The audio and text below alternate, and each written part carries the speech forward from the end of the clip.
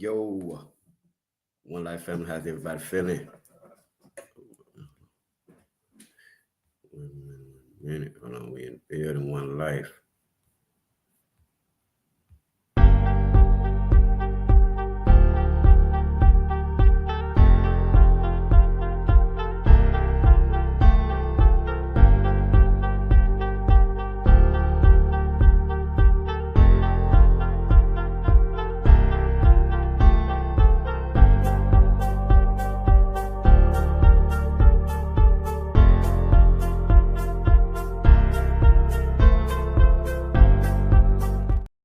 All right, there we go. One Life family, how's everybody doing, man? Shouts out to the One Life family in the building, man. What's going on, everybody?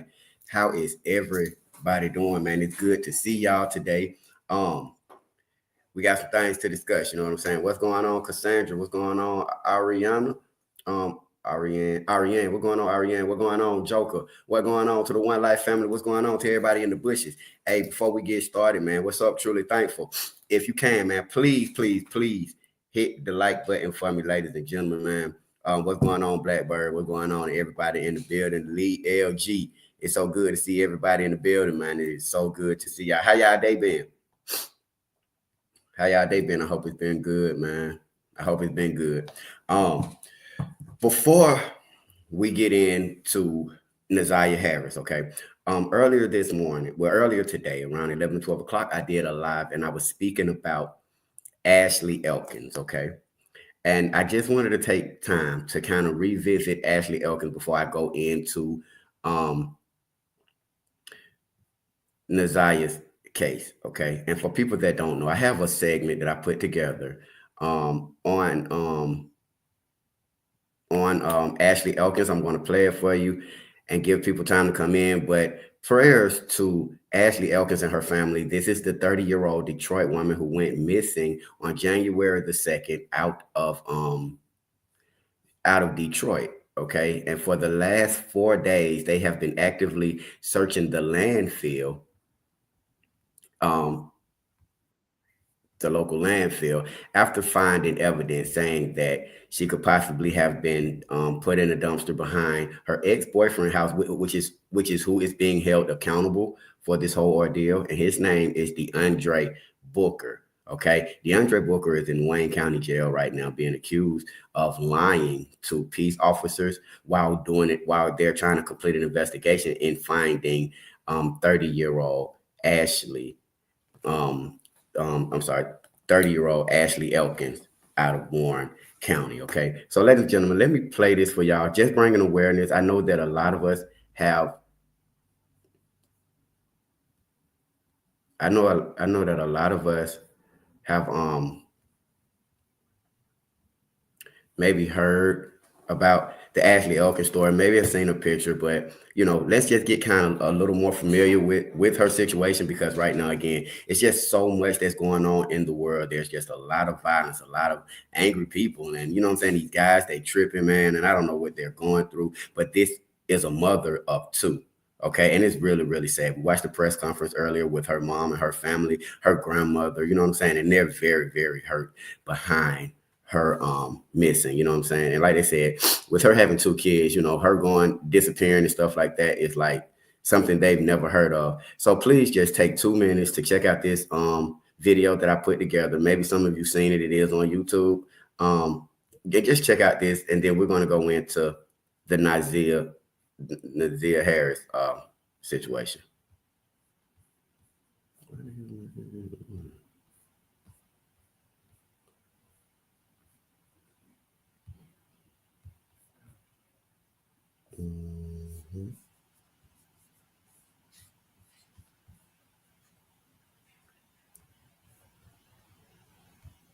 They're still not doing anything, and that's part of the One Life.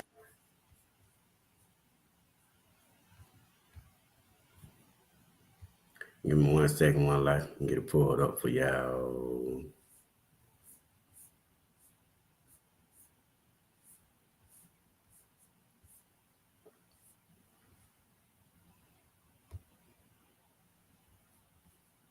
Experience luxury in every drive with the Buick Envision. Quiet tuning technology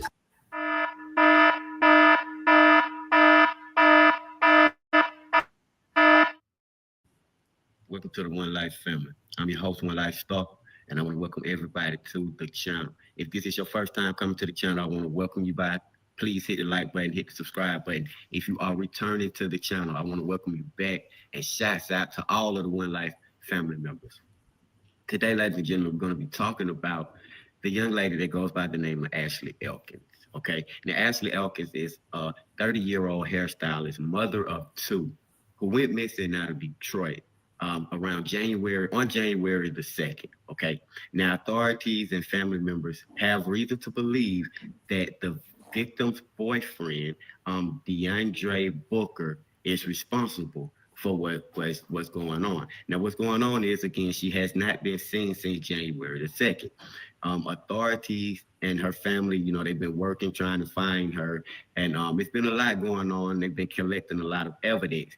They have some substantial evidence they found in a dumpster behind or in the area of Mr. Booker's home. So now he's been arrested and charged with lying to peace officers, but family members are saying they do have reason to believe that she is unalive. Now, the evidence that they saying they found is blood samples and blood evidence that was found in a dumpster. And so lately, the authorities, they've been searching in the landfill. Okay, now, with this being said, over the last days, authorities are feeling like they're getting closer to finding Ashley Elkins' body, okay, which is what they're looking for. Ashley Elkins, a 30-year-old hairstylist and mother of two from Warren, Michigan, has been missing since January 2nd, 2025. Last seen leaving her home to run errands. She never returned. Her gray Chevrolet Malibu was later found abandoned near the apartment complex of her ex-boyfriend, DeAndre Howard Booker, in Roseville. Authorities arrested Booker, charging him with lying to police during the investigation. Evidence suggests a violent crime may have occurred at his residence, prompting investigators to search the Pine Tree Acres landfill in Macomb County for Elkins. The ongoing search involving multiple law enforcement agencies began January the 13th. Despite the challenges posed by the dense and compacted landfill environment, Roseville Police Chief Mitch Berlin remains optimistic about locating Elkins, he stated. I believe we're on the right spot. Just more work ahead of us. Macomb County Prosecutor Pete Lucido indicated that even without a body, charges could be pursued if sufficient tangible evidence is obtained. He expressed confidence that a decision regarding further charges will be made by the end of the week. Elkins' family has been actively involved, expressing deep concern over her disappearance. Her sister, Alexis Elkins, emphasized that it is uncharacteristic for Ashley to be out of contact, especially with having children. The family has also set up a GoFundMe page to support her children during this difficult time. As of January 17th, 2025, the search continues, with authorities diligently working to bring closure to Elkins' family and hold those responsible accountable. And this is Ashley Elkins. Ladies and gentlemen, Ashley Elkins, again, the 30-year-old hairstylist who's been missing since January 2nd out of Detroit, Michigan. Now, ladies and gentlemen, I be telling y'all about getting me lunch money, not lunch money, but getting me lunch and stuff when we up here kicking it. It's late in the day. Y'all know we already ate. We're going into the weekend. But however, if you would like to donate to Ashley Elkins' sons, she has some boys, and I reached out to the family earlier. If y'all would like to help in donating to the boys, because right now they don't have a mother, and their mother isn't with them. They're going through a lot. They're young men. I can't remember their age, but they're like 8 and 7, 8 and 9. They're young. And if you would like to help out, man, you know what I'm saying? Y'all see my cash out right there. This is strictly for them. We'll get back to me and my stuff like next week. But if you would like to help out her sons, Ashley Elkins and her family, please, please, please let me know. The cash app is at the bottom. And again, we'll be covering more and more about this case. But Ashley Elkins is still missing. They've been looking in the landfill. Now, the landfill that they are looking in for Ashley Elkins. It's the same landfill that back in 2022, 2023. I don't know if y'all remember, where like they mentioned the lady Zion Foster had gone missing, and she was unalived allegedly by her cousin and thrown away after they had smoked some marijuana and things of that nature. And her body was never recovered, although they did a search of the same landfill. So prayers to her family, you guys. I've always been one, like I say, to try to help the community in any way that I can. And I know right now that these young brothers are really going through it. The family had said that the guy who was accused of this, her ex-boyfriend, was actually like a father figure to these boys and would take them to get their haircuts, used to take them to play football, used to take them to the park, spend a lot of time with them. And even the family had grew fond of DeAndre Booker. Now, DeAndre Booker, he was a dude that was in the military, and he ended up getting a less than honorable discharge. Okay, so I had never heard of a less than honorable discharge, but once I had looked it up and looked into it, it's similar to a discharge. It's not a honorary discharge, and it's not a, what is it? It's not a dishonorable discharge, but it's not an honorable discharge. And so they're saying that this could have something to do with like PTSD and stuff like that. But initially, her mom stated that she didn't even know that he was violent like this. But then along the way, she found out that he was violent. He had even in December. Now, mind you, Ashley Elkins went missing January 2nd. That was when she left her home around 8 o'clock that morning, 8:30 that morning, to run errands, and she had to go to the beauty supply store and stuff like that. Well, family members and authorities believe that DeAndre Booker waited outside of the residence of Ashley Elkins, followed her, and then proceeded to do however he went about doing what he did to her. Her car, her Chevrolet Malibu, was found around not far from DeAndre Booker's Roseville apartment. Okay, that's the same place where they say they found the blood samples in the dumpster that was behind his house, which is what led them to searching the landfill that they've been searching for the last 4 days. Mind you, it is super cold out there, you guys. What's going on, Shadiga? What's going on, Lucretia? What's going on, One Life family? Amy Cooper, everybody in the building, how y'all feeling?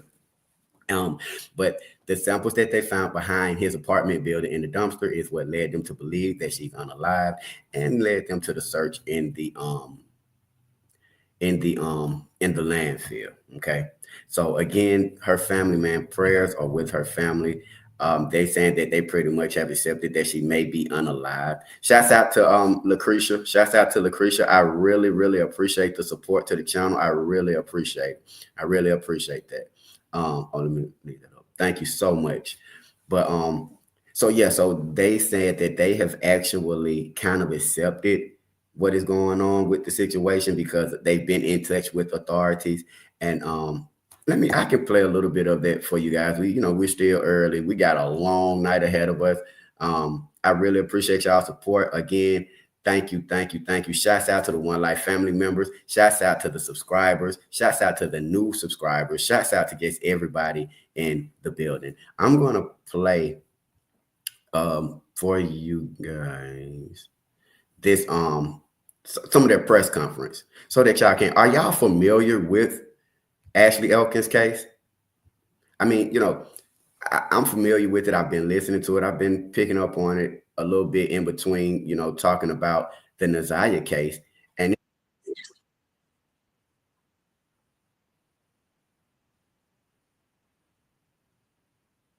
this is very good.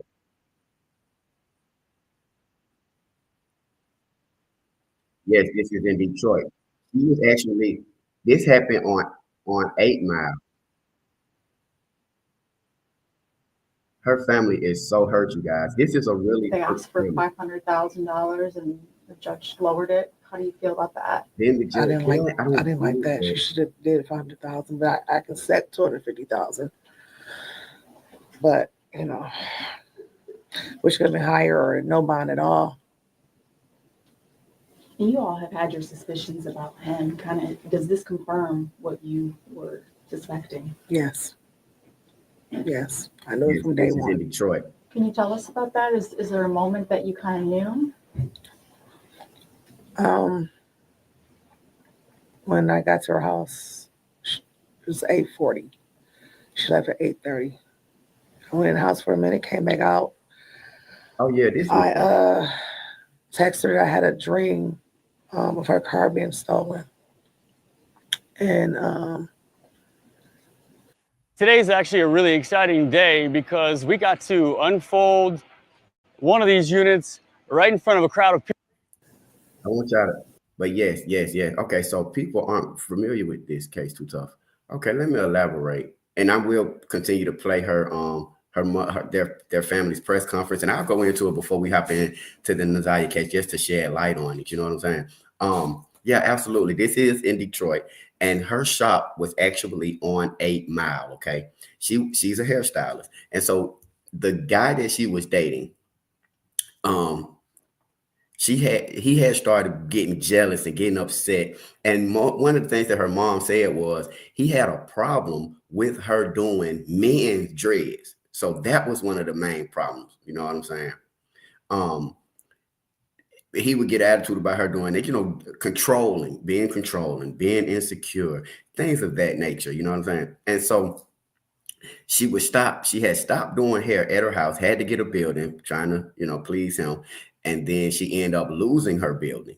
So she was back doing hair at her house and taking appointments. So in December of just last year, it was like the end of December, he had actually gone as far, when I say he, I'm talking about the ex-boyfriend, DeAndre Booker. He had gone as far as to schedule fake appointments, So and I've seen this happen before in society, but the hairstylists may have their booking information on the internet and online and stuff like that. So he had gone on there, booked an appointment.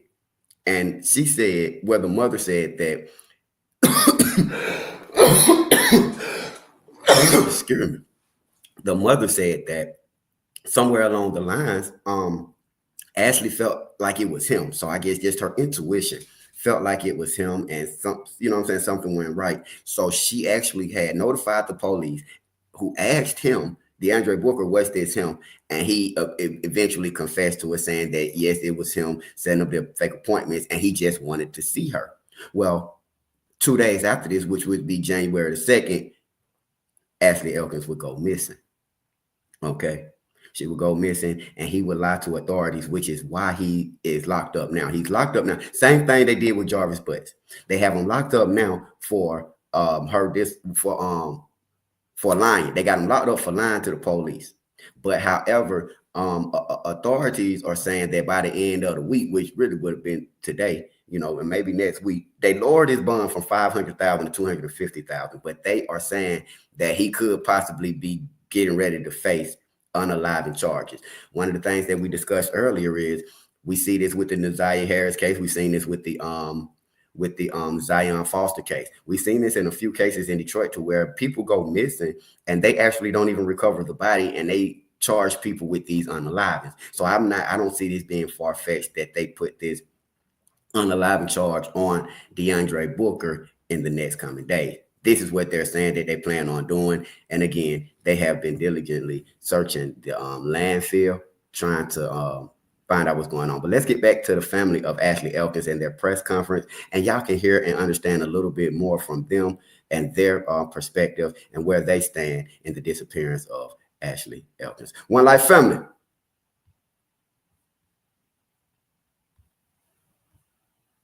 And again, if you care to help her sons, care to help the family, and my thing is right now, man, I really want to help those boys. I really want to help her boys, man. This is sad. This is a very, very sad situation. I got boys, and I couldn't imagine, their mother, something happening to their mother or something happening to their father, and they're just lost. You know what I'm saying? Like I say, hurt. Some things just be unexpected. And it leaves families in a frenzy, you know what I'm saying? It leaves people in a situation to where they're trying to pick up the pieces and they don't even know where to start, you know what I'm saying? And everything isn't about, everything isn't about materialistic things, but it is about helping other people in a lot of ways. And I know right now, them boys, they probably need stuff to eat. They probably need just something to keep their mind off of what they're dealing with. They're so young, they're so vulnerable, so innocent.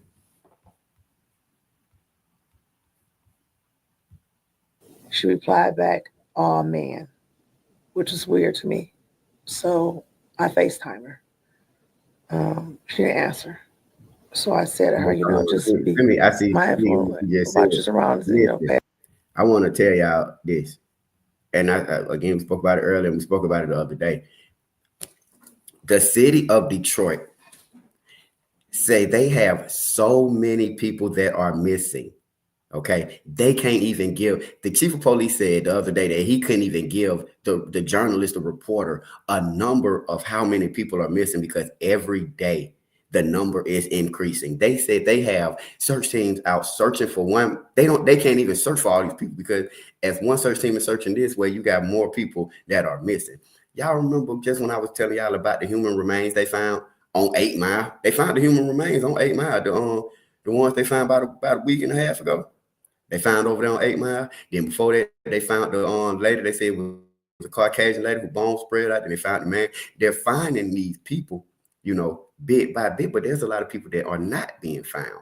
And again, they don't even have a number that they can say, hey, we got 30, 40 people. Matter of fact, the city of Detroit made a statement recently saying that the amount of people that are missing in Detroit should be alarming, is what they said. It should be alarming, and it is very, that's what they said, alarming or something like that. That's a lot of people. And mind you, when you start to look at these cases like we're looking at with Ziyah Harris and Jarvis, and these sickos that can reach magnitude, reach a lot of people. You know what I'm saying? He was able to reach a plethora of people, Jarvis. If you look at just the Ziyah Harris situation, you already talking about 11 kids. Now, technically, you're talking over 20 if you want to talk about him having 20 kids. You're talking at least 20 victims. I'm willing to bet you. So you're talking about a person that was in y'all community, worked at a business, had his own business in y'all community, was able to work on people's cars, develop relationships and understanding with multiple women that came in their shop. So what I'm saying is, you're talking one monster that had a reach of magnitude, a multiple reach. Now, the other day, 2 days ago, it was a man that was arrested. That was a security guard at a Detroit school, and he was arrested for the same thing. Now he was working in the school as a security guard. Another person that has a wide range of people that they can reach. You see what I'm saying? So now you start to see these patterns. And it coincides with all of these children and women that are missing. It's not too many men that they got up missing. It's the men that are Googling all this stupid stuff. This nigga said he Googled Jarvis Butts or somebody Googled how to fake a suicide. I've never even thought of fake a suicide. I just don't get it, What's going on, Notre Dame? What's going on, Miss Black Wall Street? What's going on, Tristan? What's going on? My mama said, mama said, my. But what's going on, everybody? Miss Tina, Shadiga, hey, everybody. You feel me? So you got these guys, and then what's his name? DeAndre Booker looking up how to get away with what it was, how to crazy stuff, how to get to Ohio in less than 20 minutes or something like that. But just a lot that's going on, man. And yes, this is another missing woman, 30 years old, Ashley Elkins, out of Detroit, Michigan. Warren County, she's out of Warren. You know what I'm saying? That he pled not guilty. Yeah, he pled not guilty. Yeah, he at first they were trying to say he pled guilty, then they said he pled not guilty. But we're gonna get into Mr. Jarvis and his situation, and they upped some charges on Jarvis today. I think they added some charges on what? Polygraph test. Yeah, how to fake a polygraph test. People don't even know. First of all, a polygraph test ain't even really admissible. Second of all, you don't have to take a polygraph test. I don't know why people set themselves up for dumb stuff. If you know a polygraph test is put in place to catch you in a lie and you lying, why the hell would you agree to take the polygraph test? You feel? That's crazy. You know, just like Jarvis sat there and said, "You got my phone. You can look at my phone." Ain't no way in hell. Out of it. But again, hey, they like it. I love it. But moving right along, let me get back into the press conference. But yes, missing 30-year-old woman, Ashley Elkins. Family deserves justice. I just, where are you going? There's her son. And she didn't call back. That's not like her. And she never called back. And she never texts back. Never. Do you think that man that wasn't like her, do you think that was her answering? No, that was him. I believe he had her when she walked out that front door. Does he have any violence or history of violence or anything? You know? I never knew he was violent. Now that I find out things, I know he was stalking, and some things happened. But I found out later from friends first that So you think he was kind of controlling, possessive? That I know he was, because he would go through her phone, and she was doing hair at home, and he had a problem with men coming in and get their dreads and stuff done. And so she had got a booth somewhere on 8 Mile, so that she wouldn't have any problems with him. Then when they broke up, then she just went back and started from her house. When did they break up? I want to say September. And how long were they dating? A year. Can you describe their relationship? Have you been around them when they were? Yeah, together? he was around my whole family. When I say I thought he was the one who was going to marry her, just he was good to her kids. He played ball with them. He took me to their haircuts.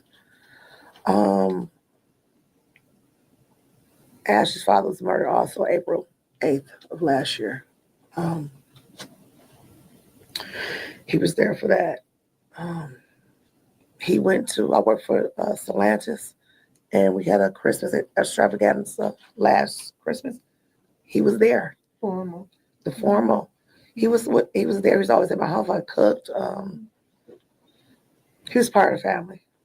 So I'm just really shook that he would do something like this. Did it give you any hope to hear the prosecutor say that they are still hoping that she's alive? No. Yeah, I think we heard from the chief and the police, and based upon the evidence, there's reason to believe that she is not. We know the prosecutor is legalese, right, until a body is found in a courtroom. They're still making those assumptions. But last night, the family was very clear that based on the evidence that and what was shared with us by the police, that she's deceased at this time. Shopify's point of sale system helps you sell at every stage of your business. Need a fast and secure way to take payments? We've got you covered. How about card readers that you can rely on? Yep. And I know, have you informed her kids at all of that update? I know you were just talking about how they're asking for them. So yesterday I went and got them. I told this 10-year-old, he just screamed and hollered and asked why was somebody do something like that to his mother, because she's so kind. And how she takes care of them. Who's going to take care of them now? And he's supposed to be a chef, and he's supposed to buy her house, and he's supposed to cook for her. And they had plans, and now it's like he said he's not going to do anything now. He don't want to do anything anymore. And he's asked me questions like, is he going to his dad's, or he's got to stay there now? And I don't know. I can't break down. I've been strong this whole time, looking every day from day one. And it's like I can't really lose it, because now I got to take care of my grandsons. And so I just got to always just keep being strong. But I get tired and overwhelmed. And I just want to thank everybody who helped me. I'm glad I went on live on Facebook. I'm glad that people share. I'm glad for social media who sent me information about all sorts of things, his family and people he knew and addresses. I think the media, for when you all came out, that y'all were on the ball. Y'all were calling me all the time from day one trying to get it on there. And, we don't speak on why y'all didn't get it. I'm not going to go there. But once it got on, even they would call me and would tell me updates so that I wouldn't see it on social media. Trying to just protect me and protect my family. So I really appreciate that. Do you have any feelings to just how full that courtroom was? It was some reporters couldn't even get in. It was so full with support. Yeah. I was on social media. I said I felt like I was alone and I didn't have anybody. And everybody showed me I did, that there are still villages out here. And yeah, I'm going to be okay with time. The boys will be okay with time, but it's just heartbreaking. She didn't deserve this. She was really a sweet, even when she was born, she was a child who never cried. And growing up, she didn't do too much. She was real quiet and happy. She was the person that everybody went to, her friends, for advice. And yeah, this is just hard. She was missing. She's still missing. You still don't know what would help you right now. What would help you in any way right now? Just prayers. Just everybody pray. That we find her. Pray. Just pray. I've Everybody looked, pray. so I'm sure that they probably know where she is. They probably still look for her. That's what I feel. They just gotta find her. This is Even so if you know in your heart that she's possibly deceased. I know she is. I knew it because they took too long. So You still want to just have your baby home. Yeah. yeah, so at least we'll lay her to rest.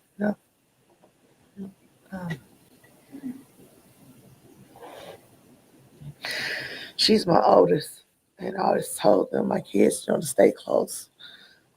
Because if something happens to me, then she was supposed to take care of them. And I don't know. Have they described as he being cooperative or is he combative, or have the police told you at all? As far as the, When they arrested? oh, no, we don't have any information as it relates to that. Did he ever reach out to the family at any point when you guys were talking, trying to figure out where she was? No. What would you say to him?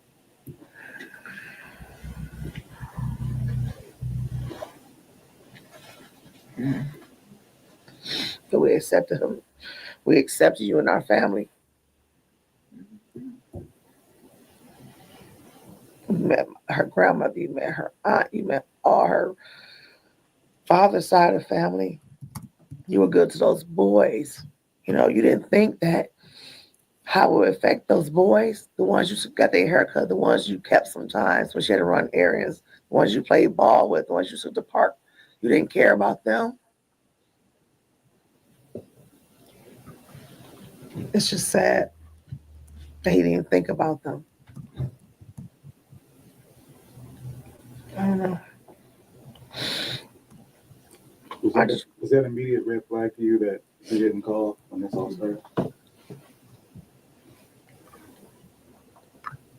No, it was a mid red flag when she said, "Oh man, I knew it in my spirit something was wrong," and I knew that he had been there 2 days prior, acting like he was a client. He went on her website and booked an appointment to get his hair done, and then he came to her house. He knocked on the front door and the side door, and they didn't let him in.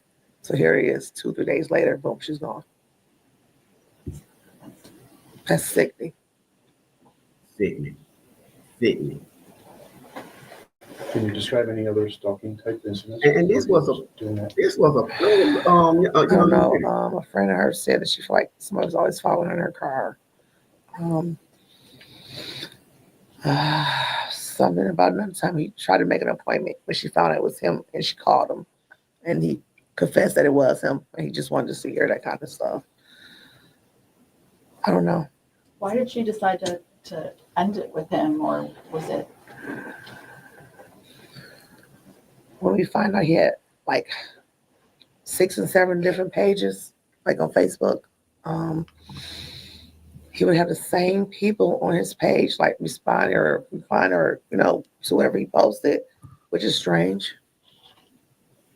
The same 6 people are not going to always say something. You're going to have different people, different days say things. And that's when we started realizing that something wasn't right with him. Do you think those were fake or? Oh, they definitely were.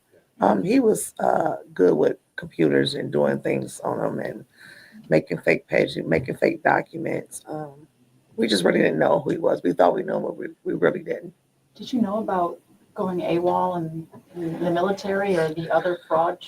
We found out that he was in the Army. He did tell her that, and I asked her, did she ever see him with, a picture with her? She said she saw, but didn't know about AWOL. A cousin had said they didn't know. So he was in the Army, and then all of a sudden he was home. What do you all think of when the prosecutor was going over the misstatements he made to police and his internet search history? We were aware of some of those statements. If anything, it shows how calculating he was, that this was premeditated, and it shows the monster that he is. We're still waiting on more information as it relates to that. I'm sure the police knows more than we do. But to hear that, it says a lot about him and the monster that he is. So you think he planned it out all ahead of time? Absolutely. Definitely.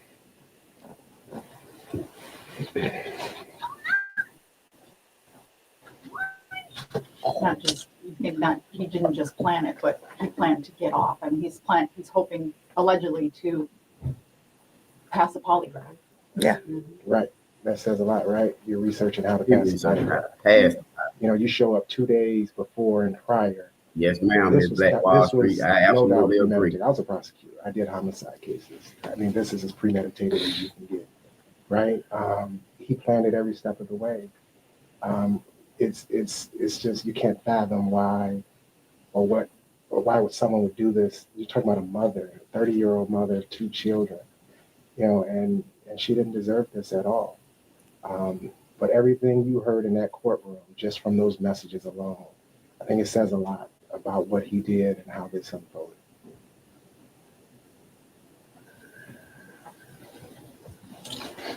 That's good. Anything else anyone wants to add?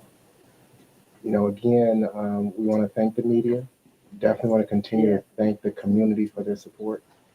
Outpouring, to see all that love and support in the courtroom, it does mean a lot. And ultimately, we want Ashley home. And when I say that, I mean we want her body found. And we know the police are working on that. They're working diligently on that. And we want to move forward. We want justice in this. And I said this last night, it seems that this case is resonating with a lot of people, probably for a lot of different reasons. We should not have to see our Black and brown women murdered. We should not have to deal with boyfriends or husbands attacking their significant others.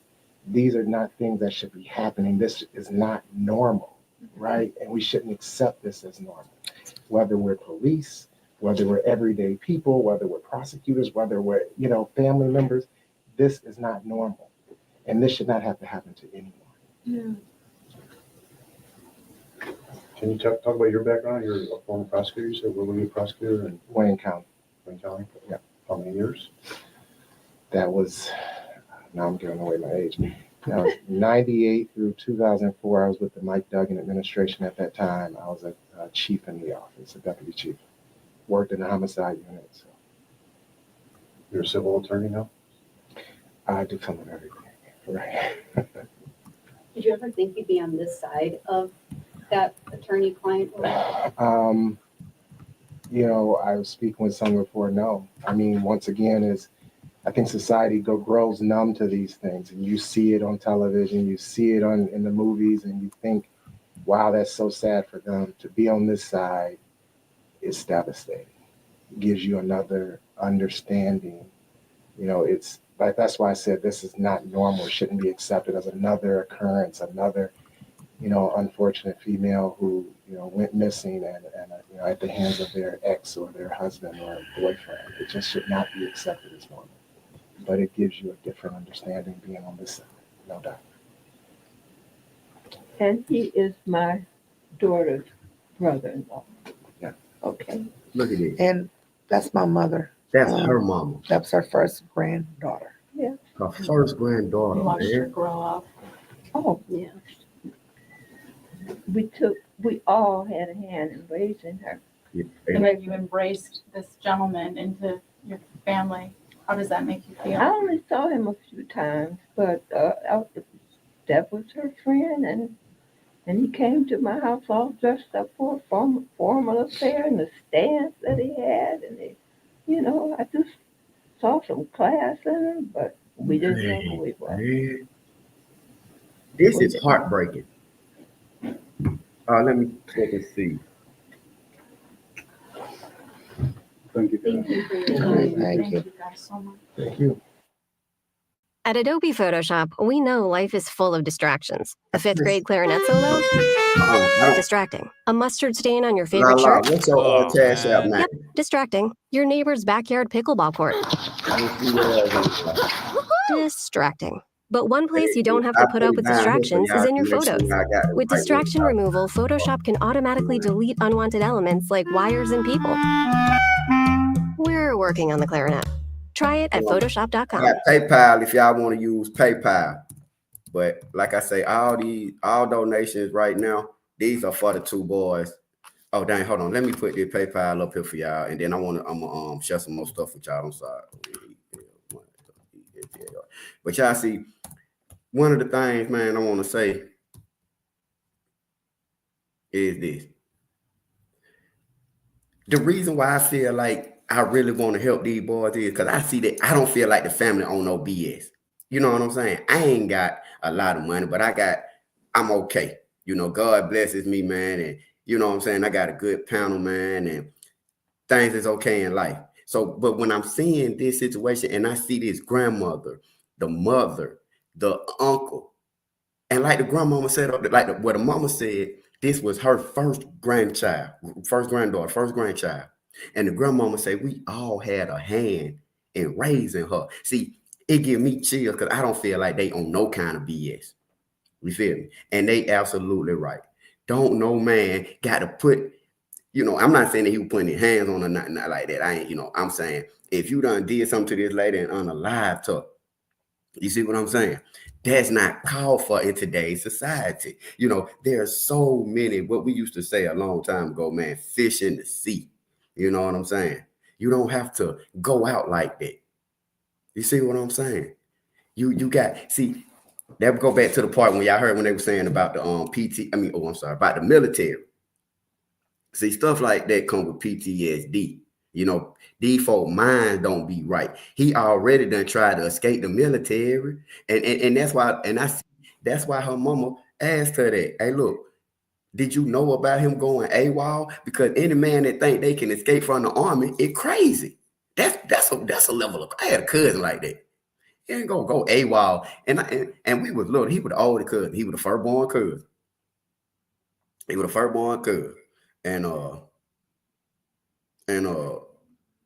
Yeah, man, he went AWOL. So I'm at my grandmama. I'm a little kid. I'm at my grandmama house one day, and I'm like, I thought he was in the army. Yeah, he AWOL. That was the first time I ever heard of AWOL. And I'm like, AWOL. That sound crazy. Point is, a person that think they can escape the military don't have no business being in nobody else's life until they get it worked out. Unless they got good reason. Because that's why, see, that's almost like a charge. If you go into the military and you get a dishonorable, what is it? A dishonorable discharge or something like that, that means you ain't shit to your country. And in so many words, your country don't trust you. In so many words. So, you know, You feel me? You can't leave no military. How? But a person that think that in their mind, they either done been through some trauma in their military. Because I ain't gonna lie, I've been to boot camp before, but he could have experienced some trauma in the military. He could have seen something he wasn't ready for in the military. People see things, right, that they think they ready for. It's almost like a person that rap up or they want to be street so bad. But then when something happen in those streets, in front of you see somebody lose their life or somebody you know what I'm saying? Some stuff you ain't ready for. It can mess you up mentally. And you get up out of there. You feel me? You see some things that will traumatize you. So, but going back to the young lady, man, I want to take a second, man. I want to show y'all a picture of her boys, man. Because like I say, this is really what concerns me, man. That's a picture of the boys up there. But this is a better picture, man, of Ashley and her two boys. And that's why I say, man, they so young, they so small, man, and they missing their mom. I get chills when I talk about it, One Life. I get chills when I talk about it because I just feel them. I feel them, man. I got boys, man. I love my boys. I love my boys, because they gonna be the legacy. My daughter, one day she probably gonna get married and last name gonna change and stuff like that. But them boys, they gonna always be your boys. Your last name and your legacy is going to continue through your boy. She got two young men right here. And they said she was a good mama. Why would anybody do this to my mama? Because she's so nice. Is what the grandmama said. She said she told one of the sons, and all he did was yell. Yelled. You feel me? So keep Ashley Elkins, man, and her family in prayer. I'm gonna play something for y'all too real quick, which is the court hearing for DeAndre Booker. So y'all can, because I not to, what I'm saying, be funny in there, but I thought that, and I kind of figured that, I wasn't sure, but I was thinking that maybe some people were familiar with this, maybe they weren't, you know what I'm saying? And I see that some people are, some people are familiar with it, some people aren't. But we'll talk about it, man. And we're going to talk about Ziyah Harris, too. You see, over here, we talk about a plethora of things. I'm not going to go too far from Ritter, but we talk over here.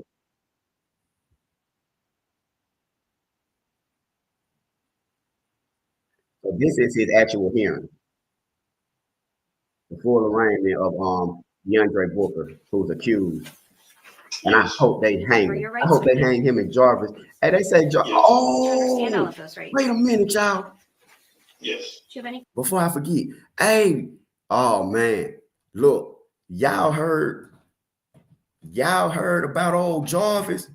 They say they catching Jarvis in the jail sleeping with men, allegedly. But I meant to tell y'all this earlier. They say Jarvis is in the Brokeback Mountain in the jail. I just want to throw that out there for y'all. They came out, they were saying that, man. You know what I'm saying? They say that boy ain't no goddamn, and they say they got this, what they done caught Buddy in the act. They say they done caught Buddy in the act. He in there getting his ass tore up, allegedly. But it's finna come out. They finna, hey, oh man, wait till we get over there to talking about shouting. Wait till we get over there talking about Ziyah Harris. Again, I wanted to, bring attention to I'm dead serious. Right? You heard about this Miss Black Wall Street? I don't think that's what I'm saying. They said he been in there getting him. Say he been in there getting them noodles packed. I don't know. I went there. I'm just telling for the people that was. Say, man, in there getting it honey bun ate.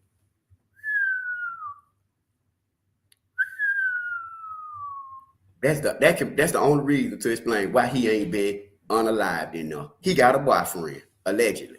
But they get back on track, y'all. I'm sorry. So this is the arraignment. Because mind you, this man here and Jarvis, they all in the same jail. They all in Wayne County. So I'm just putting it out though. They said they're not going but noodles. Say that man, face down. So that's the way I like them. But anyway, let's get back on track.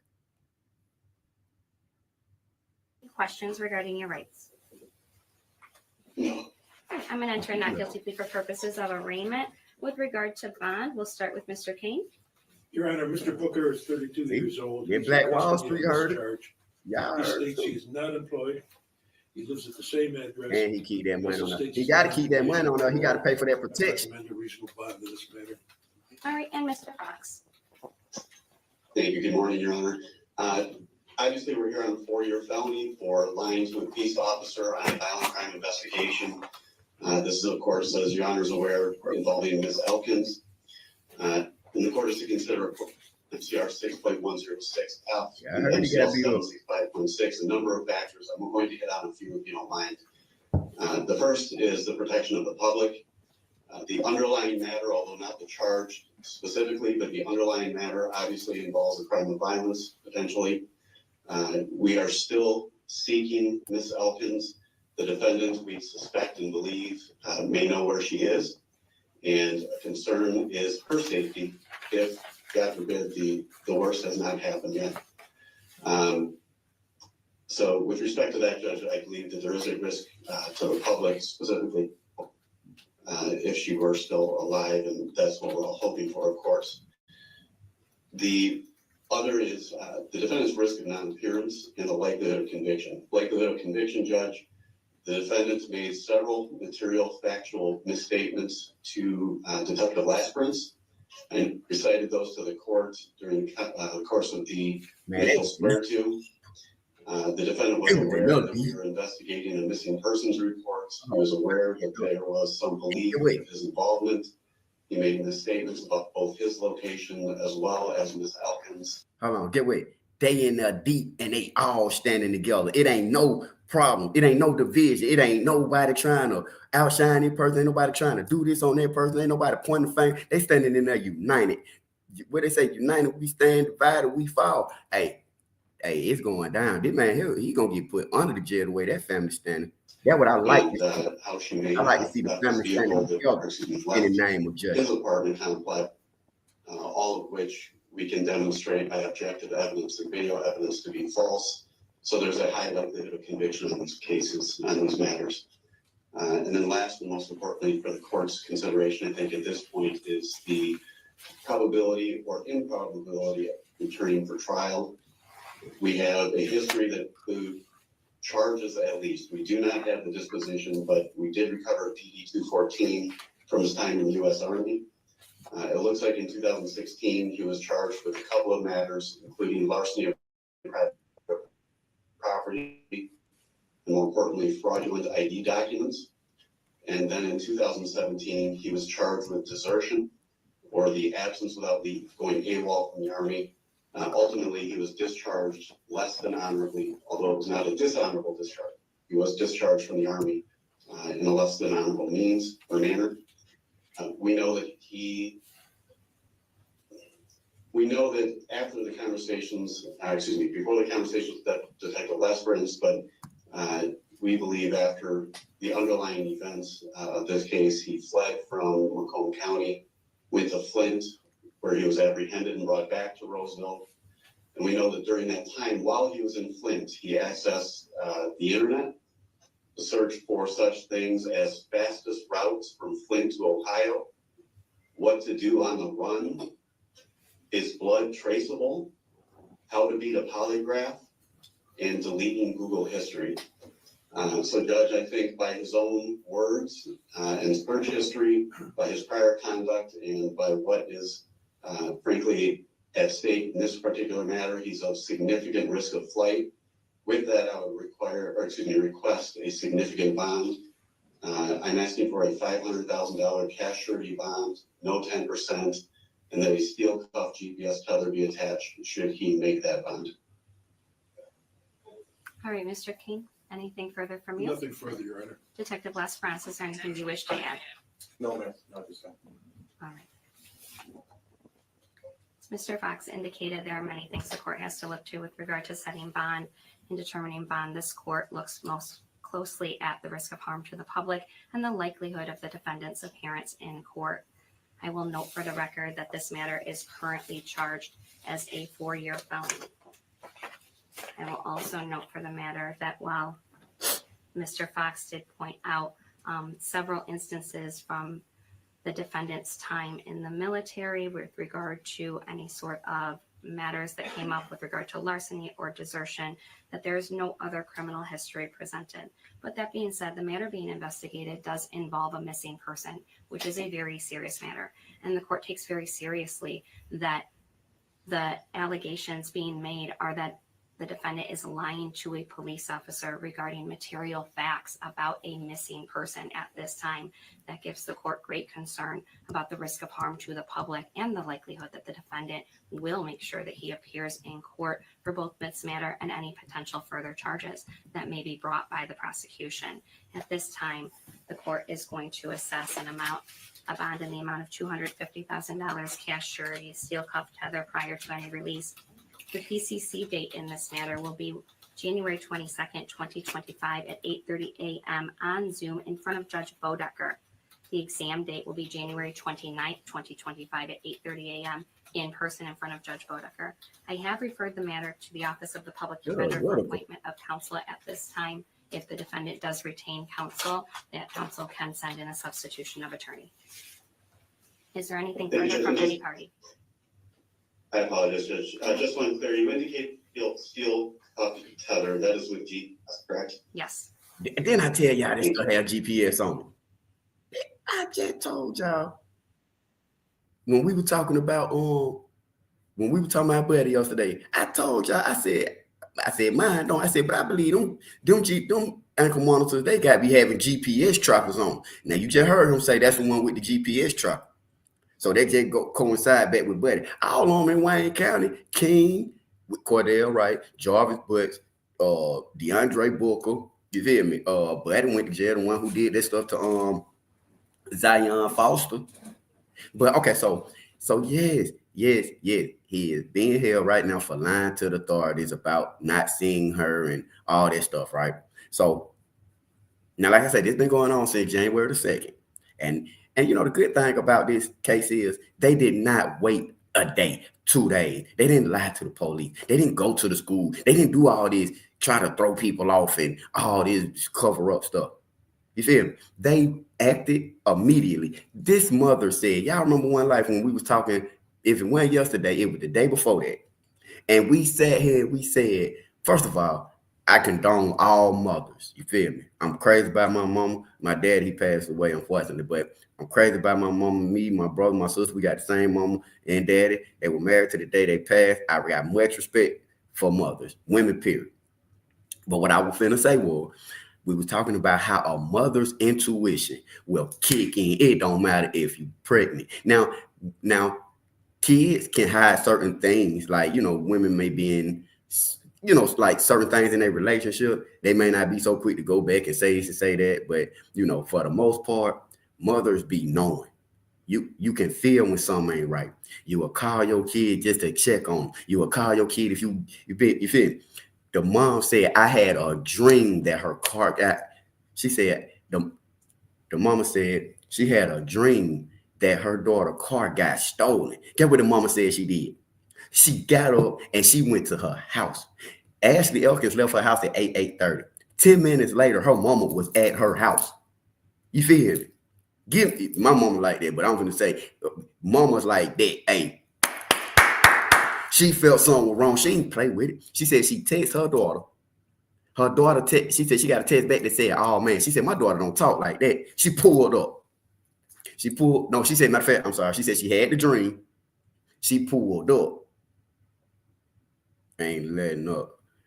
Ain't let up looking for her room. Exactly. They ain't coming up playing with it. So she said when she had that dream, she got up. She didn't call. She didn't do nothing. She got up and she went over there. She said when she got there, her daughter wasn't there, so she called her. Or she texted her. Called her, texted her. No, she said she texted her. The text came back and said, oh man, she said, my daughter don't talk like that. She hit FaceTime. I need to see what's going on. That's the mama I'm talking about. I need to see what's going on right now. Okay. My daughter ain't here. This ain't right. Police. police, my daughter is missing. I don't care what y'all say. We gonna start the, because sometimes they may say, oh, you gotta wait 24, 48. Now we starting right now. And that's what I'm talking about. That's what I'm talking about right there. So I don't mind stepping in and helping a family who helping themselves. You feel me? I don't mind looking out or trying to help. So I told y'all all the time, I cut hair. That's what I do. I cut hair.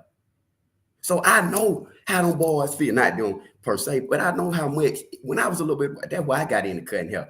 My dad used to let me cut the back of his neck. And I knew then I was a little bitty boy. I couldn't even goddamn, you know what I'm saying? I was so little. You talking kindergarten, first, second grade, and I would just put the line back there. And I knew ever since a little bitty boy, and going to the barbershop with my daddy, that I was gonna be a barber. But you mind y'all, I was cutting hair since 17 in a shop. So I done owned shops and I done exhausted that. But I can understand the importance that it is to a young man, a young brother, you know what I'm saying, to go to the barbershop. You feel me? They love going to the barbershop, hanging with their daddies, man. Kicking it, being in that barbershop environment. You know what I'm saying? I done cut boys like that here coming up. They just so happy coming up. What's up, Star? Hey, what's going on? How school going? What them grades looking like? Oh, y'all got a football game? I'm gonna come check your football game out there weekend. You feel me? Y'all hit that like button, man. Don't hit the like button for me. Hit it for Ashley Elkins, man, and her family, man. This is the One Life Podcast, man, and we talking about Ashley Elkins. We will be talking about Ziyah Harris later on in the segment, but I done got caught up in this with her. I'd have never waited till the next day to do nothing. You know what I'm saying? We ain't waiting. You feel me? I'm like, you're a good guy. I say, thank you, Notre Dame. Thank you. They was already 10 steps. Yes, they was. They took action as they should. Now, again, this is a situation that's been going on. So now I'm gonna play for y'all the news clip, right? That I think this came out like maybe yesterday. And it's basically just about them saying how they've been out in the landfill working for like the last 4 days. Today made 4 days, you guys, that they have been out there really looking for Ashley. Oh, this is day 5. Okay, look, here's an update, okay? So I'm gonna play the update for y'all. This is day 5 that they have been out there looking for Ashley Elkins. And shouts out, man, to the search team and the rescue unit. They have so much on their schedule. We're gonna go now to the search. Hold on. Because like I say, they have so many cases that they're trying to work. First of all, it was something earlier too. I was gonna explain it to you. Oh no, Miss Sean earlier. No, he got let out of the Army for less than honorable discharge because he had went AWOL. That was what they said. They said he went AWOL, and that was why they end up letting him go with the less than honorable discharge. But yeah. So it's just her family that came together. Oh, that's what I was gonna say. Shouts out to the search team, man, and rescue units because they have been really, really working hard. And I say that because they have so many missing people. And for 5 days, they have been out in these freezing weathers. I was looking at the news reporter, man, who was out there. He was just doing his report. He was like shaking cold. And I can only imagine how these people are feeling. Cause like, I think one of the One Life members or one of the One Life family was saying that it's like 12 degrees up there in Detroit right now, maybe. We know we real, yes, yeah, real moms know, man. Her family came out swinging as they should, and they're going to get every bit of justice. See, with Jarvis now, and the only thing I'm comparing is the crimes. You feel me? The way they went about it and stuff like that, completely different. But I see Jarvis and his family going down behind this. You feel me? Like, I'm thinking they're going to charge some other people because other people are coming out and saying that they was abused, not only by Jarvis, but by Shannon as well. So, hey, I see this going this way. But with Jarvis, Num, and their family, everybody's involved. I don't feel like these people had one thing to do with Ashley Elkins. This is pure evil. This is solely on DeAndre Booker, and he has to be held fully accountable. Lock all of them up together and let them beat each other to death. Unalive, my bad. I should have said it like that. But yes, Yes, this lady, man, don't play with her. Don't play with her. You see, sometimes it's a such thing. What's going on, Queen Kish? Sometimes it's a such thing as you mess with the wrong one.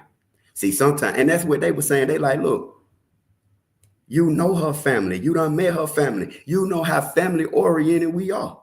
You didn't think about this stuff. You didn't think about, man, listen to me.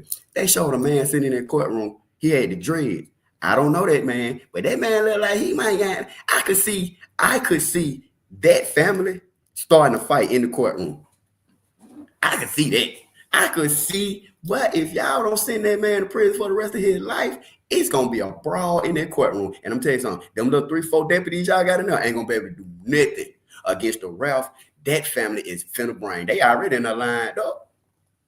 On God, but you should have told something. Hold up.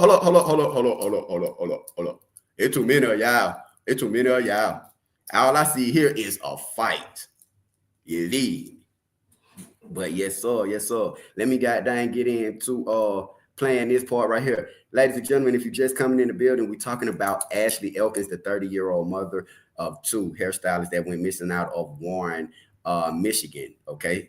She had a shop on 8 Mile where she shut her shop down. She started working out her house, and her ex-boyfriend, DeAndre Booker, who is being held right now in Wayne County Jail, is accused of her disappearance, and he is set to be facing more charges. According to the district attorney's office, today, well, when he went to court, one of the things the family did not like was they lowered his bond from $500,000 to $250,000. Today, she is still missing, and she's been missing since January the 2nd.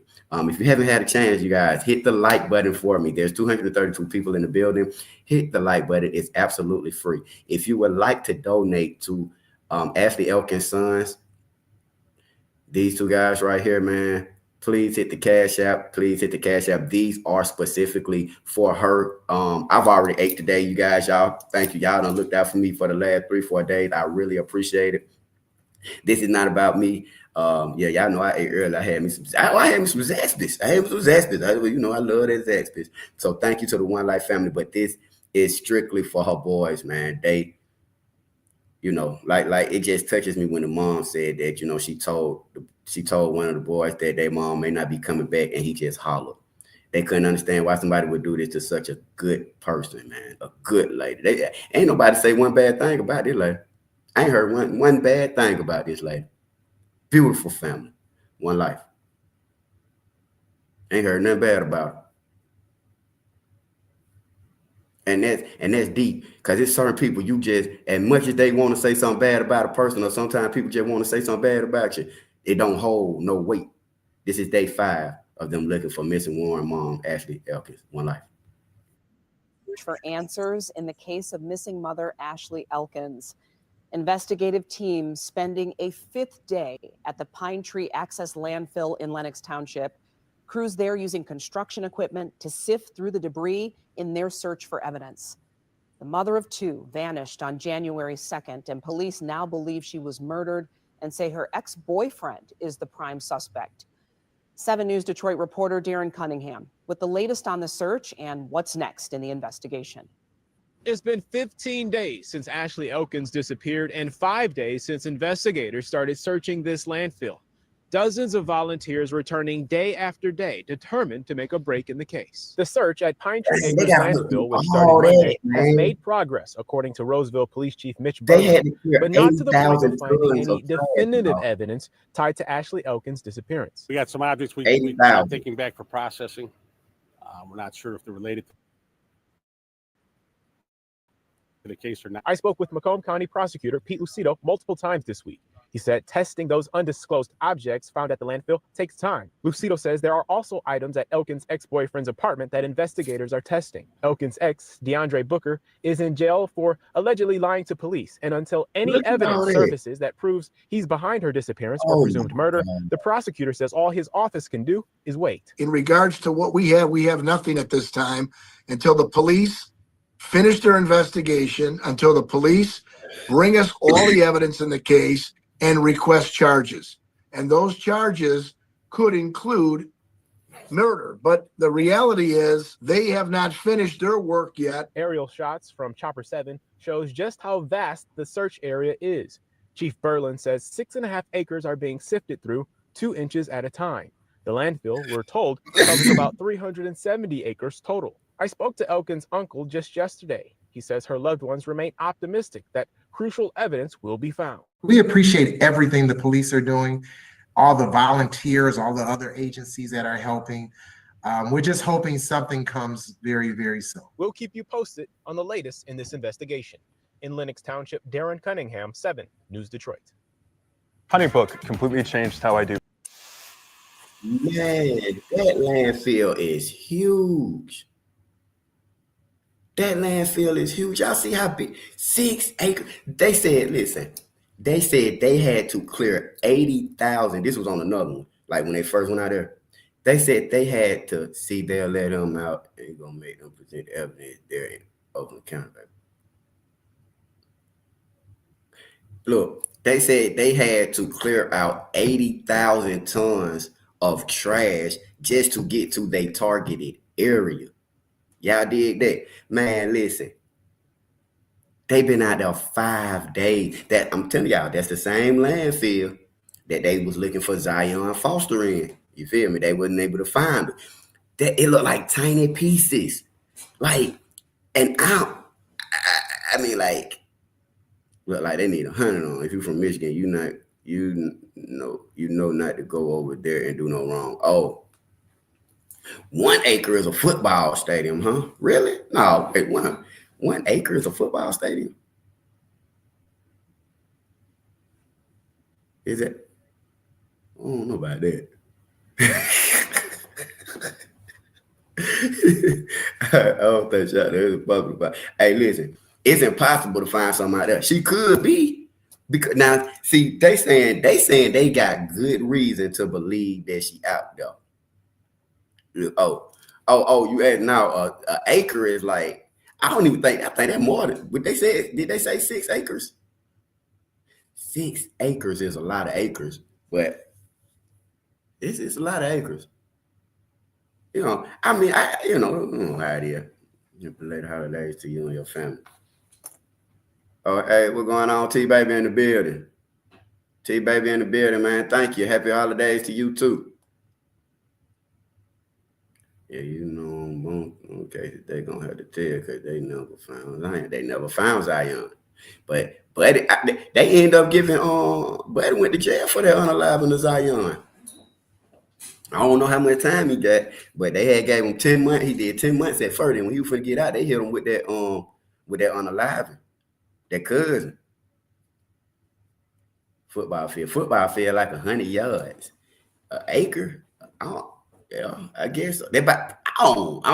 I can't really say. Let's look how big is an acre. I mean, I know it's big because one of my properties got 2 acres. You feel me? I know one of my property got 2 acres. One got like 1 point some acre. So it's like I can tell you what 2 acres look like, and that's pretty big. So 6, I'm just trying to put it together in my head. You feel me? A football field isn't an acre. That's what I'm thinking. I'm like, a football field ain't no acre. A football field. I don't know though. I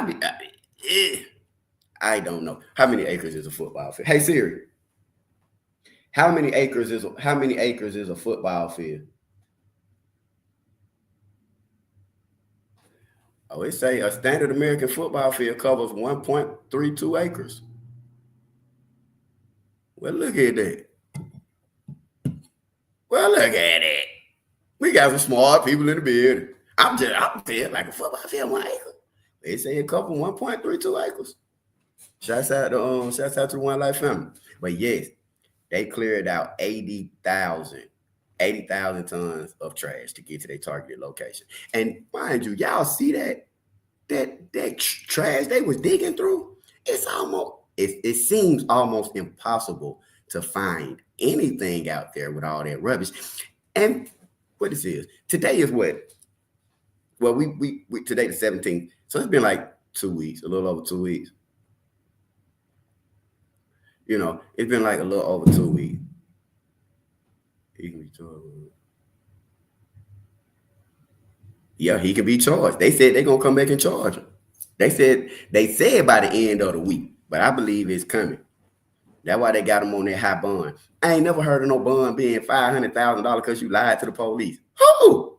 $500,000 because I lied to you? Jesus Christ. 500,000. Oh, we'll drop it to 250,000. Let me tell you something. I'll get to you. It's people with unaliving charges who bonds ain't that much. From the counties I know, 250, 300. You feel me? Oh, at the landfill, they are looking for this young lady right here, Ashley Elkins, who went missing January the 2nd out of Warren County, Warren, Michigan. She had a hair salon that was on 8 Mile. She's a 30-year-old hairstylist. I'm not sure if you're familiar with hearing Ashley Elkins' name, but we're just bringing awareness to it before I went into the situation. Say what? Twyla, what going on, Twyla? What going on, Shaquille? What going on, Shadig? What going on, everybody? Yeah. So he got to pay about $25,000 to get out. Yeah, man, beautiful lady, man. They say she was just a sweetheart. Say nobody said anything bad about her. I'm taking up money to donate to these brothers right here, man. Maybe go out there, give them a little haircut or something like that, man. You know, tighten them up.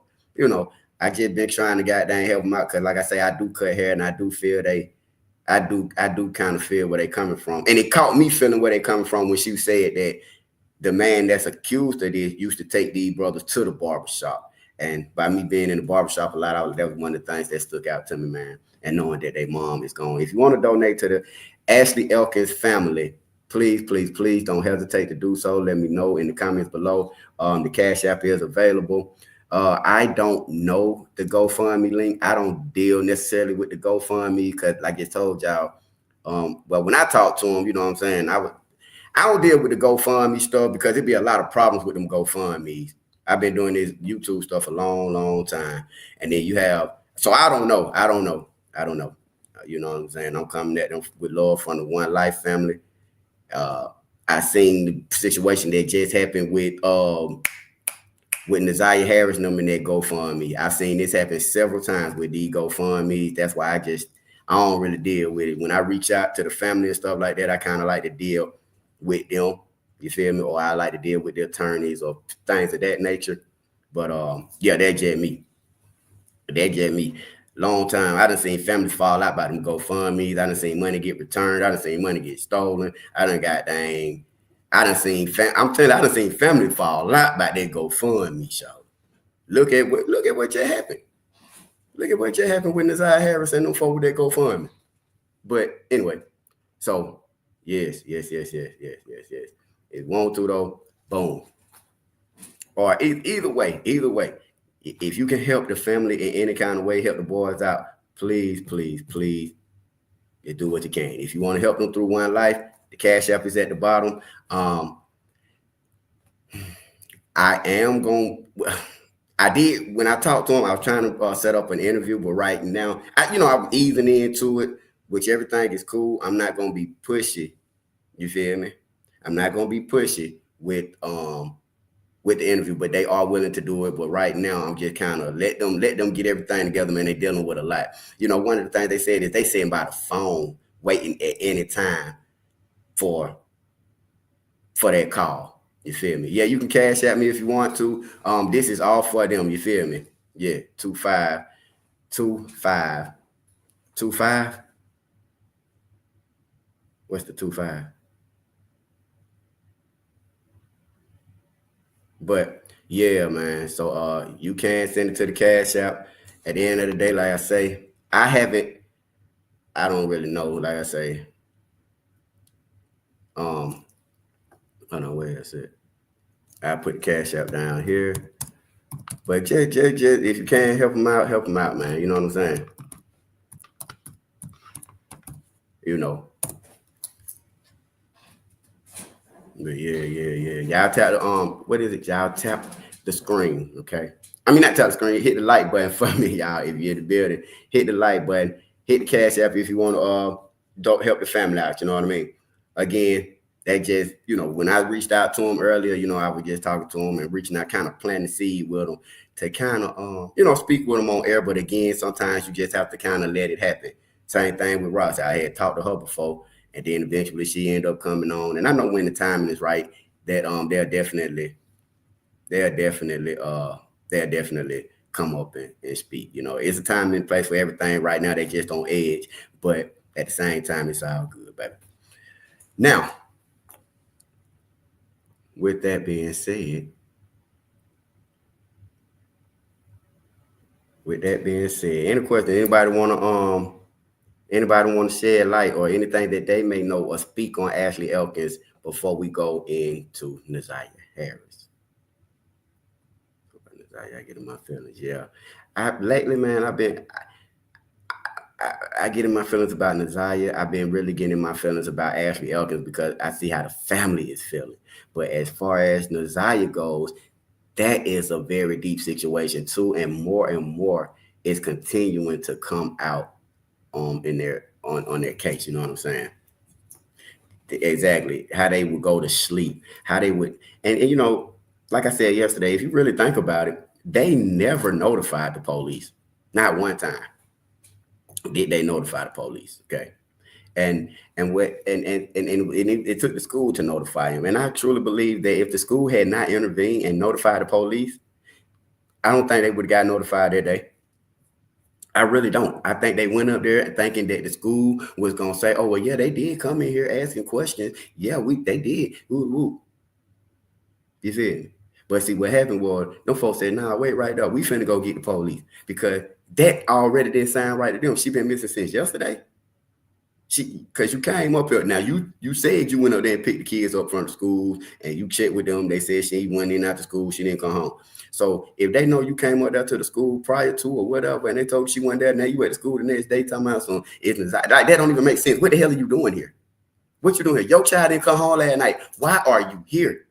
You need to be. Matter of fact, I'm gonna show you where you need to be. You feel me? Grandma said, wait till in the morning. Suspicious. Was the trial pushed back from the day to day? They had their arraignment. They added some charges on Jarvis. He had to go in there. You know, I guess they done probably offered him a plea because at one point they were saying that he took a plea bargain. Then they said, well, nah, he denied the plea.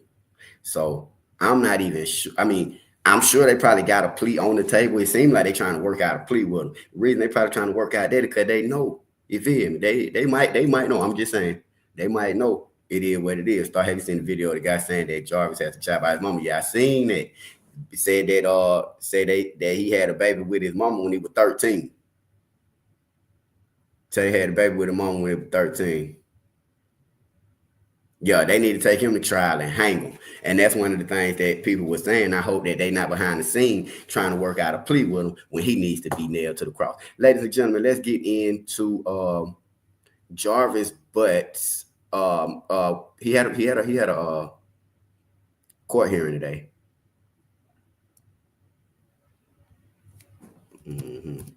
He had a court hearing today, and let's see.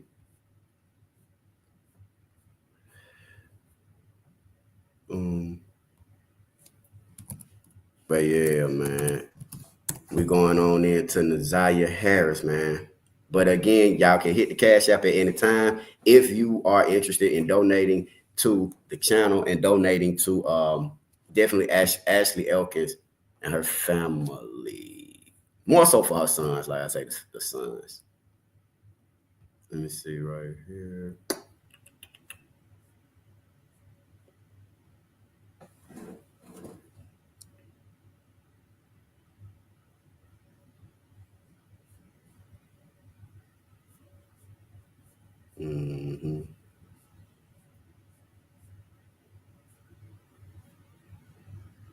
Hold on, do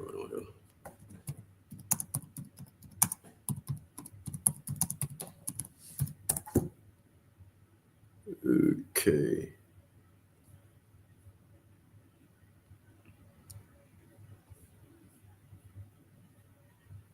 Crazy, man. We're living in some crazy times, y'all. Give it a second while this go through this little ad, man, so I can show y'all what happened in court today. And we're gonna go into some more things about Ziyah Harris.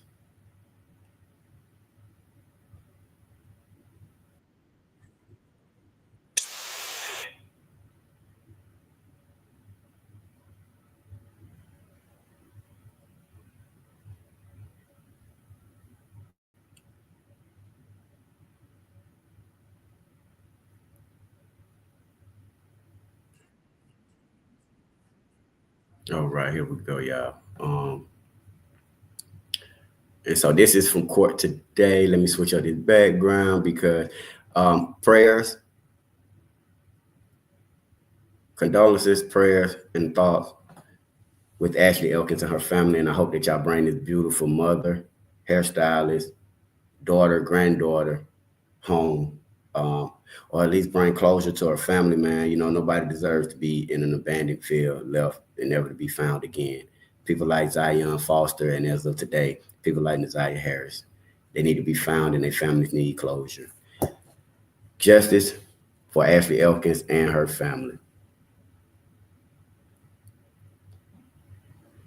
Now, moving right along, like I said, man, we're going to get into the Ziyah Harris stuff. Okay, so Jarvis Butts did go back to court today, okay? And I guess now what they're doing is the arraignments, okay?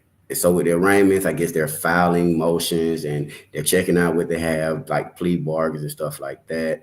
And, you know, just filing out the paperwork, getting ready for trial. He's due back in court on March 7th, which is for a calendar call, so to speak.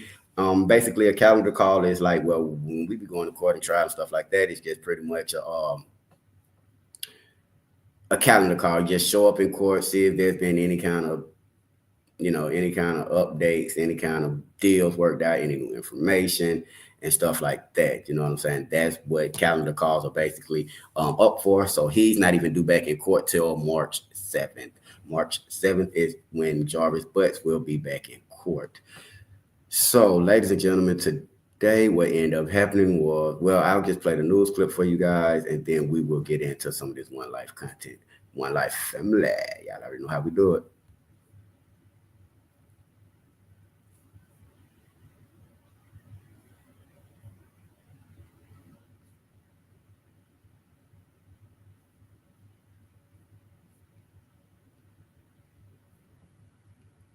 Charged with murdering 13-year-old Ziyah Harris. He appeared in court for the first time since his case was bounded over for trial. CBS News Detroit's Jack Springate sat on today's proceedings to tell us everything that happened in court today. Well, today's hearing was more procedural than informative, but it did set a timetable for some of the next steps in this trial. The biggest development arguably happened outside the courthouse, and that was learning how much attention Ziyah's story's been getting since last week's preliminary hearing. Butts entered a not guilty plea before the court scheduled a calendar conference set for March 7th at 9 a.m. That's when deadlines to file motions, motion hearing dates, and potential trial dates will be set. One of Ziyah's adult cousins and staunchest advocates said her story has taken off ever since the preliminary hearing. There are a few celebrities that have reached out. It's reached some very top tier platforms. So I'm hoping that, you know, it moves in the right direction that it needs to go on. Roxy says one of these celebrities was Detroit's very own Skilla Baby, who not only said he'd cover the cost to throw a community gathering to honor Ziyah's life, but he's also changed his profile picture to this photo of her. I'm very thankful that Skilla Baby decided to, you know, step up to the plate and take care of everything. And it's just awesome how the community is coming together all behind Ziyah. Roxy told me her reaction to much of the online chatter that sided with Judge Aaliyah Sabri's observation that those caring for Ziyah when she was abused didn't do enough to protect her. Accountability matters.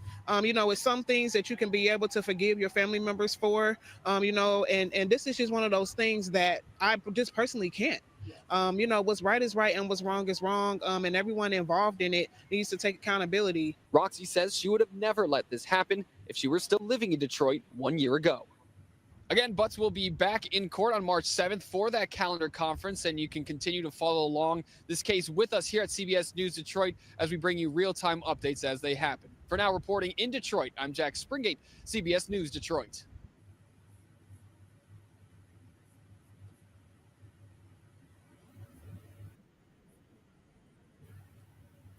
So that was what happened in court today. Now they did.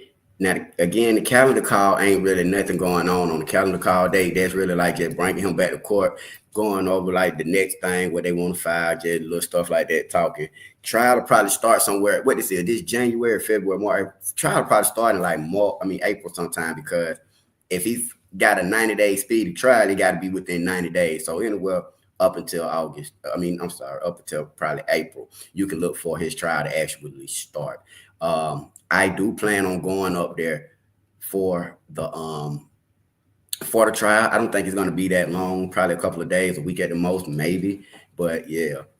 So I'll definitely be going up there for that. The family could have taken her in bed. The grandmama tried to hide and then pulled on shit. Is Roxy blood related or an outside? Roxy said that she's the cousin. Roxy said that she is the cousin.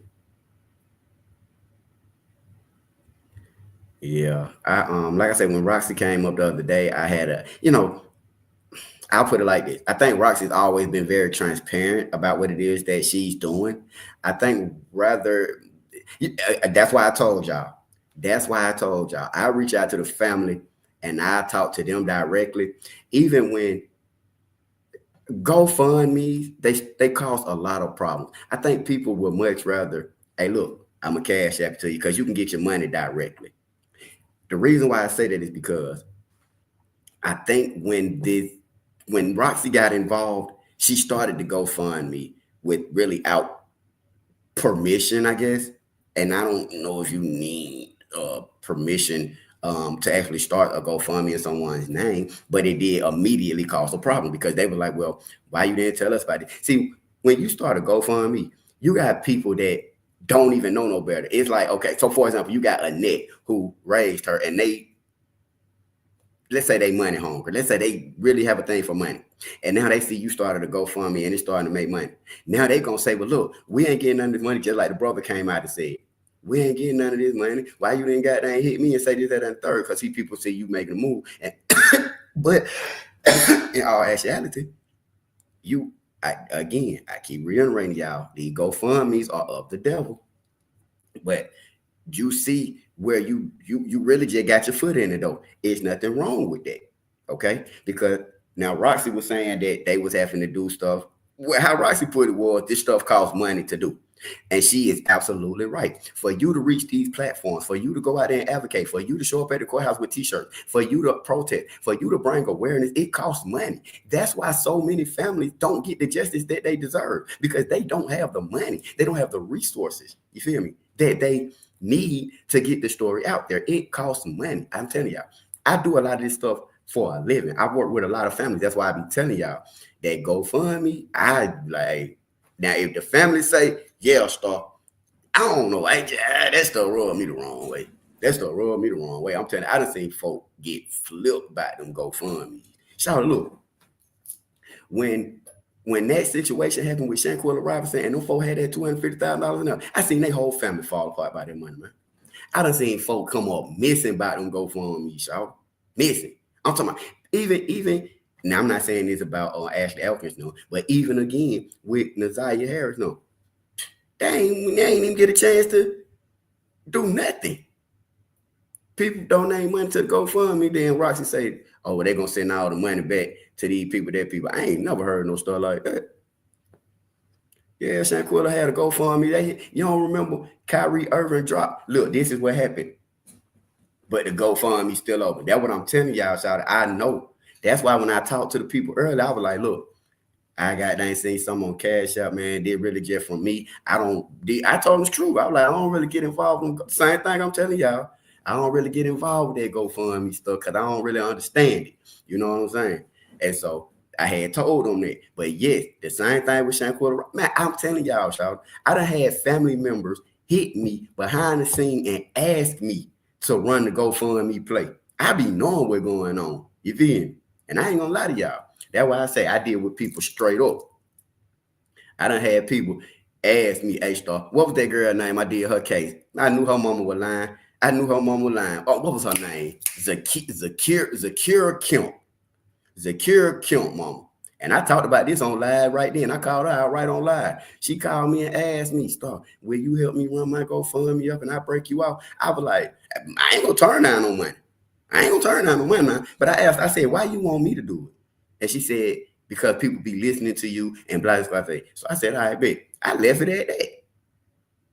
But I already know what be going on with this stuff. But anyway, that's exact. Shannon had to GoFundMe up. See that? I don't know. They all got GoFundMes. Roxy, Annette, Shannon. I don't know when it comes to them. You feel me? But the with Shanquilla Robinson, and they go for me. The time Kyrie Irving dropped them 60,000 and up. You got to keep in mind now. Okay. The time Kyrie Irving dropped them 60,000 and up, but that family went bananas, and then they ran it up to $250,000. You got to keep in mind, these are people that I ain't talking about Shanquilla per se, because we know she used to get money, but you got people that ain't never seen that type of money before. 50,000, 60,000, 100,000. Yeah, you got people that don't even know what that look like. You feel me? And money is the root of all evil. So I'm just telling y'all, man, you know what I'm saying? I done seen a lot happen with them, and that's why I really try to stay away from it. But yeah. So anyway, getting back into what's important, which is Ziyah Harris. And again, if y'all do want to donate to the boys, definitely One Life, man, we making donations to them, man, and I'm dealing with them straight up. I'm pretty sure once they get in a better situation, I'll be able to talk to them on air again. This is very new to them, and their family is still looking for justice and trying to heal. That is with Ashley Elkins and them, okay? But yeah, man. But yeah, Roxy exposing brother. Period. Roxy was wrong for exposing brother. See, that's that family feud. You feel me? That's that family feud. And again, it's that money got involved. Getting justice is one thing, but it do cost money to get justice. Again, y'all, I got a license in stuff that I do. I've seen families that I had to tell them, hey, look, I done told families, look, you need something like a Cash App or a GoFundMe or something, because you're going to need money to fight your case. You're going to need attorneys. You're going to need advocates. You're going to need civil rights. You're going to need journalists. You're going to need you got to pay to play. You got to pay to play. So I can see Roxy saying, hey, look, I'm going to start this GoFundMe. But I can see it also becoming a problem with the people who feel they are entitled to the GoFundMe. Feel me? But ain't got no name. Everybody get hit. Bow. One Life family. So anyway, let's go on back into this now. I think, do I got it loaded up on here? I should. I have right here, for those who have not had a chance to hear, from Ziyah's brother. Have y'all had a chance to hear from Ziyah's brother? He struck me as weird as hell too. But I have it right here so that y'all can kind of hear from Ziyah's brother. And then we're going to go into some more things. The rapper is going to pay for her memorial, so no one should donate. The immediate family is blocking the authorities from finding her. I mean, I don't know. You know, if you want to donate to her family, that's different than the memorial. You feel me? Sometimes families need, I remember it was one family I had donated to them. I can't remember who it was. But my thing in donating to the family was, it wasn't for funeral costs, but it was for like after costs. I was like, you know, it's going to cost you, it's going to take some time for you to get your life back on track. You know what I'm saying? So sometimes when it's a good family, not one that, you know, trying to pull some mess on your stuff like that, you know what I'm saying? But when you got a good family that, you know, kind-hearted and they really mean the best, then it's different. You know, it's different. And so, she only got a brother. Yeah, she got a brother. So we're going to hear from the brother, man. You know what I'm saying? And yeah, but again, you know, with donating to families and stuff like that, man, just keep in mind that even after the fact, they still left to pick up the puzzles while we're going on to the next story, or we're going on with our loved ones, or we're going into what you call it finna come up. What's that holiday finna come up? No, not New Year's, Valentine's. We're getting ready to spend Valentine's Day with the ones we love and stuff like that. And while let's say they find Ashley Elkins in the landfill, we'll talk about it for another month or so, and then we'll go on to the next story while the family is still sitting there putting together the pieces. You know what I'm saying? There's a lot that goes on with these cases that people may not understand behind the scenes. And I'm not saying One Life family. A lot of us, we know what's going on, man. But like I say all the time, we have a really good panel. I see a lot of intelligent people on here. We know what's going on with it. But for people that don't know, it is a lot that these families have to deal with, man, and it get rough. But yeah, ladies and gentlemen, let's hear from Ziyah Harris's brother, man, and hear what he had to say. Now, again, like I was saying, this is the one I think Roxy called out or whatever, but he did say something about that GoFundMe. You feel me? And that's why I say, even with and right now it's all good. But I'm telling y'all, even like with Ashley Elkins, you got to think like this. I don't know if she got baby daddies. I'm sure she do. You feel me? Because I know the little boy was saying, is he going to go stay with his dad? Now, you got people like that might feel like, look, this my kid. You know, I'm just telling you, everything be seeming cool at first. But when that money start hitting go for me, well, them folks start flipping out. You got people that start coming out of the woodwork like, hey, now, this, that, and the third. This, that, and the third. Why you think he ain't hear nothing from the Ziyah brother until he came out talking about that GoFundMe? So that's why with me, I do my stuff a little different. Like, hey, listen, boom, I break out what I can. Just like, you know, earlier I had about $50 to send them, you feel me? Because I don't really keep money on cash out like that, but like, shoot, I got that, you know, help out what I can, you know. So I said, well, let me talk to the One Life family, man. We put something together, send it to them. So they ain't got to go through so much. Cause I don't know them boys. How I'm looking at it is they need stuff right now. You feel me? That's how I'm looking at it. Them boys need stuff right now. Mind you, this happened right after Christmas. So I'm like, they might need a haircut. You feel me? If I were there, I would cut a haircut. They might need a haircut. They might need a little, I ain't gonna say toy because I don't try like that, but you know what I'm saying? They might just need something for themselves. They might just need something for themselves. But yeah. So here go her brother, ladies and gentlemen. I don't know his name. What's his name? It be a lot on your mind. And like me going through this shit, you feel me? Since like trauma since like a kid, bro. Like I'm a strong ass person. I'll tell you something to do with it. I mean, what she say? So do you think your auntie and them had something to do with it? I don't know, like everybody just, I feel like y'all should put the circle around my auntie, bro. Like my grandma, bro, like all she did was, you feel me, raise. It's like she stuck in, you feel me, she a grandma. She was stuck in her old ways, bro. So you feel me, I understand that. Like when I got older, I understand why she was strict and shit like that, bro. But y'all need to pin a circle around my auntie, bro. Like, you feel me, real shit. Pin a circle around her, bro. Don't go bash on my. You feel me? She hurt too, bro. She tried. Why didn't Ziyah sleep in them basement? She had her own room, bro. She ain't sleep in no fucking basement. Like, it's all this shit on social media shit, bro. Y'all can't go off that, bro. That's why I said when I drop my story, y'all gonna know the fucking real, bro. Stop. You feel me? Don't do that shit, bro.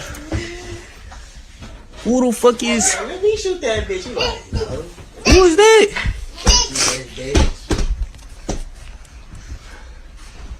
Hey, what your grandma is, why did she wait until the next evening? I mean, at the end of the day, you still gotta wait 24 hours until that shit even, you feel me? Like, think about it, you put out a report, how long is it gonna take? How long is this really gonna take?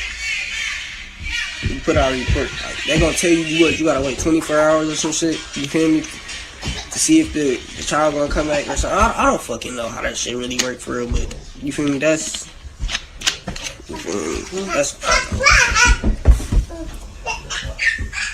it's the auntie for sure.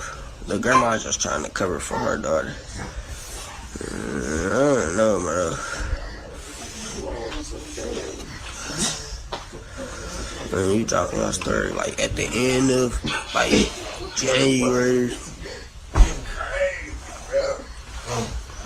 A lot of stuff in the refrigerator.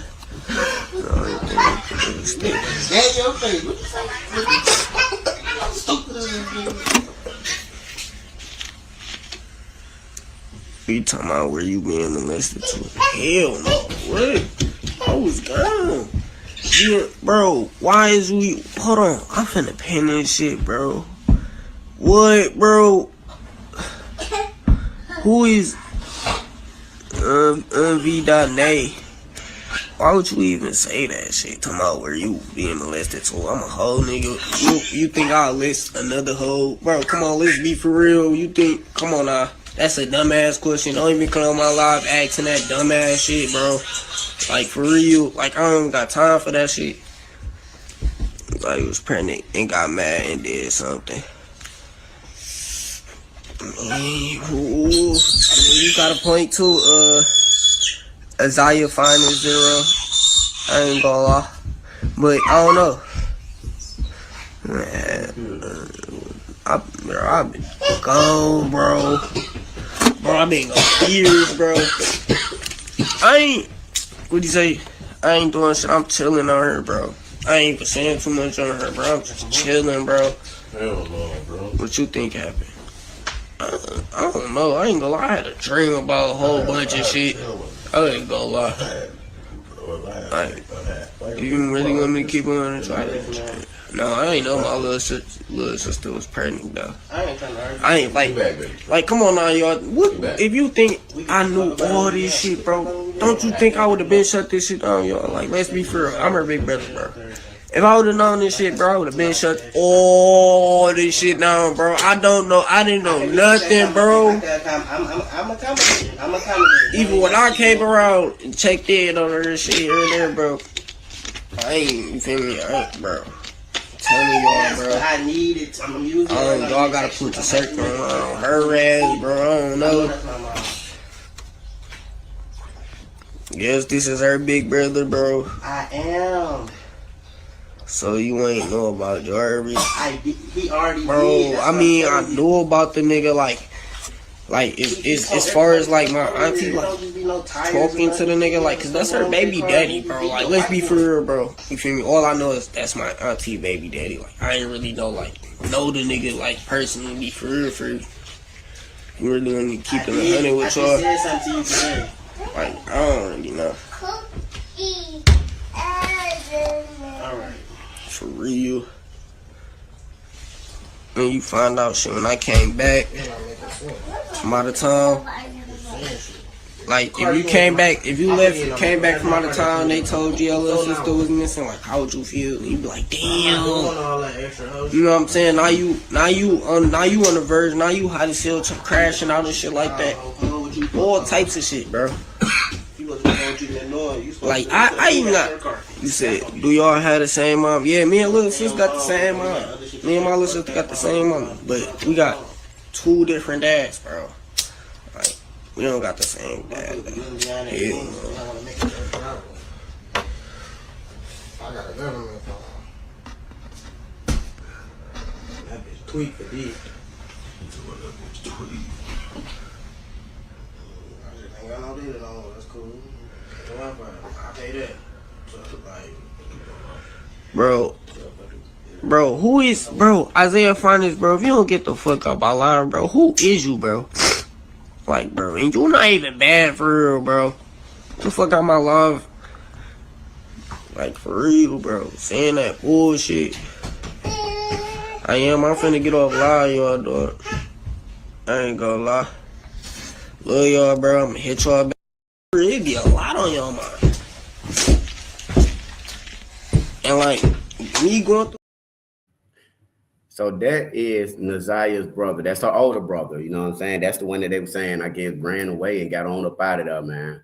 But I just wanted y'all to goddamn hear from him, man. See how he's saying. Now I see a lot of people in the comments saying that he clout chasing. That how y'all feel? This isn't. I'm trying to fight. It's not funny, but I thought the same thing, Blackbird. When I listened to it earlier, I was like, what the hell is he talking about? I just said I shared with y'all, but I was trying to follow it too. I was like, I'm confused. You feel me? What's going on, Fit now?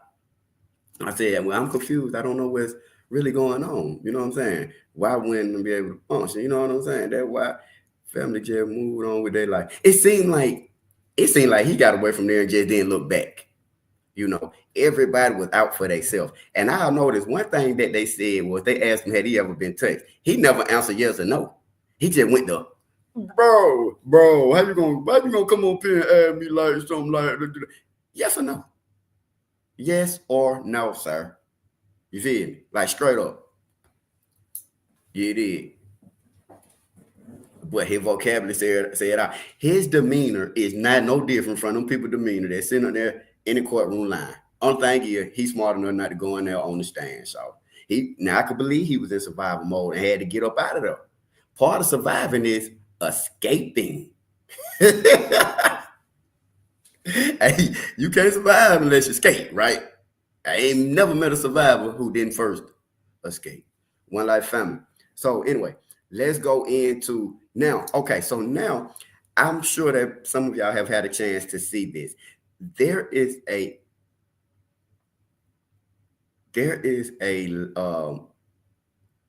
cousin of Ziyah Harris. Okay, her cousin name is Sierra. Now Sierra did an interview. I think it was yesterday. I got it pulled up here with the same podcast that she's been doing an interview with. Now this female said on the live that she was abused by Shannon Harris from age 6 to 12. Now, this is what the cousin has come out and said publicly. She said she never said anything about it, but she came out yesterday and she said that from age 6 to 12, she was a victim of Shannon Harris. Let's take a look at it, One Life family, and so y'all can hear it for yourself. So sad, so sad, so sad. All this stuff is sad. It's sickening. And if y'all don't lock Shannon Harris up, I got another thing for Detroit County. The Detroit. Because now you got somebody that's speaking out. She need to go down there to the police. Stop. And I'm not telling y'all what to do. But if you're going to come on the internet and say and accuse somebody of doing this to you, you need to go down there and put charges on. Lock them up. Because you are the stepping stone that we waiting on to get justice for Ziyah. If she did this to you, then you need to go down there and you need to file a complaint. You feel me? You know what I'm saying? She was with him being better. Exactly. You need to go down there and file a complaint. You need to go down there and press charges. That's what you need to do. That's what you need to do. And I'm not telling you what to do. I'm just saying. Because everybody on the internet and everybody sitting here that's fighting for justice for Ziyah Harris all feel like, the majority feel like Shannon Harris is the manipulator and the co-conspirator and the mastermind. Or if they don't feel like that, that's just me. But a lot of people feel like she got something to do with this, and it's a lot more than what's being displayed. You understand that? One Life family, let's get into this interview.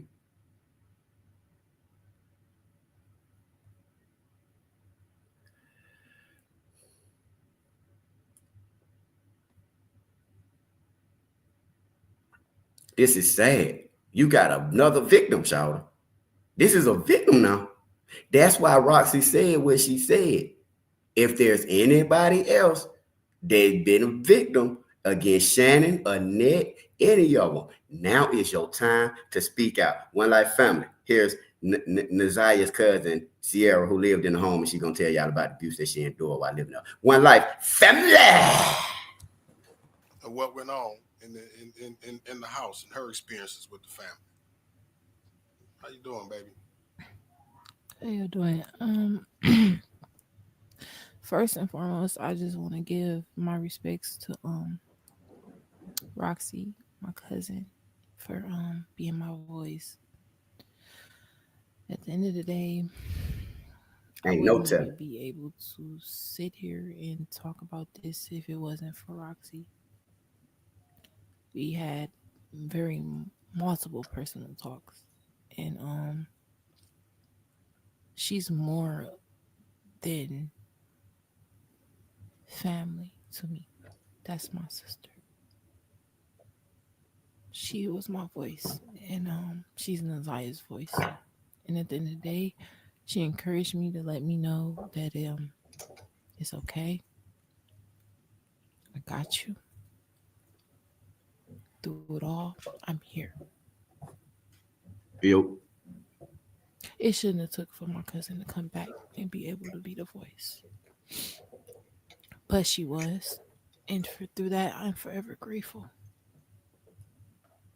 So with that being said, any backlash that y'all have to say about Roxy, keep it.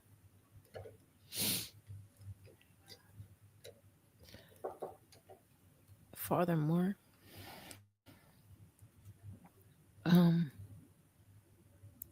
it is hard talking about this, but at the end of the day, like I said, I have backbones and they're there for me. So I'm able to talk about it. And I do wish I would have talked about it sooner. Okay. I did not know what was going on. Okay. But once again, close family members let me know that the things that I thought happened to me, and it took me a long time actually, to recall what happened to me. I thought I used to dream about it. I have a therapist that I talk to, but I teach my kids to speak up. And the worst fear for you as a mother who has been touched or molested is for your kids to go through it and to suffer in it. And Roxy told me, when you're able to talk about it, talk about it.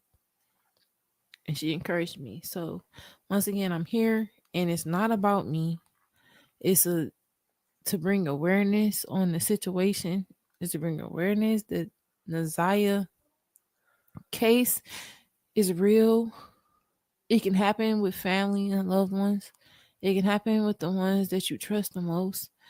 And talk about it. Speak on it. If you see something, say something, because a lot could be prevented.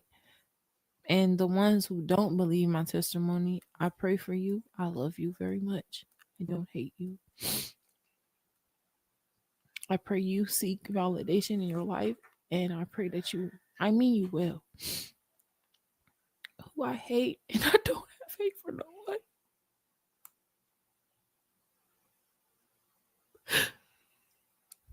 I hate you, Jarvis, because you stripped Ziyah of her innocence.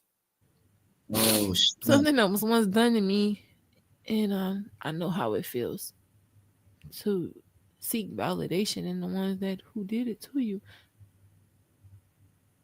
Because once again, like I told y'all, I love my cousins, and I seek validation in them for asking them, and for still knowing what they did to me, and still trying to reach out, and still wanting to be around them because it's family. Like you told me that, part of the reason, or the main reason why it was hard for you to speak about this for so long was because these are your family members, and you love them. Yes. And you didn't want to hurt them. No. And that's the exact dynamic. That's the exact component that keeps so many kids silent about what's going on in the households, because they don't want to hurt the people that's hurting them. And then you said this is going on from age 6 to 12. Yes, and once again, both of my child fathers can even vouch, even close family members. A lot of people could. I went through a lot of things. It's not about me. And at the end of the day, both of my child fathers know that I'm not lying, because they even had to suffer from my trauma. And that's the truth be told, because I have 2 children. I have an 8-year-old and a 3-year-old. And I promise you, the trauma lives on. I don't play about where my kids go. I don't trust certain family members. That was part of what you said to me that first day that I met you. You said, Mark, that's why I never let my kids go over there, because my kids don't know half of my family, and I hate that. I love my cousin. I love Roxy, because I know it's a safe place. I know that there's nothing weird going on. I love my cousin Malik. I love Brianna. I love my auntie Kenya. I love my cousin Miguel.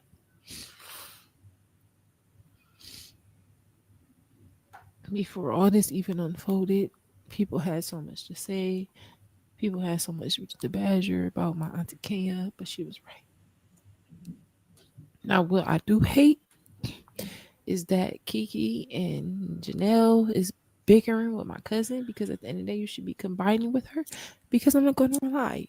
Y'all had some, y'all shed a little light of something. I can't say y'all did as much, but y'all shed a little light. I heard multiple stories. I can at least credit Janelle. Okay. With all of the credit that everybody gives me, right? Janelle is the one that part. And if it wasn't for Janelle, but and that's what I'm saying. And as far as my sister, you know what I know, and I love you very much. I love you deep in my soul. You know that. But you should have spoke up for me, and I love you.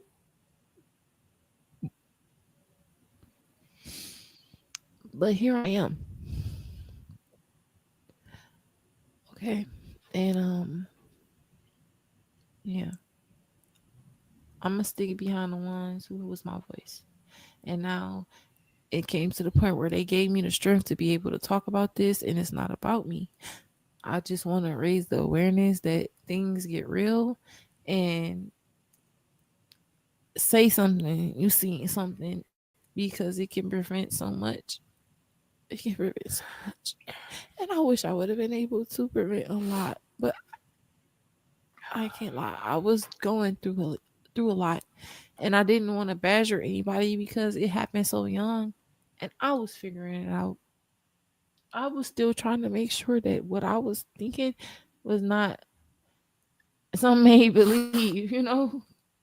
And it's so sad to say that it took me years to realize what happened to me was not a lie.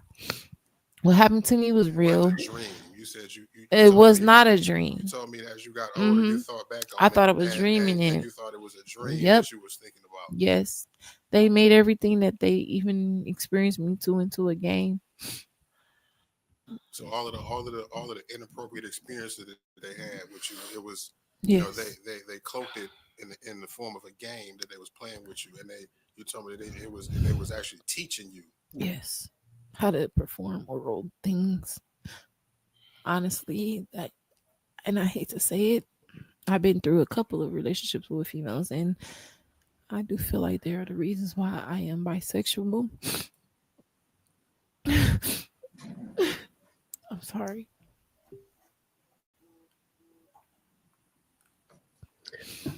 I don't know how I feel about this. I teach my kids to say something. I don't really know how I feel about this. Tell mommy. I don't know, Shawty. There might be another play. I did not know what was going on in that house. How y'all feel about it? Certain family members, close How y'all feel ones, about was it? bringing it to my attention that it was going on. And that's what I felt the need to try to take some type of action. And Roxy was the main one who was encouraging me, wherever way you want to take it, cuz I'm there for you. So I spoke something ain't right. And I'm ready for whatever is to come with that. I wanted to give Shawty the benefit of the doubt, but I don't know. She strike me as a liar. If more of us would have said something, or in my opinion, just even she had knew the courage to bring it up, it would have further a little bit. I lost my mom in 2017, and from that, I kind of who was your mama? Drowned myself in alcohol. I placed myself around people who didn't mean me well. She might be a high lie. I tried suicide. I don't know. How the heck? Oh Lord. She tried to fake a suicide. I think something happened to her, but I think she did some things too. Yeah. It's something about her, Shawty. It's like she faking these tears, Shawty. It's like she want to cry, laugh or something. Yeah, we still looking. I was going through a dark path. Don't say that no more. What happened? What happened, Shawty? Tell her what happened. Y'all playing the game. What y'all playing? To get back on my feet. What y'all playing? Stop looking at me. To be there mentally for my daughter. Yeah, they did say that happened to Oprah. And through that, I realized my kids is all I have. So if I didn't do nothing right, it was to do right by them, because they didn't ask to be here. What? And I knew then I had to cut a lot of things out. So I just wish I would have been able to help. Man, I don't know what the hell she talking about. I wish I would have been able to be there. I wish I would have been able to take action. You I wish I would have still been around. But I was fighting my own demons, and I stayed away from Shannon. I stayed away from Marquita. I stayed away from them because I knew they projected onto me, and I didn't want my kids to even experience that. This shit making my tooth hurt. You told me when we first talked that she apologized, right? You talked to me when I was talking to you earlier. You said Don't it start was a lying. half-ass apology. Like what exactly could have been said to apologize after what kind of apology? What did she say to you that you I feel like speak back up a little bit from? I feel like we had like a half-ass, like it was around. Stop I cursing. want to say 20. I might have the years wrong, but I know it was around. Oh, she might got 2020, the years wrong. and Oh Lord. Oh Lord. I Fix don't my know if mic it was too. around Fix mine 2022 too, or shit. 2023. Whatever year that my sister came back. Well, yeah, we don't to know. visit. We weren't there. Yeah, we went over her house. We went over her house, and it just was like a half-ass apology. Basically, we talked about it a little bit in a way, and I was telling her how I was caught doing certain things. What you were caught It doing? just was like, how are you? Cuz I'm here for you, but it was never really an apology.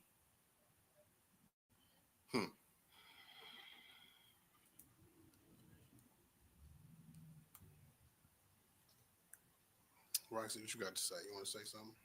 Who? Hold on. Wait a minute. Who was showing me? Wait a minute. Hold on. Wait a minute. I thought y'all was just talking. Man, hold on. Let me pause now. Wait a minute. Who's showing on Kid Cutter? Who y'all talking about showing stuff? These people. They showed me well. Y'all flexing, man. I'm looking. Wait. Show me well. Hold on. Wait a minute. Who? The people on the live that we watching. Where did they show me at? That's what I'm saying. Where they showed me at?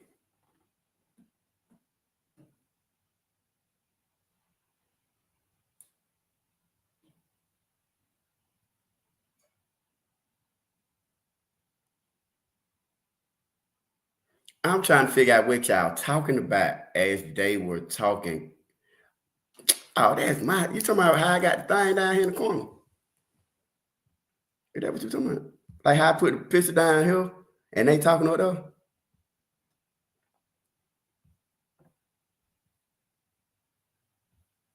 Oh, I thought you were talking about something else. So.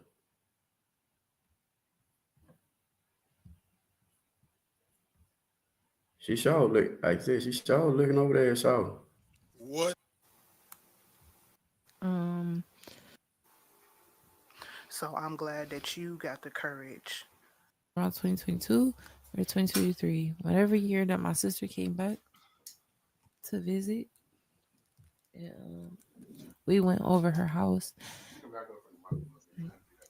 We went over her house. Because she ain't talking about nothing. She lying. Half-ass apology. She lying. We talked about it a little bit in a way. I done made my I was telling decision. her how I was caught doing certain things. He probably was over there hitting Jarvis too. Oh, my bad. It just was like, how are you? Willingly. Cuz I'm here for you, but it was never really. Right over there.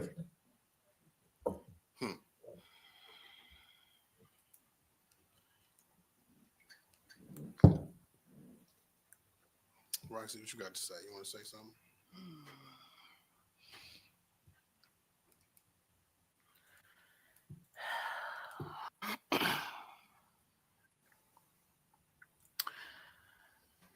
I am I feel enraged. However, I am glad that you listened to what I told you to do. I told you that it was important for you to speak, whether you spoke publicly or privately, for your own healing, because that was important for you. Same thing I told you. And to not let them get off. Because I told you I was coming for them and I was going to be there for you. And I meant that. So I'm glad that you got the courage to get your healing that you needed in the way that you saw fit. And I'll be there for the next step too.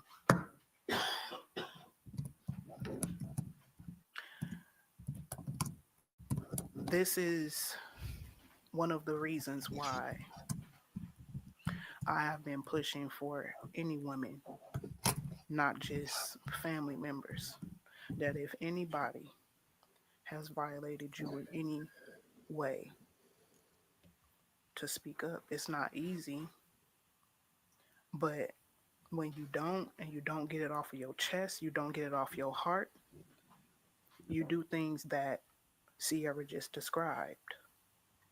It turns you into Suicidal a person that you don't wanna be. ideation,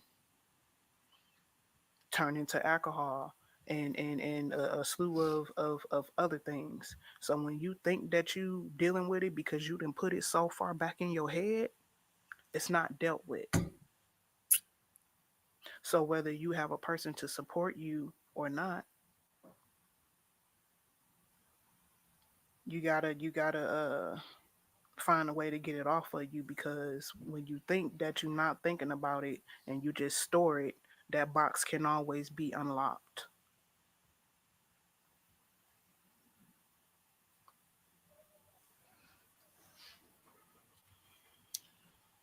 If you, because I know you're probably watching, right? Because Bebop and Rocksteady and Master Splinter is always watching my shit.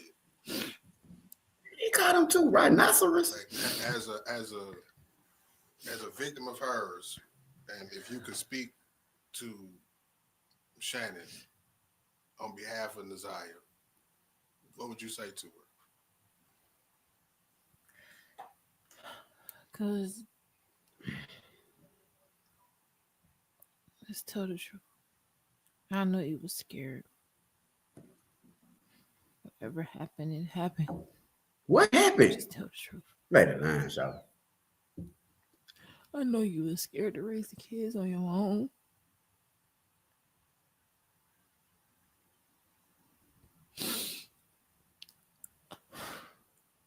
You go to look again. I know you was once a victim, but at this point, tell the truth.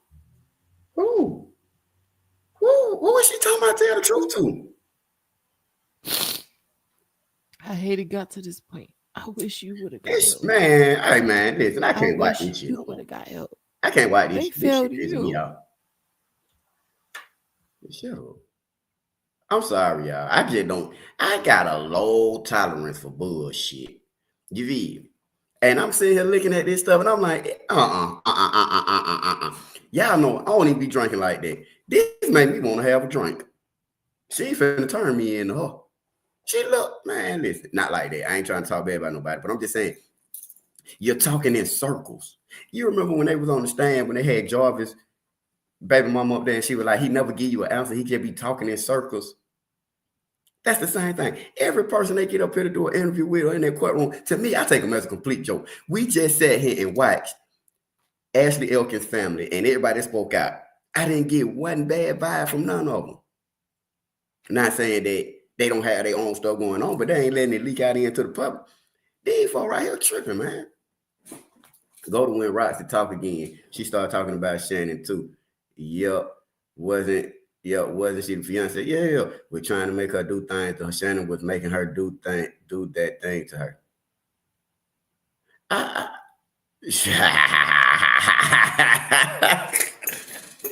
So I tell myself, shut the front door. I'm trying to tell you, child. Because right now, them motherfuckers are wide open. Facts. They need to get the hell out of here. Look at this shit. You mean to tell me I'm supposed to believe you? What did it? What did he? Who? Man, fit, no, you said it best. Girl, please. Girl, please. Right. The only person told us the truth was the school. Lady that found the school, like, name was lady found. The lady found the ID was lying too. I picked it up like this. I got on the bus. I told the bus driver. I went in the store, told the store man, I put it in a lid. What kind of lid? Why did you put it in a lid? It don't matter. You should have left it on the ground, y'all. You touch stuff. My mom and dad always told me, if it ain't yours, don't touch it.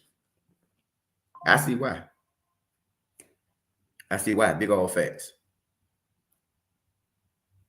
Big old facts. Okay, so let me get back to playing it. But this is diabolical. Work your mood in, boo. But at this point, help Ziyah. If you had any love in your heart, help Ziyah. You know what I'm telling you. It's not a lie. I don't feel good saying this. I don't get nothing from this. Nothing. And you know how much I love y'all. But this shit right here, I was believing y'all for a minute. I really wanted to believe you.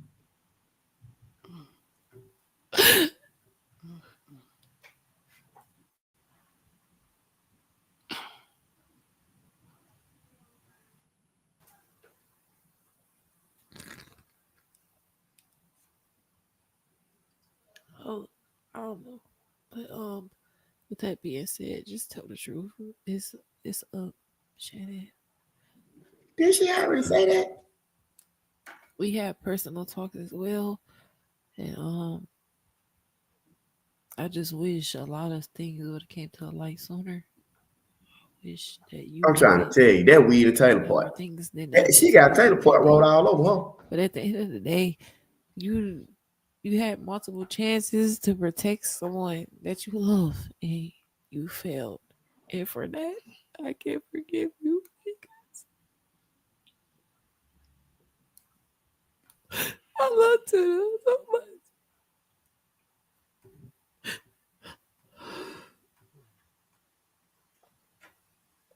And I stopped being around because of the things that happened to me. And if you can say what you want, you can feel how you feel.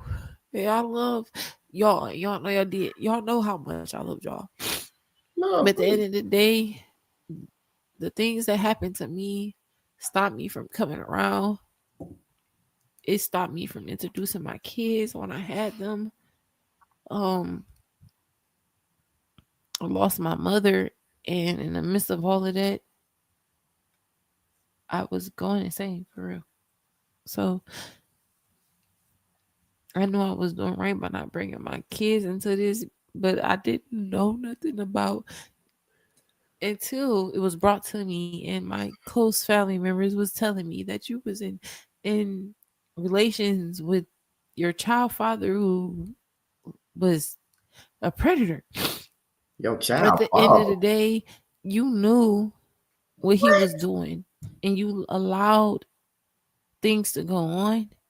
And you talking about? She talking about my baby, you know who she is, and I call her my yellow banana baby.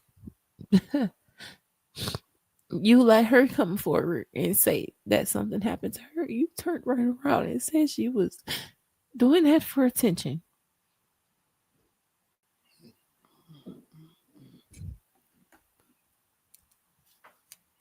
A very close one to me stopped talking to you because of it. You told me that a family member that shall remain nameless, right? You came to them and told them about what was going on with you, and they held the same narrative that a lot of people are saying about Ziyah, like, "Oh, you're fast," and blamed you for what it is. A family member that shall remain nameless. And that's a whole nother story, because at the end of the day, this is once again sibling. And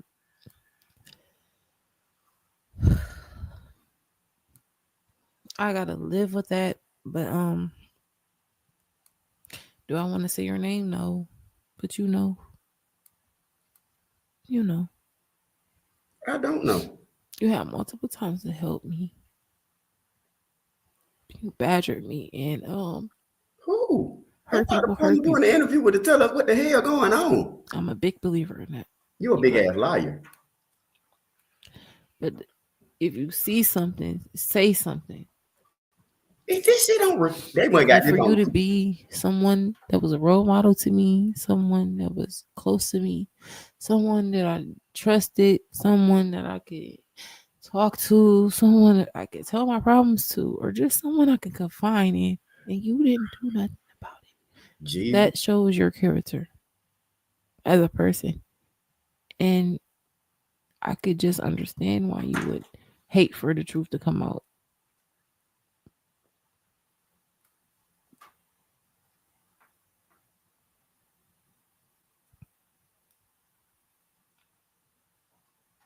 It's multiple times that I got caught doing something that was not appropriate, and I can't explain it, but I know that it was taught. So any sane people was around me. She out there doing wrong. Family occasions and like events, holidays.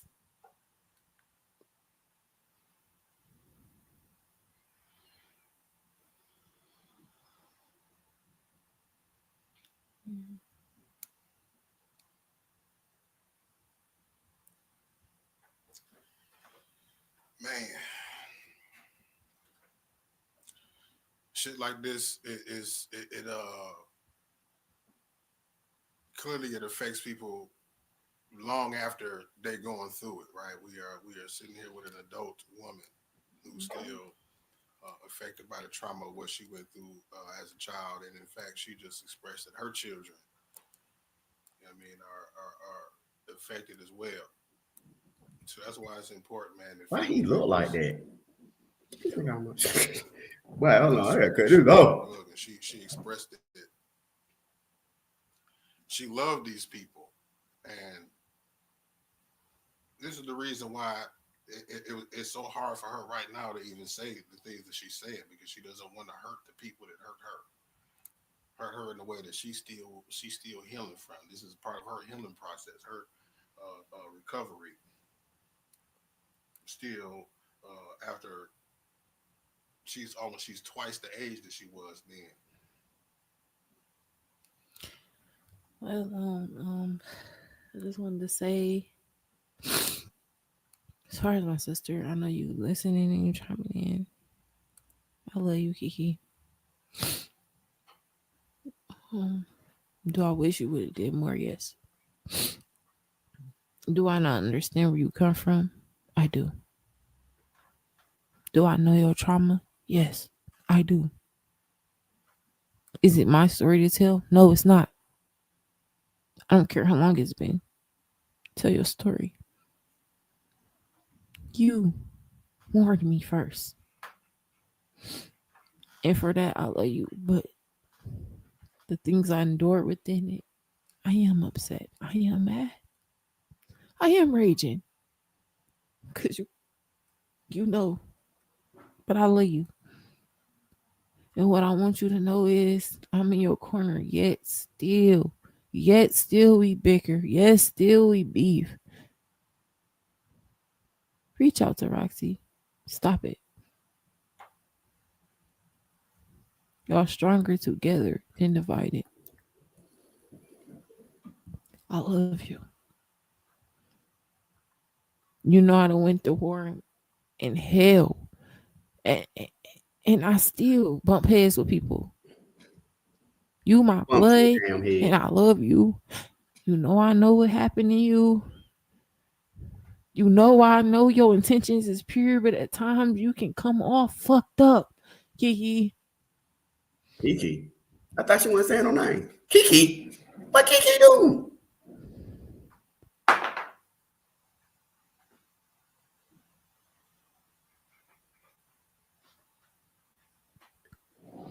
Dang, this is aggravating me, y'all. I need me a blunt.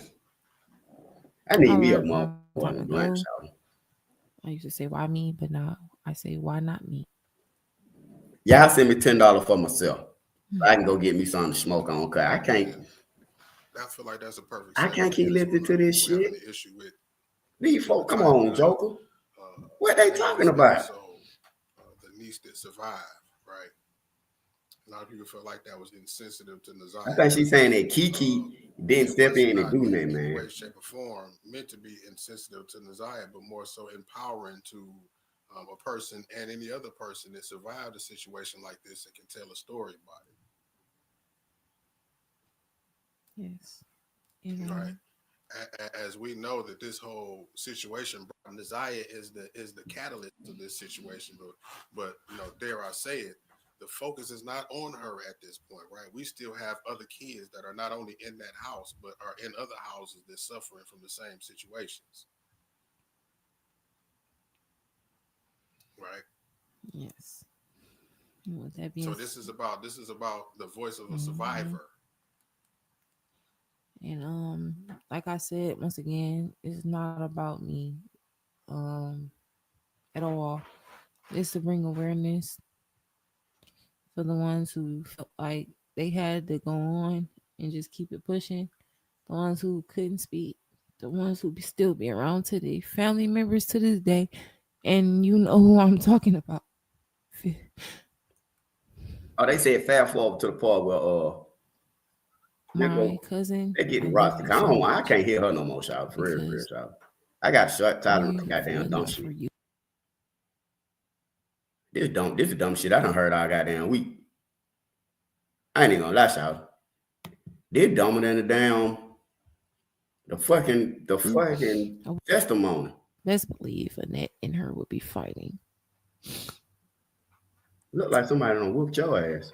My mother was the baby girl in her house.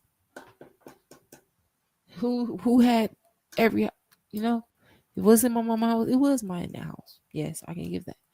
But at the end of the day, my mom bring that family together. Don't nobody want to be in a part of that shit. Come on, Ross, lay it on. I just want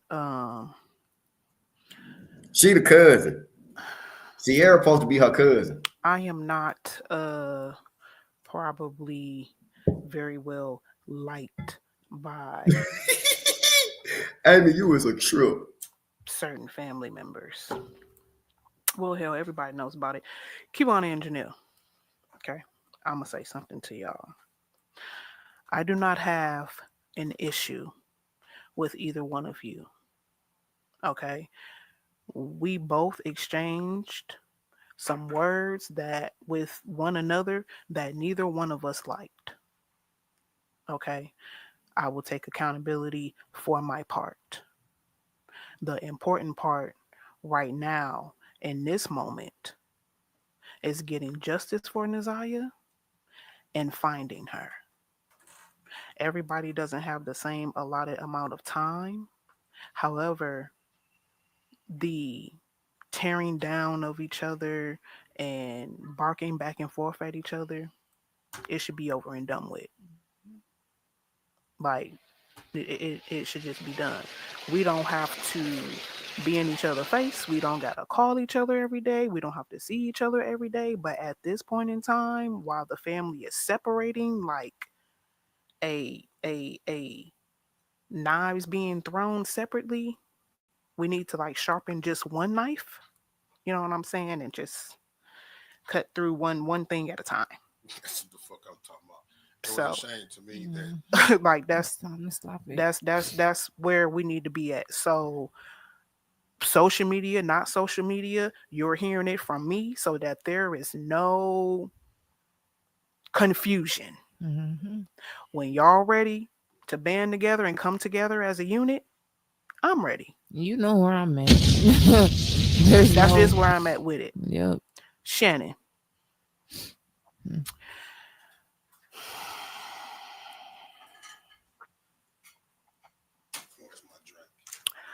I am going.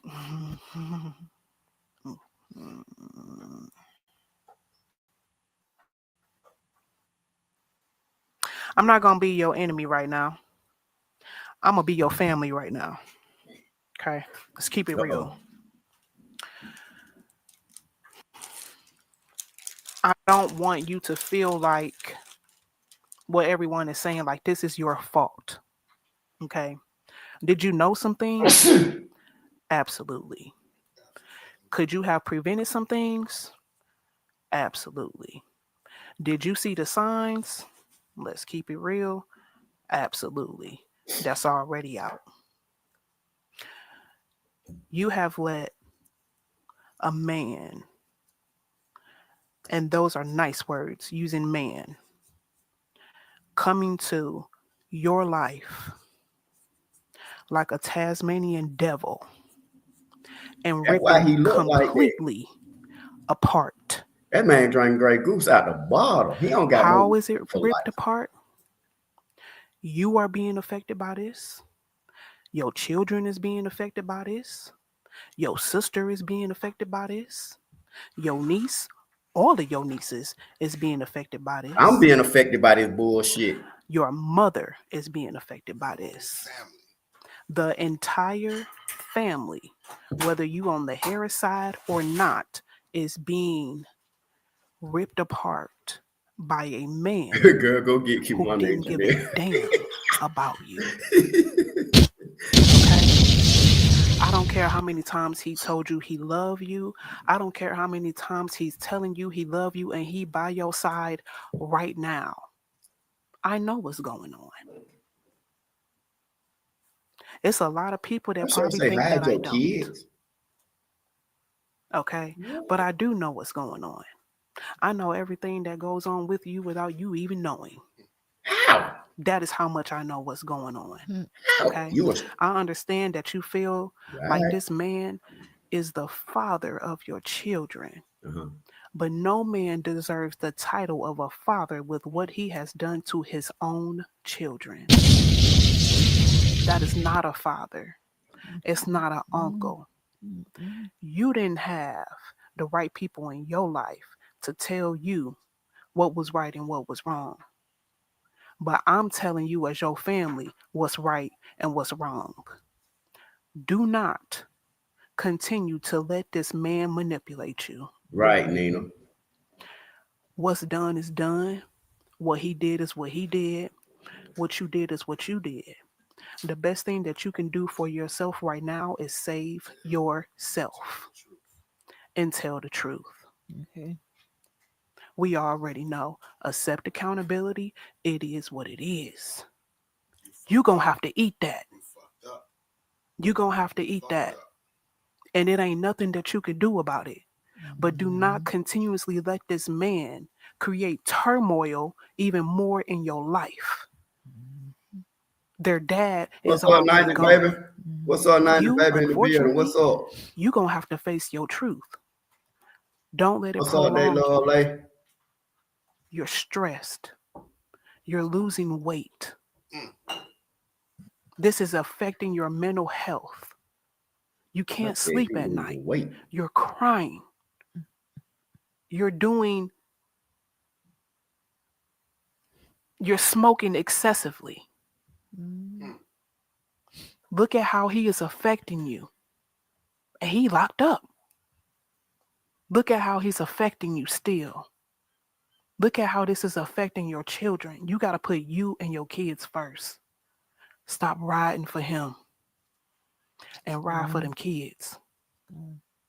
And you need to ride your ass down there to the jail and turn yourself That's in. it. Get it off of you. Get it off of you. Tell the truth. This is so fucking. I just wanted to say one thing for I don't even want to put no clout on her name, because at the end of the day, I'm not even gonna say your name because your name doesn't matter. But I'm gonna say this ex-child friend who want to come forward and say all these things and say that I was lying and you knew me since 9 years old in the comments or whatever. You're the biggest fraud, because you're the biggest one to know that if you see something, say something. And you were around my household, so you lived and knew my trauma, and I ran to you as a friend. She should have fixed herself up. Or she went on seen bits and she look a pieces hot of my ass trauma. mess. You know I ran away. Yes, you are right. I ran away to your house because my mom was intoxicated and my dad and mom was arguing. Yes, I did. I then, at that age, was probably 14.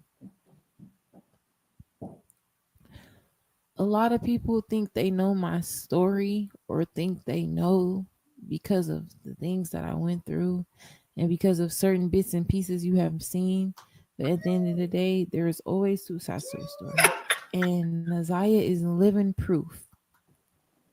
Living proof then. And I hate that it had to come to this. to see that if you see something, say something. Yeah, let's turn this I shit don't off. care who you are. Friend, family, cousin. Yeah, we're gonna stop that shit right there. One life family. Y'all already know, man, we got some things to talk about.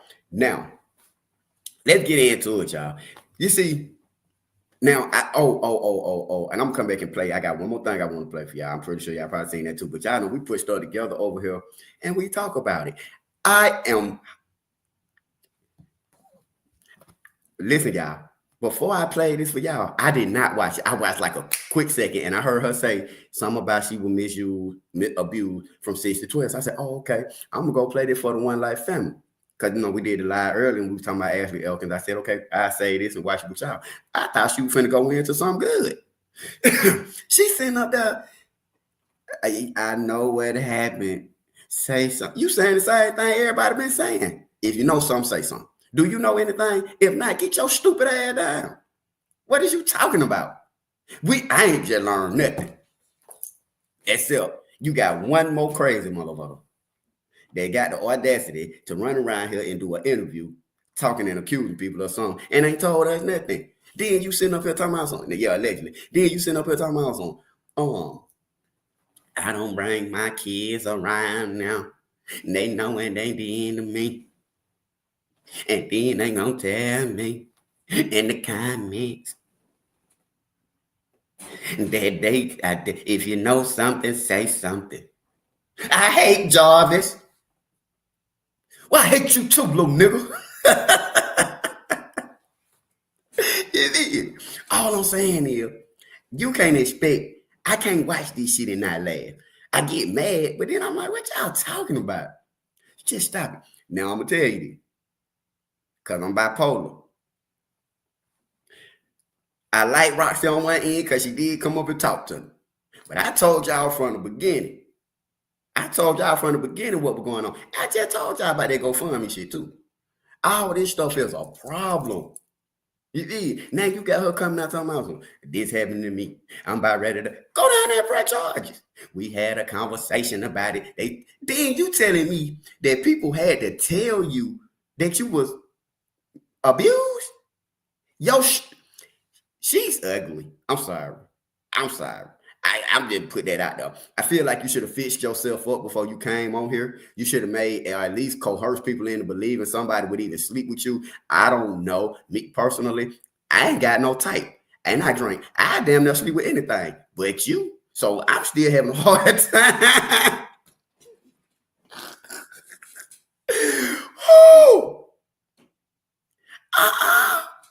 No, I don't care how you get your nails done. You ain't put on no makeup. You ain't got your hair done. You look, she's smoking life. And it's hard. I'm trying to tell you what's going on here, buddy. You feel me? You ain't went down there for no charges. You sitting up here doing an interview and want to tell everybody all this, that, and the third. Listen to me, son. She just blurt shit out. Just out the blue. She talking about some what she said out the blue? She said something out the blue. And I'm like, huh? Why you say that? It don't make no sense, bro. Yeah, that's more than weed. I keep telling y'all, this is allegedly. These are drug abusers. I know dope heads when I see them. I ain't saying shit. Percocets, Zans, little sugar booger. That's all. Black and Miles, Newport 100, Taylor Pot. That's all. Facts. I don't know why Roxy brought that girl down there looking like that. Ain't no way in hell we finna believe that. And you looking like yesterday's tomorrow. But anyway, justice for Ziyah Harris, you know what I'm saying? But as long as they got all these type of people doing, that's what I be telling y'all. If you got this type of family, fight your case behind doors. Don't bring that shit out here and into the YouTube street. I'm gonna tell y'all something. It's one thing to be over on Facebook. It's another. I don't know if I can say that stuff. It's one thing to be on that platform. It's one thing to be on that platform. But when you get to this platform, you better have your motherfucking ducks in a row. You better have your ducks in a row when you get goddamn you too. You understand me? Because we don't play that. The booger sugar. Hey, let's call what that booger sugar is. I bet you she's sitting up there with a little song. This man sitting up there drinking. I mean, he can do what he want to do. I like to drink. But I told you got to have a drink like that when you know somebody's sitting right there on your podcast lying. And then got the nerve to put God in it. Oh! Shut this shit down. You are not finna get me struck to hell. Nope. No. I need me a little more. It is. But let's get back on track. We have heard from some people today. We heard from our sister. I mean, not her sister. We heard from her brother. Then we heard from Shannon. Well, if they don't know what booger sugar is, then don't even worry about it. Don't even worry about it. Everything ain't to be explained. You understand me? They got down, okay, now, oh, that's okay now. Yo, they talking about Shawty losing weight. She losing weight. The man got her in jail stressed out. They asked the brother, had you ever been touched? He go, how you gonna ask me something like that? You gonna ask me something like that? I ain't bending over for nobody. So you doing the bending?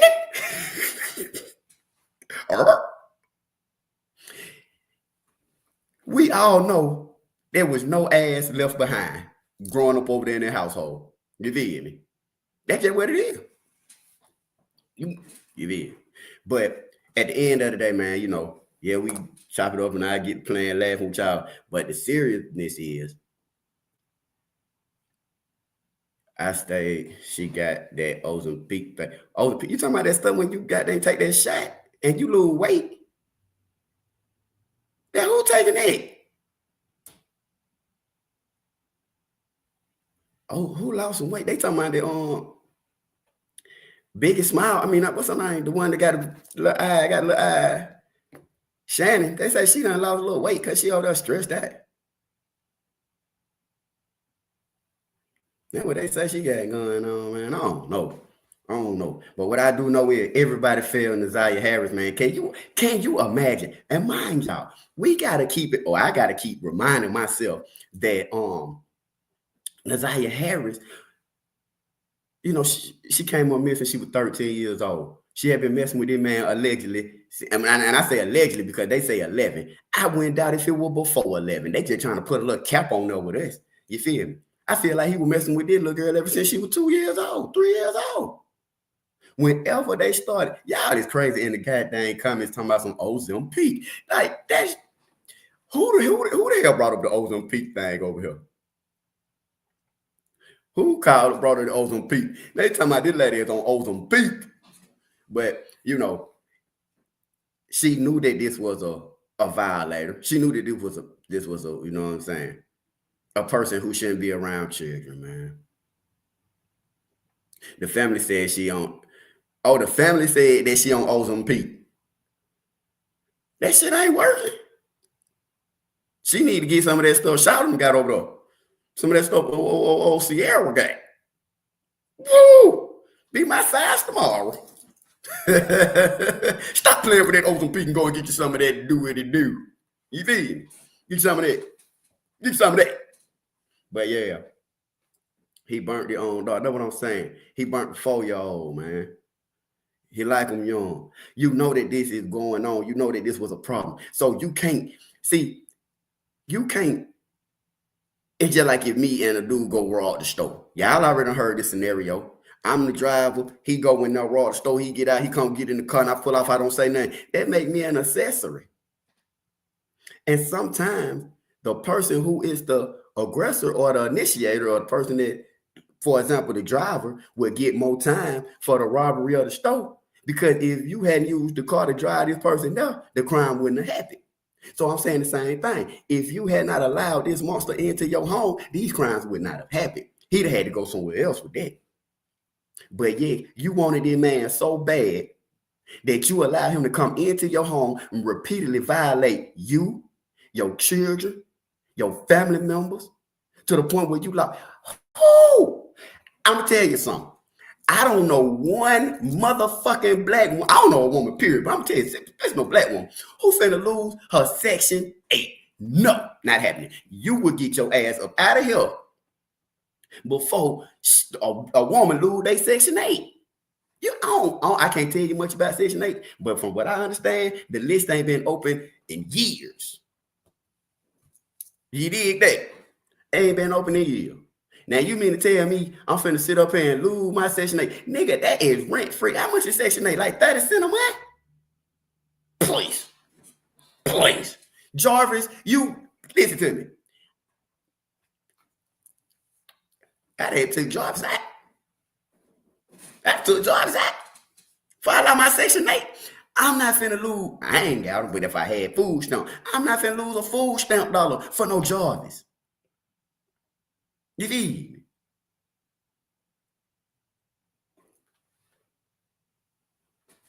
Now she got put out. She said that Shawty got put out because of Jarvis. She ain't put out $1. Who got $1? Send it to the cash app. Who got $1? I take dollars. Every time I got $1 on what? You leave me. I ain't lying. I'm finna start. Man, we finna turn it up, y'all. I'm finna order me some shacks. What y'all doing over there one life? Y'all ready to have some fun? Now, I done did 3 hours sober now. I'm telling y'all what's going on. I'm gonna order me some drinks. Y'all wanna do something? CPS need to be shut down. They need to be put on a federal investigation because I'm telling you something. They need to be put on a federal investigation because all these kids that's coming up missing in the city of Detroit, I promise you they had CPSs. I bet they had some cases and some stuff filed. Hold on. Yeah, my other phone. Damn, this shit was done. Oh, Lord. Well, that depends on what you're getting in Miss Black Wall Street. I'd like to have a drink with you. And I mean, the whole One Life family, I'm just saying, I'm just throwing it out there. We all take a drink, is what I mean. That thing, they have nigga up there counsel. Yeah, you can start with it was harassing me. I don't fucking know you. But you know how it is. It's a ring. It's definitely a ring. And we're gonna have some fun, man. Y'all know I like to chop it up, y'all. We finna get into it. Let me goddamn pull up the case. Pull the case up with Janiyah. What case you talking about? You talking about what you mean? The paperwork? We drinking Julio. Get off that done Julio and act a Julio. I called your mother phone. That's how you do me, yo. That Shannon. I can see Shannon riding around that shit. Now, what the hell job is it? I'm on that done Julio. Act a Julio. Bitch, I called your phone. That's how you do me, yo. Yeah. You know how them girls be riding around in them little goddamn Sinatras. The case with the photos. What you mean? I ain't got that case. What you the many online instead again, man. The case. What you hold on? Where my partner go? Where Bam go? Okay, Bam. What you say now? The case with the photos. The case with the photos and Janiyah. I think I really don't. Janiyah. I'm saying, is it a case number or is it a video or what exactly? Because I got the court papers. I'm just trying to understand which one to pull up. I called your motherfucking phone. That's how you do me, huh? Bet you will pick up for her. I bet you will pick up for her. Call her. Come on. Call Jarvis. You talked to Jarvis today? I ain't talked to Jarvis in 3 months. Jarvis, you don't need Ziyah today, do you? It sounds like a setup. No, I don't need nothing. Pack this shit up and leave. I ain't gonna drink too much today. I'm gonna just have less sun.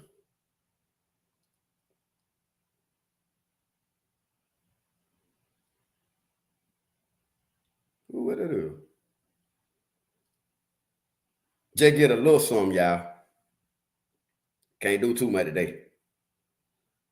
I called your motherfucking phone. That's how you do me. Oh, we finna turn the whole shit. Abria. Thank you, Abria. Is that Abria in the comments? Okay, Abria, is that you in the comments? I'm telling you, Abria, I have tried to pull up what you were telling me about. I just don't know how to do it. I promise you I have been trying, but I appreciate your support so much. You know what I'm saying? I don't know how to do it. If you know how to do it, let me know so I can do it. You see me?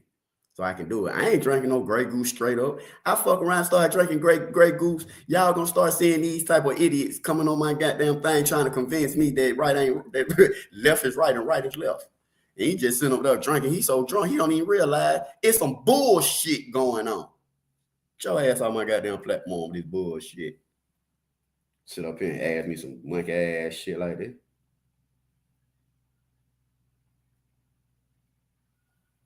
Y'all just give me 1 second.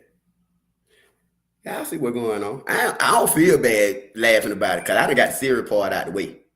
You feel me? We've been up here 3 hours trying to make some understanding out of this stuff. It ain't make no sense, y'all. I'm telling y'all, that girl should have did her hair, makeup. She was probably went on there looking good. She looked like she just woke up. Yeah, motherfucker did it. I got 2 more. I couldn't help but understand why I'm bisexual. You bisexual? Well, we know you eat pussy. We know you eat pussy, nigga. You a freak.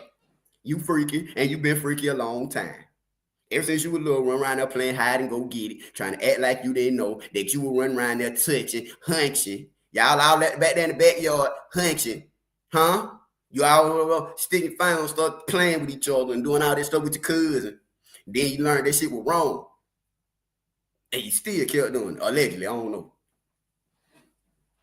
I don't know, y'all. I don't know. I'm just telling y'all what they said. You got up there and said it. She said she bisexual, y'all. Ain't nothing wrong with it. Ain't nothing wrong with it. But don't get up here on the platform knowing that you that way and try to put it on somebody else. And I do understand that abuse happen, you know what I'm saying? Hide and get it. They better playing hide and go get it. You feel me? Yeah, I remember hide and go get it. Yeah. And that, listen, I'm telling you, y'all.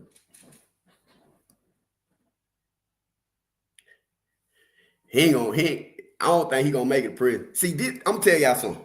I'm gonna tell y'all about how jail work. Well, how it working for him. I ain't never been to prison. I'm gonna tell y'all how it working for Buddy. Check me out, right? Check me out, right?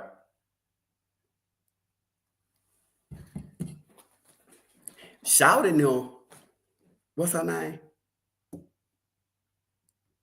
They talking about hide and go seek. Nah, you hide and go get. You know how to go get. No. Don't let me find you. Hey! Put my dick on you. No, I don't go back and tell about that. But look. I caught you. Y'all know how to tickle. You ain't gonna stop hunching on my leg, motherfucker. But anyway.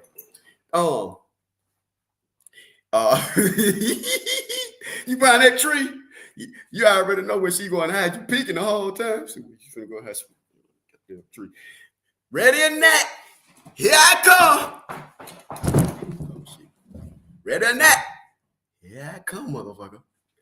You feel me? They see you coming. You out there. It was always that one weird motherfucker. Then nobody want to get found by them. Ah, you got me. Hey, I made it to the tree, motherfucker.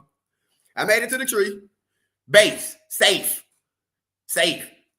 There's always that one motherfucker try to act like they ain't know that was the base. Got you. I got you. Picture out on your titties and shit. That motherfucker. Damn. Jarvis. And apparently the girl here too that smoked black and mild straight out the motherfucking box. No filter. Y'all see them folk that take them black and miles out and they go to bust them down doing all that professional shit.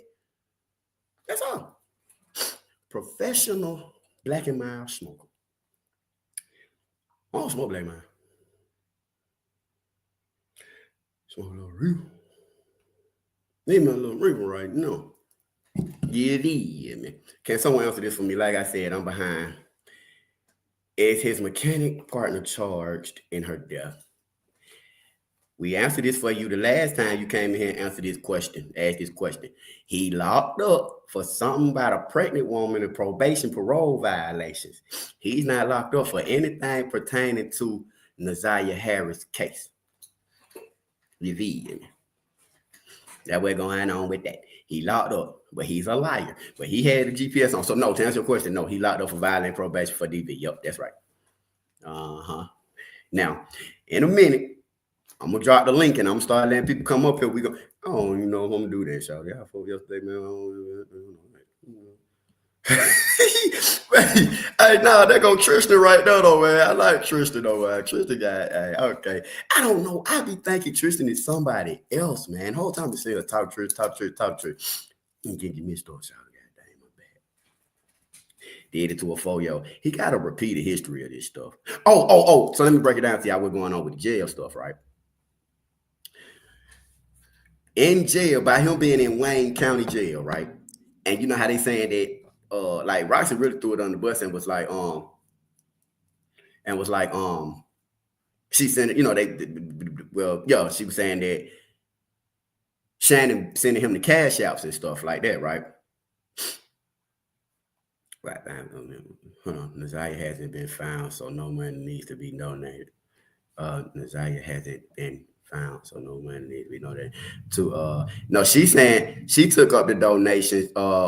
Roxy initially said that she started taking the GoFundMe donations because the stuff that they were doing cost money.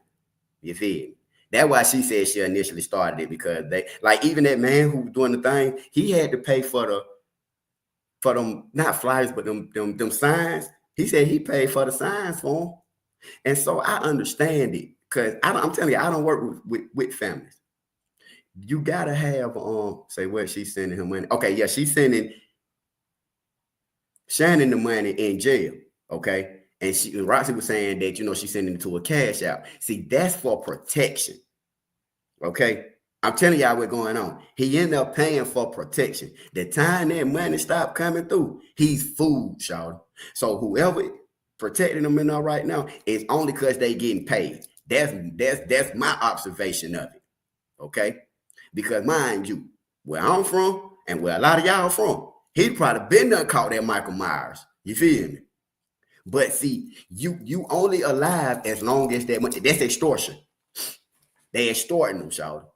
So as long, and this is county, when he get to prison, it ain't gonna be nothing he can do, because dudes out down the road in prison, they live by a different code.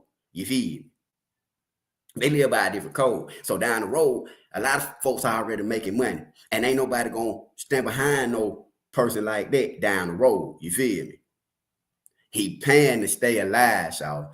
And what they trying to do is say, look, stop sending him their money and let him woo. Shannon know. First of all, Shannon know if she stops sending him this money, before he let them folks take him out and play him like that out the street, he'll go in there and take a plea bargain and take the rest of them down with him, especially her, especially Shannon. He'll go in there and take her down. You feel me? So her thing is keep that money on their book, $100. She probably paying about $100 a week, probably more than that. You feel me? Ain't no telling how much she sending them a week, but I know, shoot, it's a cash out. You feel me? $100 a week, $200. They putting that press on him, y'all. When y'all said he came in at that time and got beat up, when he looked beat up, I bet that money went there on time. I bet they keep Buddy tied up in the room all day long. I bet, man, that boy ain't coming out of that room. It was 15 cameras. Rossi said they seen her go in and never come out. Go in well. Go. They seen her go in well. But yeah, tell y'all what's going on, y'all. He trying to get there and pay that money, man. It's already 9 o'clock. Oh, y'all know we finna turn on in. I got it now. She's selling stamps for money, so that's how she dropping pounds. You know, she gonna start singing like a canary. She dropping pounds because she ain't got the key to that damn chain. Jarvis got that key. Who? You You know how women, y'all be petty. When y'all be petty, look, like for example, right? My baby mama, right? She got mad at me one time and she had left, right? And when she left, I started noticing little shit was missing. Like my AirPods and shit. Like, what the fuck is my AirPods? You know what I'm saying? Well, perfect example. She had took one of my damn keys. Feel me? So I'm telling y'all that right now, right? I'm looking for my key. I'm like, where the hell my keys at? Can't find my damn keys at the house, right? Hey, man, bring me my damn key. Point is, people take little sneaky stuff like that. So when Jarvis got locked up, he probably like, you know what? I'm going to take that key with me. I bet your fat ass won't get in that chain, get nothing to eat. You feel me? Now he holding that key over her head. Look, hey, you give me some, send me some money this week. I give you another clue to where the key at. Whoo! On the goddamn refrigerator. But yeah, man, she probably stressed out going through it. She's scared, so trying to find a transcript or the minor testimony. You ain't gonna find no transcript or the minor testimony. I mean, I don't know. I ain't gonna say that. Y'all. I did hear about the minor testimony, but I'm thinking because she's a minor, they trying to hold it like court document. Look up the court documents, court transcript. You really probably got to get that from the courthouse. Her, he getting haircut every 2 weeks, fat snacks and plenty. Hell no. If that's what's going on in there, they soft as hell. They let that boy get the only way that can be happening is he paying for protection. That's it. He got to be paying for protection. All them snacks and foods he got it on. Them for the big dog. Cause I just, like I say,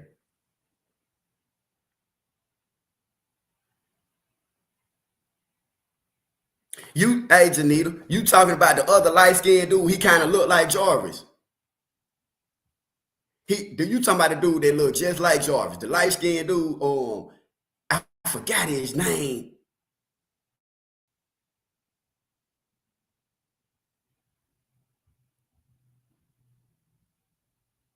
Oh, hey, look, try.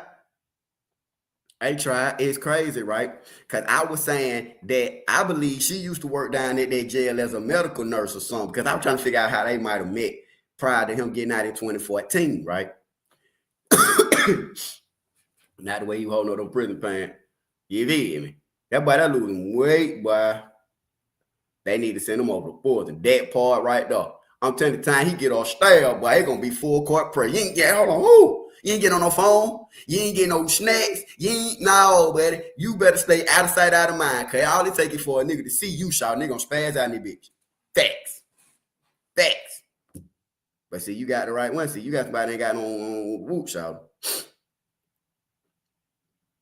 I think he was, yep, Jonathan Quells. Yeah, I remember him. That happened some years ago, didn't it? Like, when it happened, I remember that, though. I do remember that. Shannon, they was in the medical field. One of them got a medical degree. What's the guy when he got her medical degree, too? Who was the one? Janelle, when he got her medical degree first.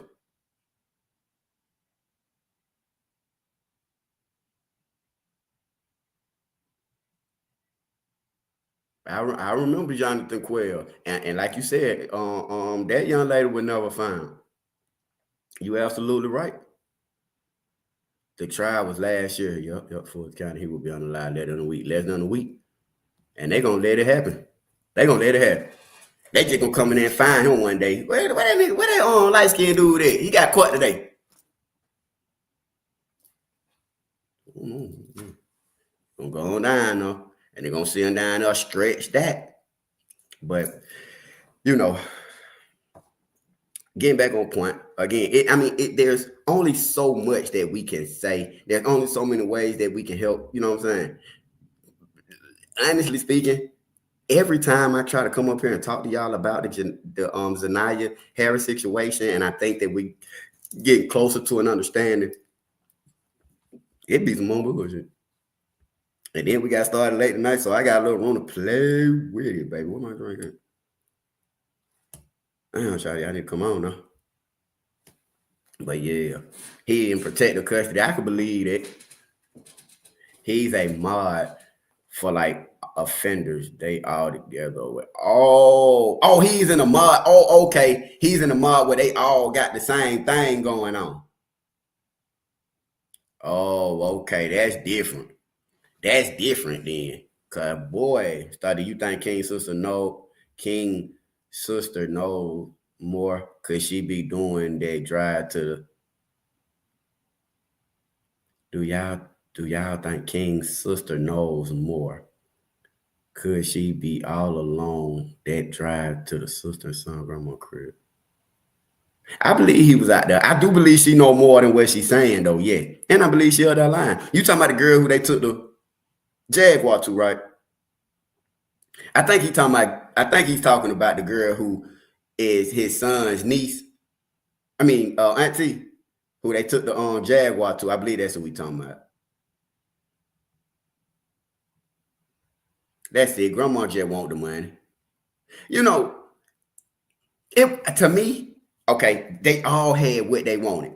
That Shannon wanted a man. She wanted Jarvis. Woo. And you know, I don't know how.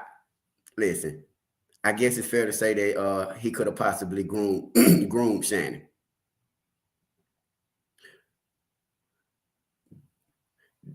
You know, he could have groomed Shannon, and you know what I'm saying, because she was an adolescent. They saying that she met him when she was 16. Now, initially she said 19, so I looked at it as her being grown and knowing very well what was going on. But if this is something that he was able to get a hold of, because mind you, so we got to go back and look at this. Lord Jesus, y'all, that's why I love it when we go to talking. Stop it right now. Shut the front door. Check me out one life.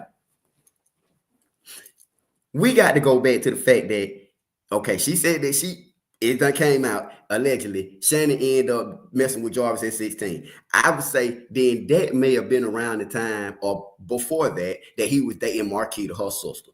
It still confuses me because in 2005, Jarvis Butts went to prison to serve a 9-year sentence, was being released in 2014. Can we all agree on that? Because the court documents and paperwork I said he got sentenced in 2005 and he was released 2014. So somewhere along the line, I'm thinking he met these girls online. You feel me? I don't know how he would have had access to these young girls. You feel me? I don't know how he would have had access to them, but somewhere along the lines, he gained access to these vulnerable girls. You feel me? And he started a relationship with Marquita at some age. Because what I was going to say was, how did he even get into this Harris family? And it went from him messing with, but see, we still got to go back to the fact that he was abused at 13. We don't know who his mama is and her ties into these people. But some kind of way, because mind you, if he was done like this, could it be possible that his mama is related to these people? You feel me? In some kind of way. Even if she's not related to these people, some kind of way he still was able to be manipulative and coerce these women into letting them into their life, starting with Marquita. Now, Marquita got children, but she said she was smart. She didn't say it like this, but she was smart enough not to have kids with this man for whatever reason, or for whatever reason they didn't have kids together, right? Him and Marquita don't have no kids, but he did try to abuse Marquita's 9-year-old daughter. You feel me? Who spoke up and y'all chastised this child and made her scared to the point where she like, oh, okay, well, I'm not even gonna say nothing because you done scared her, you done frightened her. She don't have a safe place. She don't have a safe space. She can't say, Mama, this happened to me. Auntie, this happened to me. Daddy, this happened to me. So now, I'm just saying, he ended up trying shout, but he didn't have kids with her, but he ended up having 5 with the sister. So now it's crazy because he really not part of y'all family. He is the baby dad. Listen, I keep telling y'all, my baby mamas, I ain't got nothing really. I don't like their family, no. But that ain't got nothing to do with me because we got kids together.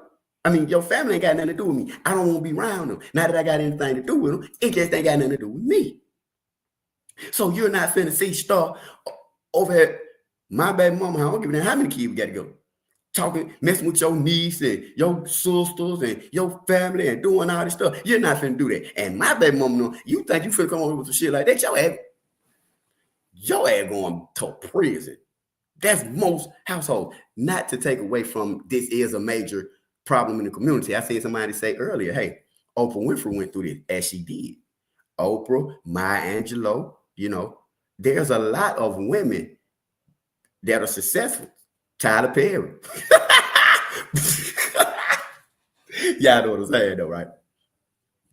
That went through this stuff, man. And you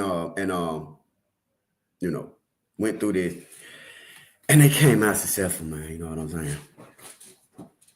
You know, but y'all want, okay. So listen, you guys, I want to play something for y'all real quick, okay? This nigga said Kirk Franklin. And you right though. You right. I ain't think nothing about Kirk little ass. Kirk just be running, tune his ass up. I don't no folk no goddamn Kirk Franklin. And then Kirk Franklin was at the goddamn Jamaican shit, popping his ass. Popping his ass. Popping his ass. You be like, what the fuck is wrong with Kirk Franklin?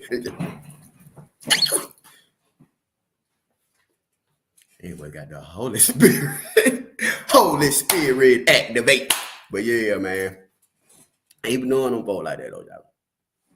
Yeah, Kirk Franklin guy. I don't know what the hell be going on with them folk, boy. But yeah. Okay, so look, have y'all how did y'all feel about when I played that and I want y'all to be honest with me too now. How did y'all feel when I played that spirit box reading with Candace Starr? When I played that spirit box reading the other day, because she got a part too. Then with Kirk Franklin, you be like, you be praying. You know, I was praying one time in Kirk Franklin church. I was holding his hand. He gonna roll up my thumb. I said, hey, don't fucking do that. That was a joke. That was a joke, y'all. At some point, you would like to remember getting rid of Kirk. Going, yeah.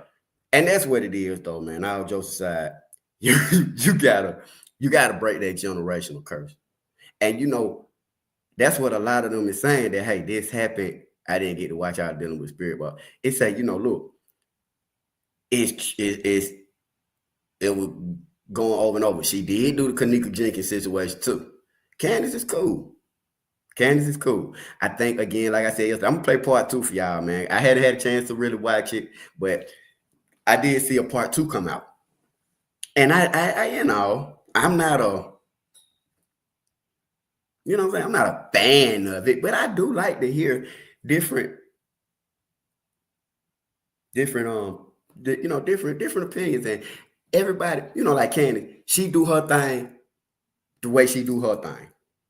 You know what I'm saying? We do our thing the way we do our thing, and that person do their thing when they do their thing. That will make everybody different.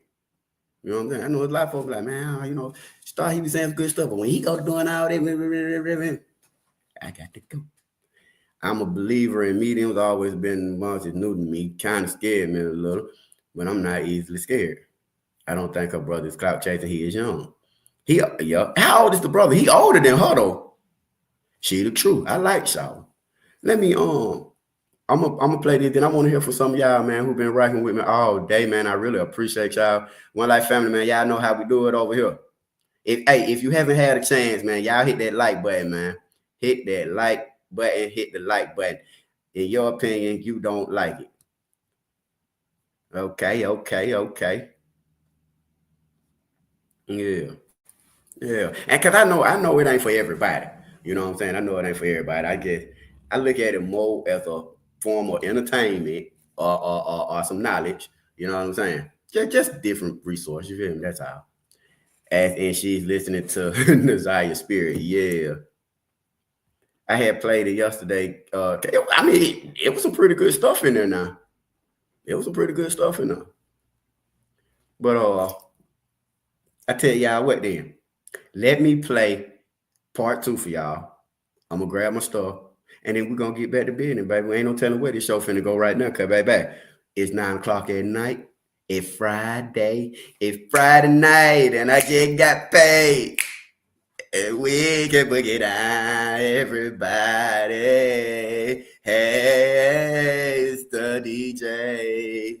So we can get it started. Everybody ready to party. I saw it today, part 2. Was good. I watched some of it. I was like, let me wait. I see how y'all be doing me. I be about to watch it, but then I be like, nah, let me come on watch with the One Life family. What it say the Bible says? Oh, here we go. The dead not know what the living do.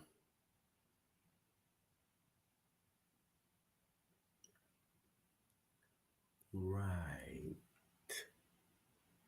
I don't know. The dead know not what. I like how you put that though. That's a deep little statement right there. And that is a name. Hey, man, y'all is crazy, man. Hold on, well, here I go. Hold on. Y'all give me 1 second, man. Y'all give me 1 second, my liver. Hey, Mr. DJ. Jarvis butts the Detroit man charged with murdering 13-year-old Ziyah Harris. He appeared in court for the first time since his case was bounded over for trial. CBS News Detroit's Jack Springate sat on today's proceedings to tell us everything that happened in court today. Well, today's hearing was more procedural than informative, but it did set a timetable for some of the next steps in this trial. The biggest development arguably happened outside the courthouse, and that was learning how much attention Ziyah's story's been getting since last week's preliminary hearing. Butts entered a not guilty plea before the court scheduled a calendar conference set for March 7th at 9 a.m. That's when deadlines to file motions, motion hearing dates, and potential trial dates will be set. One of Ziyah's adult cousins and staunchest advocates said her story has taken off ever since the preliminary hearing. There are a few celebrities that have reached out. It's reached some very top tier platforms. So I'm hoping that, it moves in the right direction that it needs to go on. Roxy says one of these celebrities was Detroit's very own Skilla Baby, who not only said he'd cover the cost to throw a community gathering to honor Ziyah's life, but he's also changed his profile picture to this photo of her. I'm very thankful that Skilla Baby decided to, step up to the plate and take care of everything. And it's just awesome how the community is coming together all behind Ziyah. Roxy told me her reaction to much of the online chatter that sided with Judge Aaliyah Sabri's observation that those caring for Ziyah when she was abused didn't do enough to protect her. Accountability matters. It's some things that you can be able to forgive your family members for, and this is just one of those things that I just personally can't. What's right is right and what's wrong is wrong, and everyone involved in it needs to take accountability. Roxy says she would have never let this happen if she were still living in Detroit 1 year ago. Again, Butts will be back in court on March 7th for that calendar conference, and you can continue to follow along this case with us here at CBS News Detroit as we bring you real-time updates as they happen. For now, reporting in Detroit, I'm Jack Springate, CBS News Detroit. Jarvis butts the Detroit man charged with murdering 13-year-old Ziyah Harris. He appeared in court for the first time. People always want to say something like something. No, hey, listen, one thing about me, I keep an open mind. Yeah, that's me. I keep an open mind. It ain't for everybody. At the end of the day, hey, I see me. I'm not like that. I'm not gonna reject information because I don't know why people say that, but everybody's entitled to their own thing. You lost me with that one. I'm out. Just leave.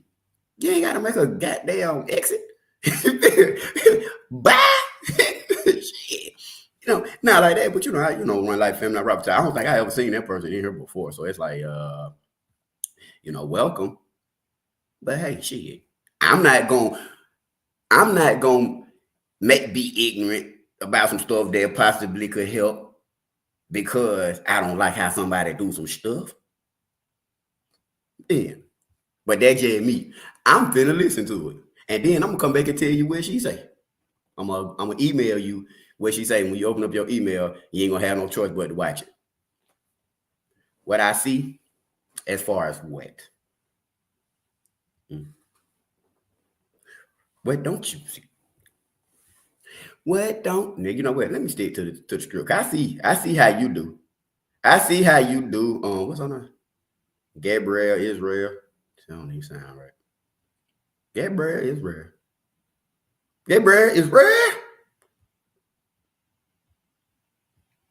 One Life family. finna get into some of this mediums. And it's so crazy because I do respect what you're saying, because my mama said the same thing. Hey, welcome to the channel. I'm just messing with you, shout. You'll find out real quick, man. We be laughing and having fun over here. And I'm not forcing this on nobody. This is not me forcing this on anybody. I just be sharing all kind of information, man, and we just talk about stuff. You know, and again, like honestly speaking, my mama said the same thing. She was like, and then she said that same word, she called it the mediums or whatever. She said it earlier, she was like, you know, I don't really get into that, you know, but so I get it. I get it. It's not for everybody. You know what I'm saying? I'm not sure who begged to tell where the body was. Oh, in the courtroom. They said that in the courtroom. They had the courtroom. Yeah. She told me I don't need no attention. Let me see you, Charlotte, because you're doing a lot of talking. Look familiar. But yeah, welcome, Gabriel. Welcome, man. We just be over here. We just having a good time. And that person, man, you'll learn real quick, man, that we all good over here, and we get along real well over here, man. Welcome to the One Life family. Glad that you could join us. But we even played it right here for a second. But you're more than welcome to hang out, baby. I'm glad you even stopped by. I'm glad you stopped by. I really do appreciate that. Hit that subscribe button for your lead, baby.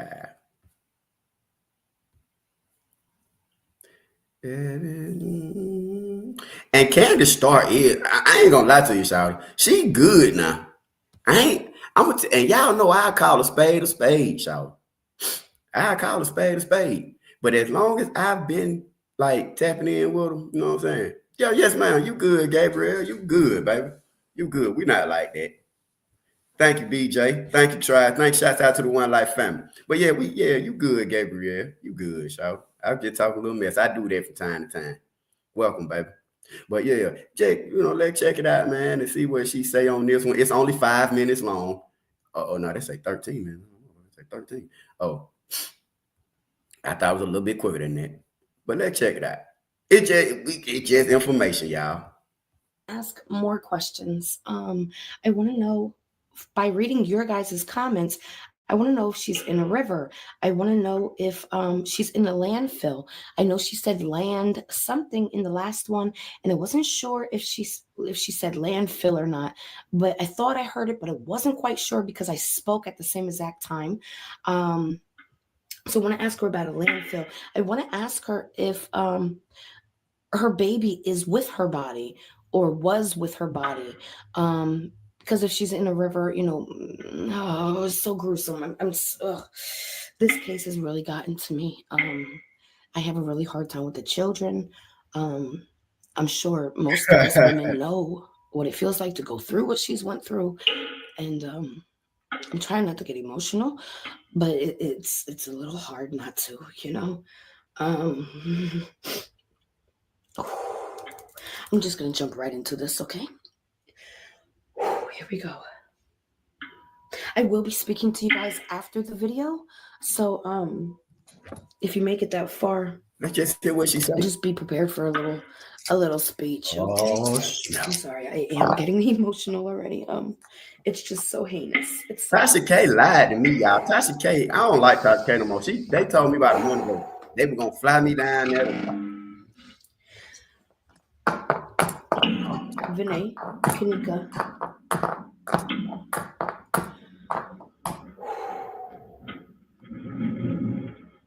What lie that was? I had wet 100 on my nose. Can we speak with Ziyah Harris? Hold on. Ziyah?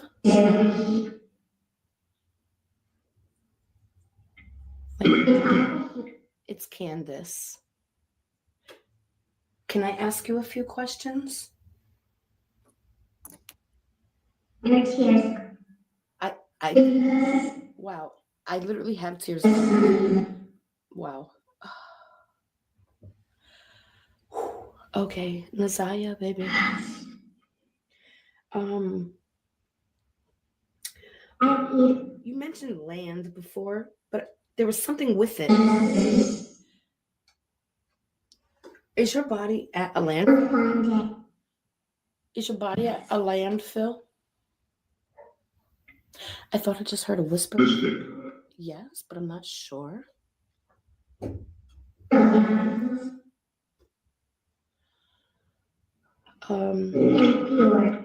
Is your body in a river? You mentioned tore up. Were you talking about your actual body?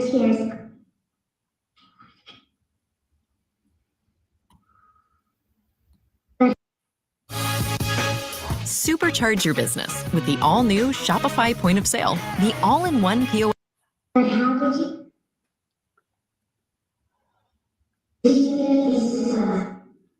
Candace Starr? What? Oh, baby. Sorry, honey. I know you're innocent. Nobody deserves to grow up that fast. You were hunted. They were predators, all of them. Every single one of them. Hey, it scared me the other day. I They're all predators. Hell, why the fuck out of You here? had no control over that. It's not your fault. Gave me money. Gave me money. That's supposed to be coming through the box, through the spirit box. With his son. Oh my God. I just want to know where your body is so we can lay you to rest. With his son.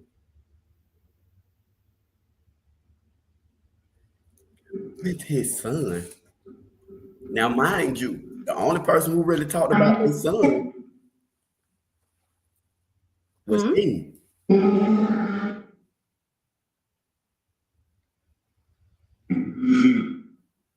Is it possible King? No, I'm.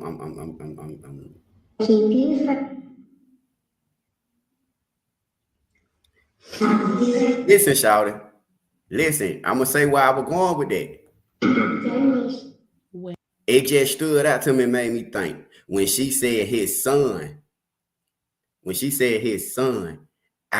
don't know why, but I thought about that part when they said they took Ziyah over to the house where they dropped off the Jaguar.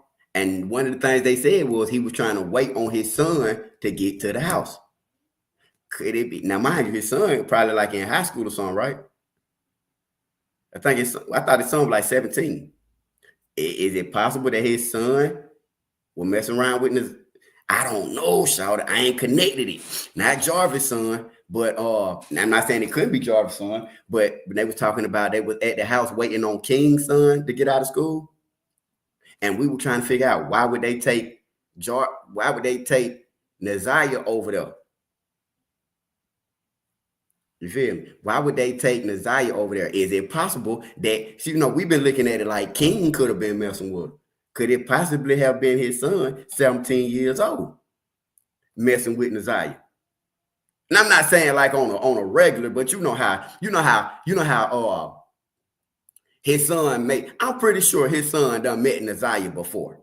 You feel me? He probably thought she was cute. He closer to her age, even though he's older than her, but he's 17, she's 13 type, you know what I'm saying? And you like, dang, daddy, who is that? And she got dang kind of just be around in the midst. Remind you, the auntie who was sitting there on the stand said that she had hung out with Jarvis before. I don't think it's far-fetched for Jarvis, Ziyah, her and her son to hang out, which is why she said when her son saw Ziyah, he went up and was talking to her because he done seen her before. Man, come on, shout. Come on, shout. That's why I was like, that little boy ran up to her and ain't never seen her and just was playing with her. He familiar with Ziyah. Your 6-year-old son is familiar with him. That's why she said her and Jarvis, I'm talking about the King son auntie, said Jarvis came over there. She tried to lie that first time, and I go back and play it. I'm going to go back and play that. Y'all remind me to go back and Let me pull it up. But I'm gonna finish playing this. But the sister tried to say that it was somebody else at first, but couldn't find out it was Jarvis all the time. You feel me? It was Jarvis all the time. Start think about it. If it's a 45 minute or hour drive, is it a long route back to the shop? But she buried around area King's grandma lived in. I can believe they disposed of the body before they got back to the shop. I can believe that. You know, I can believe they went out there and disposed it. I definitely could believe that. He put her in a car. But now let me ask y'all this, because I get it mixed up. Didn't they say, did the people at the hotel say that Ziyah was, is that what y'all was talking about earlier when they said they had video of her coming in, but not going in, but not coming out? I'm just asking, he put the car in there at a chop shop so that she could be crushed. He was in the mechanic field. I can believe that, Gabriel. That's what I said that the other day. Now listen, Gabriel. See, I said that the other day, welcome to One Life, baby. I said that the other day, and I was telling them, I said, look, that's a chop shop when folks over there around. You know, and I just feel like it's a chop shop, and they won't say that ain't no chop shop. That what one person said. But I'm like, shout, any person that work on cars like that, they got access to chop shops, parts, and all that. If you look at a lot of them cars they worked on, they were cars that if I can't fix it today, you might want to chop it tomorrow. What the fuck kind of car need a water pump? That's an old ass Jaguar. You might want to just sell that motherfucker. I don't see me driving no car that need a fucking water pump. Not saying I had water pump. I think I did have a Navigator that needed a water pump. I sure did. I had a Navigator, needed a water pump. I let the dude put the water pump on there. Something it wasn't a water pump, it was something. He messed it up. See what I'm saying? Damn Navigator was old as hell. Goddamn car need no fucking water pump. But yes, the same person she had when she was walking looking for baby girl, is this the same person she had when she was walking looking for who? Rutherford. Yeah, where's the video of them at the motel? I believe they made a statement saying that, and the police did say that they tracked Jarvis' phone, I think it was, out there to that location. Now, they did say that he was definitely out there in that area that he said. You feel? They definitely said that he was out there. Okay, let me finish playing for y'all, man. I love y'all One Life, man. You know how we do it over here. Shouts out to One Life. Shouts out to One Life. Shouts out to all the new people in the building. Rouge River. They never mentioned the girl on camera that would be in the preliminary hearing. They never mentioned the girl on camera that would be in the preliminary hearing. What you mean? What girl that was on camera? Right. There ain't no way they fit. And Belma, you shared with us your experience on knowing about how that worked. So thank you for that. But you absolutely, you said you work in that field and you broke it down to it at least require 7 hours. Or they up, you know what I'm saying? Now, when people work on cars and stuff like that, mechanics, especially these shade tree mechanics, if it's a job that they know the insurance people gonna pay 7 hours for, you're gonna take up that 7, 8 hours. They're gonna try to take that 7 and add some more on there, try to make them a little something. You did. That's what you're gonna try to do. You've done insurance 11 years, you know what's going on. Start maybe it's a car at the shop he used, but act like he needed the fiance car. She so the fiance suspect. Now, when you say the fiance, you talking about she the one that had the Suburban. Who that was? Tristan was breaking that Suburban down. And you know what? Shouts out to Tristan, man. Tristan. She was talking about that Suburban yesterday. I didn't hear about the Suburban till last night when I listened to the fiance testimony.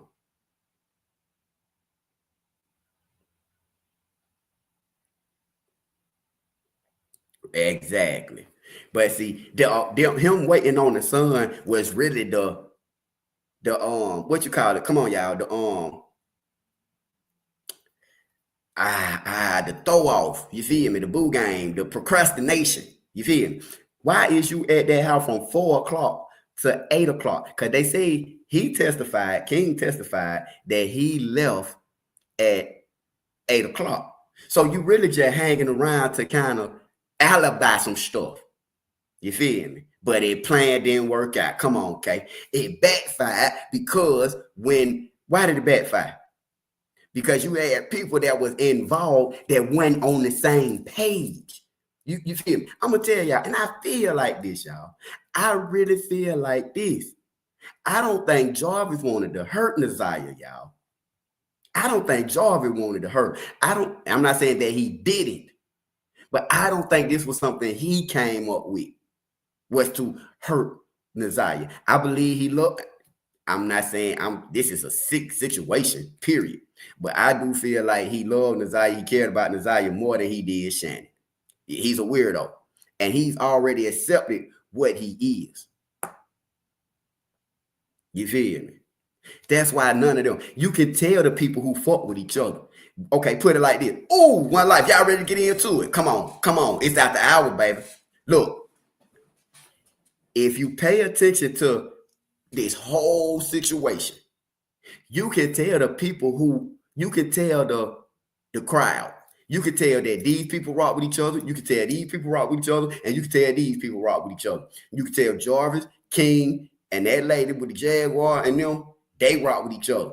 Then you can tell that Shannon and her mama, Marquita, that baby mama, that fiance, they in cahoots. Then you got Roxy and the cousins and the great aunts and all them, and they rocking with each other.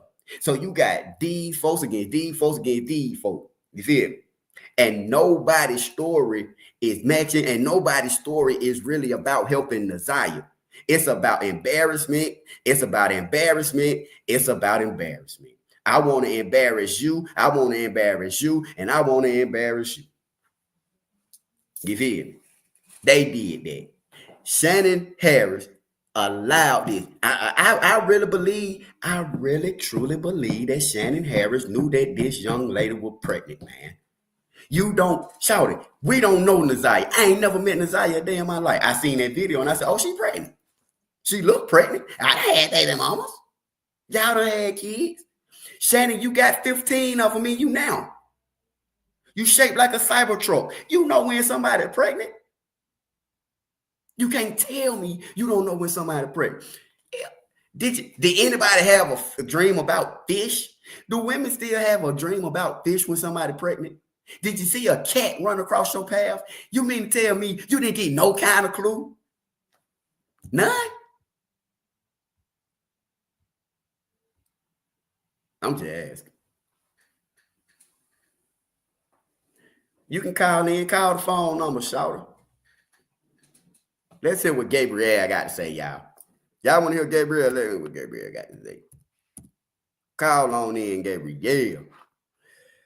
Oh, let's see, dang, what's the number? Let's call in and see what you got to say, man. We're going to take this thing step at a time, man. But first, let me finish playing the bill. Where's your body? Vinny, where's her body? Is it land?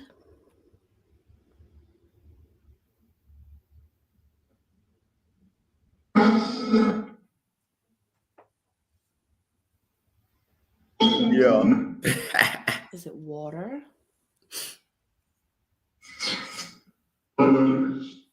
What about a sewer?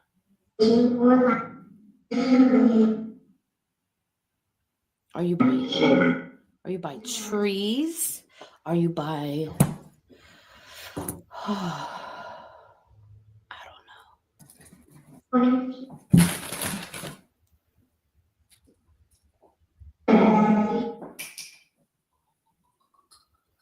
Are you with your father? Are you with your dad?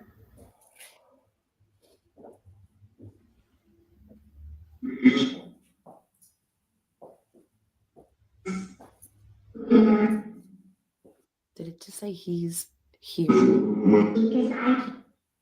You two care. I know you got a big heart.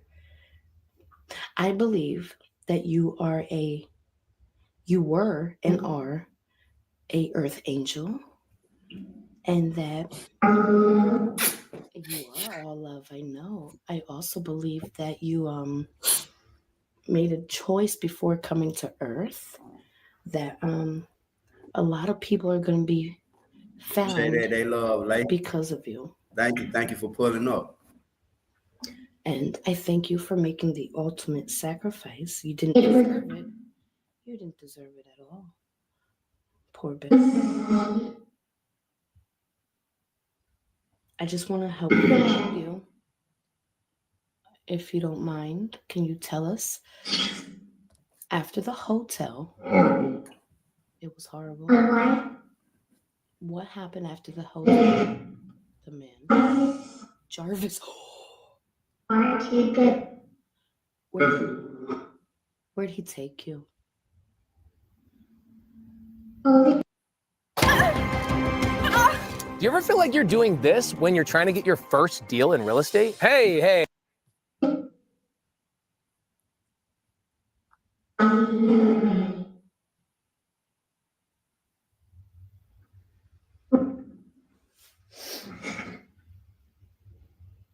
Where they found your clothes? Were you actually there? Or is that a diversion? Were you there?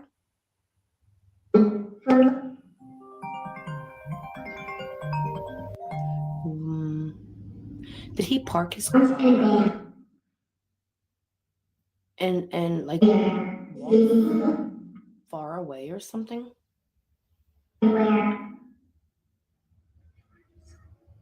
Did you hear that little whisper? Holy crap. All right, listen. I'm gonna ask every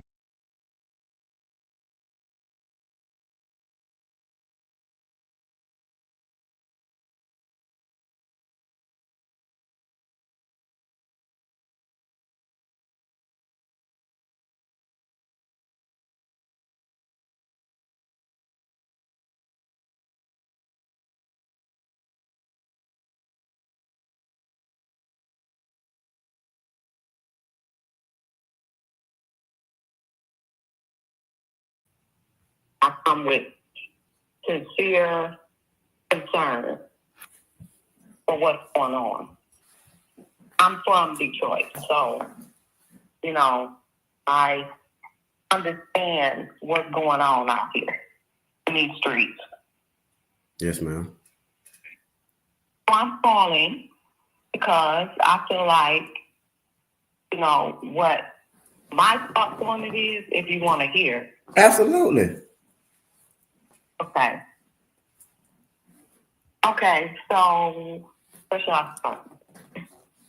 I'm a little nervous because I don't usually do this, but I was just from the comments. So I'm like, let me kind of voice, my thoughts on this whole situation. Yes, ma'am. You good. You good. We not like that over here. You feel me? We messing with you in the comments, but you good. Speak your mind. We here. We not like that at all. And I'm glad that you called in, and I'm glad that you been coming by the channel. You more than welcome. I appreciate that. Okay, my thoughts is this. Ever since it happened from day one when the world found out about this, which was in February. Okay.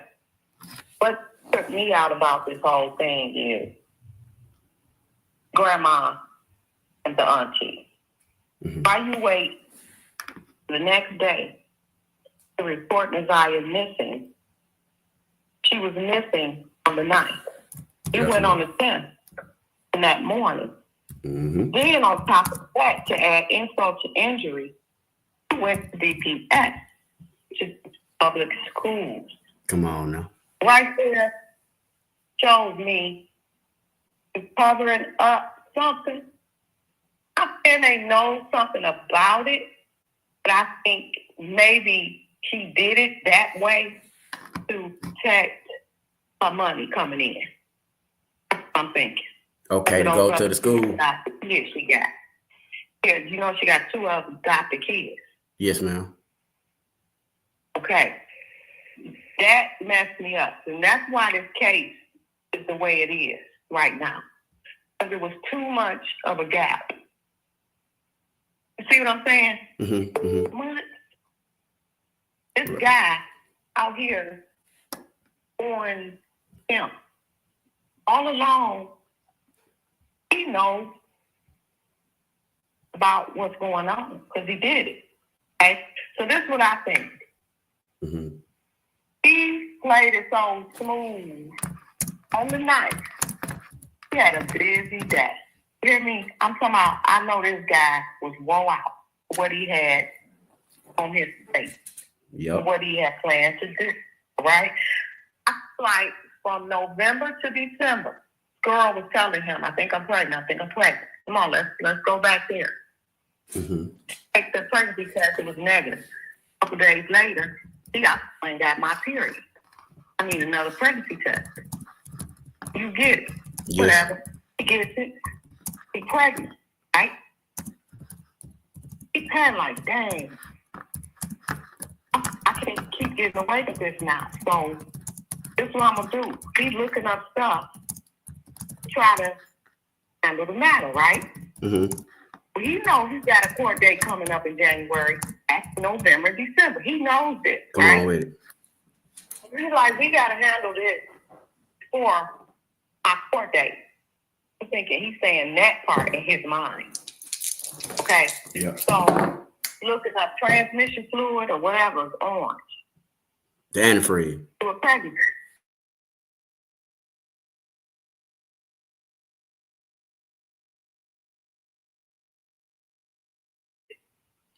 To kill a baby, okay? You? No, I haven't. No, ma'am, I have not. Hey, trust me, I never heard of that. But that's okay. Remember the antifreeze later on when I get to that. I'm on why I think he took her to a chop shop. Okay? Now, I think, I'll tell you how his day went that day. I'm going to be short. I ain't going to be too long. The 9th, he went to court. Right? The baby mama took him. I was waiting on you to get there, baby. I'm not rushing you, but I knew you were going. I'm with you. Yes, ma'am. He was supposed to went to court. He was supposed to turn himself in that day on the 9th. He went. He reported. He told them, but you know he a con artist. And it worked. Oh, I got some legal business to take care of. Could you just let me come back, reschedule me, da-da-da. So they fell for it, and they did it. He's like, yes, I got time to take care of this pregnancy. And like you said, bro, you said, I don't think he meant to kill her. I don't think so either. But the plan he devised backfired. So with court, went up to the shop. He worked during the day. Ziyah and him has been communicating from her in school through that tablet thing. Absolutely. Okay. Yes, ma'am. She already know what the plan is. I gotta meet him so we can do this. She's down with it, okay? Because she trusts in this dude. Okay? So he with King and they going to get parked, right? Yes, ma'am. Remember he said they forgot something, they went back. That's what he Who said. was driving? Do you remember that? Jarvis. Jarvis was driving. He knew exactly what he was doing so he can run into her. He timed it good. That's why they went back so he could make like a U-turn. Is that what you're saying? Yeah, until time he didn't see her. So by the time they went back and boom, there she go. They go my knee. He played it off. King That's what didn't he know. said. King knew. I believe that in my heart. That boy didn't know. He might have. He got his little stuff he going through too. But you think this man don't tell us to indulge himself with his bull crap when he got on going on? But you gotta keep in mind, King was in the car. Oh, go ahead. Go ahead. He in the car. There go my niece. King said, "Shit, I didn't even notice her until." She came across the street. He said till she came across the street and got in the car. He said he was pointing over there and he didn't see her until she got in the car. But you still took that little girl back to that shop, and then you took her from there to another adult house. King did that. Right. No, he did. Jarvis did that. King they worked together. You know what I'm saying? He did ask him while they was working. stopping. Wait a minute, you gonna drop her off, man? Because he said that she was a distraction. So he kept probably stopping. He did say he kept stopping, especially after the car ran out of gas. He was like, "You gonna take her home?" He said, "Shawty told him no." But that don't make sense though, because listen, I mean, not to cut you off, but that don't make sense because when would y'all have time to work on the car if y'all was at the house at 4:00? She get home from school. He had a normal traffic. That car been up there. You see what I'm saying? He was damn near almost finished with fixing it. They had to go get He said the car got there at 9:00 that morning, I thought. Right. They was King working said, on it. It's a Jag. King said that car got towed up there at 9:00 that morning. He said the man that worked on the phone said he couldn't work on it. So he had to Google it.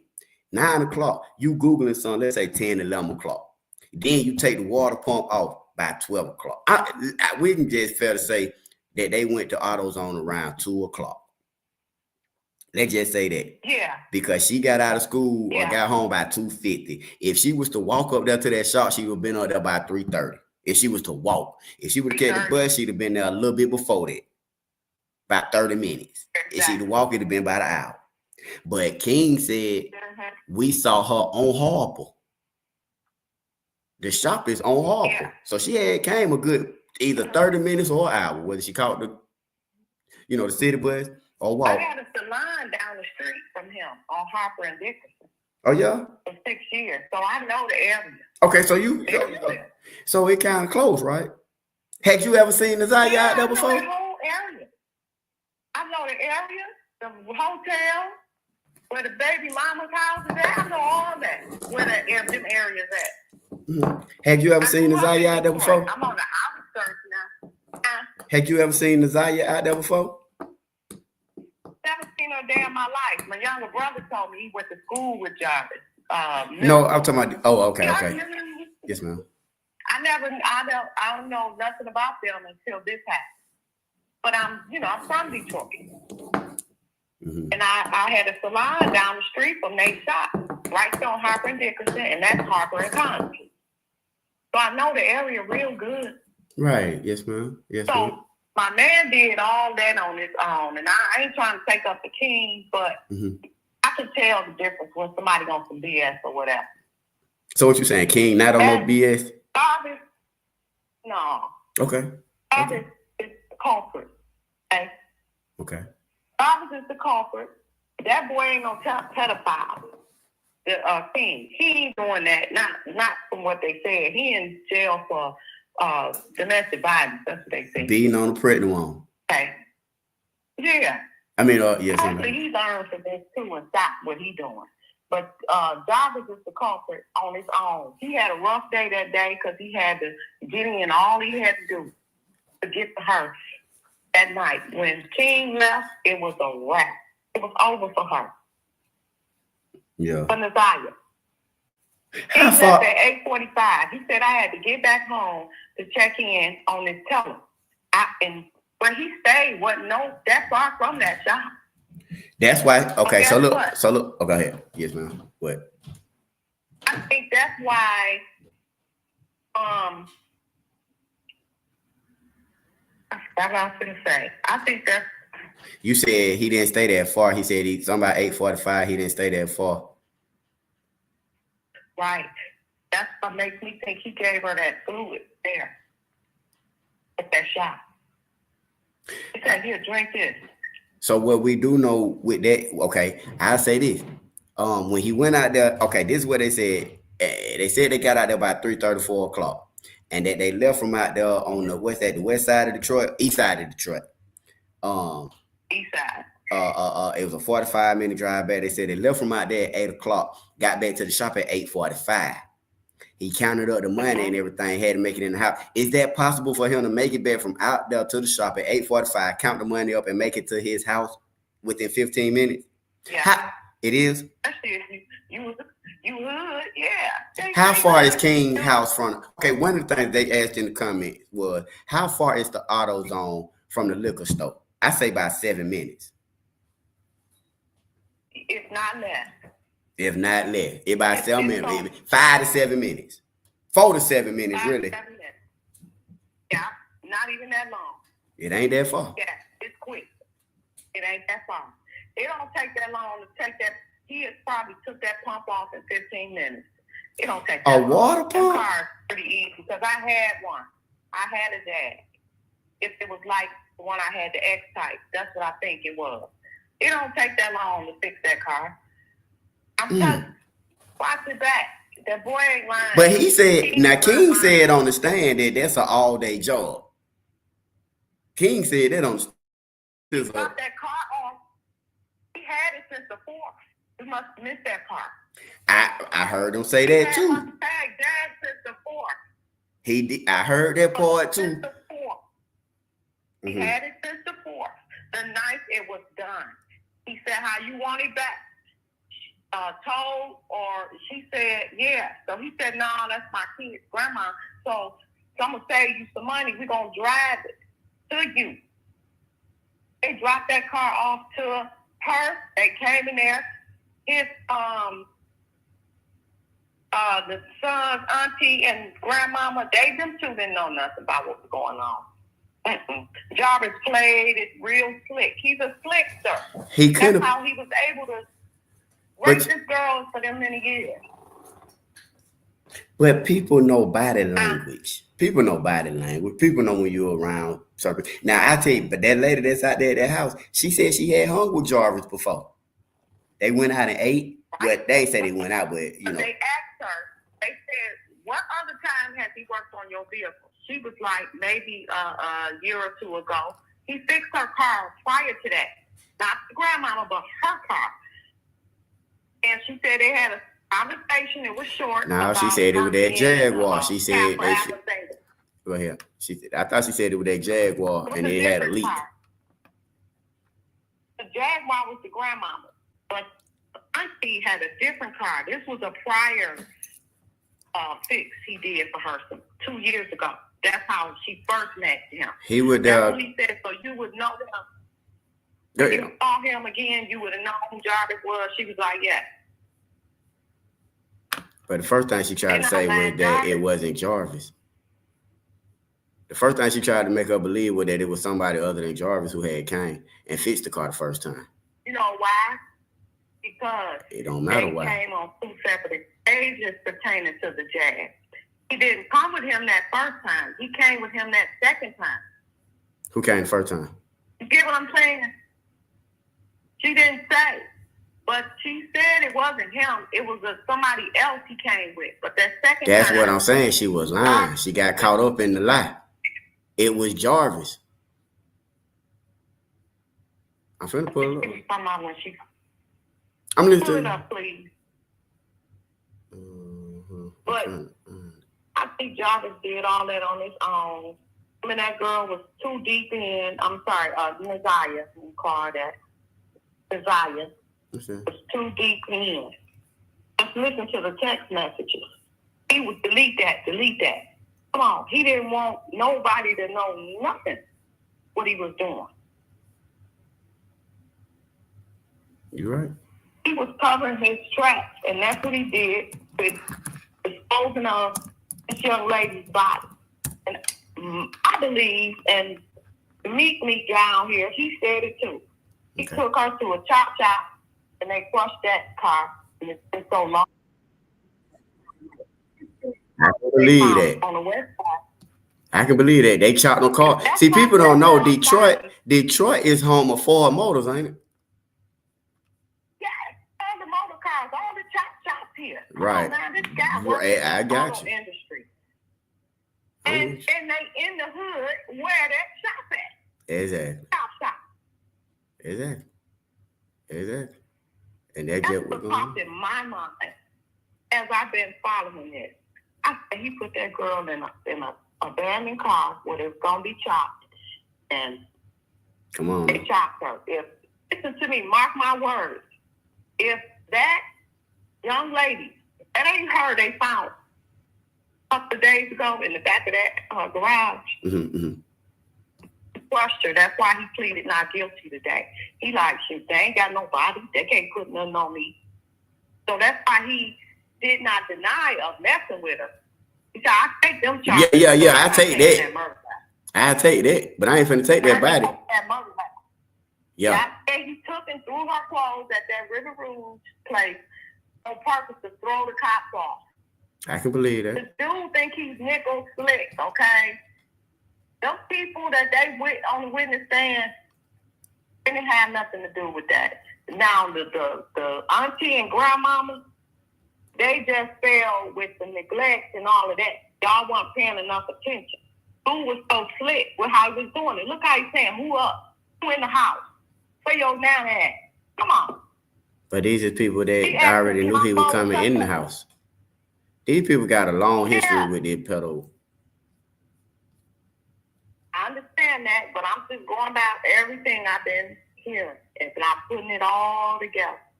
I'm pretty good with that. Yes, ma'am. Yes, ma'am. But I think that's what he did with that. And then, y'all, the city of Detroit do need to do better. Their court system is a hot mess. They took forever. Didn't get that girl case on the DPD death until around Valentine's Day. Exactly. And they still never notified the police. They never once notified the police. And Kim Worthy said that. She even said, I feel like it should have been on their death. You know, they messed up. She know they messed up. So, they were supposed to. Okay, here. Okay, I'm listening. Miss. I'm sorry, Miss Gabrielle. I'm listening. And one last thing, I like kicking it with you. But one last thing, Roxy. Here, she's got a GoFundMe page. You fight with the money, and some of it needs to go toward petitioning the system to take away the 24 hours when we can report somebody missing. You got to wait 24 hours. Get rid of that. It should be immediately. Yep. Based on the stuff we've been dealing with lately. Take that money and go get an attorney to go get the rest of them kids. How about that? Get an attorney. Get somebody that's going to go in there and fight CPS and go get them kids. Use the money for that. That with it. Fuck them t-shirts. Fuck all that. Go get them kids. Go get the rest of your nieces, nephews, uncles, and cousins. Y'all allow everything. Y'all mama, daddy, cousin, uncle, brothers, and sisters. How the hell? We used to do that with pit bulls. But you're right. You're right. They need a goddamn woo-the-woo. But thank you for calling in so much. I'm going to get to the next call. I really appreciate you calling in, Miss Gabrielle. You are more than welcome here. I think you have a lot of insight. Stay around because I'm going to drop the, do you ever come up on the panels? I would like to. I'm going to drop the panel in a minute. I'm here from some more callers. I'm going to drop the panel and then we'll come up and talk a little bit more. You feel me?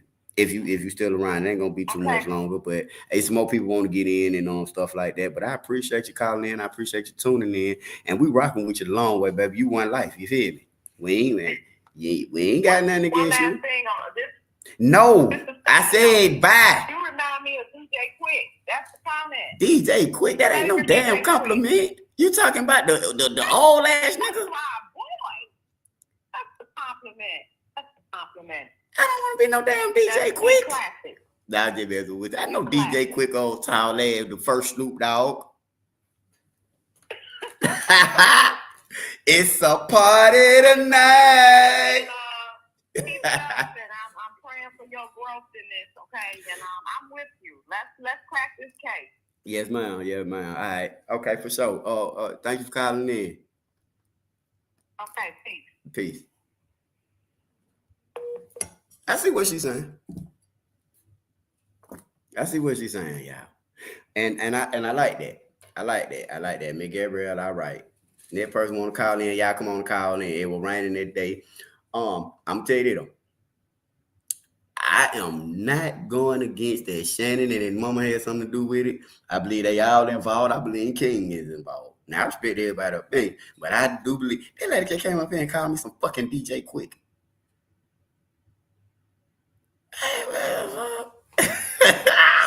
Y'all is off the chain. One Life family, who's next on the call in, man? And I'm gonna say this while we wait. And I pulled up something to play for y'all. I just pulled it up too. Is it? Oh, yeah.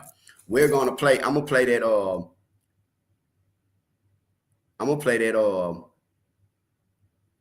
That sister, that lady who they talking about testimony. I'm gonna play that. I'm finna play that. Cause we finna go into it. Cause that lady there, what were we finna play that for? It was some y'all saying the shot theory don't work. We know her glasses was in the Nissan. It could work though. It could work shot wide. Cause mind you, let's be honest. They said, let me ask y'all this. How do we know that her son got them glasses out that car when it's known that they swapped cars? Hello. It's known that he dropped his truck off to her. Maybe she drove his truck to go and get her car back. Remember she said she didn't bring her car back and had her son in there and he picked them glasses up. He like, put it down. Because I don't see how her glasses would end up in Shawty's car when I let you use my truck and you rambling. You know how you let women get in your car and they go to rambling? It's called rambling. They all in your shit. Who glasses is these? This is a bitch glasses. You did? Your son playing with them. Okay, well, maybe they not a grown woman glasses because my son can fit them and he can play with them. You feel me? But it's some glasses in your truck. That's how that son got them glasses. He did not have Ziyah in your car with them glasses and your son found them glasses in your old ugly ass Nissan Sentra. You got them glasses out being in that man's car. That's why when he seen his son or your son or y'all son with him, he snapped. Hey, didn't I tell you not what you doing? The battery, but like I say now, it could be because of the dead battery stuff like that, what we talked about. But why you got napkins from the ice cream shop? I like ice cream. But I'm just saying, like, you know, we just having a conversation. You feel me? Now her son is 4 years old. They don't fit him. She not the one with the 4-year-old. Oh, you talking about a different, okay, he was 4 years old as opposed to the other.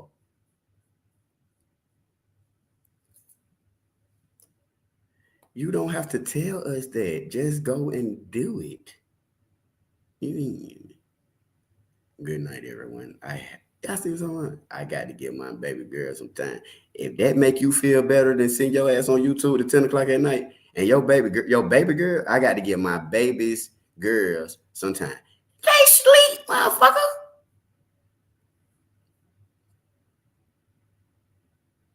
It's 10 at night. You finna go give your kids some time. I'm finna block you because you are an unfit mother. It's 10 o'clock at night. I'm finna go get my kid. You didn't think to do this shit 4 hours ago? Fucking weird. I'm finna go get my baby some time. They don't want it. Promise you that. Promise you that. I'm just saying. She said it. But anyway. My thing, dude, I did want to say this earlier. Oh, it's 7:10 in California. Yeah, is you in California? Right. Then, but yeah. Now look. What's the lady that just came up here now, Miss Gabrielle, she said some good stuff. But my thing was, if Jarvis was turning himself in, mind you, they don't call you at the last minute. Talking about, oh, you got to come to court and they turn yourself in. Nigga, we prepare for this shit for months. Like, damn, I got to go to court. Goddamn that week. I know they're going to take me in. And that shit kind of go on for a little minute. You know what I mean? It's 10-11 in Florida. I'm trying to tell y'all, it's 10-11. And then it's like, I can deal with that, right? But then, I lost my train of thought right over. Oh, you know, you got to go and turn yourself in. You got this going on. You got this coming on, right? So how do you mean to tell me, mind you, this lady said, we finna go through it. Fuck all that. She said that she gave the man a ride down there to the courthouse. They didn't take him in that day. She took that lady that had that Nissan Sentra, said she took Jarvis to court. Or was it his baby? Was it his fiance? Which one all took him to court? Which one all took him to court? One all took him down to the court. He ain't had to go in there. So they left. So you mean to tell me he left from the courthouse and went and committed a crime? I mean, I ain't saying it was a crime picking the girl up, but that ain't a crime. But if you unalive to her, that means you left the courthouse. Why you didn't do that before that day? You feel me? Why, if you were going to turn yourself in January the 9th that morning, why you didn't handle that January the 8th, 7, 6, 5, 4, 3, 2, 1? Why after this happened, your baby mama go down there on the 10th while her niece is missing and try to put you on child support? Child support? You want to put me on child support on the 10th and your niece is missing? You down here talking about child support? Not no missing person report. Not no missing person report. Shit. Not no criminal charges. None of that. You got me down here talking about some. You at the courthouse. You at the courthouse talking about some. You at the courthouse talking about some. Talking about some. You at the courthouse talking about down at the courthouse trying to get some more food stamps. You down there at the courthouse trying to get some more food stamps. Come on, you. Even if you put a man on child support, he ain't got no money. Then what the hell you doing for? Benefits. Hello. You want some benefits? You talking about some man ain't nobody did all that, man. What y'all saying? Did he date the two sisters? Yes, he did. He dated Marquita first, and then the other one shortly after. One Life Family. Hey, man, y'all got now show some love on the cash out one time. Now, this is for me. This is for me. You feel me? Great show always. Thank y'all so much for y'all support, man. I be rocking with y'all, One Life Family, because she have a new baby coming. I wish I had a new baby coming. Any volunteers? Nah, that was a joke. That was a joke, y'all.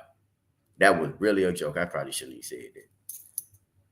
But yeah, they was establishing the alibi. And even with that, the alibi that they establishing, it's the alibi. That's what I just told y'all a minute ago. Pay attention. The mama and her two daughters, they're not trying to go down in it. Now, somebody gonna go down in it.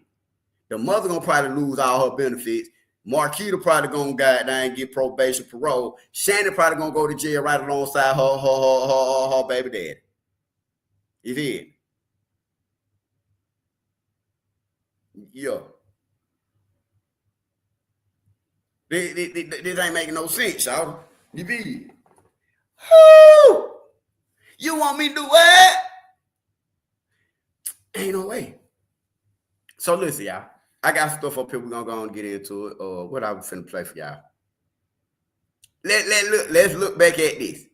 Let's look back at the testimony just for a second that the lady with the Jaguar said. Let's listen to it for a second. I forgot why I was playing this back, but that lady just said something. Not that lady, Miss Gabrielle just said something about it, and I said, well, let's just play it. Check it out. Yeah, one life. You swear to tell the truth, the whole truth, and nothing but the truth. Look how he looking at her. Look how bro looking at her. Look how that lady looking at her. They really finna try to get bro off. They really finna try to get him off. Thank you. Could you state your name for the record? Talasha Moore. And, excuse me. Ms. Yeah, Moore, that's what I'm playing right now, Gabrielle. I just want to ask you, do you know someone by the name of Cordell Wright? I do. And how do you know Mr. Wright? He is the father of my nephew, my 17-year-old nephew. So, your sister's son? Yes.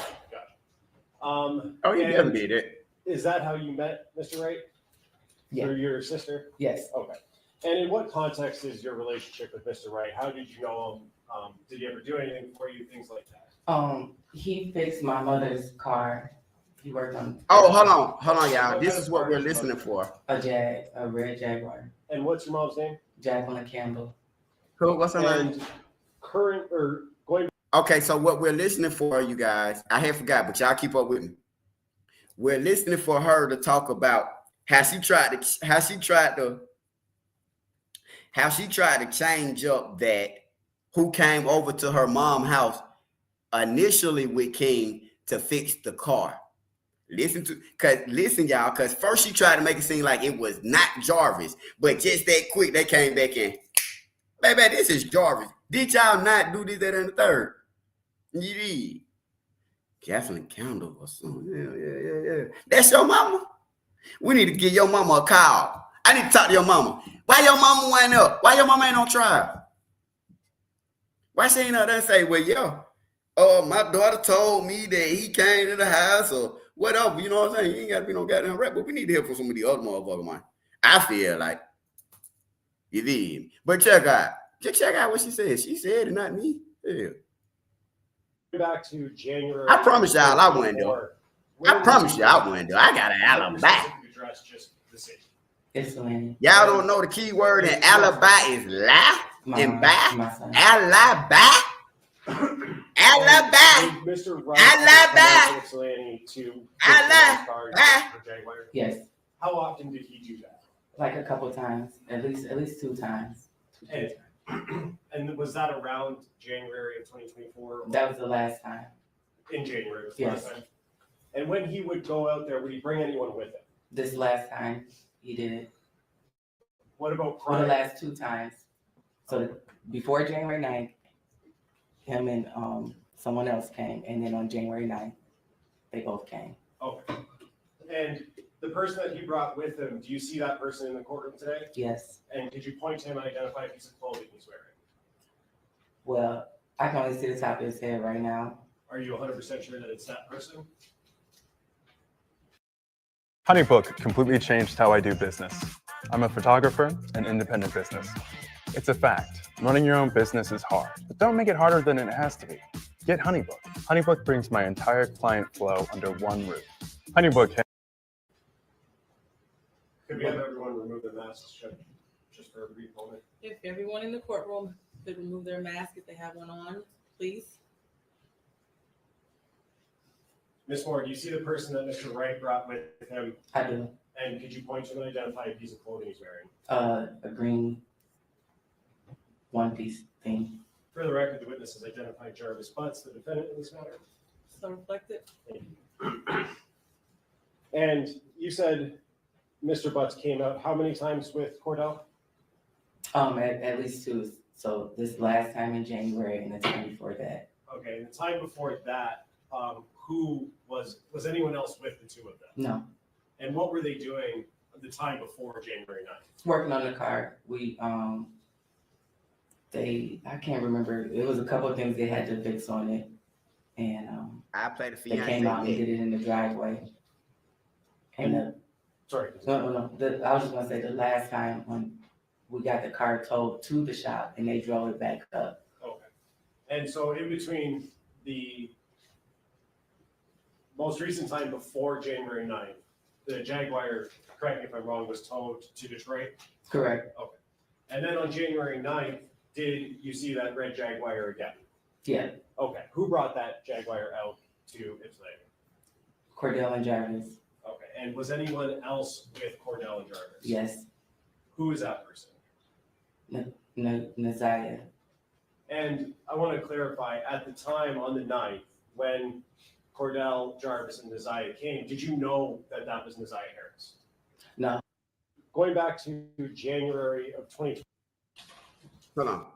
A red Jaguar. And what's your mom's name? Jacqueline Campbell.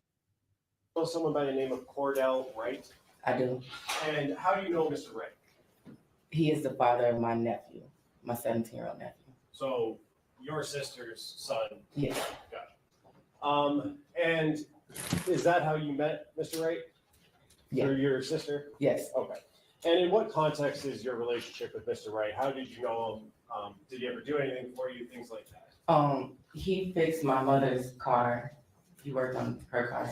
Okay. And what kind of car does your mother drive? A red Jaguar. And what's your mom's name? Jacqueline Campbell. And going back to January of 2024, where were you living at the time? Not your specific address, just the city. Ypsilanti. And who else lived with you in Ypsilanti? My mom and my son. Okay. And would Mr. Wright ever come out to Ypsilanti to fix your mom's car, her Jaguar? Yes. How often did he do that? Like a couple times, at least 2 times. And was that around January of 2024? That was the last time. In January was the Yes. last time? And when he would go out there, would he bring anyone with him? This last time he did. What about Or the prior? last 2 times. So before January 9th, him and someone else came, and then on January 9th, they both came. Okay. Him and someone else The came. person that he brought with him, do you see that person in the courtroom today? Yes. And could you point to him and identify a piece of clothing he's wearing? Well, I can only see the top of his head right now. Are you 100% sure that it's that person? Could we have everyone remove their masks, Judge, just for a brief moment? If everyone in the courtroom could remove their mask if they have one on, please. She said they arrived at 3:30, Do you see 4 the person o'clock. that Mr. Wright brought with him? I do. And could you point to him and identify a piece of clothing he's wearing? A green one. Hold on, I just missed that. For Like the record, the witnesses identified Jarvis. they just asked her. Listen. Today's actually a really exciting day because we got to unfold one of these units right in front of a crowd. I'm gonna tell y'all what I'm talking about. January of 2024. They said, look, they done came fix the car before. She said January the 9th, then the time before that. They said, who came with him the time before that? She said, somebody else. Right? Ain't that what she just said? Somebody else. But then she doubled back and said it was Jarvis. You see what I'm saying? She tried the wordplay on the stand. But look, listen. Where were you living at the time? Not your specific address, just the city. Ypsilanti. And who else lived with you in Ypsilanti? My mom and my son. Okay. And would Mr. Wright ever come out to Ypsilanti to fix your mom's car, her Jaguar? Yes. How often did he do that? Like a couple times, at least 2 times. And was that around January of 2024? That was the last time. In January was the Yes. last time? And when he would go out there, would he bring anyone with him? This last time he did. What about Or prior? the last 2 times. So before January 9th, him and someone else came, and then on January 9th, they both came. Okay. And the person that he brought with him, do you see that person in the courtroom today? Yes. And could you point to him and identify a piece of clothing he's wearing? Well, I can only see the top of his head right now. Are you 100% sure that it's that person? Could we have everyone remove their masks, Judge, just for a brief moment? If everyone in the courtroom could remove their mask if they have one on, please.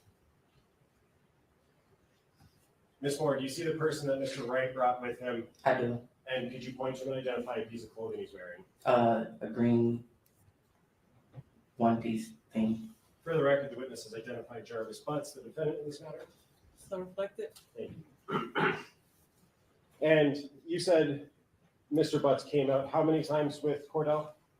At least 2. So this last time in January and the time before that. The same one you just said it was somebody else? Who was anyone else with the 2 of them? No. And what were they doing the time before January 9th? Working on the car. We I can't remember. It was a couple of things they had to fix on it, and they came out and did it in the driveway. And sorry. No. I was just gonna say the last time when we got the car towed to the shop and they drove it back up. Okay. And so in between the most recent time before January 9th, the Jaguar, correct me if I'm wrong, was towed to Detroit? Correct. Okay. And then on January 9th. So why not let them fix it at the house? If you would have had to tow it to the shop and they had to drive it back, wouldn't it be easier for them to drive to the house, fix the car, and then whoop the whoop? I'm just asking because it's not making any sense. She tried to make it seem like it was somebody else who came to that house before January the 9th. When they broke it down, she just said it was Jarvis, and we're not finished because the same day that she just tried to cover up and say it was someone else, she admits that they came to the house and they went to O'Reilly's when they got something to eat, and her and Jarvis had an in-depth conversation. Did you see that red Jaguar again? Yeah. Okay. Who brought that Jaguar out to Ypsilanti? Cordell and Jarvis. Okay. And was anyone else with Cordell and Jarvis? Yes. Who is that person? Ziyah. And I want to clarify, at the time on the 9th, when Cordell, Jarvis, and Ziyah came, did you know that that was Ziyah Harris? No. Do you know that now? I do know now. Okay. How? And is that based on information you learned or seen in the news and things like that? Well, it was based on when the detectives came to the house to question us. That's when I found out who she was. But at the time on the 9th, you didn't know? Mm-mm. Is that a no? No, yes or no, I did not know. Now, let's talk about That's a when lie. it came out. Hold on. Wait a minute. So you telling me that a little girl came, sat on your couch with a man that you done had lunch with before? Your 6-year-old son ran up and touched and played with this girl, and you didn't ask who she was? You didn't ask her name? You never seen her before? None of that. But this is in your house on your couch driving your mama Jaguar, and you did lunch with Jarvis. You said it. Y'all went to O'Reilly's and y'all started got something to eat. For all we know, when nobody with you and Jarvis but you, Jarvis, his niece, and your 6-year-old son. I'm not so convinced that King was with y'all that day. King was probably at the house working on the car while you went with Jarvis and Ziyah and your 6-year-old son to pick up the parts. Come on, man. Stop playing with me, shout. One thing about it is, I was born at night, but it wasn't tonight, motherfucker.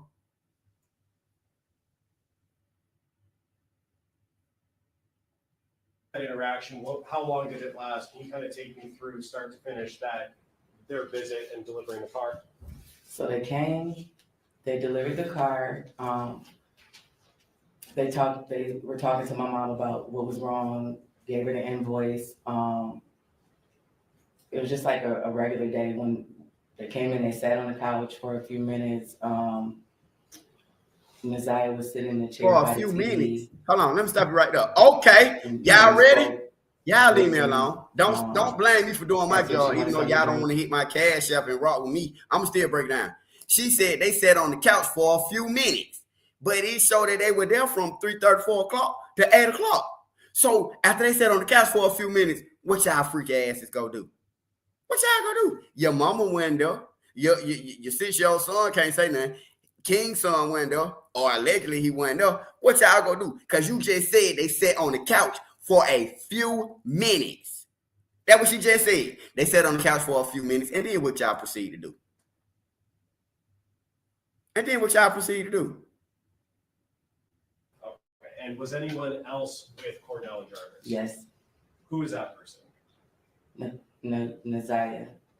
And I want to clarify, at the time on the 9th, when Cordell, Jarvis, and Ziyah came, did you know that was Ziyah Harris? No. Do you know that now? I do know now. Okay. And is that based on information you learned or seen in the news and things like that? Well, it was based on when the detectives came to the house to question us. That's when I found out who she was. But at the time on the 9th, they ate lunch. Is that a no? No, yes or no, I did not Listen. Now, let's talk about when they came out on the 9th, January 2024. What was that interaction? How long did it last? Can you kind of take me through start to finish their visit and delivering the car? So they came, they delivered the car. They were talking to my mom about what was wrong, gave her the invoice. I thought wasn't nobody there. It was just like a regular day when they came Wait a in and minute. sat on the couch for a few I thought wasn't minutes. nobody there but her and the little boy. I thought wasn't nobody there but her and her 6-year-old son. They came in, Jarvis, King, Ziyah came in. Ziyah sat by the TV, Jarvis no sat down. Now your mama was there? Mind you, her mama, she the same one said she had to get Jarvis cash out to pay the $70, but King said that they took the mama to the ATM. She was flirting with Jarvis. Jarvis done fucked her. I promise you Jarvis done fucked her. Allegedly. But get what? Jarvis hit that. Allegedly. But listen to her. Ziyah was sitting in the chair by the TV. We spoke, very brief. Asked her if she wanted something to drink. She didn't. My 6-year-old son ran up to her, the dog. It was just very mellow. They sat there, we talked about the car and stuff, we talked about my nephew. Cordell was trying to wait till my nephew got out of school, but because he was on tether, they had to leave. So they didn't get to stay. That don't make long enough for my sense. nephew to come. A tether and a school timing don't coincide. So if you got to be in the house at 9 o'clock,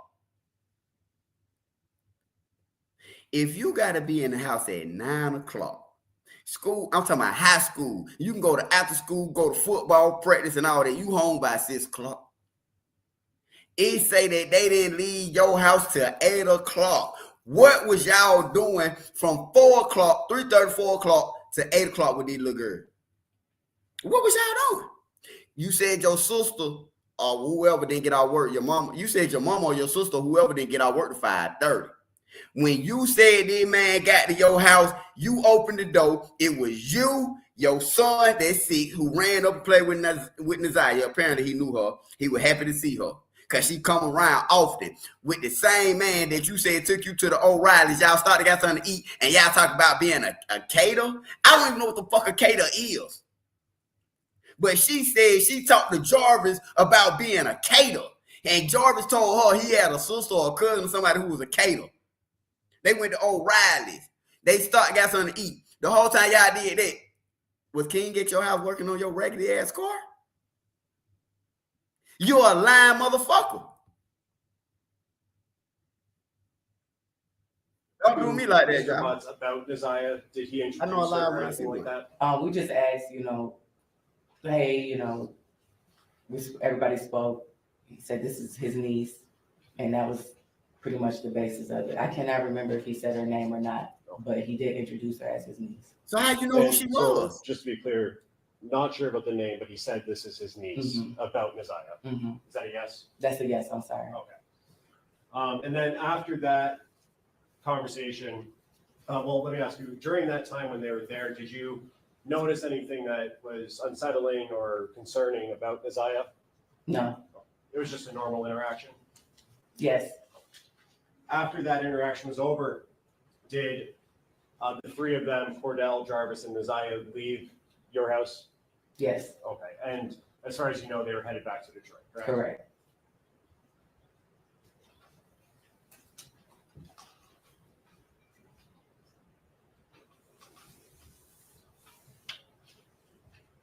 When they left, whose car were they leaving in? Cordell's truck. And all three of them were in the same car? Yes. And you said that they were delivering the Jaguar to your mom or to your house, right? Yes. Did you see them pull up? Do you know what the driving and seating arrangements was? I do not. I have nothing further to say. Hey, I'm gonna tell you something, Shout. Okay, so we gotta catch Belma. Check me out on that right there, Belma. Belma, you gotta tap in with me too, man. We gotta goddamn talk, Belma. I've been on Belma goddamn for a little minute now. Gabrielle, remember, Jarvis' sister said she came to the shop around for so it makes sense. His sister was not at the shop. You feel me? And if she was, she did not see them. There's no possible way. We've been talking about this, Gabrielle. There's no possible way that Jarvis' sister could have seen them at the shop doing all of these things when it is documented that they were at this lady's house on the east side of Detroit. They were not at that shop. That lady is lying. They weren't at the shop. This lady's telling you that Ziyah was at her house at 3:30, 4 o'clock. King GPS on his tether says that he was there. They also tracked Jarvis' cell phone, said that he was there at 4 o'clock and then leave till 8 o'clock. So it's documented that they were at her house. Whatever the fuck that crackhead ass sister talking about is a fucking lie. In my opinion. You feel me? And she didn't see the girl face. We're going to get into that. Like family, y'all know how we do it. We over here breaking it all the way down. And I love when we break it down. I love when y'all let me break it down with y'all and y'all don't judge me, man. Y'all don't never really judge me. You know what I'm saying? So I appreciate it. But yes, y'all see what's going on. They had Jarvis. Now listen, the only reason why people believe that lady the sister was at the shop, because the police said that they had used an app that said she was at the shop, but the app that they tried to refer to was an app nobody ever heard. I never heard of it, but the app that Jarvis' sister actually put on her phone, which she had control over. But according to the police, and according to what they're going off of, according to court, which is why that nigga went in there and pled not guilty, it shows he wasn't even at that goddamn shop. That's Belma, man, hit me up, man. I tried to send you on to you on there. Belma, hit me in the private chat. You know how to get in the private chat? I sent you a message in the private chat, Belma. Shouts out to Belma in the building, man. I've been rocking with Belma for a long time, man. And she's very supportive. But yeah, Belma, check me back out on that right there. I don't know why we have to do it that way. But shouts out to Belma. Shouts out to Kay. Shouts out to Fit 99. Shouts out to Tristan in the building. Y'all, the phone number is at the bottom, man. Y'all call in. Y'all tell me how y'all feel. Let me put it up here again. I'm not gonna let it get so congested, but I do want to hear from y'all, man. Cause we got people in the building from Detroit. We got people with common sense. We have a really, really good panel, man. We have a really good platform. I am gonna go into the panel, but I'm not gonna lie. I gotta just, I try to let people do their thing, you feel me, and work it out, because we all grown. And so I kind of let the panel just kind of carry itself when people come up. But I am going to take a little bit more initiative and try to not let people overspeak each other. You feel me? I just have like a caring heart, and I be want people to get it out. You feel me? But I do have to take some initiative and keep it under control. So tonight, when I open up the panel, and it's late, but hey, I'm here for it. I ain't really got nothing to do. I always say, hey, Miss Brown, thank you so much for being a new subscriber. I really appreciate that. Shouts out to Miss Brown. And goddamn, Miss Brown. Hey, Miss Brown. Did Miss Brown? Hey, Miss Brown.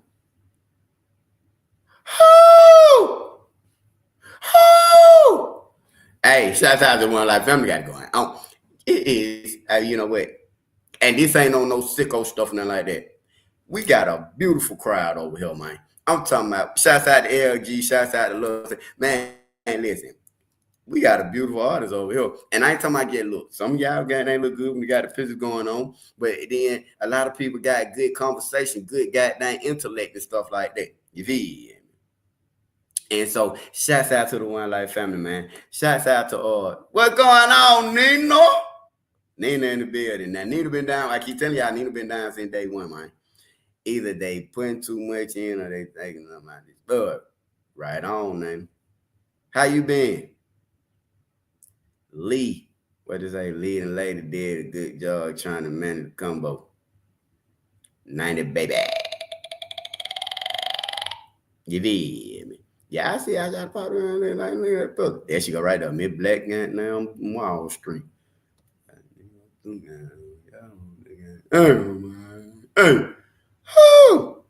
But yeah, man.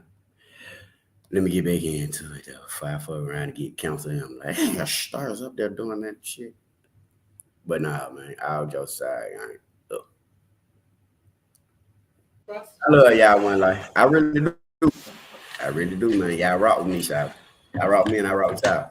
But yeah, they like a line. Who's she texting while you're asleep? A single Spokio search can help you find out who's behind those texts. Good. Look at this nigga. So, you're technically not related to Cordell, right? Correct. He look like his wife cheat on him. The uncle, I'm sorry, he is the The father father. of your nephew. Okay. Go ahead, How would you say your relationship is with him? I ain't seen one of them Cuban link bracelets Like, ever. no issues. You got along with him well? Mm-hmm. Okay. Yes. And you know Cordell worked as a mechanic? Correct. Okay. And how long has he worked on your vehicles? Was this something new, or had he worked on your vehicles previously? Every day. I think he might have changed the oil on one of my cars a couple years back, but not that frequently. Okay. And you knew he had. Wait a minute. Hold on, the fuck on. To the shop? Hold on, shout. Hold on.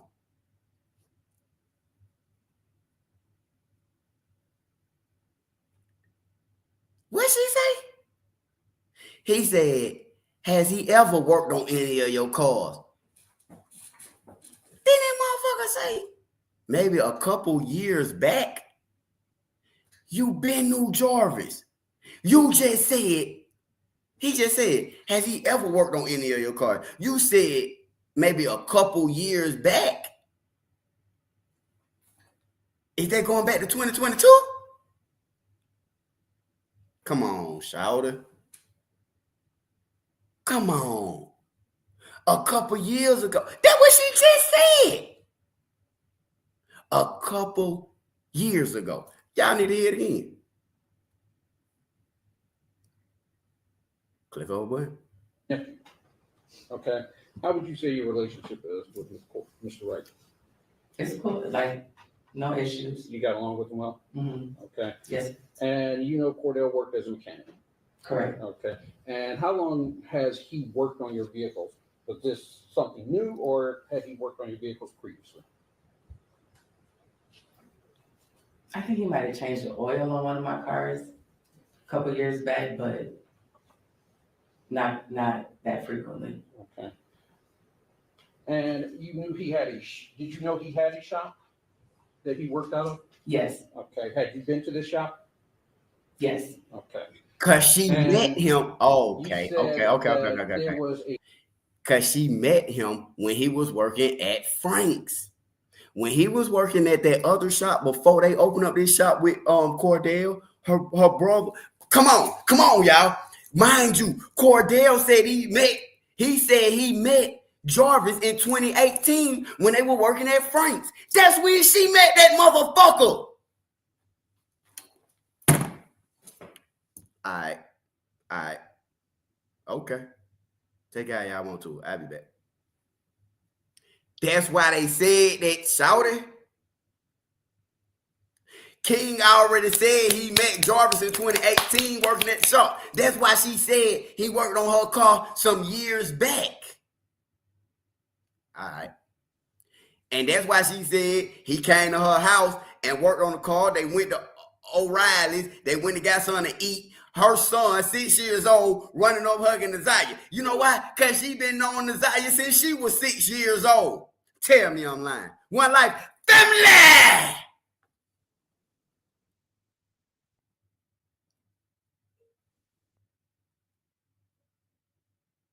a time prior to January 9th that he came up and worked on the car, correct? Correct. And you said that my client was with him that time. Correct. Do you recall when that was? Exactly. He didn't even re-register to 2019. I cannot recall the exact date. But it was summer of 2023? Yes. Okay. And that was the first time you had seen Jarvis Butts? Yes. Did you say anything to him that day? Yes, we talked about me being a member of Zeta and that he had a cousin or somebody that was a Zeta. We all went to O'Reilly's to get some parts or something for the car. Okay. Stopped and got something to eat, came back, but it was very mellow, like. So that summer of 2023, you had a fairly decent conversation with them, correct? Correct. And it lasted for a period of time, correct? Correct. So on January 9th, when you saw him, you knew who he was. Correct. You had recognized him because you had spent time with him, correct? Correct. Okay. So you had the car, and you knew that he was partnered with Cordell at the shop, correct? Correct. Okay. So on January 9th, approximately when did you have the car towed down to his shop? Shopify's point of sale system helps you sell at every stage of your business. Need a fast and secure way to take payments? We've got you covered. How about card readers that you can rely on?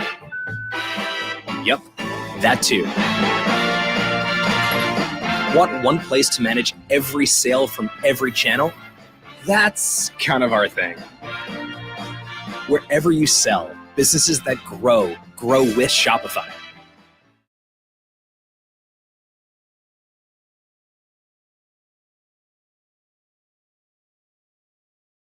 If you've been injured in a recent car accident that wasn't your fault, I'm going to show you how I got this $100,000 check, my car replaced, and my life back on track for free, and how you can too in 30 seconds or less without ever having to plead your case to a greedy attorney who really doesn't care. So if you've been injured in a recent car accident that wasn't your fault, listen up. I was in a car accident 4 months ago. A car blew through a stop sign and hit me. I broke my leg and had to wear a cast for months. Luckily, I saw a video similar to what you're watching right now. There's something called the Case Connect Compensation Calculator. It's a little-known app that will ask you 4 simple questions, and don't worry, they're not personal or sensitive questions. It's just about your accident, and within seconds, it'll tell you what your car accident qualifies for. Mine was $100,000, and it can even take it a step further and connect you with a Case Connect specialist in your area who can help get that money for you for free. That's what I did. No more being behind on bills, wondering how you're going to replace your car, or dealing with any of the stress of having to plead your side to a greedy attorney or insurance company who are all out to screw you over. Just a big check deposited into your account, quick and with no strings attached. So if you've been injured in a recent car accident that wasn't your fault and want to get a big check, click the link I shared. I think we had it told maybe like the 4th or the 5th. So it was there from the 4th, okay? And it was 9th that they brought it back? Correct. Okay. Do you know approximately what time the car was brought back?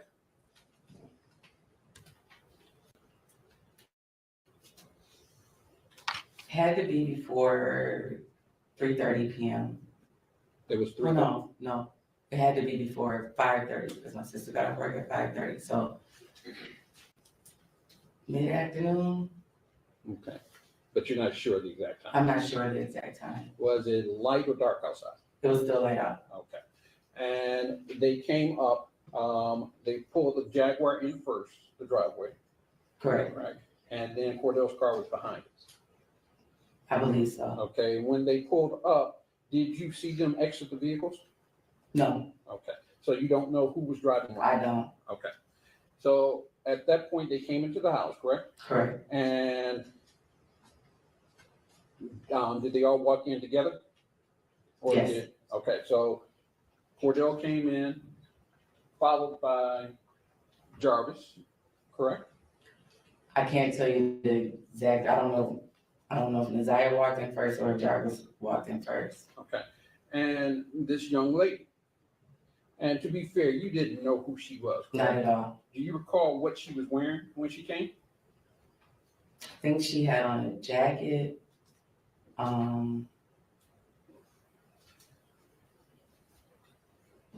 But I can't really.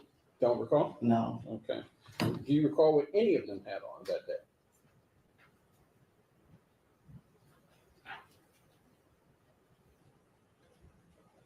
Not really. Okay.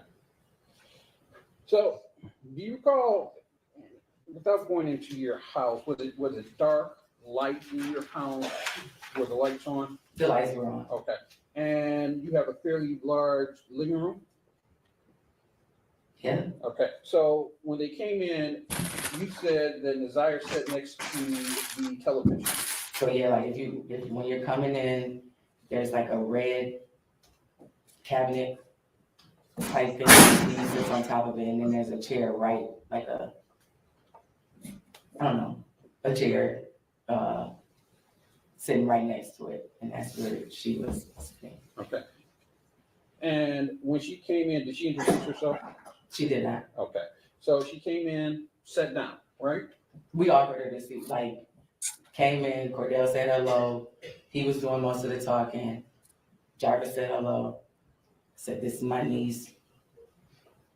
Then it was like, y'all have a seat. Okay. Cordell sat on the couch.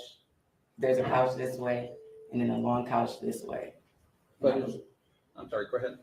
And I was just gonna say, I believe that They were both on this couch. Ziyah was in the chair, and me and my mom were on the longer couch. So your mom was there? Yeah. Correct? All right. And you all were conversing, correct? Correct. And it's fair to say that you weren't conversing with Ziyah, correct? No. You were conversing with Jarvis. I'm sorry, you were conversing with Cordell. Cordell and Jarvis about the car and the invoice that they brought. All right. And you said at some point your son came up and was talking with Ziyah? Correct. Okay. And how long did this conversation last? Like all of our conversation? Right. How long were they there? Probably between like 30, 45 minutes. Okay. Maybe an hour. And while they were there, you didn't notice anything, and I think you already mentioned this, you didn't notice anything out of the ordinary, correct? Correct.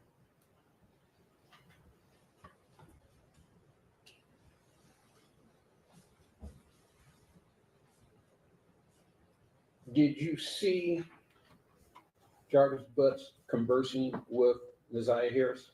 No. So they didn't have any conversation? No. Okay.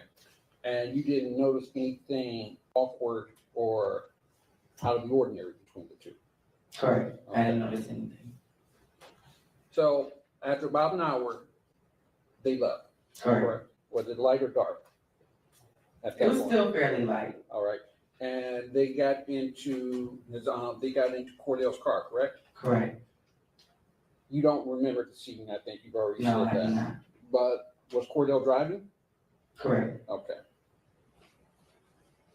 So that day you didn't think anything out of the ordinary happened, correct?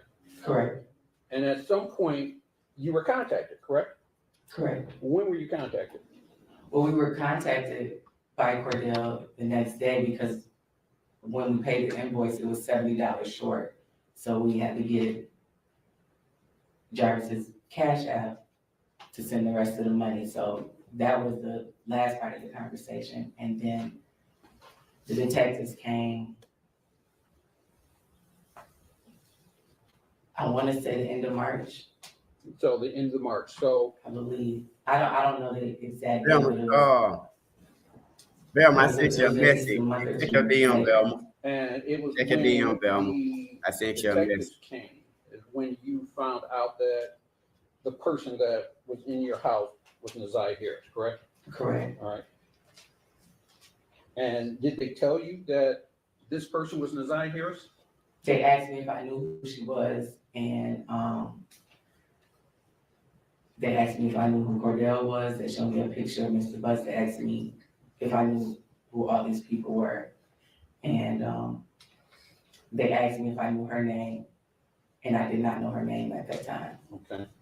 And they told you her name?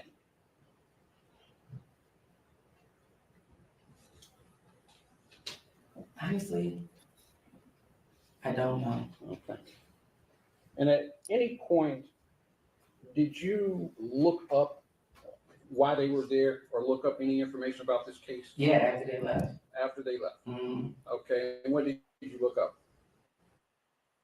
Objection, relevance. I just want to see where her information The judge know it's caps. The judge know exactly what she's looking at. You know what I'm saying? I want to see the information that she had. They are very well aware of what's going on. Go ahead. There's obviously there's podcasts out that are a bit unfavorable. Feel me? It's not obvious. I don't know. Okay, you don't know. Okay. What did you look up? I looked up Mr. Butts' Otis record. Okay. But I tried to type in his name, I typed in Cordell's name, tried to see if anything came up. At that time, there wasn't anything posted, but I didn't find much, other than his record. Okay.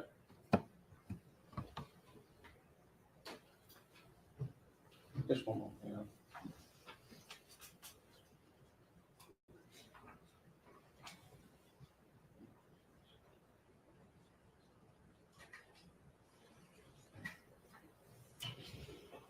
No further questions. Any redirect? Yeah, very brief. Ms. Moore, Mr. Reagans was just asking you about information that you looked up and things like that. When the police were at your house, though, when the detectives were at your house, first, do you know if those were Detroit police officers?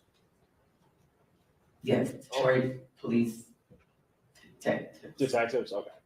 And you said that they showed you a picture of, in court, you said Ziyah, right?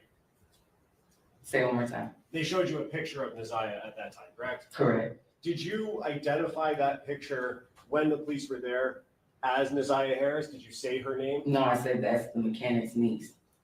So just to be clear, you identified her as the girl that was at your house Correct. with the defendant, Jarvis Fox. Correct. Oh. And that was before you had looked up any information? Correct, because I didn't know anything until the detectives came to the house. And while Ziyah and Jarvis and Cordell were at your house, you said Ziyah was sitting next to the TV? Mm-hmm. Yes. And did Ziyah, during that 30 minutes to an hour, ever get up and leave, use the restroom or anything like that? No.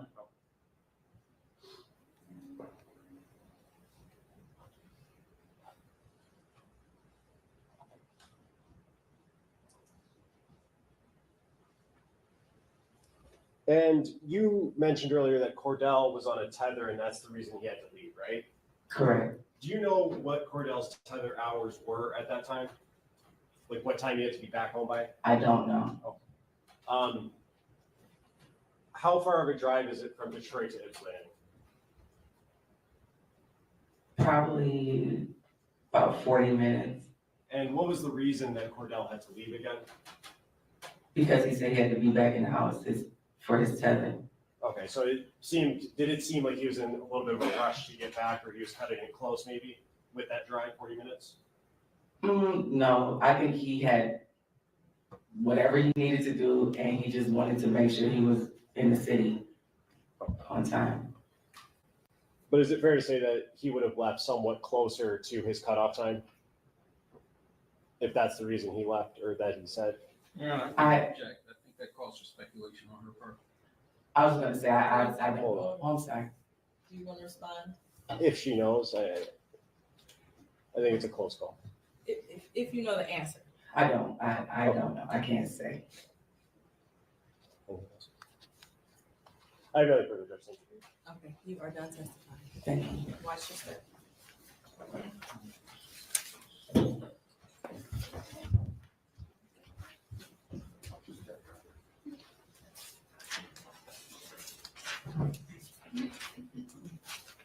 Ms. Ripley? Yes, Judge. At this time. Yeah, I guess.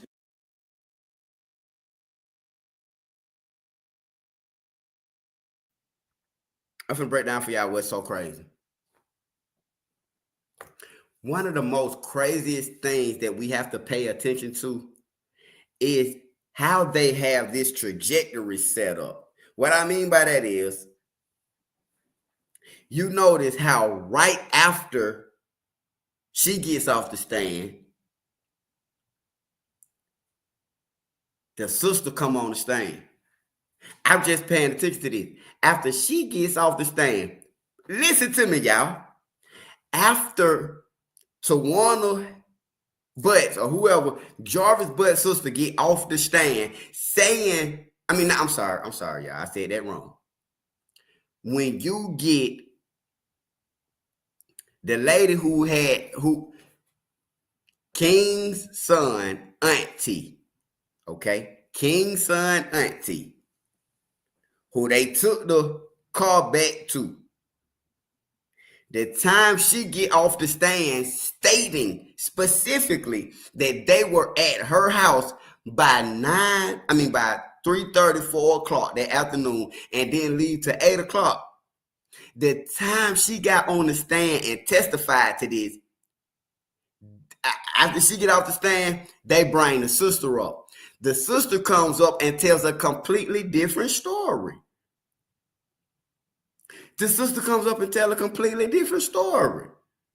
Right after, and I didn't pay this no attention at first, but right after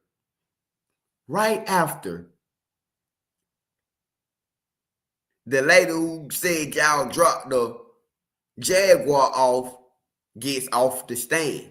Now, y'all got to keep this in mind. The man is not a magician. He's not Houdini. He cannot be in several places at once. It's impossible. So either he was at, you got his sister saying she seen the Ziyah Harris and the car and all this at the shop. But then you got the police and this witness saying they was at my house by 3:30. So what we doing with that? Funny part is they really think they gonna remember them times from a year ago. No, you gonna remember them times from a year ago. But what people, this is what you call selective memory. It's selective. You remember the things you want to remember. It's very intriguing. It's very intriguing that you can speak on and remember and contest to certain things very well, but other things become a little iCloudish to them. You feel me? Y'all see what I'm saying with it? So let's go into this part right here, right? Because the time they came out the stand, the time she came out the stand, they put the sister up there. That's conflicted. They became incredible. Your story don't match your story. They're not different days, so. They saying it was the same day. She said she saw Ziyah Harris this day on January the 9th. It don't matter if she got her days mixed up or not. If you got your days mixed up or not and you went on that stand and said this, you said this happened on January the 9th. You a liar. You ain't got nothing mixed up with your lies. Period. Ain't nobody got no fucking days mixed up. Ain't nobody got no days mixed up. Make yourself believe what you want to make yourself believe, y'all. I need some more paper after this. He said, Nobody did all that. Come on in. Hey, Roxy. Hey, baby. Look at Roxy. Oh, come on. She trying to walk past with that. Hey. Come on. Now you finna bring in Hoodie. We ain't looking for you, child. We looking for this motherfucker right here. you saw Ziyah. Child, this sister's a dope. Hey, you be man. I can only say so much on TikTok, but this sister, she's strung out. She's strung out. I was in the game for a long time, shout. I know my customers. One life. They keep real, shout. Okay. Good afternoon. Could you please state your name for the record? T.O.I. Butts. Can y'all hear? And how old are you, Miss Butts? 46. Can y'all hear? And do you listen to do you know someone named Jarvis Butts? Yes. And how is it that you know him? He's my brother. Okay. And how old is Jarvis Butts? 42. And do you know his birthday? Yes. When's his birthday? Y'all want to see? November Hold on, let me check. 21st, Y'all got. We do. And do you see Jarvis Butts in the courtroom today? I saw him walking in. Okay. And can you explain to me the color of the clothing that he's wearing? This sister, she's on it. I believe it's dark green. She's on it. Shirt, he's sitting behind the lady to the side of you. And you're under the record reflected when it says identified the defendant in this case? So reflected. And just to be clear, you said I saw him walking in. You saw him when you were walking in? On it. When I was walking in just now. And if you don't know, then it ain't for you to understand, so. And Ms. Hold on, Butts, just where do you know listen. Jarvis Just George? listen, y'all don't understand. The sister's a liar. Let me show y'all something. Shop on Warren and left. Let me show y'all something, shot. Y'all don't understand. Sister's a liar. And then he moved to a shop on Hopper and Connors. I don't know the name of it. And Ms. Butts, do you remember talking to Detroit police back on February 26th of 2024? Yes. And what's the reason that you went and talked to Detroit police? I had reason to believe that I saw Ziyah the day she went missing. Why would she have reason Tell to me about believe that? What makes you believe that you saw Ziyah on the day she went missing?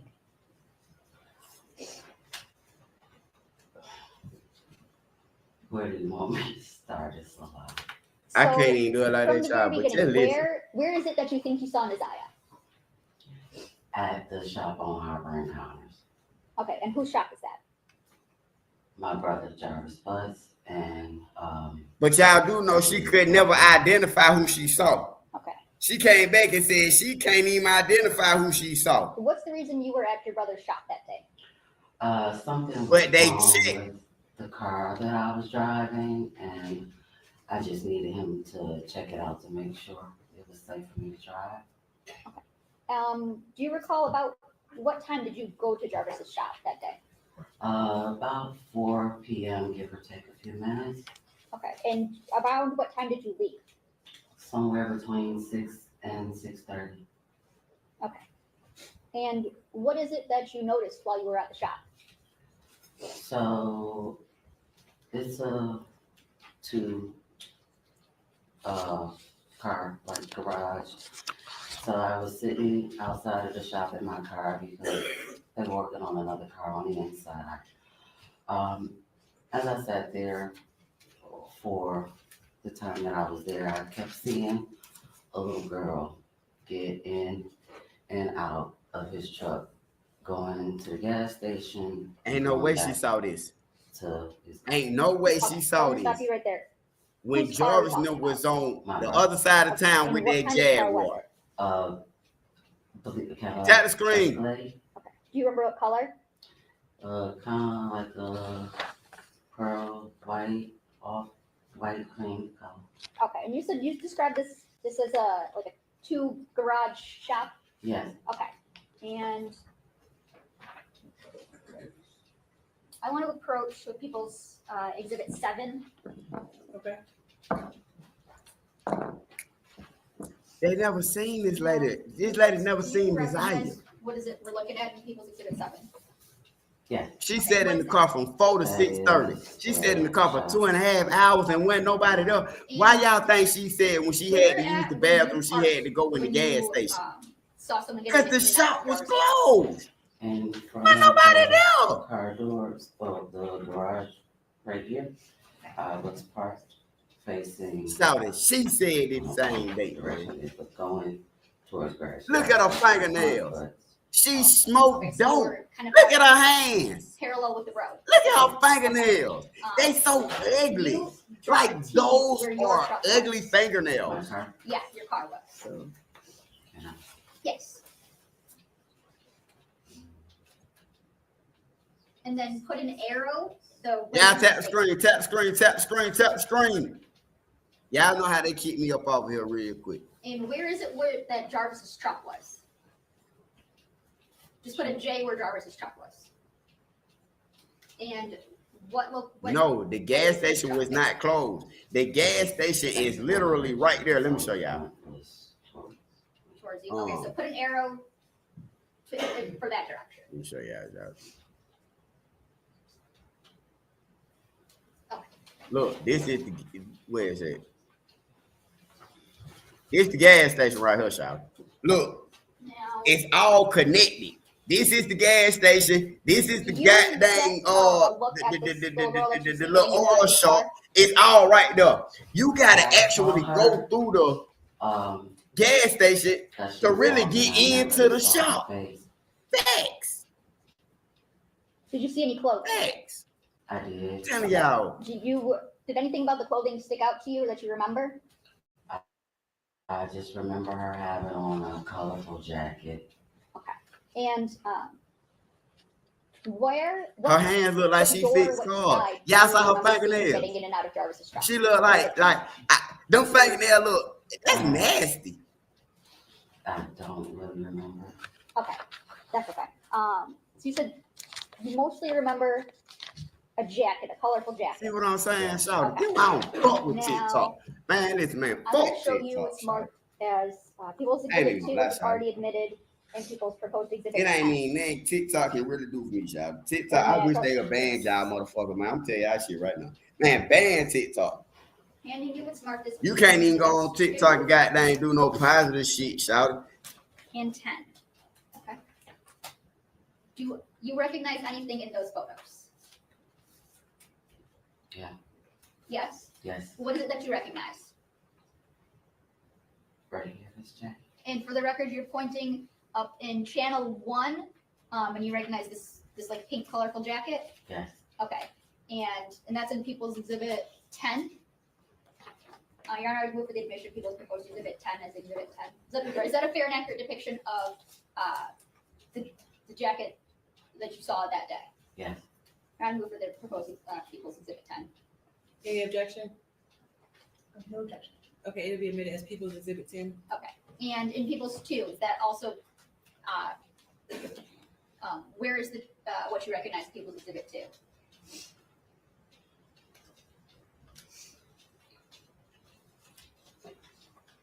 It looks like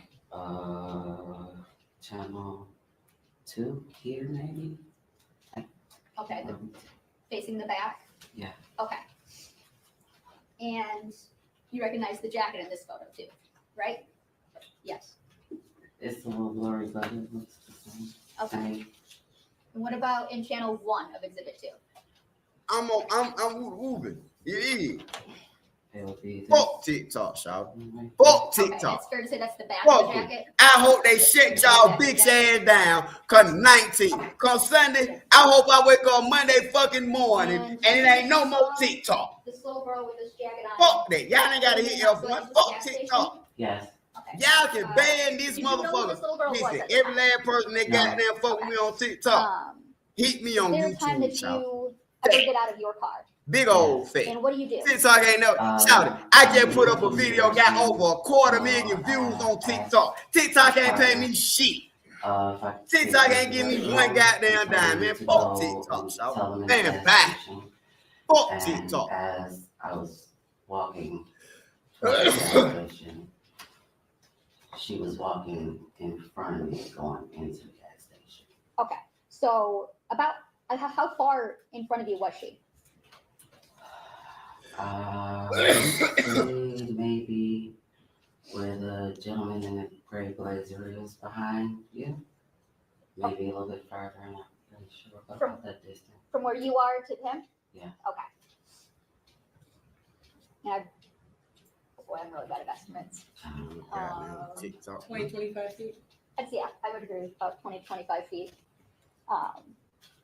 And you said you never got a chance to see this little girl's face. TikTok don't be telling niggas. Was there anything else TikTok ain't about trying to her get that nobody you no chance, remember? I just remember her being freedom of speech or none of that. outside of just seeing her get in and out of the car when I was walking. Can't even go on TikTok and get chopped up, shout. And I just remembered the code. Okay. Tiny, like in what way? Like tiny, skinny, short? Kind of skinny and short. Okay. And did you ever ask Jarvis who the little girl was? Yes. And what did he tell you? He told me. God, they ain't push up and I on can't you. remember if it was this exact word or he said it is my partner's niece. I'm finna come Or back. he said I'm on the way now. I'm finna come pull up. King's niece. Okay, but you knew who he was referring to? Oh, damn, shame. Okay. Did you think anything of it at the time? No. Okay. And what is it that made you think something? Was there a time where you thought something different? Yes. Okay, and what is it that made you think something different? I received phone call, a video call from one of his kids' mom, and she told me about some things that happened on Valentine's Day, and then she sent me a video of a podcast about my brother. Okay. And what did you do as a result of receiving those things? I called Shannon and I asked her for Sergeant Jones' phone number. Okay. And who's the Shannon that you called? His kid's mom. Shannon Harris? Yes. Okay. Do you do anything before you go and talk to Sergeant Jones? Yes. Okay. What is it that you do? Okay, so after having a conversation with Shannon Harris and his other kid's mom, I was informed that his partner King, I guess something happened where the Objection, this is hearsay. There's not a statement yet, Judge. Being informed. I'm not sure what she's even about to say. Okay, just to the extent that it's informed of someone else's statement. You might have to object in a couple moments. You need to speak up. If you could stand up Please. and make your objection. Yes, just objecting to the fact that she was informed of something. It appears this might be hearsay. But we'll see. Yeah. Could you finish what you were saying? I don't know where you were going with this. I'm trying to remember where I left. Okay, so after talking to Shannon Harris and his other kid's mom, I was informed of some things that had taken place Valentine's Day. So they told me that his So partner objection. King. Okay, so That at is- this point, this is hearsay. They told me, and the lack of personal knowledge, the things that she was informed of. Can I finish? 1 second. What is an objection? I'm sorry. The witness Sorry. has to stop talking. So based on those, do you go and talk to someone else? Yes. Okay. Who do you go and talk to? His partner King Okay. And where is it that you go and talk to King at? at the shop on Harbor Encounters. Okay. And without telling me what King said, kind of describe what was your conversation about? One life. Well, I went to see what happened. Hey, look, one life. I need y'all to do me a What's favor. going on? I love y'all, one life. Now listen, I'm gonna play this for a second. Y'all keep going in the chat. I'm finna run out here and grab my little woo, okay? And then we gonna get back into it. You feel me? Our little father will remain too. What are they hiding now? I'm telling y'all something. I'm gonna go out here and I'm gonna grab this. I'm gonna get me right real quick. And then we gonna come in here and we gonna talk about what we talking about. Y'all listen to this later. This is a crackhead. Ma'am, you smoke crack, ma'am. I feel like Judge Mathis, and she's one of the people in front of me. You understand it? But, you know, allegedly. But I'm looking at her. I don't like this lady. If you ask me, like, out of all the people that I don't like, when you break this, I'm gonna tell y'all something. And I'm gonna be honest. I don't like her more than I don't like Jarvis. Jarvis is a nigga that, like, I'm like, shout it. I've seen weird people like you, and I just automatically like this. I like dislike you type of people. You feel me? But at the same time, when I start seeing people who are also involved, Shannon, Annette, and all them people, I don't like y'all. But it's something for me. I think when you look at it, right? When you look at this whole ordeal, everybody has the people that they like and don't like. I don't like none of these motherfuckers. Now, like I say, I rock with Roxy because she did come in mood whoop, but I still said what I said about her. I don't like that Sierra. I don't like none of them. There's not one person in this whole ordeal outside of like the school people and stuff like that who I'm like, hey, I agree with y'all. I think y'all telling the truth. I think y'all are right. Yeah. Is there any one person that's Is there any one person that y'all rock with and feel like it's really, you feel me?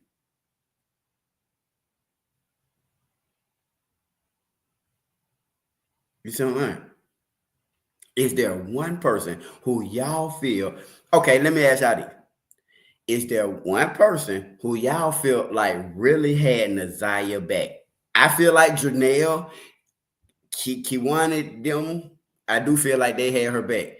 I feel like Roxy got involved because she seen a chance to help. I don't know. Roxy got involved for whatever reason. I feel like Janelle and Kiwana, they really knew some stuff that was going on and they spoke out. I feel like the whole family is contaminated like a landfill. You feel me? The family is like the landfill. Y'all all full of trash. Y'all all are contaminated. Y'all all have hidden trash on top of trash on top of trash on top of trash. You see, Janelle cared. Janelle cared enough. Let me tell y'all something. Janelle cared enough to let Shannon fat, funky ass come in there and rent out this motherfucking house. She didn't even rent out. She gave it to you on Section 8, knowing that she could have rented that house out. Janelle could have easily rented that house out for $1,000 a month, put that in her pocket while it was on Section 8. She could have did that. But she yet and still gave Shannon a chance to get herself together.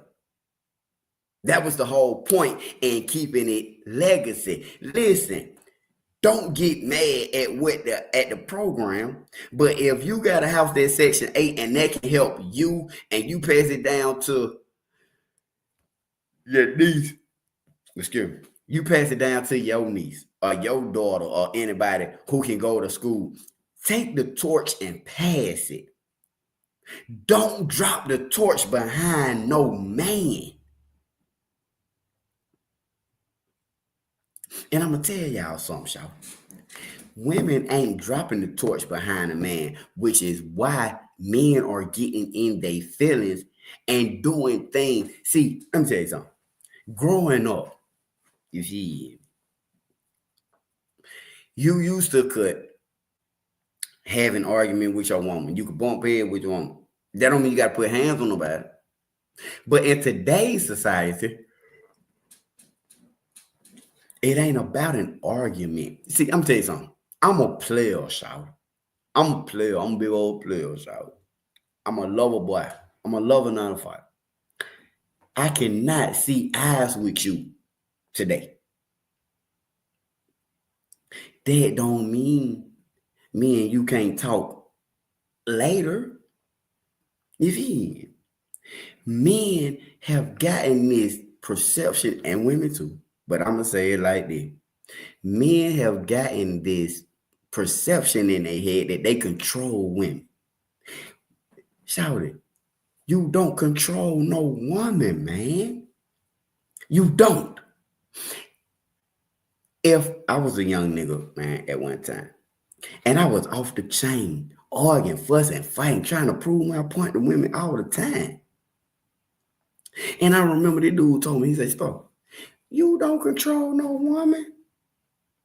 You cannot dictate what a woman do. And he was right. And as I got older, I started to understand and realize that any and everything that a woman do for you as a man is because she want to.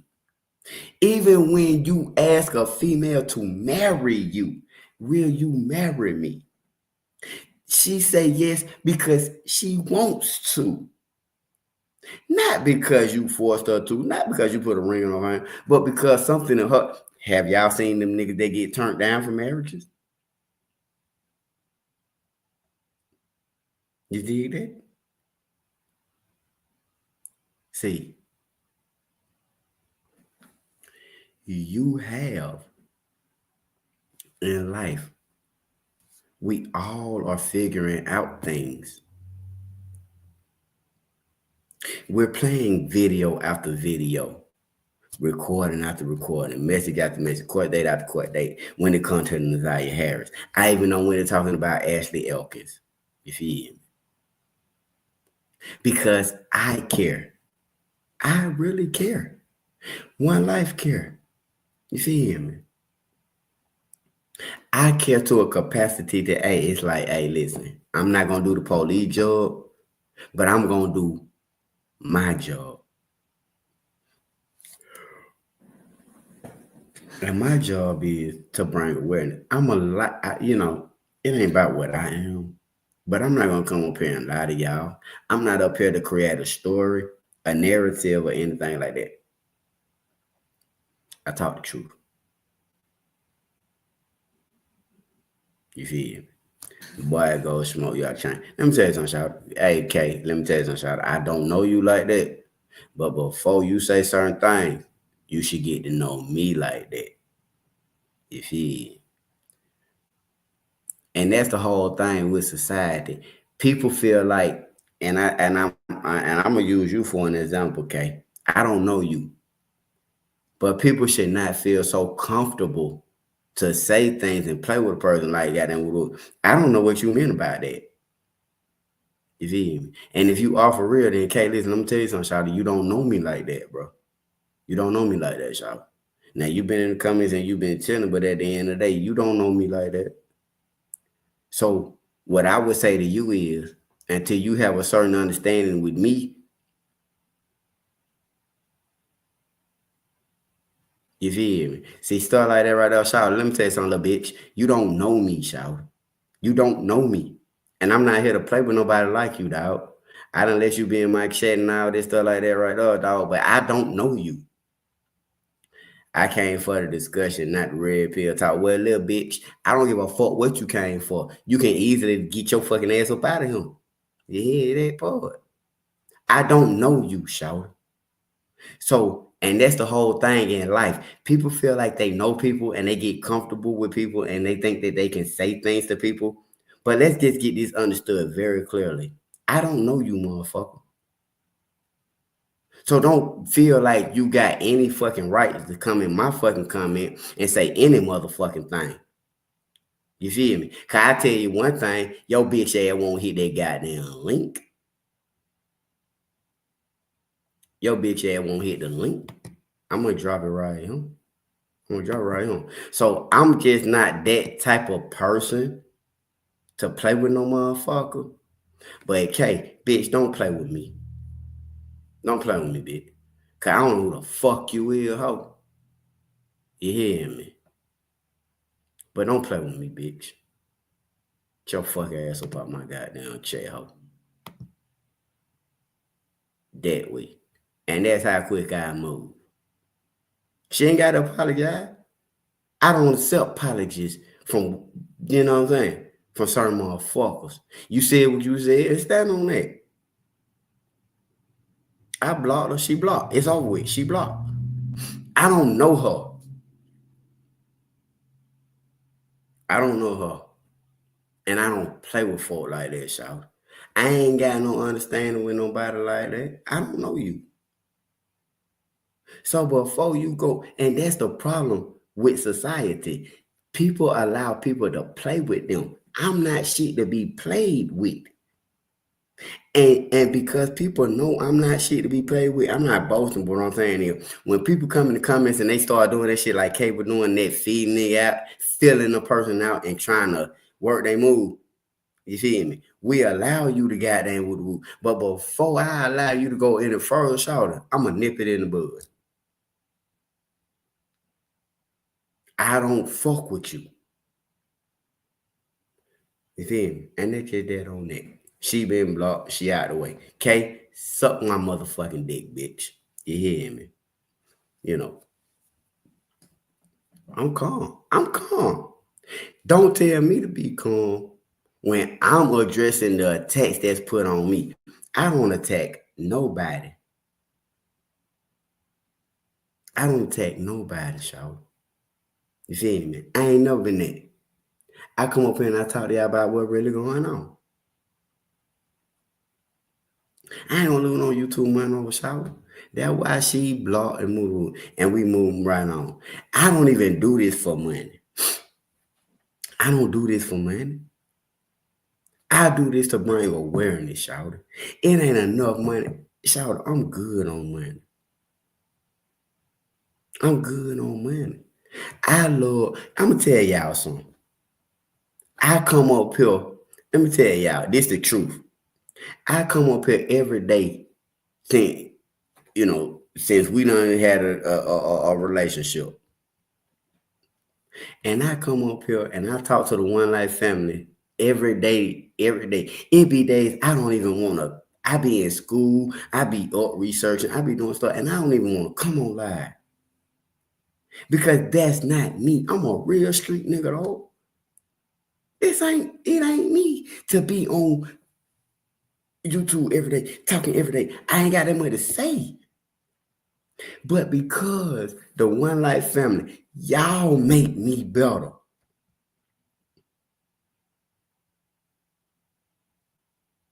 Man, y'all make me better. And I'm gonna tell y'all something, y'all. Y'all for that be saying stuff in the comment. I don't care how long y'all think y'all been around or how long. Right now, y'all, when I be saying stuff like that I don't like, y'all, I'm gonna block you. That's just fact, y'all. You did. That's just fact, y'all. I'm not y'all. I got money. My house is cash money. My condo, cash money. My car, I got a big car, cash money. Everything that I got, cash. I don't do this for the money. I do it for the awareness. I do it to bring God name knowledge to people. You feel me?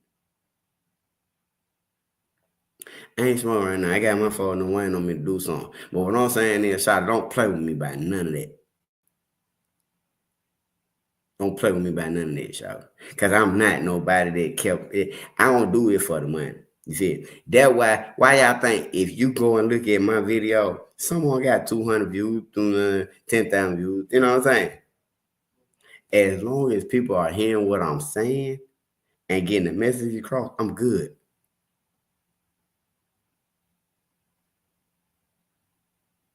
Yeah.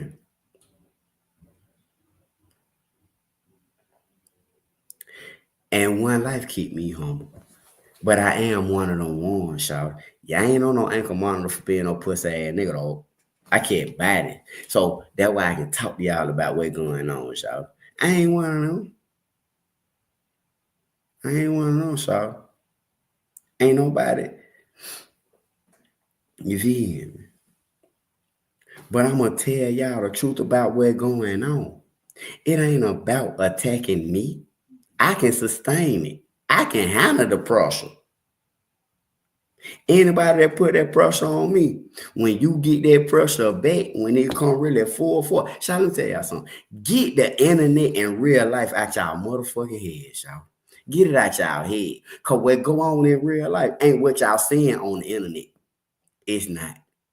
The stuff that's going on in real life pertaining to Ziyah Harris, Ashley Elkins, it ain't what y'all seeing on the internet. It's a facade. It's a facade. You understand the point?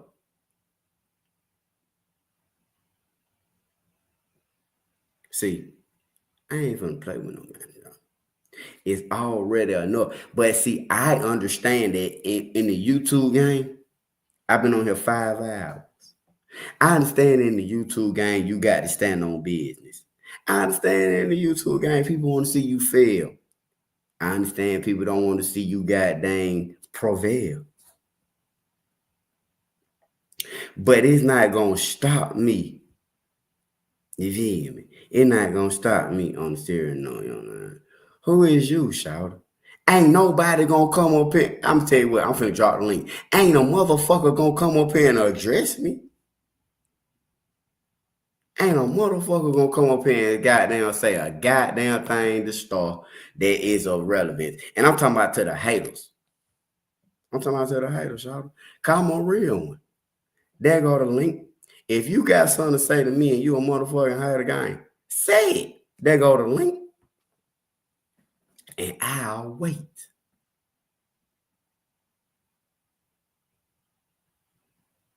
Well, bitch, there go the motherfucking link. Hit it. Hit it, motherfucker.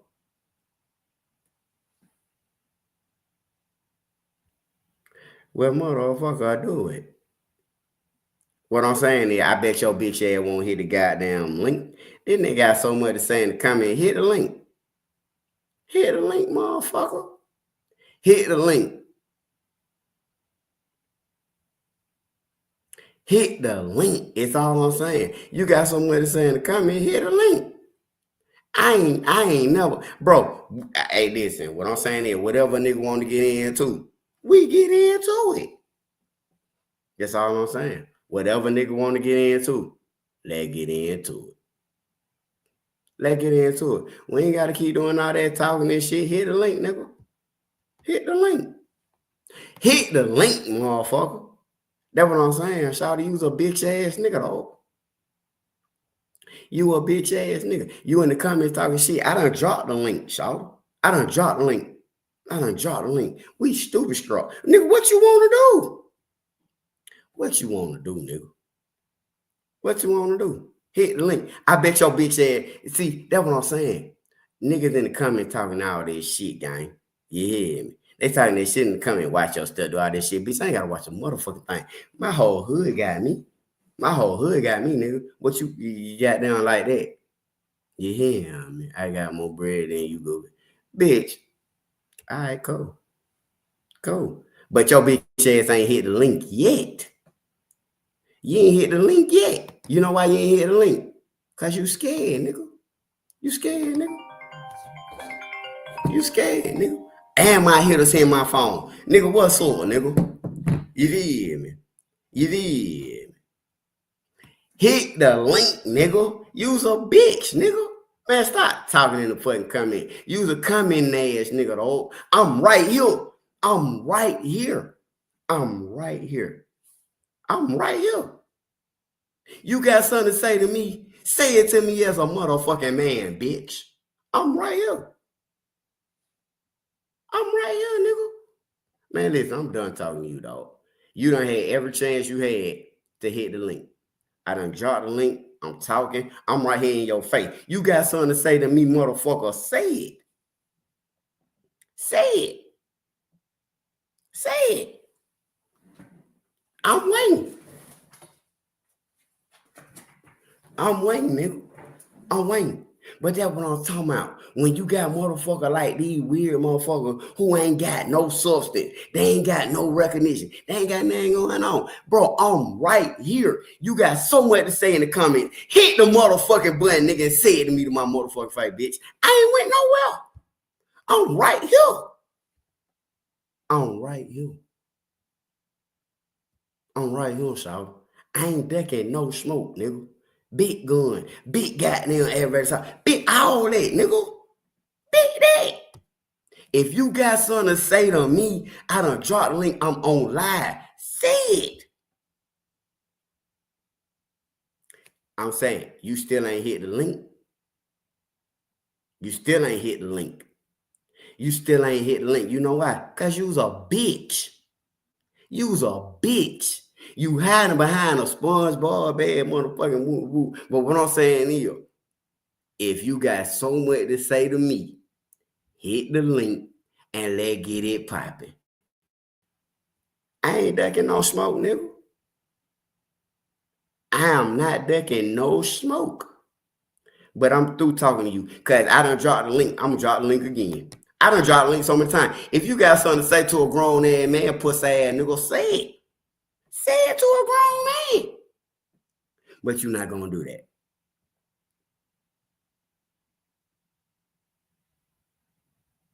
I'm saying, pop out. I done dropped the link. That's what I'm saying, shawty. You was a bitch. You was a bitch. You was a bitch. You was a bitch. Nigga done said the whole time for the last 10, 15 minutes, man.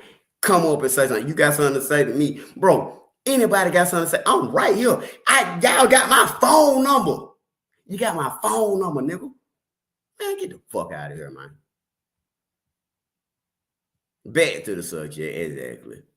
Exactly. But I just give a person a chance to, if you got something to say in the comment, I give everybody a chance to come up and say it. Say it to me. And if you want to set up some gangster shit, we gonna set it up. Who? I ain't ducking nothing. I ain't ducking nothing. But let's get back to the facts, y'all. Yeah, that was a troll. But I do want people to understand that if you got something to say to stop, hey, listen, The link is right there. I ain't ducking no smoke. I ain't that type of person, dog. I don't duck man. I don't duck none, shout. I'm really about that shit. And that's the thing, shout. When y'all come across people that really about that shit, y'all just want to play, do all that. I don't need no moderators. I've been in the YouTube game for the last 2 years. I ain't never had no moderators. You hear me? I'ma hold my own, shout. You feel me? I'ma hold my own. I don't need no goddamn. I mean, I respect moderators, but I don't trust nobody. I'm the one that made YouTube get rid of their moderators. They be like, damn, this is the first nigga they ain't never. You can go on all my platforms. I ain't got no moderators. I don't need nobody to moderators. Goddamn thing for me. If you got a problem with Star, then you say that shit and we'll handle that shit right then. We can handle it goddamn on the internet, or we can handle it in the street. However the fuck you want to do it. However the fuck y'all nigga want to do it, gang. I ain't never been one of them scary ass niggas. Bro, I'm not that. I'm not that. I'm one of the ones, shout. But anyway, let's get back, God. I ain't gonna point, shout. One life family. I love y'all like motherfucker, man. Don't chastise me and hold me accountable. I mean, hold me accountable. But I'm gonna speak up for myself. I want to speak up for my platform. And any troll that come in the goddamn comment, I'm gonna tell y'all just like it is. Hey, listen. If it's a problem, well then address that shit. Hit the button. Don't do all that talking in the comment. If you really got a problem with Star, if you really got a problem with me, then address that shit. Cause I would. If I had a problem with any one of y'all, I ain't gonna hide behind no camera. I ain't gonna hide behind no Wi-Fi. I'm gonna hit the button. I'm gonna hit the button and say, hey, bro, woo, woo, woo, woo, woo. And we're gonna go and get into it. And we're gonna handle that shit in the street, bro. If that's what it is. Man, I'm a big dog. I'm a big dog. I ain't got time for you little bitty puppies. Ask about me in the street. Why, for real? And that's from here to Right Street, shouter. That's from Florida. That's from Broward to Right Street, shouter. Man, whether I'm in Broward County, whether I'm in Fulton County, shouter, it ain't no problem with me. Yeah. I'm not worried about none of that. I ain't worried about none of that. I've been used to the press. I've been used to niggas trying to hate on me and try to put all this stuff on me since I came in YouTube and were running shit. And they couldn't understand certain things. That's why I say, shout, I ain't worried about it.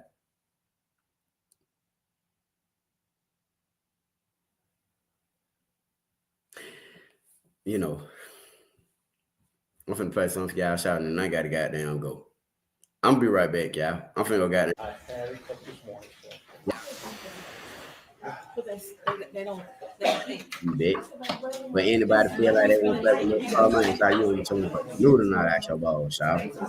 I'm a big dog, man. I'm a big dog. And that's why I say, y'all niggas that want to be talking all this shit won't even goddamn hit the button. You don't even want to come up on the goddamn live. You don't want to get active. You just want attention. You just want somebody to pay you some attention, child. I'm a real hitter, man. Broward County in the building, man. You understand what I'm saying?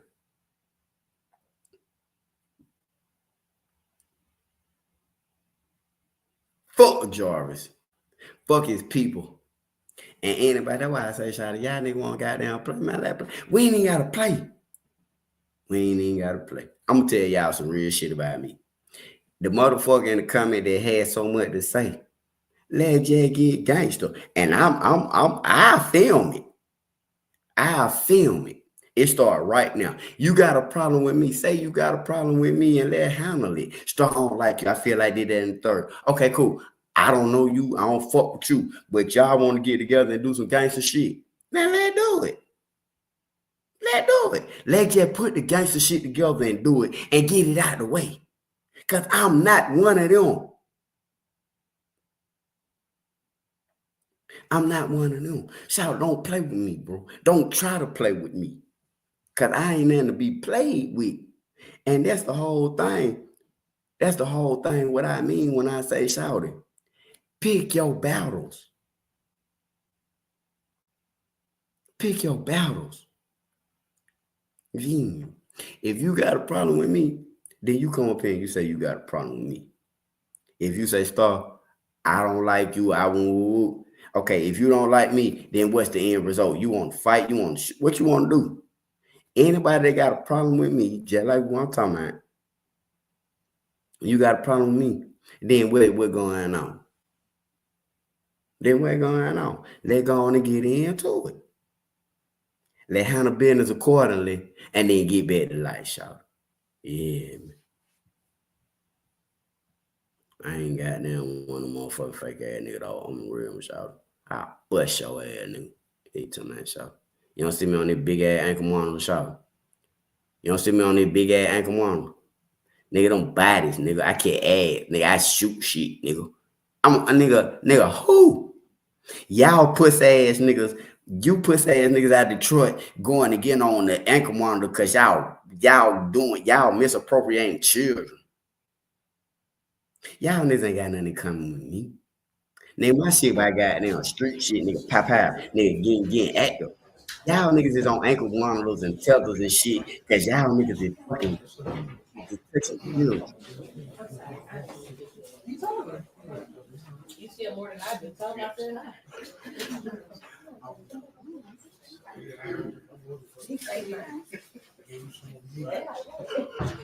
I got 6 more. I appreciate it. Really? I don't care about this shit y'all talking about, bro. I just be letting people know I'm one of them ones. You feel? I'm gonna let y'all check this out, shout. I'm finna go goddamn roll me up a little song, shout. But at the end of the day, man, y'all got to know, Star one of them real ones, shout. I'm a real one, shout. And ain't nobody finna do a goddamn thing to stuff. Ain't not no puss ass nigga that's in no motherfucking comment talking about no bullshit. You feel? Cause if you a real stripper, why would you be on social media, on YouTube in the comments talking about goddamn doing some shit, shout? I'm telling y'all something. One thing about it, man, we got Draco, we got Stick, we got all that. We got all that. You did. Who the fuck y'all think I am? Who the fuck y'all think I am? Okay. Find out the hard way. One life, family! And then they got something to say to me. Hit the fucking phone. You bitch ass niggas. I done dropped the phone number, nigga.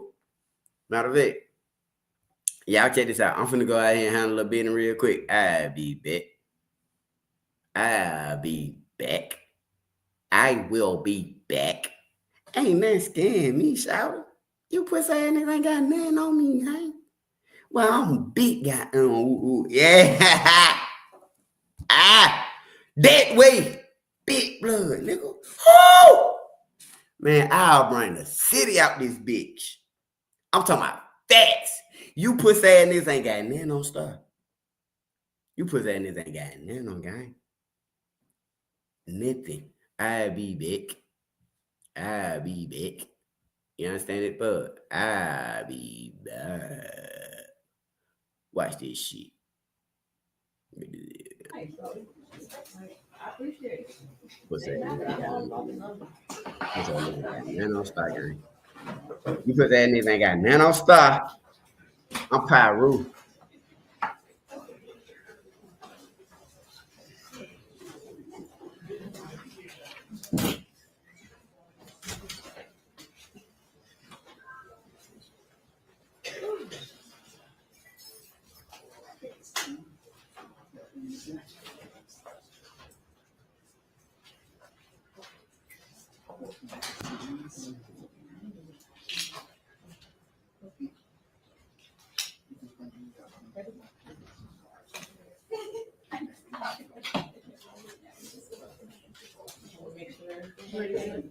Yeah, come on, yeah. You do that.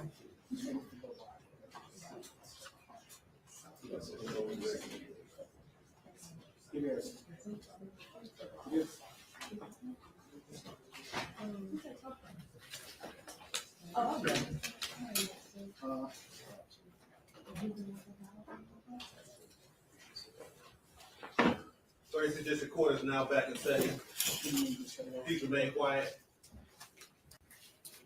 Okay, we are on the record. This is case 2459617, the people of the state of Michigan versus Jarvis Butts. Do you want to see how much money you're eligible for?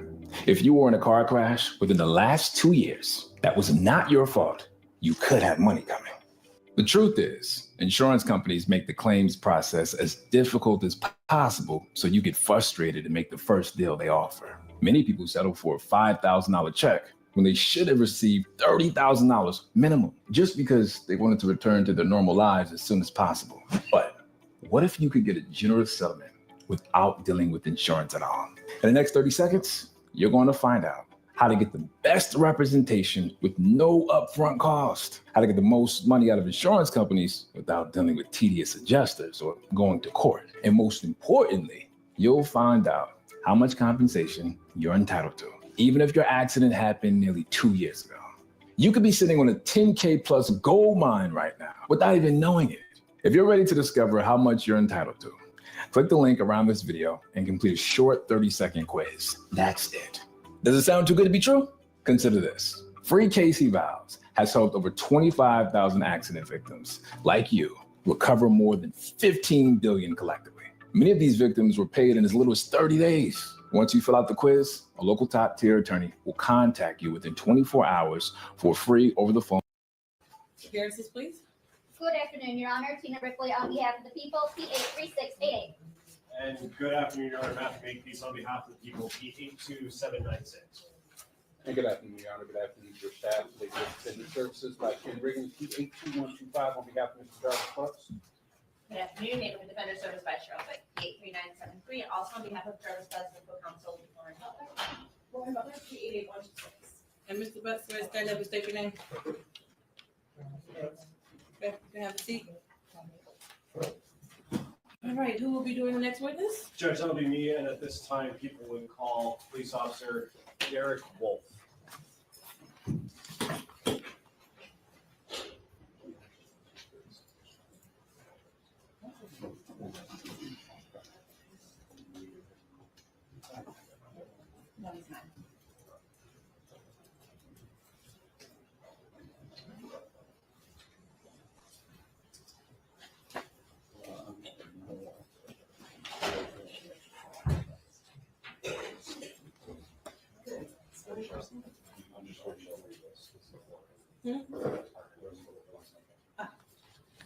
Mr. Makepeace and Mr. Riggins, Yes. or someone from defense counsel, can I have you all approach? You can have a seat, you know,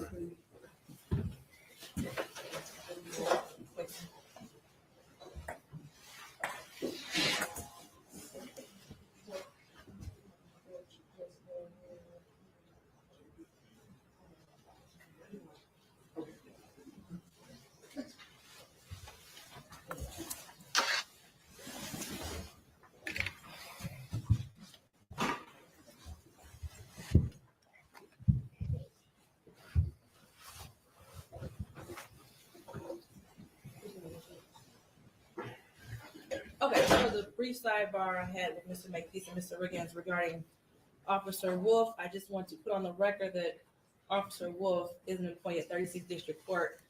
I do not have a personal relationship with him, only a working relationship in which he comes to the courtroom in 234 to do his job as a court officer.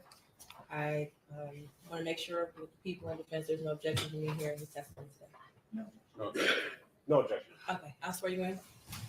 Do you swear to tell the truth, the whole truth, and nothing but the truth? Yes. Okay, you can begin. Can you state your name for the record, sir? Derek Wolf. And what do you do for a living currently? I work at 36th District Court as a court officer. And how long have you worked at 36th District Court? 2 months. And prior to that, where did you work at? Detroit Public School Police Department. And how long did you in total work for the Detroit Public Schools? 17 and a half years.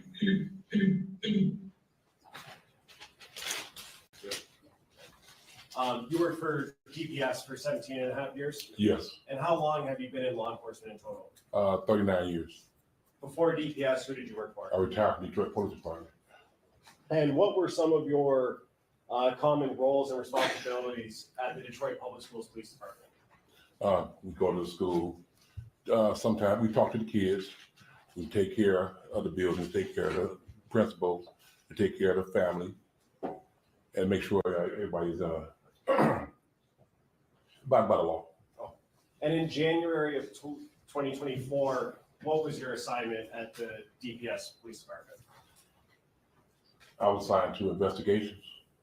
And as part of that assignment, does that include going out and taking reports from people who are making police reports to the school police department? Yes. I want to direct your attention to January 10th, 2024. Did you go to J.E. Clark School in Detroit? Yes. And what was the reason you went there, sir? I got sent there by my lieutenant about a missing 13-year-old young lady from the school. And when you went there, did you speak with someone who was making that report? Yes. Who was that person? I talked to her guardian, her grandmother, which is her guardian. And is that Annette Harris? Yes.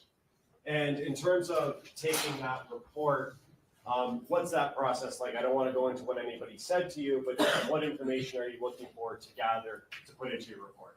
Okay, I'm making a missing report. So I asked Ms. Harris, when's the last time you seen her daughter? Her granddaughter. Description of what she had on. Has she ever been missing before? Does she have a boyfriend? Or she have friends she might go by the house and stay? Things of that sort. And did you ask Ms. Harris all of those questions and get her answers? Yes. And then did you write an actual report? Yes. After you write that report, do you have any role in actually investigating to attempting to locate the missing person? Yes. Okay, what did you do after writing the report? After I did the report, I canvassed the area looking for this young lady, although she was gone for at least 24 hours because she was missing the day before. And then from that point, we didn't find anything. So I found out the bus number that she was on. I got the video, and it shows where she got off the bus at Cornwell and 3 Mile. Said Cornwell and 3 Mile? Cornwell and 3 Mile. Okay. And from that point, like I said, we went to the house, talked to the guardian again, talked to some of the people in the house, and then we went on in and let it go from there. Sorry, just to be clear, you keep on saying we. Are you doing these things with a partner? Yes. And who is that partner? Dale Gardner. Okay. Judge, may I approach? Yes. I'm approaching with what's already been admitted as People's Exhibit 2. Do you recognize that, sir? Yes. And what is that is contained in Exhibit 2? The school bus. And is that a still shot from the video that you pulled or that you received? Yes. Oh. And that's the bus that you identified that Ziyah Harris was on? Yes. Oh.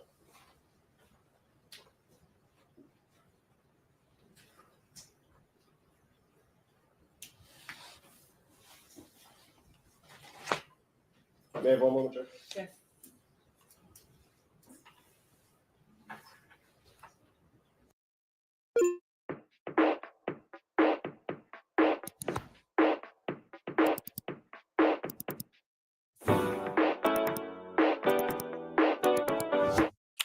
So what you just saw is how I send my project files and footage to my editors using LucidLink. But what is LucidLink? It's a cloud storage that feels like a local drive because the transfer happens instantaneously. And I have 3 editors, one in Thailand, one in Los Angeles, and one in Kansas City. And we can all upload and share the same footage and the same project file from our one remote drive, our LucidLink file space.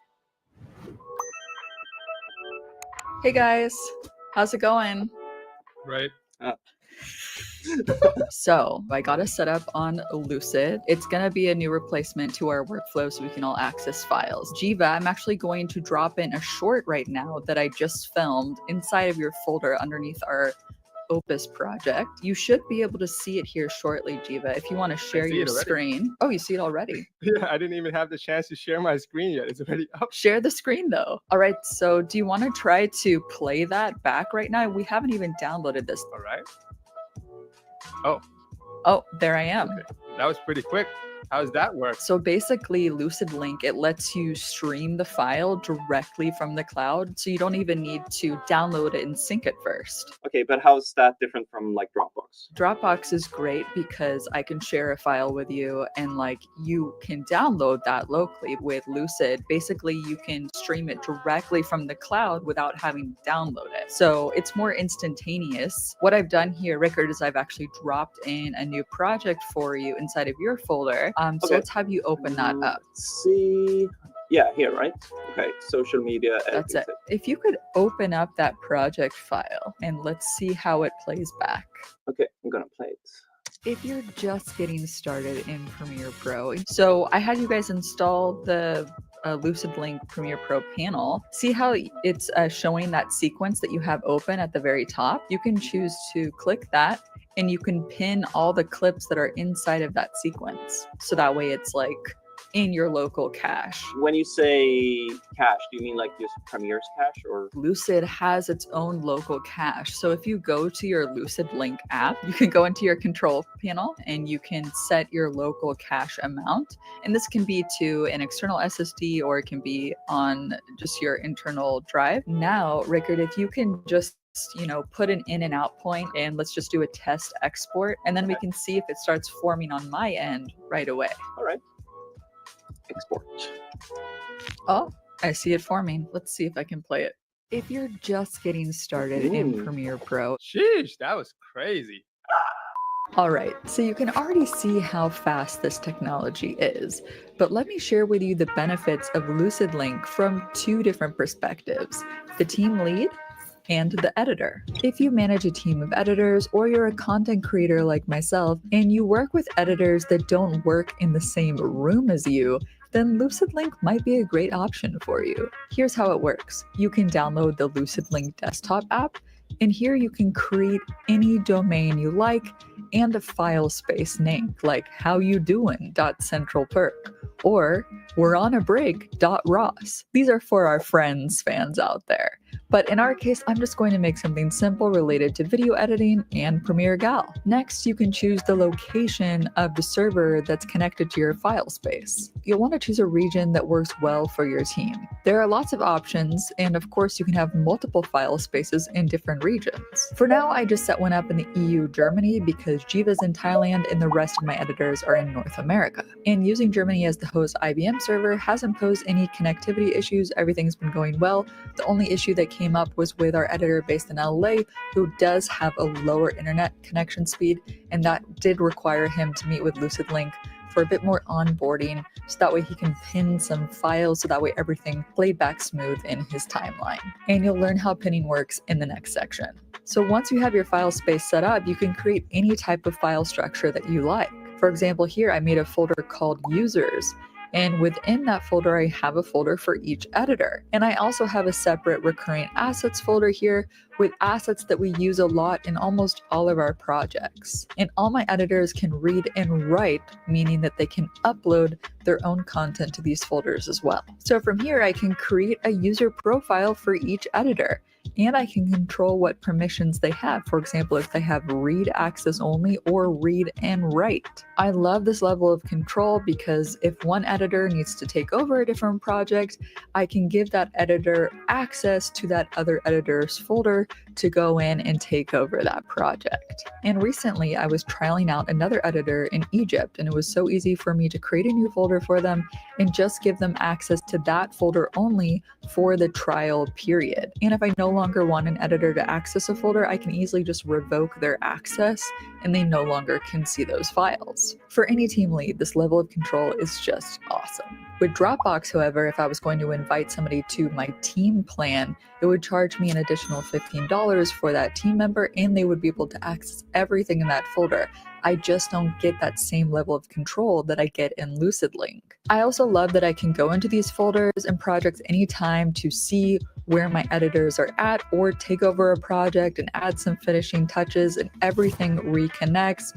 I can go in and check out a thumbnail project as well. As long as all of our media files are in our LucidLink file space, these files feel like they're local to my drive, yet they are global at the same time. What's super rad is the team lead can share project files with me and I can see them almost instantaneously. Once I'm logged into Gal's file space, it's here mounted on my computer like an external drive. I can open up the Premiere Pro project and upload any of my own media. So that way all the files stay connected. And LucidLink has its own Premiere Pro panel. You can download it here from the Adobe Creative Cloud.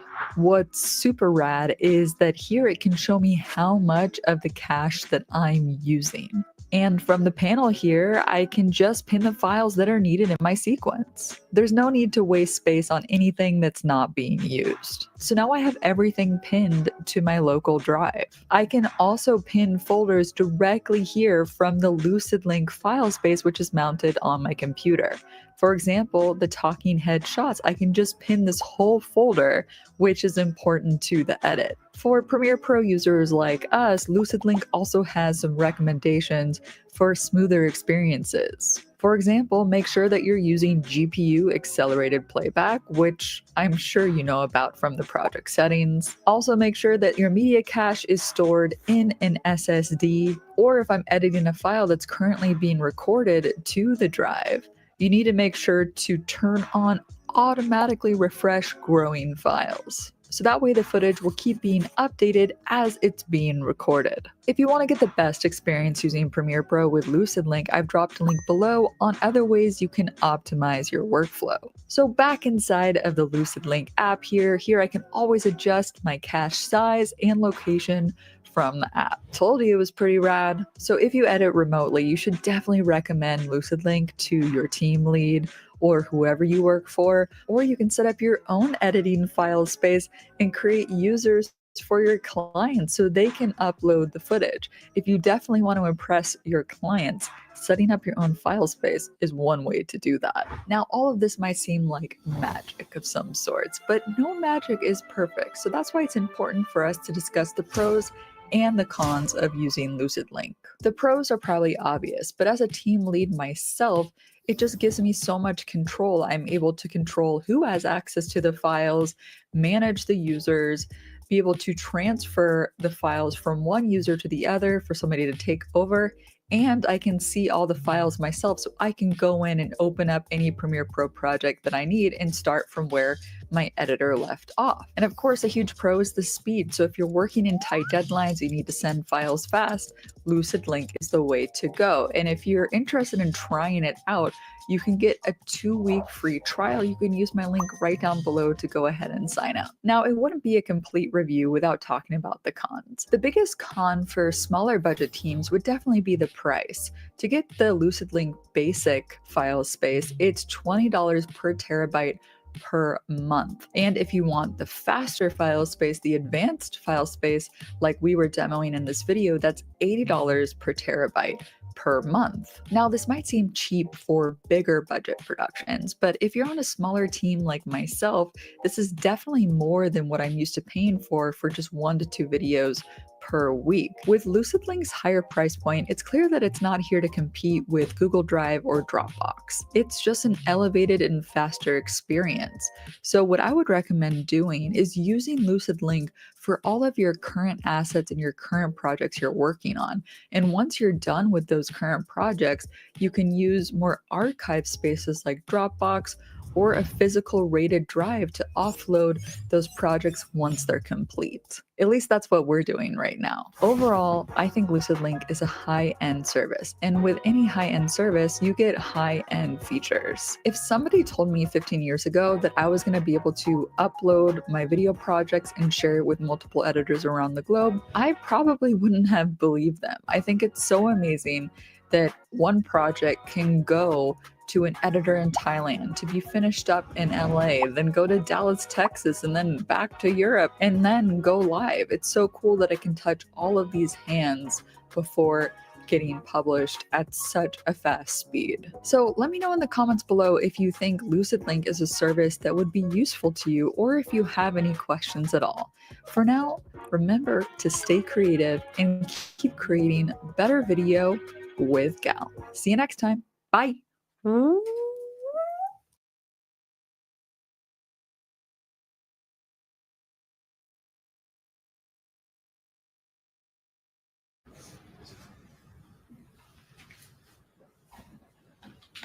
I have another question.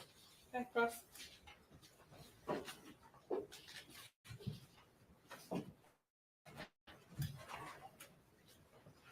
Good afternoon. Thank you. Mr. Wolf, you were dispatched Well, I to can Jaguar bet. School because you're an investigator for DPS. I was not dispatched. The lieutenant came to the office and I told really me can't even get it. Okay, so you were I can't requested, believe your presence was requested at the school. Yeah, from my lieutenant. You don't have an office within the school, No, so you're not like the school resource officer per se. no, Okay. And you said you met with Ms. Annette Harris on the 10th yes, and that's in January 2020. Jaguar. But that was early in the morning. Around between 11 and 12. So school was in session at that time. Yes, Did you speak with the teacher who was in Ziyah's classroom on the 9th of January? no, Did you speak with any of Ziyah's known friends?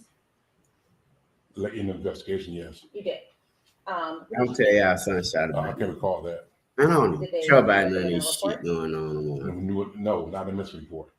Okay, so you spoke with folks, but you didn't record their names?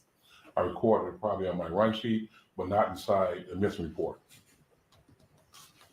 And you didn't take statements from anybody, No, not at the time. ever? No, Okay. Did you speak with anybody else at the school about Ziyah, either on the 10th or any time after that? only other chance I talked to the guardian, which is the grandmother, and a couple of students. A couple. Yes, Okay. Do you know how many? a couple, too. I'm tell y'all about sunshine.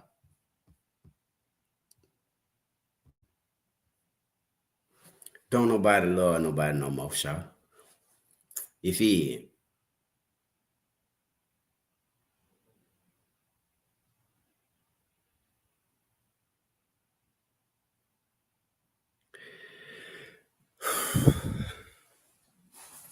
Hey, listen, y'all. I'm going through stuff too.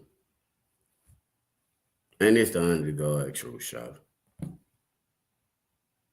You feel me? This the under the God truth, shot. I'm not lying to y'all, man. I'm not telling y'all nothing, God name. I don't believe in. I seen while I stepped out for a second, the whoop people started to goddamn fall out. They don't want to goddamn hear what Star got to say, shop. I'm tell y'all something. I've been through a lot of this, man. I'm going through stuff right now. And don't nobody care.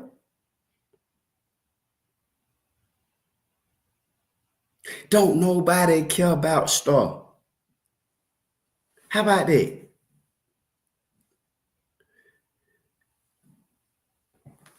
How about that? Don't nobody care about what I'm going through.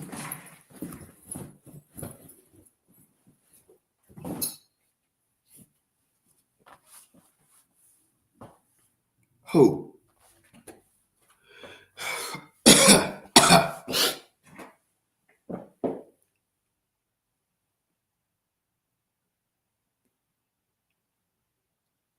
Don't nobody care, you know, and I'm talking about myself, y'all. I come up here and I do the best I can to bring justice to families. And this is me. This me. And I'm venting right now. Yeah. Yeah, I put in all this stuff for families. You see? And One Life Family, we do this for real. But at the same time, so I'll be dealing with stuff. I be hurting. But yeah, and I'm venting right now. Yeah, I'm venting right now. Because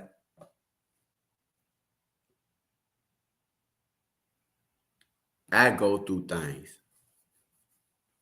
I told y'all, my baby mama lied on me, y'all. I done had baby mama lie on me. I done been through some things, y'all. I got a baby mama right now. I love my kids to the utmost. I love my kids. But they mama is difficult.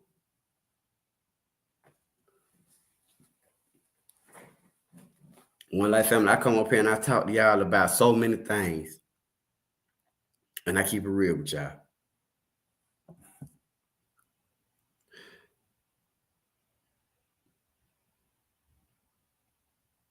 But I be hurting, y'all.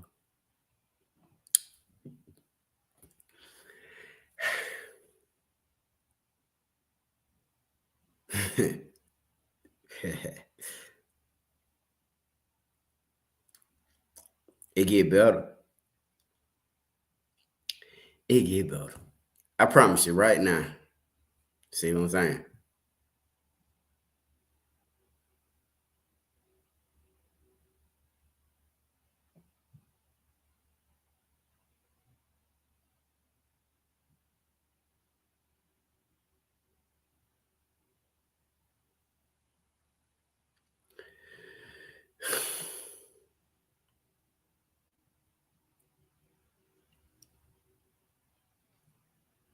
I come up here and I talk to y'all and I tell y'all about what's going on, y'all, because I be honest with y'all. I go through a lot of these same situations. It ain't because of no pedophile stuff. It ain't because of none of that.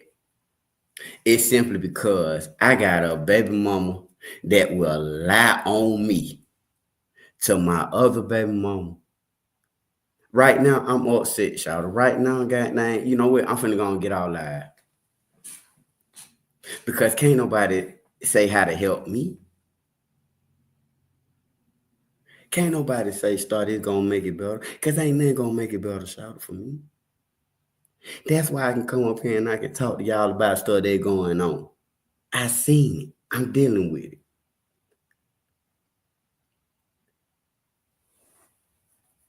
I don't want no sympathy. Ain't nothing no sympathy can do for me. You feel me? Ain't nothing nobody can do for me. I ain't finna argue with a baby mama every day. I ain't finna know that. My baby mama just they ain't try to start arguing with me about some stuff I don't even know nothing about, y'all.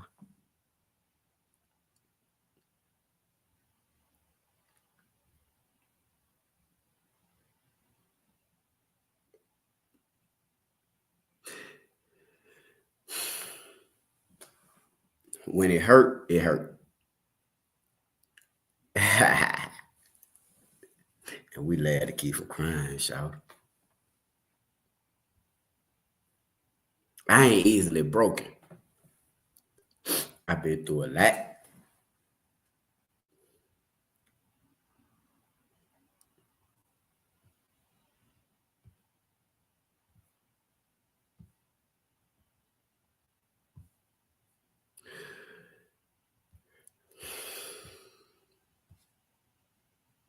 Life is what you make it.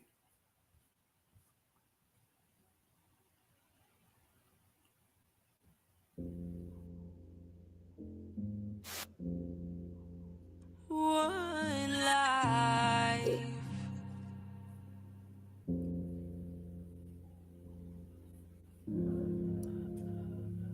One life.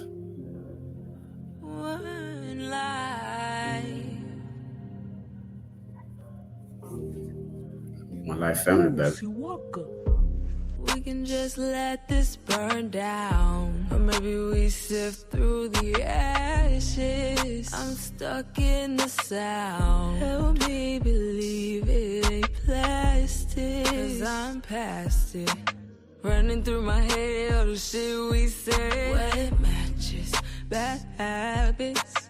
Tryna burn a fire when wanna quit, retire, cause we just can't have it. Tell me you feel the same, but I don't know a goddamn thing. Swear I'm fed up, I don't wanna keep playing. We can just let this burn down. Maybe we sift through the ashes. I'm stuck in the sound. Help me believe it ain't plastic, cause I'm past it. All of the shit we done been through. Don't you understand? I really picked you. Please don't be ashamed, I know you miss me too. I'm stuck inside your head, soaking in the pain. Must be something that I said, really pours in the rain. Just let this burn down, maybe we sift through the ashes. I'm stuck in the sound. Help me believe it ain't plastic, cause I'm past it. All of the shit we done been through. Don't you understand? I really picked you. Please don't be ashamed, I know you miss me too. I'm stuck inside your head, been soaking in the pain. Must be something that I said, it really pours in the rains.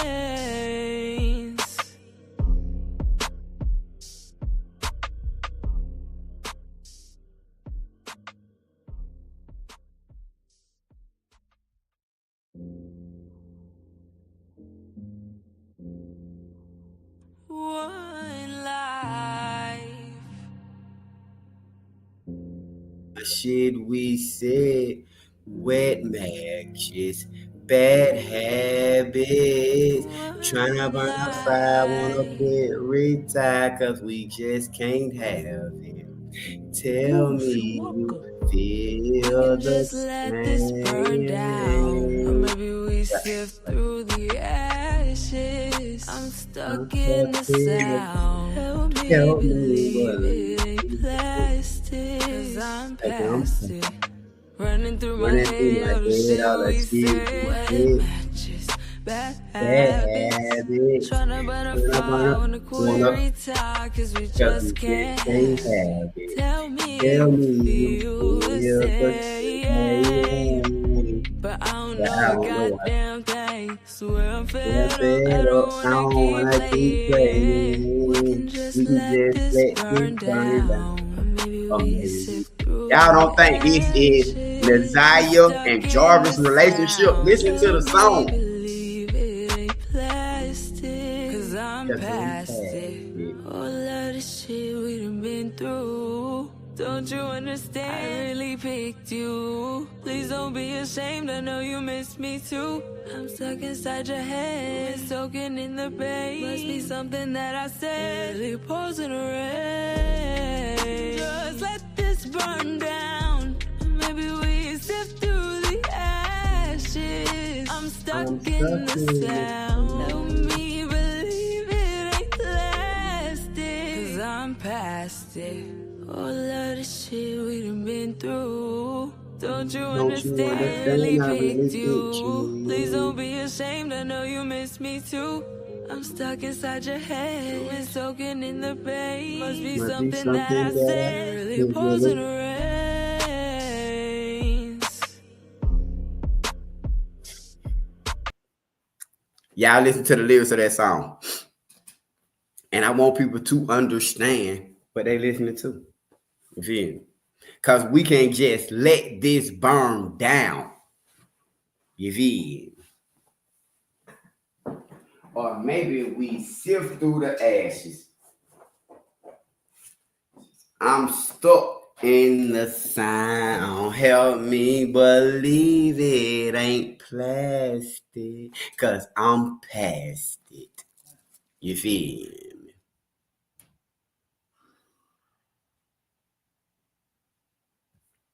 One Life family. We ain't went nowhere, shout. Oh, let me go on and drop the link, man. Y'all pull up on me. I know it's done got late.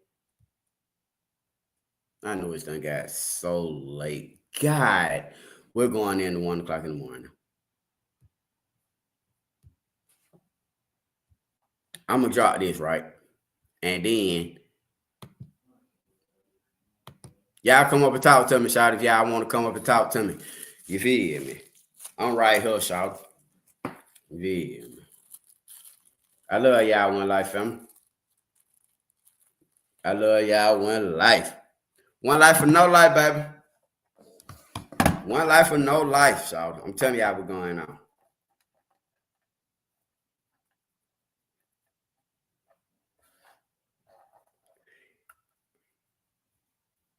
You know what, shout? Let's just be honest. There's so much going on, shout. I don't know what to do. Yeah. Start whose song is there? Yeah, is that on one of the Zaza play that song I just played? All these songs is part of my record label. But it's I release it on the, I had the if you really go on my page, I think that it's on there. But yeah, those are artists that signed to the One Life. You feel me? Cause I'm past it. Running through my head all the shit we said. Wet matches, bad habits. Trying to burn a fire, wanna quit, retire, cause I just can't have it. Tell me you feel the same. But I don't know a goddamn thing. Swear I'm fed up, I don't wanna keep playing. We can't just let this burn down. Or maybe we sip through the ashes. You feel me? Listen to the lyrics now. Does your people know you do this due to my people? Who fucking my people, shout? My people who? Nobody got root shot.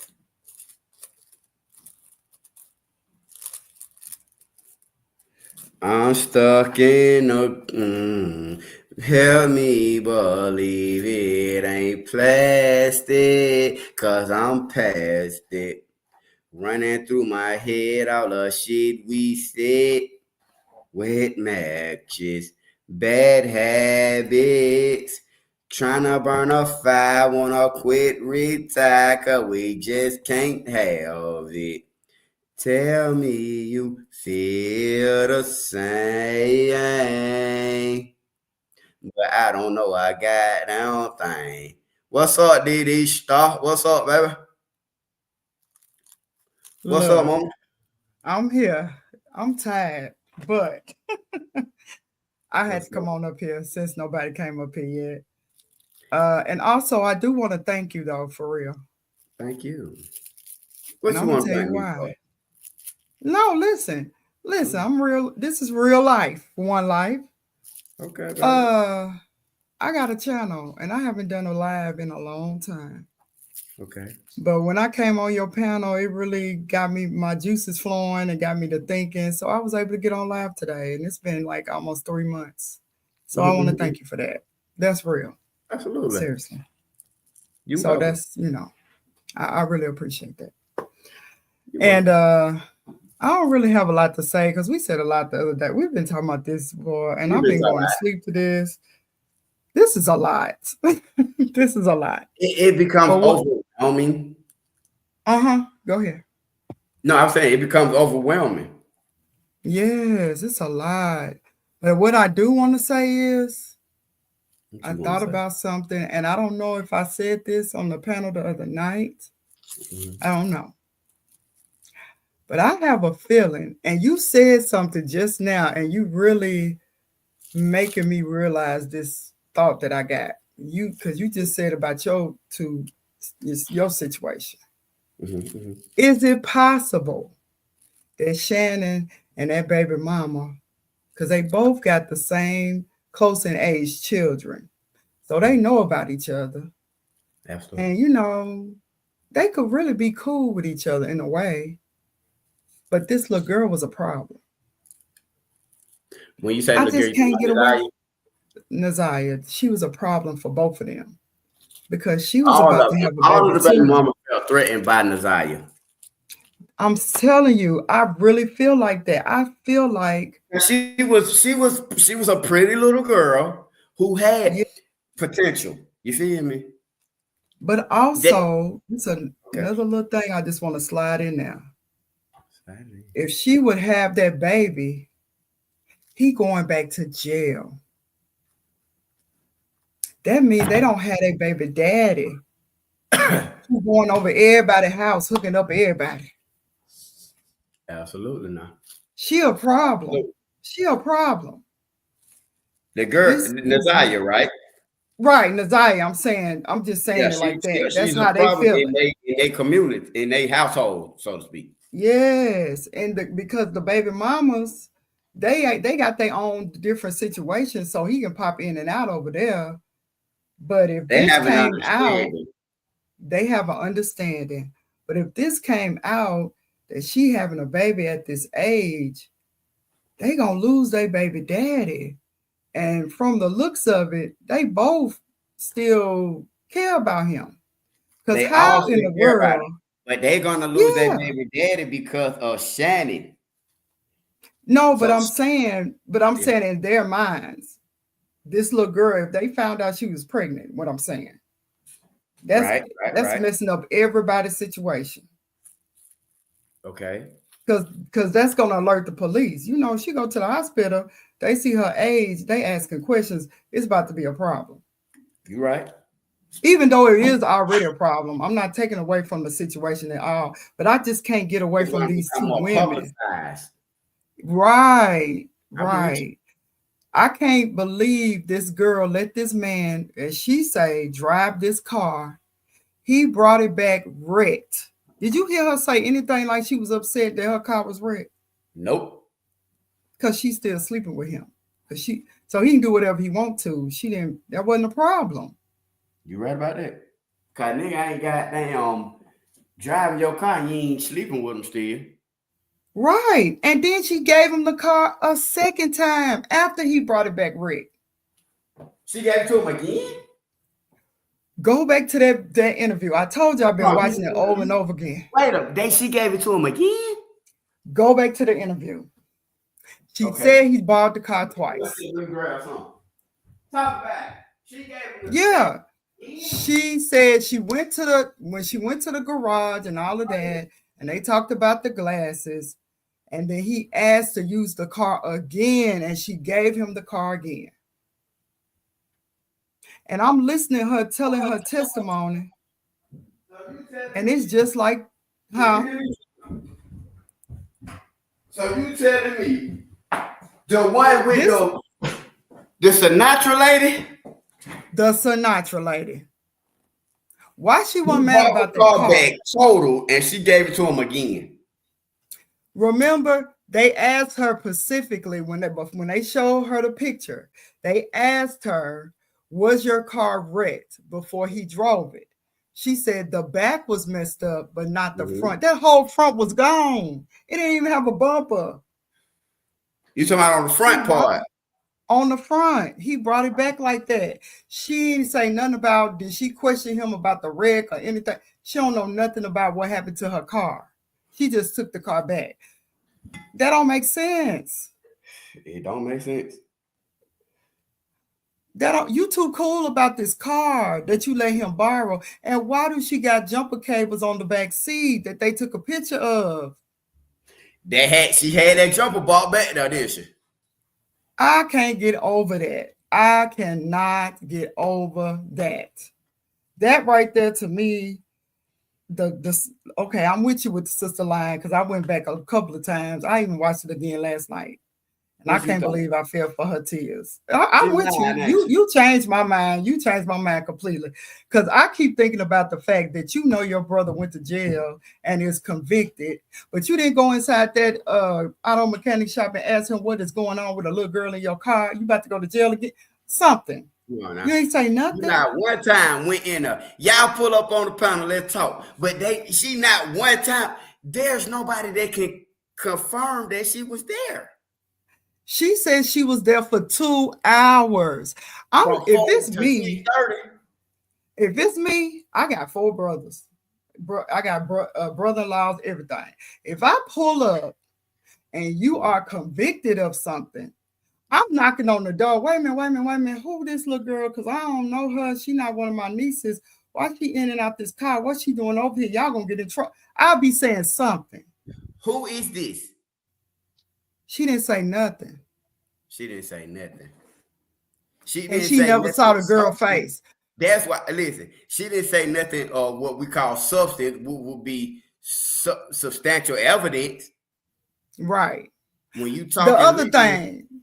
Go ahead. Yes, ma'am. Remember how she said the cars was parked? Yes. The car was facing her car. How she couldn't see that little girl face? That's why the prosecutor 2 hours? asked her. Come on now. You right, DD Star. 2 hours? That's why the prosecutor asked her. You said initially you saw somebody in the car. Right. That was he asked her how the car was parked. No, I didn't see somebody in the car. She said, well, you didn't say you saw somebody in the car with the light on. Well, when they were getting out the car, the light was coming on. Well, you said it was daytime when you got there. So was the light coming on in the daytime or the nighttime? It couldn't have been the nighttime or the daytime if they was on the east side of Detroit at 4 o'clock. Yes. So what is the sister testifying to? She's a liar.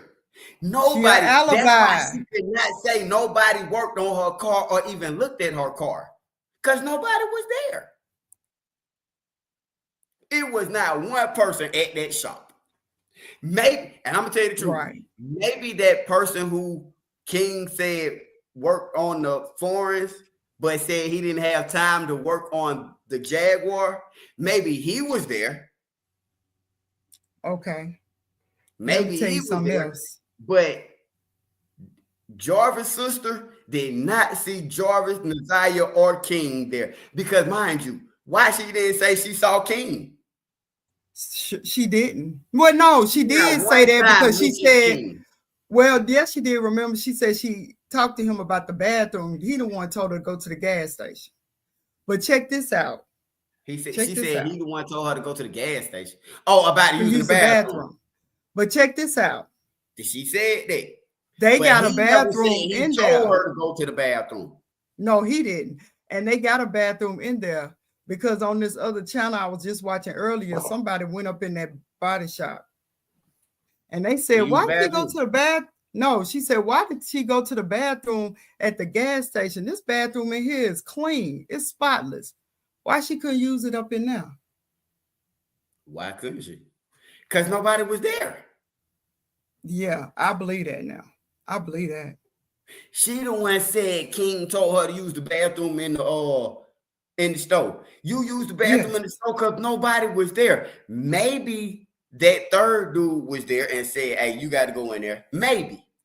Right. Yeah, nobody was at that shop. Mind you. Okay, put it like this. Let me ask you this. If she saw a child getting in and out her brother's car, right? I'm just asking. Any of this, you didn't think to film any of it? Everybody got a camera on their cell phone. Right. Why don't nobody have any footage of the shop and the gas station? You did what I'm saying? Right. Just pull out your cell phone and film this shit.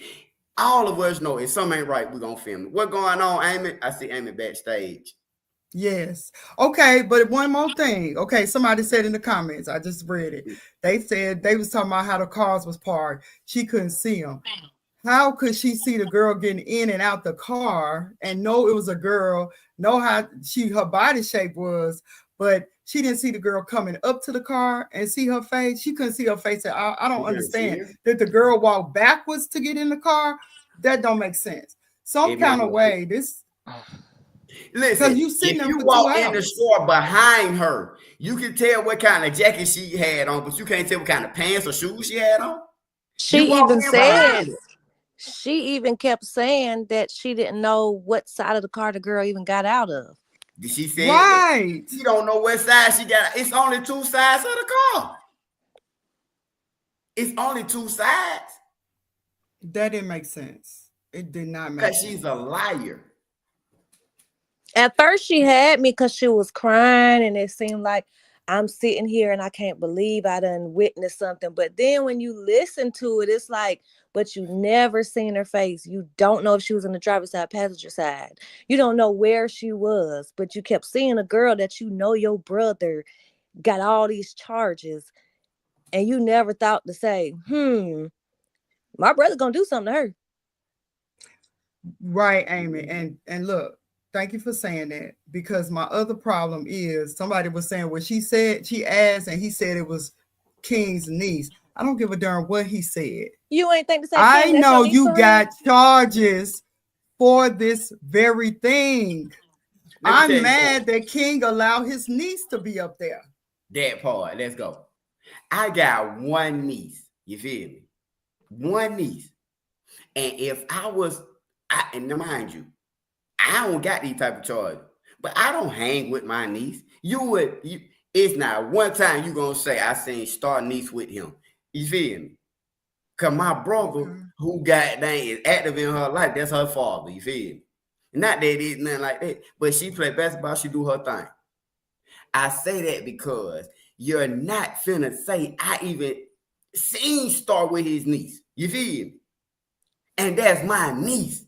Love her like a motherfucker. But you're not going to see, just like my daughter, you're not going to see my daughter, my older daughter, none of them, hanging with my brother or their uncle. Not because of no foul shit, but we all got our own stuff going on. Now, if you need your uncles, you call your uncles.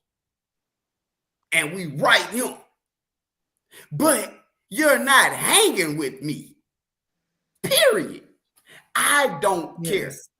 You're not hanging with me. We ain't, what the fuck do we got in common? Another problem with I have with the sister, because see, you know, I was all with the sister. You know I was. You were convinced with me. like that. I was with her. I was too, about to cry with her. Channel and you was like, hold on now. Me Hold too. on now. You changed my made whole me make thought a process. Okay. Because Play I on was me. like, I was about to cry with her because I was like, oh, she's so hurt. Hold on, She who can't talking believe right she now? said, If it's, oh, I'm who sorry, talking? it's Dee Star. It's Dee Star. Dee Star. Hey, Dee Star. Okay, yes, ma'am. Okay. You were with I the was sister. just, Go ahead. I was with the sister, about to cry with the sister and everything because she Right. was hurt. She had the ugly cry. She is the only one in the whole process of the court proceedings that cried. Nobody else cried. Not even the people who should have cried because they were her family. They didn't even cry. So I'm thinking she got to be telling the truth. But then when you break down what she's saying, it don't make sense. It don't You make can't sense. make it make sense. You just can't make it make sense. Make sense. And she was so mad at the defense attorney by saying, working on the car, and no, he was gonna look at my car. So that part right there. I didn't say that. I said, what you said that again? Not work on my car, but look at my car. Look at my car. And she was real. But you sat out there for 2 hours and didn't even get your car looked at. He was gonna look on your car? What? That got me too. That got me too. For free. I didn't. For free. That's why that lady said, she talked to Jarvis before. Jarvis told her, I'm busy today. Mind you, y'all already said it. I'm not y'all, but somebody said it. But Jarvis had a busy day that day. He was supposed to turn himself in that morning. He was supposed to get an abortion pill. He was supposed to change the radiator. He had a lot going on that day. And went to miscellany or whatever it's called. Miscellaneous. To tell you to bring your miscellaneous at, what kind of car did she have? The sister. I can't remember. I don't think she said it. Exactly. You see what I'm saying? That's why I just said that y'all so smart. And it's January, so it's cold. So you but just she could tell you everybody else's situation. What kind of car was you in getting looked at, baby? And it was something else they asked. I got to go back again because I can't remember right now. About the family situation, about her brother. Were they close? She gave a little funny attitude about that. Yeah. That was interesting to me too. How that's she my responded. brother. She did. That's my brother. Bitch, that's not what we asked you. Specifically, what is y'all relationship? Are y'all good? Do y'all fuck with each other? In so many words.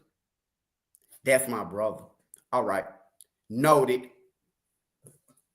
Ain't that what they say in the court of law? Noted.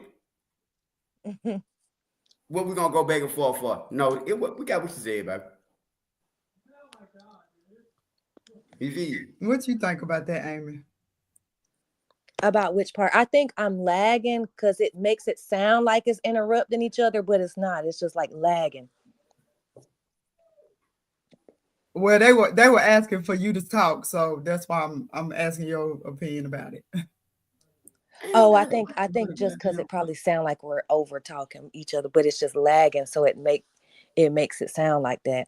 I forgot what part we on, but what part I'm really on is the last question they asked the sister, which sound like a motive for her to get up on that stand and do the little crying and stuff, because they said, ain't you and Jarvis beefing because something happened when your mama died? And her whole demeanor changed. And that kind of made it seem like what Star said, how I believed her until they started bringing up certain stuff. What if she is really on there because something happened with their mama? Apparently, something happened with their mama. So that could be a motive for her to not get up on there and lie, but stretch some kind of truth that she got going on. The motive came in when she said, now, you know what? We don't know how their mama lost their life. That's a good point, Amy. But my thing was this. When you had, what's her name? The sister get up there. The sister said, the sister didn't switch sides till she talked to that one baby mama who had the Sinatra. She said she talked to the baby mama on video. Then they got on the phone with Shannon. Remember? She said she was on video call with one baby mama. And then they got on with Shannon. Shannon was running the play like the quarterback. Like she was supposed to. Like she was supposed to. Because she wouldn't have already got in the one baby mama head. So when the sister, they manipulated the sister and had her. That's what I was saying earlier. You got clusters. That's what the word I'm looking for. You got the King, Jaguar, Jarvis cluster. Then you got the Shannon, Annette, Marquita cluster. Then you got the Shannon, baby mama cluster. If that makes sense. Part. You feel me? That part. In clusters. It's not. Jarvis been accepted what he is. The family and the children, everybody been accepted what he is. He has baby by young women. He does that. That's not no reason for him to go and unalive Ziyah. He's done this 20, 30 years ago. In my opinion. He's not going to flip out today and say, oh, this getting ready to come out. You know why? He already did 9 years in prison. You got out and did it again. He's accepted what he is. The people that has not accepted it, like Shannon, are the ones that want to try to cover it up. We can't let this get out. I don't want the family to know that. You know why? Because if the family know that Ziyah is pregnant by Jarvis, the whole family know it's my fault. And that's charges on everybody. Yep, and the grandmama gonna lose all them benefits from all them kids that she getting that money for. Grandmama let it go on in her house with her daughter, and it also happened to them foster kids. Allegedly. And how did Shannon have that iPad or laptop or whatever it is she got from the school? How could she have that when the girl supposedly never came home? Where did she get it from? Never came home. Because when a child's missing, the first thing you do is say, here, police, get her phone, get her tablet, get everything, because we got to look in it and see where she's at, who does she contact, and everything. They kept everything from the police. And that's what I was saying the other day. Shannon said the police hit her and said they coming to get the tablet. Now, mind you, when they went to get it the first time, they came full-fledged. They couldn't find it. They called you, Shannon, and said they finna come and get a tablet. And she said she plugged the tablet up, put in the passcode. That's tampering with evidence. Yep. Period. And some of those text messages were deleted, but some of them They was got not. that tablet. How do we know that? How she erased everything. But because the school man had already put a cyber warrant, which is what he was specialized in, it don't matter what you erase. They already had you. So that makes sense. Yeah, they would tell you they coming to get that tablet because they've already subpoenaed everything in it. And then Shannon said, first she texts, I know about it now. But then she said, well, I thought about it and this is for life. That was what sealed the deal right there. This for life, Jarvis. So now make your decision. Yes, because remember, she's pregnant too. Now listen, this for life was about this for life. Like she was really separating herself from her, saying like, this is for life. I'm not fucking with you no more. This for life. I don't know. Because it was behind. Y'all got to read how. I mean, I'm not saying nobody wrong. We all got good opinions here now. But I'm saying from a man perspective, I'm looking at it like this for life. Like, bro, this for air. I'm not messing with you no more. You done got my niece pregnant. You locked up. You feel me? Like I just told y'all, the only reason she's still paying that cash out to Jarvis is so he don't get unalive, and so he don't throw her under the bus. Shannon. Yeah, because his other two charges is each 25 years. So he knows he's going. He's gone. Right. He's gone. And that's why I'm saying right now, he's trying to survive as long as he can. And see, I'm telling you something, God truth. That county got him believing he got pulled. That prison gonna show him, no, it ain't like that. Right. Yeah. That county make him believe. Say, I'm telling y'all something, y'all. Fulton County, Rice Street. Oh, hell no, dog. You did. It ain't going like that. Broward County, hell no. Orange County, hell no. Jarvis is in a sweet county to where you can pay your way right now. And that's it. Slick form of extortion.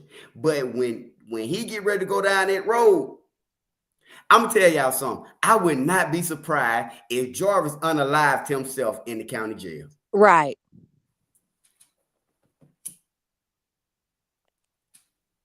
You feel me? I understand why people don't want to suicide note and tell everything.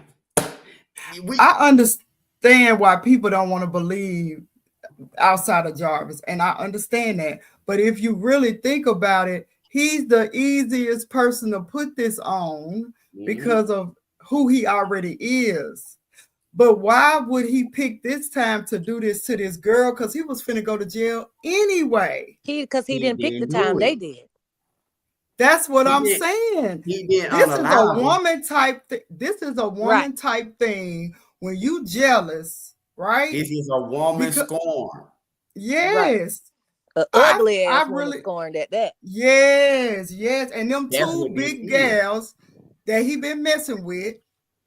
That because when you look at them on the stand, neither one of them had no problems with the situation. This girl let him borrow her car. She let him borrow her. When you as a grown woman got 5 kids by the man, go in a tablet, a school tablet at that, and see a message that say, just give us some. How they make just give us some. You feel me? You mean to tell me my 11, 12, 13-year-old niece can tell you, just give me some? And that same day she texted, you came home and gave me some like no other. And then said so she can quit having an attitude and go to sleep. And you put her to sleep. But now that she's reading it, Shannon reading it, that's that show night. He came home, he sucked my toe. He did some things to me that night that he ain't never really did. Put me to sleep, you know what I'm saying? And now she thinking about it. And then he went to the basement. And then he went to the basement. That made her mad. mad. Oh, come on, Amy. Come on.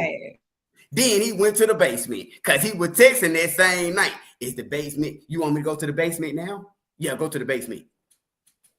It ain't that he was pulling up. He was already there. Right or wrong? What about the text message when he texted her, she at school, and she told him don't go in her room, and he told her, well, I already sold your panties. He was already there with Shannon. How else would he be able to go in her room? Or the mama? How else would he have access to the house to where she would say, don't go in my room, unless she was in the mama room or the grandmama room? Which her room was in the basement. So how the hell y'all ain't know this man was in y'all basement getting draws? That's what happened to Jonah Benet. See, this is creepy. But you can't tell me, and then he gonna text me talking about something. I got you. I'm gonna tell y'all something. Call me crazy, but I'm not so ready to believe that Shannon didn't say that. I got your panties. That's weird. Yes. Little different. I got your panties. Now, if Ziyah is saying you better not be in my room, that means he has had open access to the house to where she would say not to be. And like y'all said, unless her room is in the basement, did y'all have her chained up in the basement? Is that, but then go back to saying, but it also coincides to meet you in the basement. In the basement, is that a basement door? I mean, like how them houses have the doors that are like a walkout. Yeah, they have a walkout where you can walk outside through the basement. But it's all the way down in the back, like the drop of the house. And you can go in there through the basement, but it's not necessarily like a dungeon basement, but maybe a renovated basement. I don't know. In South Carolina, we don't got no basement, so I don't really know how they set up, but there got to be an outside way to get in a basement other than just inside of the house. Yeah, they got walkout doors. A lot of them. They got walkout doors to basement. Some of them are very nice where you don't even have to go in the house. Yeah, some people rent them out. Some people rent their basements out for extra income. It's like a whole apartment set up, depending on how you do it. Absolutely. So it's easy that he could have been coming around the house. It's not like what y'all may be thinking, a basement, like just like. Yeah, if you never seen one, you're not gonna know. So I don't know. Yeah, so yeah, that's why we trying to, so you can walk in through a door and be in a basement, but it's like a renovated basement, or even, and I'm not saying they put her in a renovated basement, but it could be like a basement with an air mattress and like a setup. He's coming in there and doing the do. You feel me? It's comfortable enough for that. But then she did say but that's why we have to separate the two, because she said, I hope you're not in my room. So right in your room, where is your room in this house? It's not in the base, or unless she has a room in the basement, which is why she said, I hope you're not in my room, because you have access to the basement, but don't be in my room in the basement. And he said, whack, because that's the only place. If he wasn't messing with Shannon that he was allowed, was in the basement. That's where he tried to deny your own Marquita daughter was in the basement, right? Which makes sense anyway, because they didn't like her, so they threw her in the basement. In the basement. Her room is in the basement. Her bedroom is in the basement. Period. That's why she said you better not be in my room. You could be in that basement, but don't be in my room. Her room was in the basement. And you don't think Shannon seen her IG post that she was making and throwing shots at her? Right. We see that. Talking about she the better woman. She the better woman. You think Shannon ain't mad about that? And her and the baby mama ain't had a mad discussion? about the messages where she told Jarvis, go give her something. She saw all of that. Yes. That'll make a woman mad. What? Because I'm jealous of you and you not jealous of me. You want him to come. And you're pregnant. There's nothing that separates us. Nothing. We live in the same house. We fucking the same man. We pregnant by the same. You feel me? You know what? I was talking about them basements. 12 years old. Y'all was talking about them basements. You know, I'm in Michigan and that one from Detroit in Michigan too. So we have several types of basements in Michigan. We Yeah, don't we have have just basements too. we don't have one particular basement. We have the Michigan basement where it's like a dungeon. You got to go from the inside of the house and then go outside and go through these doors. It's like you lift up out the ground, off the ground, or it's a normal door, but you still go down, and it's like a dungeon. It's scary. I don't like Like Michigan storm basements. doors. No, they're like wooden doors, a door, but it's a smaller door, like you would think in a shed, mind you, of a shed door. Then we have the basements that are like a whole nother house, and you can access it through inside or outside. Then the basements where you can only access it through going through the house. You can't get through it through the back door or side door. You literally have to walk through the house to get to the basement. So, depending on, and this is the east side, my favorite side of Detroit, I would think it is one of those basements that you walk through the house and go down the steps, and they done hooked it up like a bedroom. Then we do have a lot of finished basements as well too. Like you said, it could have been renovated. So by her room being in the house, I really don't think that this was a bedroom that they had to access from outside. The basement they had to access from outside. He walked through that house and he walked down in that basement, and they knew what was going on. I just they can't convince me, his sister, whomever, cannot. It's not a lot of houses that got Michigan basements in the city. Kalamazoo, where I used to live, has a lot of Michigan basements. They walked through that house and got to that basement, and it was hooked up. They renovated it for her. What y'all think? That's why. Yeah. That's why they finding them. That's why like that them human remains they found on 8 Mile. They found it because they were doing them renovations on their house. Maybe I got dang. You feel me? Maybe I left. No, Now that's, look, I what mean, about that's the when not they was in the bedroom dancing with the bunk beds though? right. Remember all the videos they was in the room, and it looked like it was 2 sets of bunk beds to me. It looked like jail.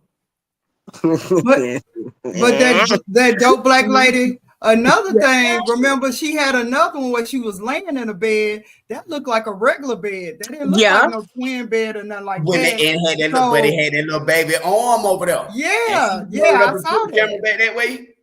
Cause that little baby Yeah, I arm saw on the movie. That was a baby in that bed, bro. Yeah.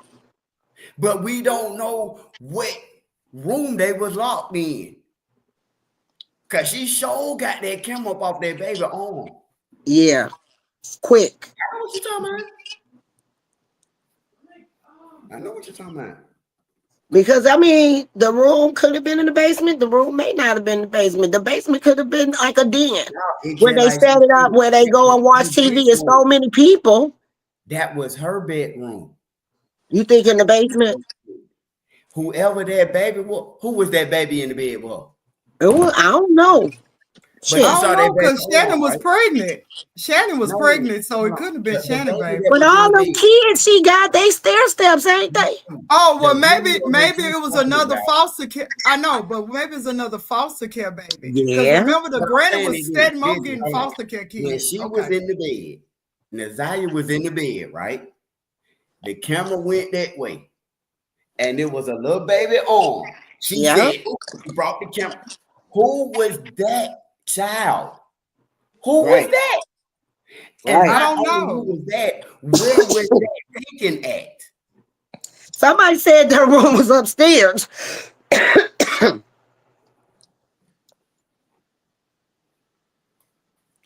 don't Right. know. I laid in my grandma bed. Shoot, I slept in my grandma bed with her and my grandpa. He'll get out the bed. So yeah, I laid in there with the mama. What I'm It's telling you is, possible, right? the It's video that possible we that it could have been another you're not going to grandchild. get off track with it. What Oh, I'm okay, saying okay. is, Right, the people got dens. Absolutely. That's what I was just saying. The basement could have been a den, Miss Detroit.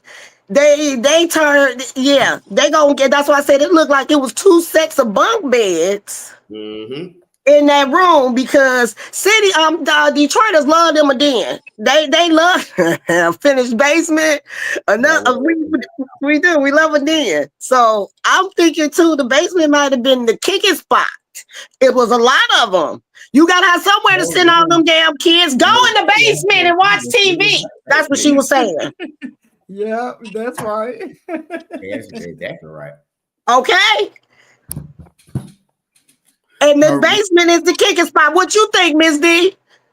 What you think? That's how they be, don't they? Go take your ass in the basement. Go watch TV. Get out of grown folks' face. Yeah. Well, we was told get out of grown folks' face. I don't know about them. That's why. Well, you know, because all the grandmamas basement. do that. Yeah, the grandmamas gonna send them kids somewhere. They gonna put them in one room. gonna send their ass to the basement. So Absolutely. So that's why I said it looked like 2 bunk beds. It looked like another set of bunk beds was on the side. Like 2 bunk beds. It was Why they gonna play games? All that. I'm not finna start this with you. Right. We did basement. My thing is, did they not interview no kids at this school? Because that's a young girl, number one. She's excited. She's talking to this older man. He taking me here. He buy me Takis from the store. You know, I go to his job. So did they not take any of her friends into a conference room at this school and say, has Ziyah told y'all anything? Like, I don't understand. Nobody is saying her friend said this or like nothing. Not the Takis, because the Takis gonna do it. Now you getting kids with Takis, I bet they go to talking. Exactly. The blue bag. Yeah. For Give real. them the All of them. You said BJ, it would look like it was junk in the basement. Well, you know, basements in the city, they can be pretty big, where one side could be the junk side. And we had the other side for the washer and dryer. And then we had the other side hooked up for the den. It could have been junky on that side where they play at. Right. And she didn't care. She didn't care because it was the basement. Long It was the upstairs messing up something. Yeah. Well, no Takis. You so crazy. Now, because Takis play a very important part. It does, because she was in video, she kept them. But at the end of the day, I'm just tripping off how she was taking shots at Shannon. What you think Jarvis told them he was taking them to the store to get? Takis. Come on now. Yeah.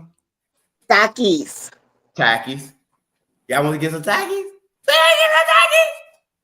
And it was that one kid was like, come back with It's no not funny. It's just the fact that how you doing the things, yelling, the animation be killing me. Now, when you think about it, though, it's for real. I know we be laughing, but they was like, we out. But you know what was the main thing? That was the fact that it wasn't the Takis that may have gotten the kids. It was the money that was getting the adults to allow them to go, so they say. Because remember, she and his daughter would clean the shop. They wouldn't clean no shop. They was mad at him because he didn't get her no money. But money from where? If you 42 and I gotta pick you up at the stop sign and stuff. That's what I'm saying. But that's the law. They was mad because he didn't give them no money. But he will pull the. What you know? Something else Amy said about the kids. Remember, the officer said that he only talked to a few of them. He really didn't talk to anybody. He said a couple, and they said a few. He said no too. He didn't really even go into. Did he know the grandmama? Did he know her? That's why he didn't really do too much. Yeah. Yep, they got him out so he can get him. You right, Miss Detroit. That's what they were doing. They over there, man. These folk, everybody need to go down. Really, it's everybody. Yeah. But I think when I think about that day and all the different. Oh, and I wanted another thing y'all say. said about the car. I'm sorry. I was just thinking about. I'm sorry to No, you interrupt. good. Go ahead. Go It ahead. just hit me. Go. Remember, y'all was saying how can you be facing in front of a car and not be able to see the person's face? You got to remember too. I don't know what the weather was doing in January then, but if it's snow on the ground, that sun hit that snow. They can open the door. You can have an interior light come on. It's something about how that reflection bounce that you can see a figure, but you can't see their face. Especially if you struggle with seeing already, astigmatism, got Coke bottle glasses. That reflection, Ms. Jones, would you tell them about the reflection? It hurts so badly. And then also, we get dark early. Right. It was dusk, 4 o'clock-ish, 4 something-ish, it's dusk. Close to 5 is getting dusk, and 6 o'clock is black. Now you absolutely right about that. Everything you just said, you 100% right. The problem is, Ms. Jones said he had, Ms. D said got 10.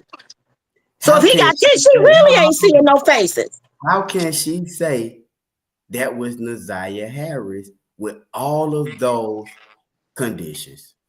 And then she said, Ziyah was walking in front of me whenever I went she to knew the store who to Ziyah use the was. In bathroom. front of me. She never even looked on her face then. Because she already knew who Ziyah was. Didn't she say, did they ask her, do y'all got a close relationship? That's my brother. Well, that's Shannon's niece. She can't She knows Shannon kids. Time out. This is why they said, look, even when the defense asked her, she said, what time do you think it was you saw Ziyah? You know why she said what time you think it was?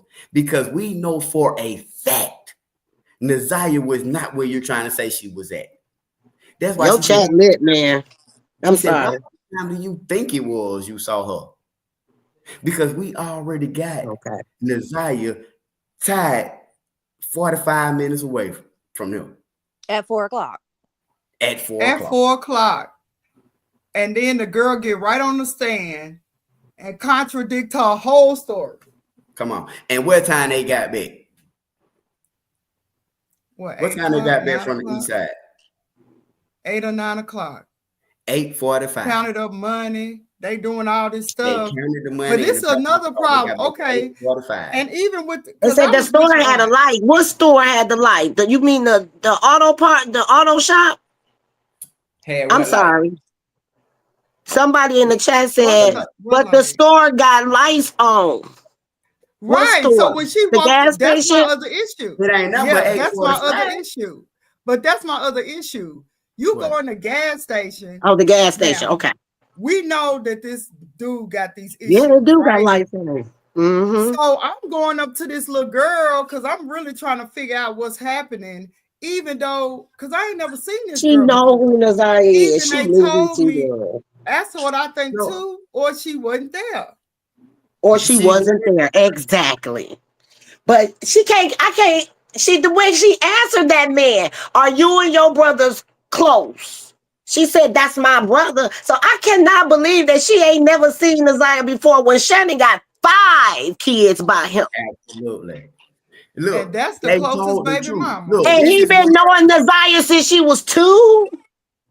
You can't tell me. Like they said, they got back at 8:45.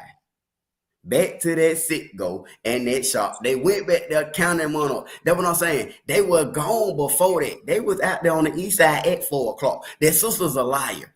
You did not see Ziyah with this man. Because if you did, just like King said, the car ran out of gas. They pushed the car right there to the gas pump. That's why they put a little gas in there and he put it back in the bay.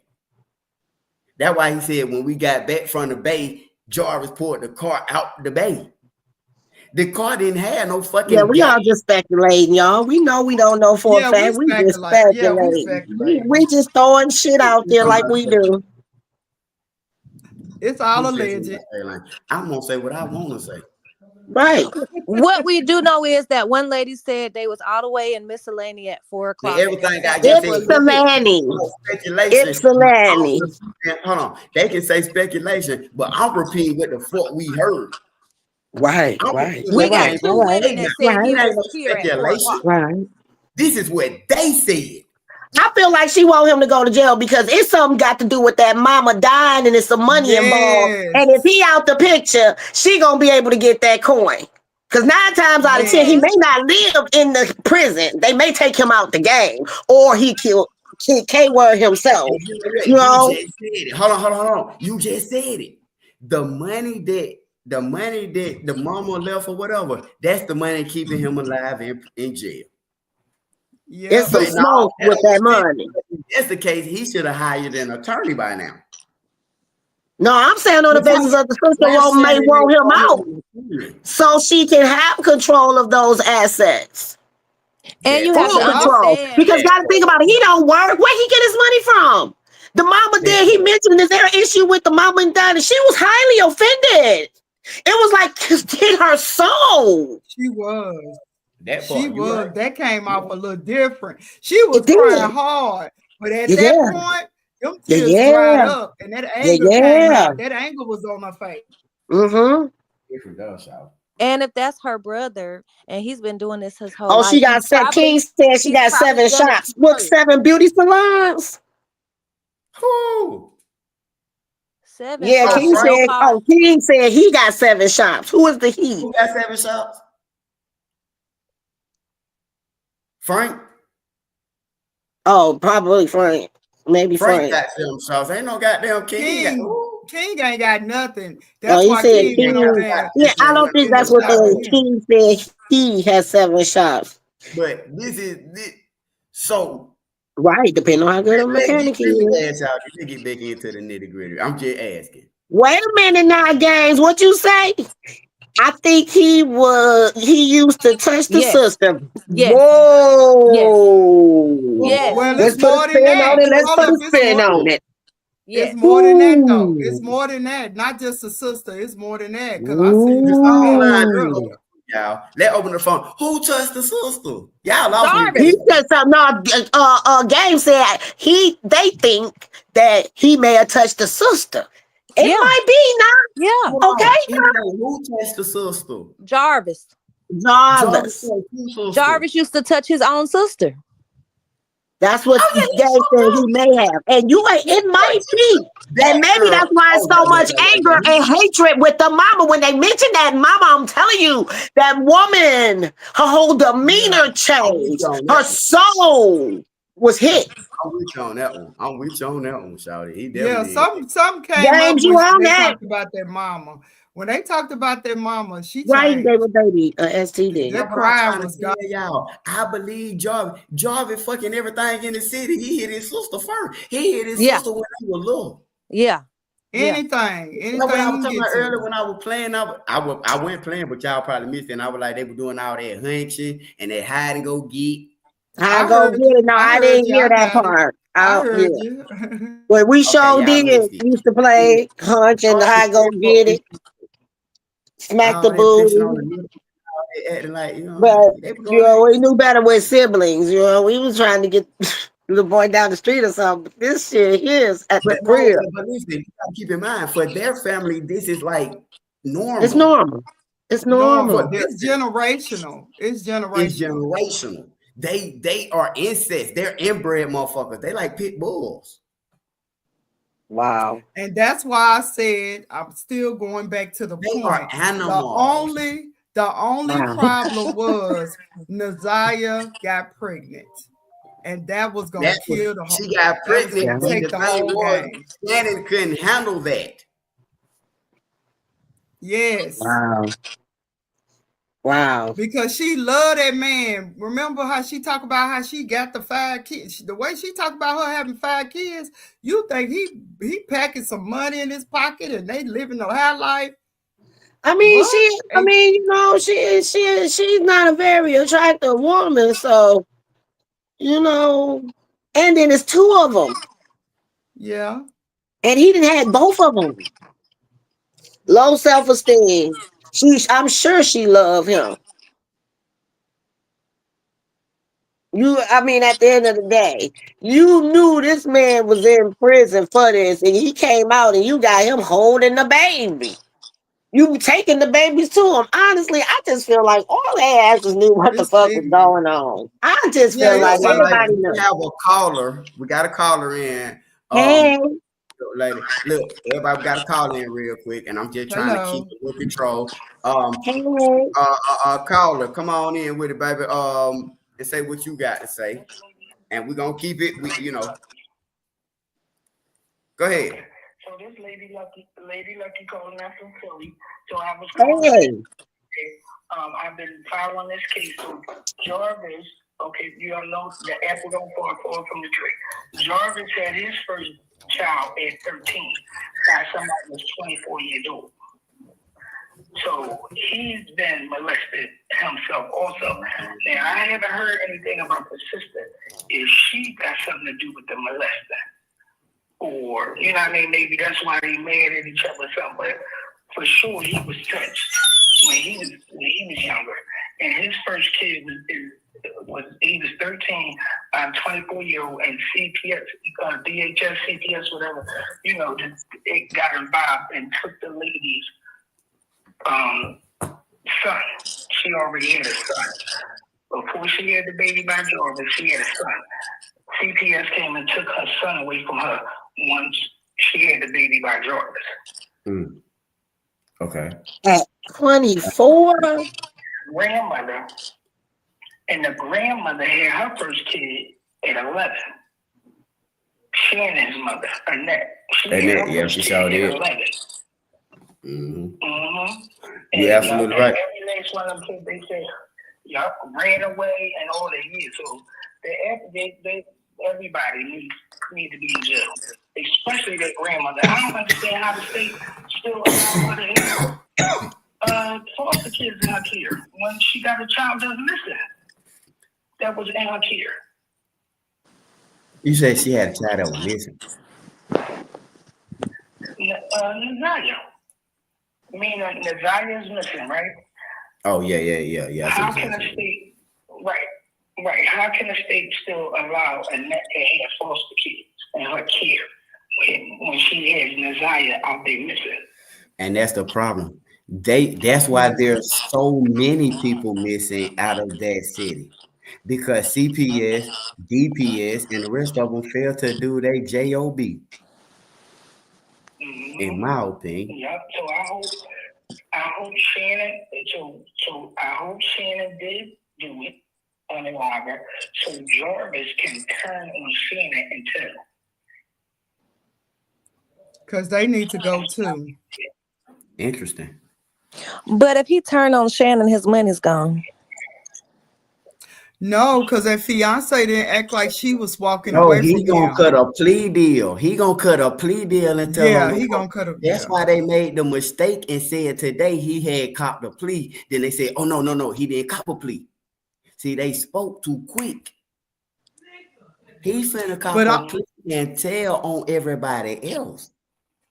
But he don't care anyway, though. Thank you for calling me. And this again, I'm sorry. I'm sorry. This Lady Luck. Hey, Lady Luck. Thank you so much for calling in. I really appreciate that. Hey, Lady Luck. All right. See, Star, the only problem is too, he was going to jail anyway. But he was jail is not the problem for him. He only had a year for a pistol. Right, but he done been to jail. What I'm saying is jail is not an issue for him. But it ain't easy for pedophiles in prison. And it wasn't easy. I mean, I'm sorry, P-word. I'm sorry. Ooh. He wasn't going down the road for that. No, I'm talking about this time. No, initially he was turning himself in on the pow. Right, but when he went in before, it was for under 13. So he didn't experience that, and he don't want to deal with that no more. Right, he been there for 9 years. Listen. When he was turning himself in January the 9th, it was for a pow charge. He wasn't nothing else. Yeah. Period. Right. He was gonna do 1 year for pow possession. But if that baby had that baby, he was gonna go back again for that situation. Hold on, wait a minute. He was gonna be able to wag that. But this is the thing. When Shannon got put out there Section 8 and moved in that house, that's what blew his spot up. Mm-hmm. That's when Shannon went to talking about, I'm gonna put you on child support for these 5 kids. I see she's pregnant. I see for myself every day now. Yeah, it was speculation before. I was at my Section 8, and mind you, even then, just like Roxy said, Ziyah lived with her at that Section 8. Mm-hmm. So she was very well aware. But Ziyah would go around there to the grandmama house and fuck off in the basement or to that shop. That's why Shannon and the mama Or don't the get abando. or a bando. One of those empty houses on the east side or the west side of Detroit. Because he broke.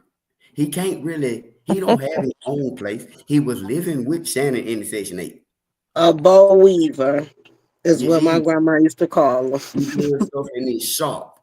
You can't even put, she's so young, you can't even hide her. You dig that part? Right. You can't even put her up nowhere because you broke. So now this is starting to linger into, if you God, he sure did, BJ. It costs money to cheat. That's why that old school song say it's cheaper to keep her.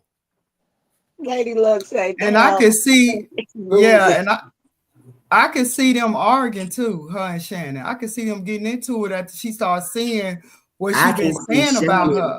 On her because she knows she can't whoop nobody else. Yeah, and I I can can see see that too. Ziyah running and telling Jarvis she keep hitting me. Yeah. She's beating on me when you're not around. Jarvis wasn't hitting on her. Jarvis He wasn't hitting beating on nobody. But Shannon was. They was abusing Shawty. He was doing what he was doing in that abuse, but they was physically abusing her. Yes, facts. And that's how he could get away with it anyway, because she was like the black sheep of the family. Because they was kind of ugly and different stuff Cinderella like that. in the base.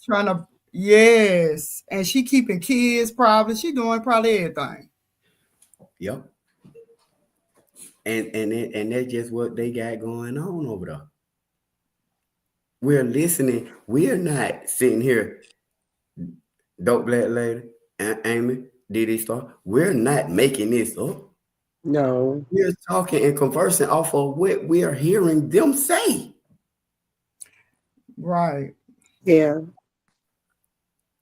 Jarvis is as guilty as Jarvis is. We know that. But yeah, I'm not taking nothing away from him. There's other people that are guilty. There are so many other people that are even more guilty. Tell like they say, Jarvis got allegedly got his mother impregnated. That's what they said. And ain't nobody contested it. What? That's what they said. He got his mother pregnant. He was 13. They had a little boy, right? That's what they said. Where do you think that little boy is at right now? He's in the cut being molded to be the next predator. Period. Where is that little boy that Jarvis created with his mother? Where is that little boy? So you can see the mama giving everything to Jarvis to keep the situation still quiet even after her death. And that's why the sister mad. What you can see is Jarvis was molested by his mother and had a son. Is this the son who molested Annette? You know what I'm saying? Is this the nigga who molested and made Ziyah? Is this boy that Jarvis made with his mama? I'm just asking because it's all crooked and it's all tied in. They need to do that damn tree thing. Ancestry. Ancestry. But I'm being I'm sorry. My because, delayed response. My voice just off. Annette was impregnated at 11.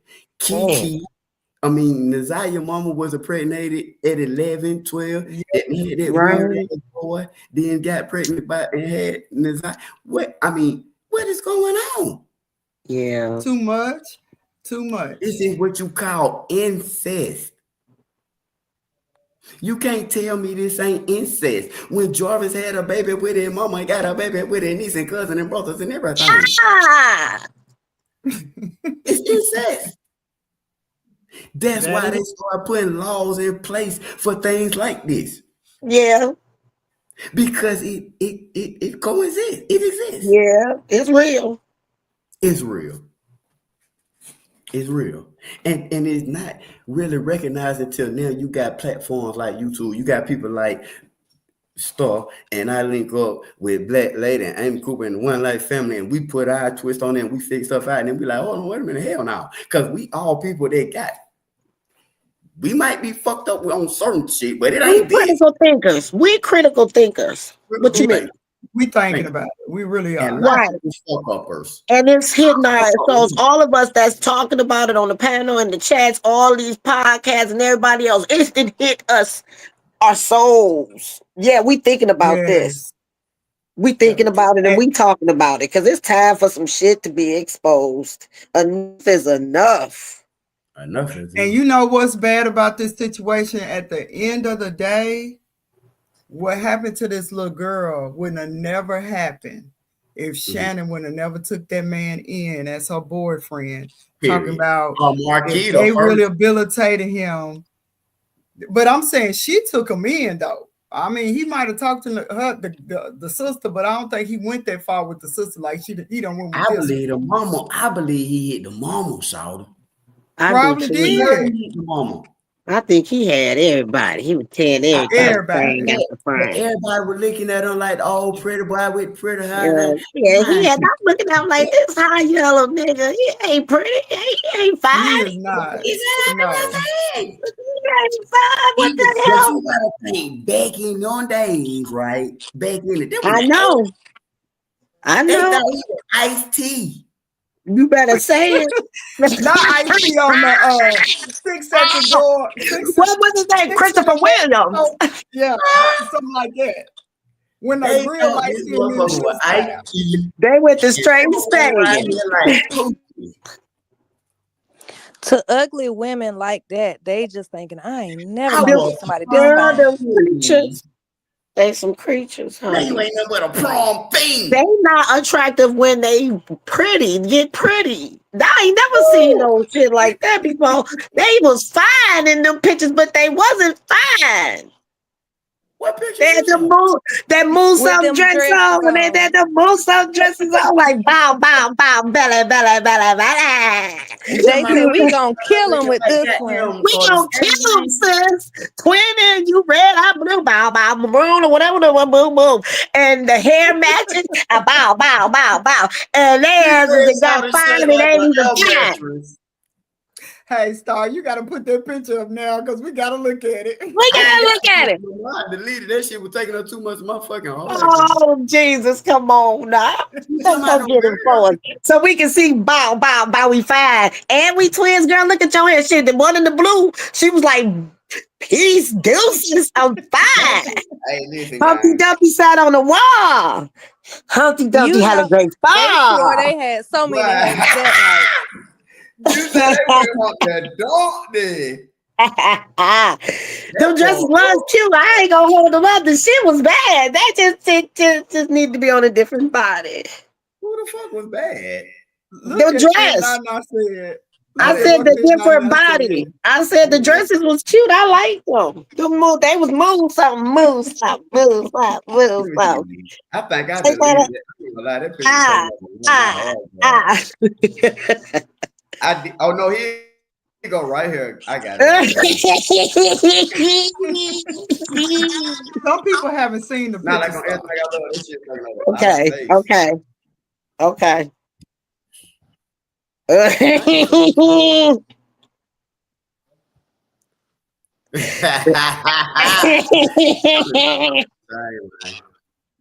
Y'all talking about them. They killing them. They Bow, killing them. bow, They bow, killing bow. them. Bow, bow, bow. Thotty, thotty, thotty, thot, thot. And the hair matched the dress. You better leave Baby, them you girls better alone. say They it. killing them. Like, And she got on sandals with her dress. She had to take her heels off. She had to take them heels off. They was hurting. how the hell you had two of these motherfuckers? Yeah, creatures. They look just alike. They look just alike too. Santana. You had two of them at the same time. That one in the blue said, "I'm a baddie." Oh Mhm. my God. She was outside that night. They was all out there. So you mean to tell me he hit them Your and then hit shoes sharp. I'd have hit the mama first. And laugh. You taking me out the game. You taking me out the game. I just fell over. If y'all can see, that's why I don't camera. Because I'm telling you, I'm glad Star and me and animation. Oh Lord. Look, Star, you said you done did the what? I ain't said I was gonna do nothing. Now you already said you don't have no type. But I also said I wasn't gonna fuck them. keep them creatures. Shit. Her hair was matching that dress. She wasn't playing. They weren't playing with him, and he right there standing next to her looking goofy. In the I other want to see the picture. rest of the party. I want to see what everybody else look like. Well, you saw the baby mama. Didn't you see the baby mama at the trial? She looked just like them too, with the finger, with the pink curl You know like what? Hey, hair. listen, y'all might hang up on me, but I ain't gonna lie. I take that shit to trial too, cause ain't no fucking way you finna say I did it. Woo! No, I didn't. Nope. Try to fuck who? Nope. Prove it. You gotta prove that shit. Crazy. You know what you gotta prove? You gotta prove I fucked you. Them ain't my kids. None of them.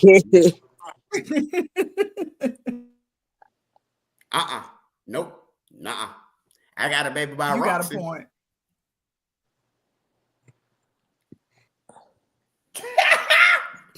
Not my He baby. probably wanted to. He probably wanted to. He got one.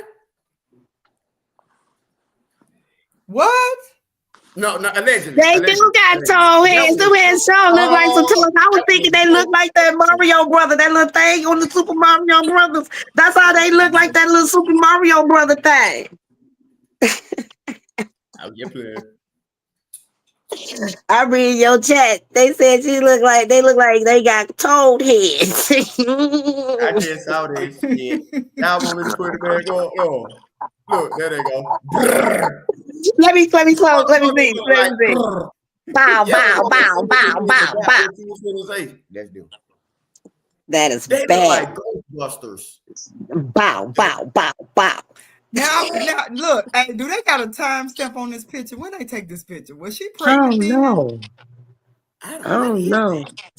But you know, sometimes people look like they forever pregnant. You know how they get that expanded uterus? Look like Van Rains. Right. Ooh, On Holiday Hard. Y'all better stop on Holiday Hard. Y'all bad, y'all bad. Y'all bad. No, they bad. That's so wrong. This is diabolical. And I see it too. You see it. You can't stop seeing it now. Okay, I want to X this out my brain. I'll be thinking about it. That's what threw me off when they showed her at the court because she done lost so much weight. That threw So me much off. weight, right? Yeah, I was confused. She's Like, who is and she? that's why I'm saying she in this. She's stressed. That girl Because stressed. she don't know when they coming for her next. Yeah, she don't know. They need to come for her now. I'm telling y'all, this only end one way. You know, when you grow up, they always tell you gonna end up whoop or in jail.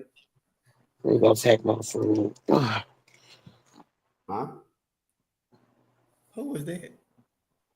I got a funeral I'm cooking for tomorrow. So What you making?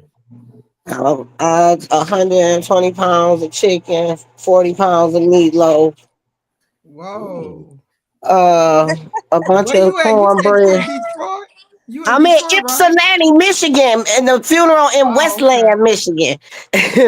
You Yeah, I'm Detroit. gonna do some other little things in the morning before I go. So I'm just finishing up these meatloaves. That's all right. I'm tired Oh, too. that's real serious. That's real serious. We get Yeah, we that's my friend. He fed everybody, and it's sad because I ain't get see nobody. I've been away for so long, so I'm excited too. absolutely. Yeah. Either way, y'all, Yep. we know it is some smoke in the city, and yeah, I didn't know who Shannon was. I didn't. I kept saying, "Well, who is the lady in the purple dress?" Because she Right. lost so much weight. Oh, the She's purple dress stressed. is Shannon. The Yes, maroon that's dress. her. That's her. I can't tell the difference between these motherfuckers. The Shit, purple I dress. couldn't That's either. her. Yeah, right here. That's This what. is Shannon. What the fuck is this? And then this is Marquita. Oh, That's I can't Marquita. stand you. Listen, I can't I stand. get it. I can't I get stand. when you try to like finesse and try to woo, but like no, I just don't. I can't do that one. Can't do that one, shot. Wow. It look like they. You know what? I'm done. You know, cause they are beautiful black women. Man, on. You know, shit. Okay. Yeah. Orange is the new black. Hey, y'all remember that? Orange is the new black. Mm-hmm. It was on Netflix. But anyway, but yeah. So anyway, let me start. Before I get canceled. We having a good time, and I love it. I'm loving it. We. I'm enjoying I'm glad everybody. you back up. Oh yeah. I was just gonna say I'm glad you back up. You know your spirits is back up. I'm glad it. You Right, didn't let because it the get you way you down. flipped so fast earlier. Woo. What Look, happened? that's why I be like, leave him alone. Cause go Oh, roll what that be happened? cool, baby. He went and took care of that be cool. Now he back. He right. He had to get his get right. Right. Right. I don't know what I do. I missed it. Okay. I ain't did nothing to nobody. But the energy is really good tonight on the panel. And Yeah, in the chat. yesterday it was a little off. Yeah. Yeah, Yes, yesterday, yeah, we got under control tonight. we all good. I Yeah, think the most biggest question that really might break it though is whenever them real clothes are found, because of course we all know the pink jumper and all of that stuff, and she did not have none of that on. So wherever she was, they had access to that stuff that got contaminated and they threw it all out. So her real clothes she had Yeah. on is somewhere else. I want to And say who this. would be I able to want give them the to real clothes say though? this. Shannon. Shannon. Look, I want to say Yeah. this. I want to say this, y'all. We have to really pay attention to the landfill, okay? The reason why I say that is because anywhere from the east side to the west side, they could have disposed of her body in any dump, okay? You see this going on right now with Ashley Elkins. You see Right. it happen with Ziyah Foster. When that body hits the landfill, it seems that 9 times out of 10 they are never recovered. And I say that because it's just now making sense to me. When they put those bodies in those dumpsters or wherever, and they hit that landfill, like perfect example, Ziyah Harris body a year ago. They know now Zion Foster happened before Ziyah, okay? This is a place they know if the bodies hit that landfill, maybe it's even a connect that they have at the landfill to make sure that the bodies get disposed of. But when that body hit that landfill, it's never found. Facts. And I'm saying facts because you show me one Especially body, after a year. you feel me? But show me one body that they recovered from the landfill. You see what I'm saying? That's why Yeah. even when the man was on the news and he was talking about it, he said Ashley Elkins, he said Zion Foster, he even mentioned Ziyah Harris. Oh. You may be looking, you cleared out, listen, you cleared out 80,000 tons of trash. Yeah. So they could get to their targeted area, right? Uh-huh. But them 80,000 tons of trash only buried more bodies. And not only that, I know Yeah. a person whose child came up missing in Florida. They found her baby in a landfill all the way in Georgia. See what I'm saying? That's why I'm questioning what happened to the baby mama car and why she's not concerned that it's wrecked and he didn't bring it back to 6 a.m. And then he calls you to tell you to wipe everything down. Why would he do that if he didn't use your car for something and you didn't? I'm tripping if somebody And say you that. fix on cars and you ain't fix my shit before you brought it back. Right. And then she let him get it She brought my again. shit back fucked up. Is that what y'all talking about? The Sinatra? Yeah, that's what I'm talking about. Yeah. Yeah, she said her whole front was fucked up. The bumper is gone. You got that picture? Gone. The bumper is gone. Okay, but The bumper I'm is thinking she's messed talking up. about the whole front. The whole front was raggedy, right? Yeah, it was messed up. And they asked her, they purposely asked her. That's what I'm saying. Was your That's what car I'm saying. wrecked before Okay, that? time out. You mean to tell me he brought your car back, the whole front messed up, and you did not report it with your insurance company? Or the police? You ain't make a police report. You didn't make a police report about your car coming back like this? No. And then Because you involved in it.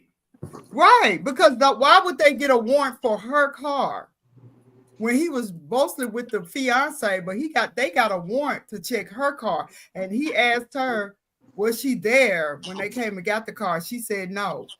The police just came and took it because they had a warrant for that car and they checked that car. And that's the same thing I was saying when that lady tried to sit up there and say they told her they were coming to get the tablet. When they coming to get something, they come with that warrant and they taking it. Ain't no talking. Thanks. We coming to get it, buddy. So Shannon could get the clothes to throw off everybody. And some about this car with the baby mama. They all involved. I'm sorry. They all involved. And I'm it's not taking away from him, but I'm just saying this seems like a woman type thing where they was mad. Like this is I don't know. It just don't seem like. Shouts out to LaWanda in the building, man. Shouts out to LaWanda. Hey, man, y'all rocking with me, man. LaWanda. Hitting on the cash out, man. Shouts out to LaWanda. Hey, LaWanda. Mad at me.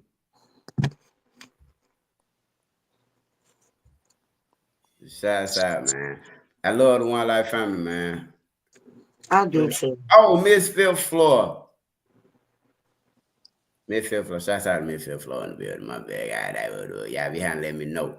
Y'all be having to let me know when y'all be rocking with me on my goddamn whoop whoop, man. I really appreciate that, man. I love y'all, man. I love One Life, man. Y'all think I be playing. No, we don't. Y'all rock with One Life. Y'all rock with me like so strong, right? Like, it crazy, though. It crazy, and I really appreciate it. I really do. Don't let later. Hey, you gonna make me something to eat now? You already said it. You already know it. I'm gonna feed you when you get here. Yes, you gonna want to give me something to eat. Yeah. So let me ask you, Star. So you gonna go up there for the whole trial? Is that what you telling us? Yeah, but this is the thing. The I trial niggas out here. y'all want me to go up though. The trial, I think the trial gonna be like a week at the longest, if that long. You think so? This ain't no YSL shit. You feel me? Yeah.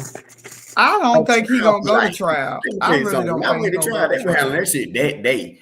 They was like, "You going to prison?" I was like, "Who?"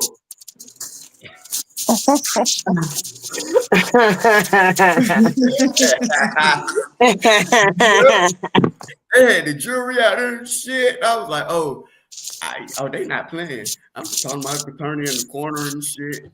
But nah, yeah. The trial is gonna be quick.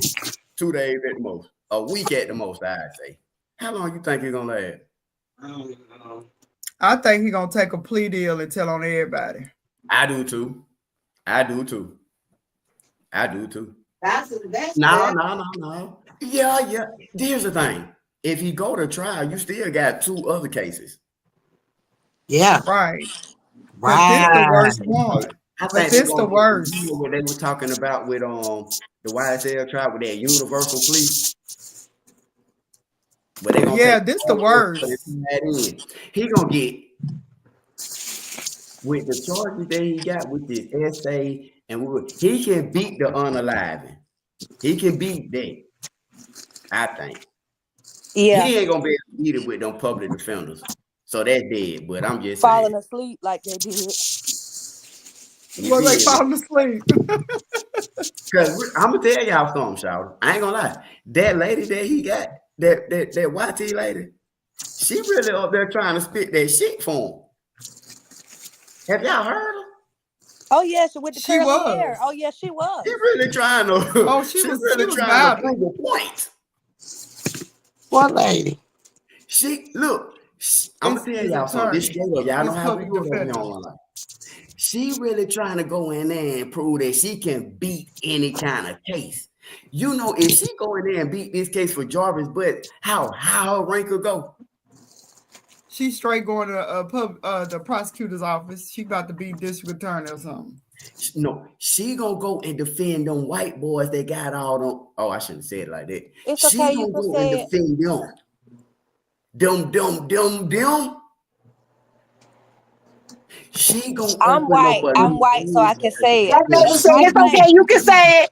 I'm white, so I can say it. That white lady is gonna go in there. They're gonna listen to everything that white lady says. I had already said it before we knew you was white. So that's what I'm saying. I can I say didn't it know for she was y'all. white.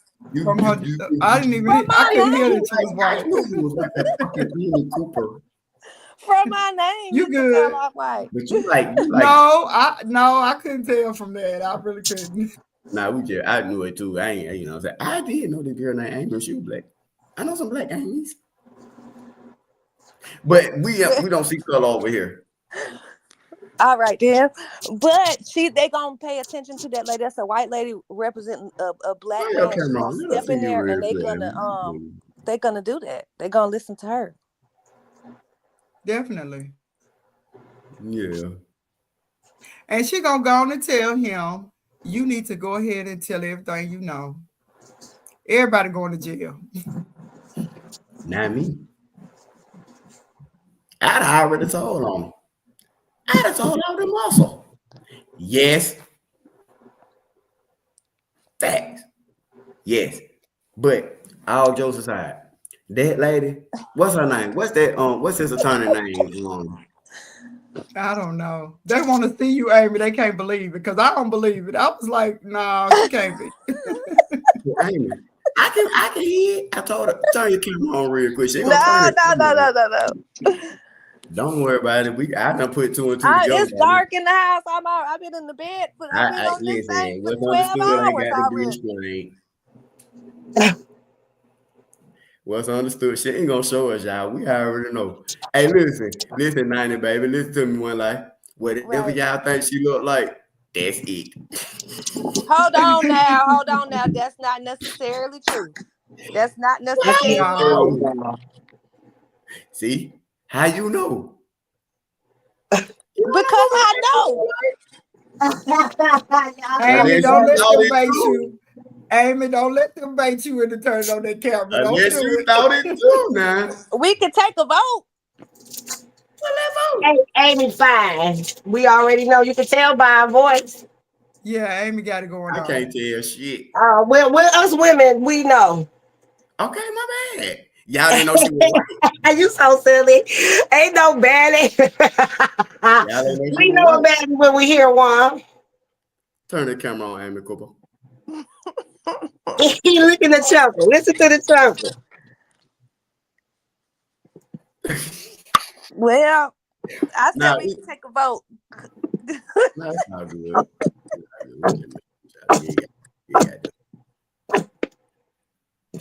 What you doing? Oh, George. Don't vote. What are you doing? Don't worry about it. Don't worry about it. He's cooking that food. I'm cooking. What are you cooking? I'm making a sauce to go on the red meatloaf. So I didn't make my own barbecue sauce. No, Oh, she doing real old school. That's what we hearing. I'm making a red and a brown meatloaf, so I gotta make some gravy next. Okay, all right. I'm hungry now. Shit, me Girl, too. Meatloaf. I'm so sick of food. How? Everywhere I look is some. I'm like, ah. What the fuck you looking at? I'm about to take all this stuff and put it in the trunk. You know, load the trunk up because it's a deep freezer outside. We cold out there. Is it a chain on it? No, I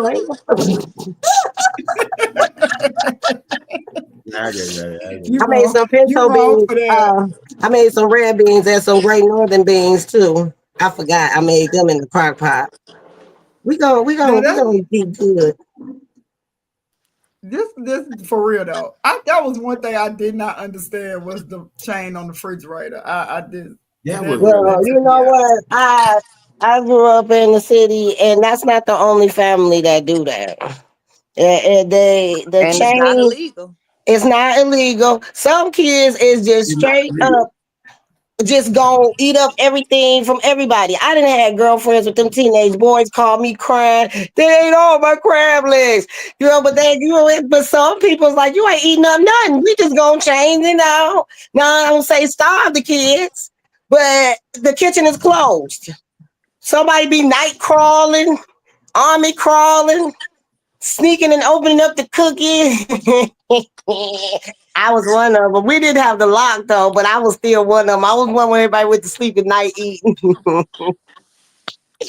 I woke up one day, I forgot I ate chocolate donuts, trying to play like it wasn't me.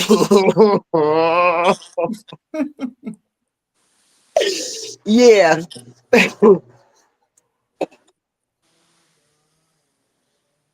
But like I said, it shouldn't even been the issue. All them kids, they had $1 million in stamps. Right. Now, I think the bottom line too is do we think it was a purpose, like it was a on purpose unaliving or an accidental abortion unaliving? Now with all this stuff coming out, honey, and it changed my mind. I don't know. Let's talk about that. Yeah, let's talk about it. And now, and let me say this before we hold on, y'all. Let me say this real quick, okay? We are about to have an open discussion, okay?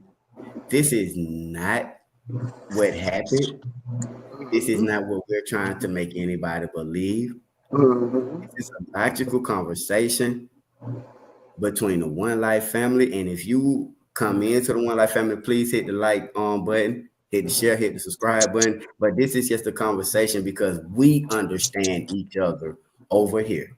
So please don't be in the comments and doing all this, talking about this, that, and the third. This is just a safe place for people to say how they feel. And right now, we are being logical and we are having a conversation. One Life family, man, they get into it. Hold on, let me stop sharing this. And we are lit. How y'all feel about it? Who going first? And you. Okay, so if it's me, I'm thinking. I don't think it's an AB situation. I think it's a women scorn situation. And I really do. At first, I was with the other part, but right now, in my mindset of looking at everything again, I think it's some women scorn stuff for real. Okay, I can believe that. I see that shit. Look, here go the whole thing about it, man. And we can goddamn hop straight on into it. This is coerced behavior. And at the end, they got to start holding these folks accountable. You feel me? Whole generation need to be wiped out, and everybody that's involved in these children demise need to be locked the fuck up. They wrong. It's too much evidence stacked against them. Too much. It don't matter. See, a lot of the times people like to look at it like this. Oh, it's not that important until it's Puff Daddy name, Jay-Z name, you feel me?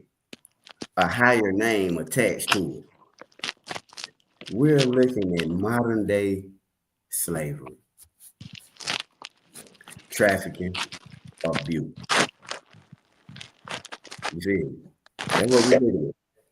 And and as weird as it may seem, well, it don't even seem real weird when I say it right now. Diddy, Star, Amy Cooper, Dope Black Lad, Pound. The Chat.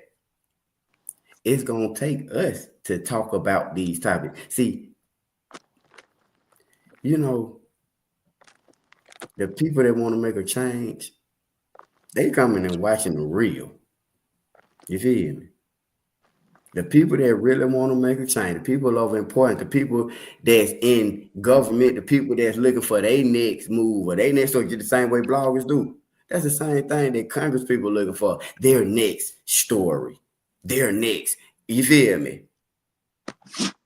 Their next lending hand. Where can we put some money at? Some donations to? Where can we help it to bring in? You know what I'm saying? This crowd or that crowd. It's all political, y'all. It's all politics. And that's what we're looking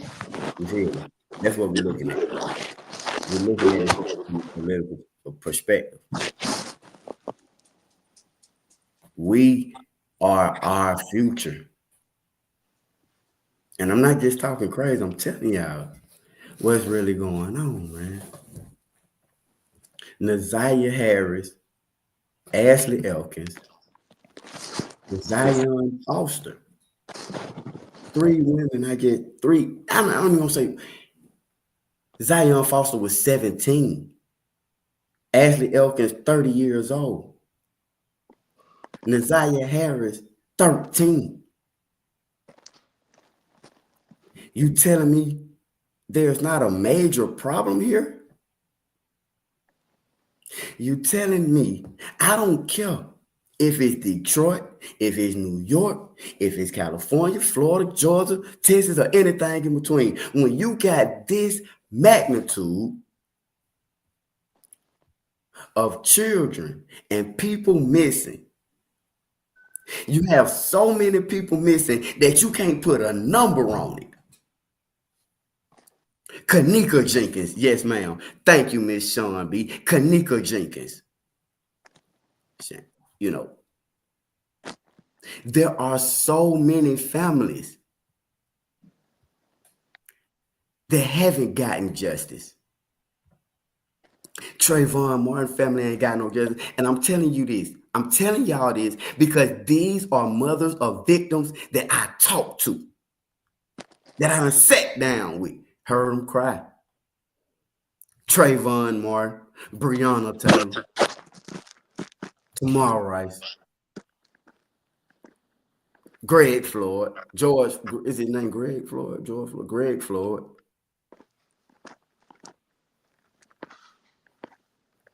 See, no justice has come for these families. So at a point in time, we have to start using our voices to bring justice for them. We become the voice.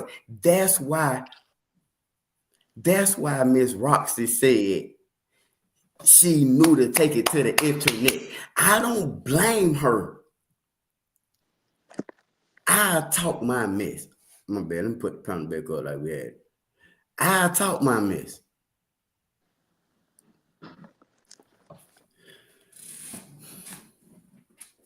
But I talk my mess because I want people to understand Star real. He gonna say what it is. But you got George Floyd, you got these families, man. And we have to start using our voice to its capacity. We up here One Life Family, man, and we got it going on. Believe it or not, they are listening to us. Nancy Grace done listen to my play.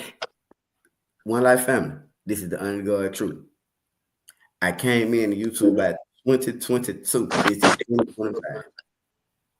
I went viral, and y'all see.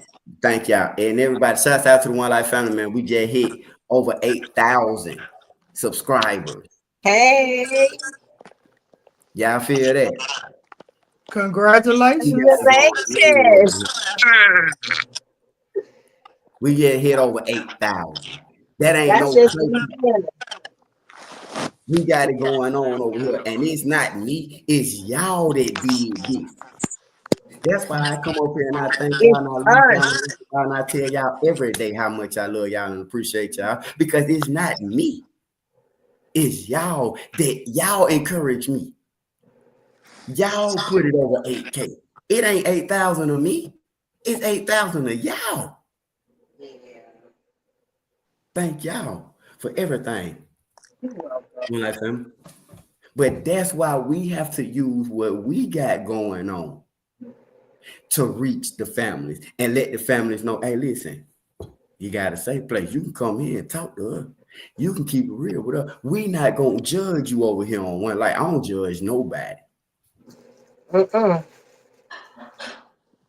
Y'all take it away. Where we at with it? Ziyah Harris.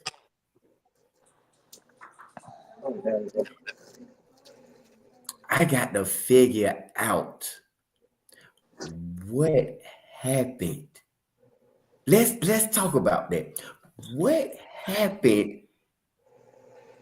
Is it noted that she made it to the hotel with Jarvis?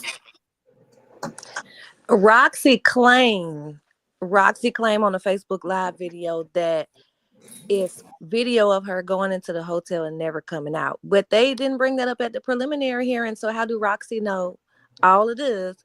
But they didn't bring that up then. So I don't know if it's true or not. Right. That's what I was wondering. How about I call and see if she pick up? She ain't gonna pick up though. She mad at me now, but I'm gonna call and see. What's the question? She said this. Are you sure she said this? I watched it today while I was at work. Yes. She said she went in the hotel. I'm gonna call her. She said she was visiting Detroit and she went down there with pictures of Jarvis, asking everybody, do y'all know who he is? Blah, blah, blah. And everybody knows him because he goes to that hotel all the time. Wow. And that they said that it is video of him going into the hotel with Ziyah, but her never coming out. I did hear that. But also in a preliminary hearing, their closing arguments was they have went through that hotel room and found no evidence in there at all. So I don't know. They went through the hotel and found no evidence of what? Of any unalive or Ziyah. They said that? That's why I kept saying in the chat, we need to watch the closing arguments because that's what they said. Let me play the clock. You are so fucking right. Who said that? The white girl? You know. Amy. I'm just messing with you, Amy. You gotta have one on your team. You gotta have at least one. Oh, we need you, Amy. Hey, we need you, Amy. For real. That's all right, girl. That's all right. I'm messing with you. I'm just messing with you.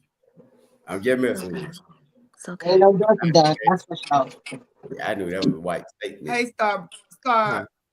Somebody, Fit99 made a good point. Why didn't Roxy testify at the hearing? Why was she not there? Oh. Whoa. Let's write these questions down so when I get her on the phone, we can ask them so I don't be sitting up here looking fucking stupid like the last time. I'm sitting up here like, appreciate you. Listen. I didn't know you were gonna pick up the phone. Write these questions down and let's ask her. Why wasn't you on the stand? Well, maybe because why wasn't she on the stand? That's a good question. What we were finna pull up and play? Closings. The closing. Yep. The closing. Yeah. They went off on the closing. Yeah. I said I was gonna The watch curly hair white lady, that's why whenever you said she's defending him, she is defending him. She is, yeah. She is. She is. She taking her state check for real. She working hard. She working hard. That's good. So he can't say he had a shabby. Is it this one? Is it after this lady? Like the lady in the blue? It's just at the very, very end. I don't know. It's just at the very, very It say end. like Jarvis, but preliminary. Let me see. Let's go right up. I think it's right up. Yeah, this is right. I had stuff like them all of them. Hold on. Nah, nigga, your ass going to jail. That's why. Nah, I ain't gonna lie. That's why I was like, shit. This lady go in here and try to work her 1 and 2 like she got plenty to prove. I don't know what she got going on. You did. It was asked this lady got going on. About the This text go right, messages, right. Here she go. where some of them are saying again that would presume that by a probable cause standard that Mr. Butts committed premeditated Is it first right degree or right? murder. And Right. if you look critically at what the evidence is and the lack of connection between these pieces of alleged evidence, there is not even by a probable cause standard. To bind over on premeditated first degree murder, there has to be sufficient facts or evidence to show by a probable cause standard that each of the elements of premeditated murder in the first degree were committed. First, there's got to be a death. There has to be evidence that the defendant caused the death of the deceased, that some action that he made or did caused that person's death, that there was an intent to kill, that the intent to kill was premeditated, and that it was deliberate. And here there is not enough evidence, even by a probable cause standard, that Jarvis Butts caused the death of Ziyah Harris. There's been no testimony of any eyewitness stating that they saw Jarvis Butts doing any act that could have caused Ziyah Harris's death. There's been no testimony of any eyewitness that they saw Jarvis Butts doing anything in preparation of doing something that could have caused her death. And there's been no admission of Mr. Butts to support that element. There's not probable cause to believe that Mr. Butts had an intent to kill Ziyah Harris, nor that he premeditated her death. There's no evidence of any threats made by Mr. Butts to Ziyah. There's no evidence of any threats made to a third party that he was going to do something or that he had a problem that he had to take care of. The issue or the statement was he had a legal matter. And Ms. Davis testified that she was aware of an issue that he had in Clinton Township and that she was the one that was driving him around to court. There's no testimony that he took any specific action in a deliberation to kill her or that in killing her. There's Google searches about legal ways to abort a child, not how to kill somebody or dispose of a body. There's no evidence that he did anything related to the Google searches. There's no receipts of purchases or anything like that. And these text messages were 2 weeks after. They were, I believe, December 9th and 10th, which was, I believe, 2 weeks or 13 days from 11/27/23, which is the text message about gym class. And then there's this kind of cryptic text message in between that says it healed. We don't know what that means, but we don't know what Mr. Butts took that to mean. It doesn't necessarily mean that he believed she was pregnant. There's no evidence of a pregnancy. We have medical records until, I believe it's October of 2023, that don't indicate a pregnancy, that she had been to the doctor in September when she originally texts or messages Mr. Butts and says she thinks that she's pregnant. There's no evidence of a pregnancy. She went to the doctor. We heard from both her guardian, her grandmother, and her aunt, Shannon Harris, who lived with her. No testimony from either of them that they suspected that she was pregnant, that there was any medical issues that they had to take care of because that would have caused them to think that she was pregnant. There was an insinuation, well, was she wearing baggy clothing? Was she wearing bigger clothing? There was no testimony that they had to go out and buy new clothes for her because her clothes didn't fit, or that she started wearing baggy clothing. She was wearing denim pants on the day that she disappeared. And there's no testimony that those were not pants that they had recently bought because she didn't fit into the clothing that she previously had. There's no evidence of any kind of plan. Good. There's no messaging between Mr. Butts and Ms. Harris that indicates an escalation of animosity between the two of them. In fact, he essentially kind of starts to disengage. And so there's no written evidence that he had any kind of plan or any animosity toward her at that point. Our submission would be that he understood at that point that she wasn't pregnant and was disengaging. Okay. Let's talk about what we did see. So we know that Ziyah got on her school bus around 2:45 on the 9th. She got off the bus a few minutes later, and then she was seen walking up Bedford.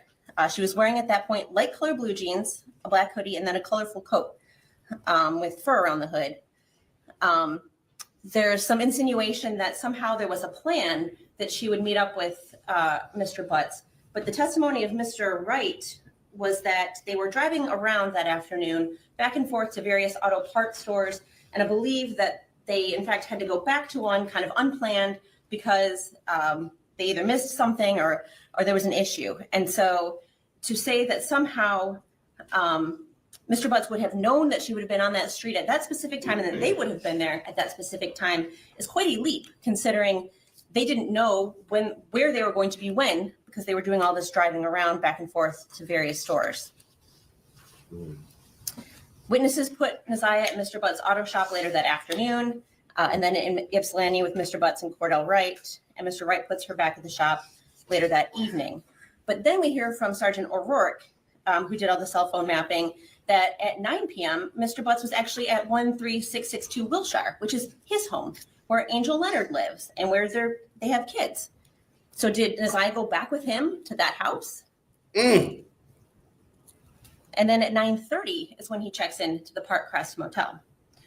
Now, we don't know who was with him there, but there is no evidence that Ziyah was ever there.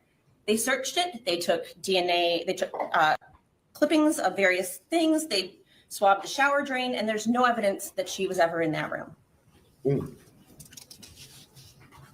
We did hear testimony that the Park Crest is a known place where Mr. Butts frequents and takes various lady friends for a rendezvous. It's much more possible and plausible that he took one of his lady friends there, than somebody who he was going to kill, right? He's going to a place where they know him. He's a frequent flyer there. And is he going to take somebody there where he would later, before he was going to kill them? That makes no sense. That is not logical. We heard then that after Mr. Butts left the Park Crest Motel, he went to 4 Alexandrine, which is midtown, so kind of across town. And that's where his other girlfriend, Najeen Rushing, lives. So did he take Ziyah with him there to see Miss Rushing? And he stays there for a while, I think, according to Sergeant O'Rourke's mapping. And then we hear that he is at 7 Mile and Berg on January the 10th at 11:40 p.m. for over an hour. That's almost 24 hours from when he initially, it's beyond 24 hours from when he initially is with Ziyah, or when he's last with Ziyah. And so it's illogical to think that he was driving around with Ziyah, visiting all of his girlfriends, or if he had done something to her previously, that she was in the car with him while he did that. And in fact, they took a cadaver dog around the car and didn't find anything. And they tested the vehicles, all of his vehicles, every car that he drove, for DNA, for any sign that Ziyah had been in there, and they found nothing. And the call to Miss Johnson asking her to wipe down the Sentra that she used, that he had borrowed, is kind of irrelevant because she testified that she didn't do it. That she did nothing based on what he called to say, and they still didn't, nothing was found.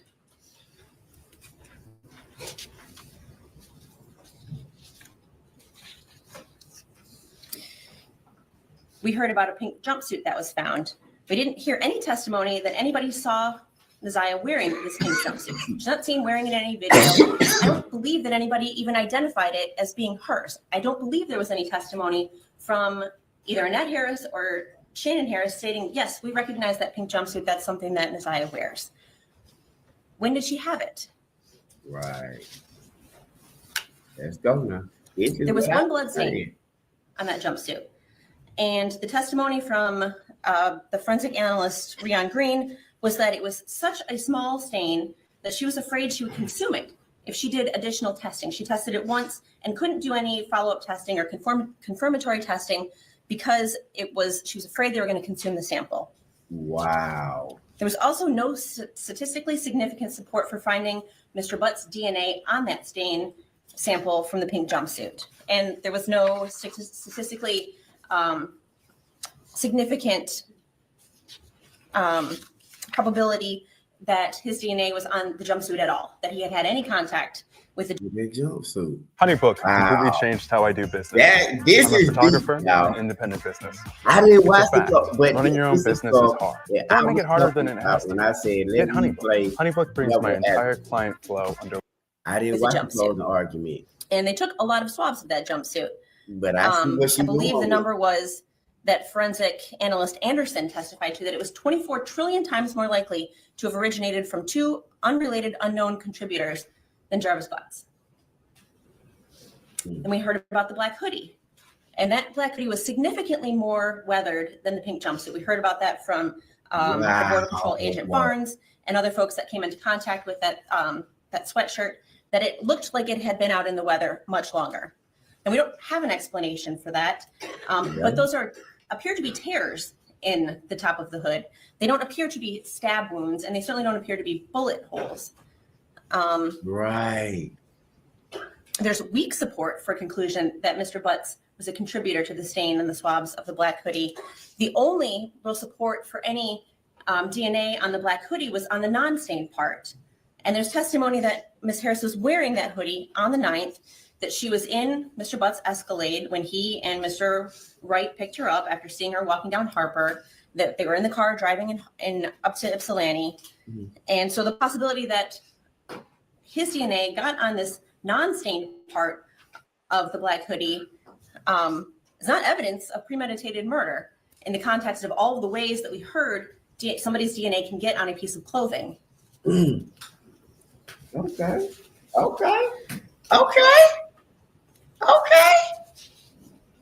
And I kind of talked about this, but we heard testimony that Mr. Butts drove both a Cadillac Escalade and a Nissan Sentra on January 9th and January 10th. There's a lot of pieces of those cars that were tested. Trunk carpet from various areas in both cars, the driver's floor mat, the driver's seat, the door handle, trunk speakers, the trunk frame. All of those things were swabbed for blood and nothing was found. We heard about a school ID card that belonged to Ziyah. We heard Valerie Smith testify that she noticed it at some point in February, maybe a month or so after Ziyah was last seen, and that she decided to pick it up 2.5 weeks after she first spotted it. But she was pretty clear that she only noticed it about 2.5 or about 2 weeks before, but that she looked at it every single day. Seemingly, if it had been there before then, she would have noticed it. When did it get there? We don't know. There was no evidence. There's no testimony as to that. And there was no other evidence found in the 7 Mile and Greenfield area, and there's no evidence that Mr. Butts was there. We talked a little bit about the medical records, but all they tell us is that Ziyah Harris didn't have a life-threatening condition as of October 24th. They don't tell us anything about her physical condition between the 24th and the 9th, and they don't tell us that she was pregnant.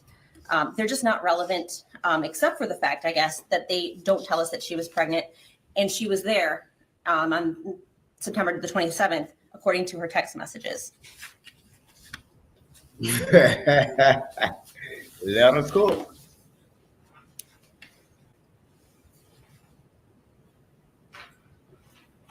Y'all missing it, y'all. What we haven't heard in the last 3 to 4 days is anything about a murder weapon. We've heard that they collected guns, but we don't know if any of them actually operated, and they tested them for DNA, and there was nothing found.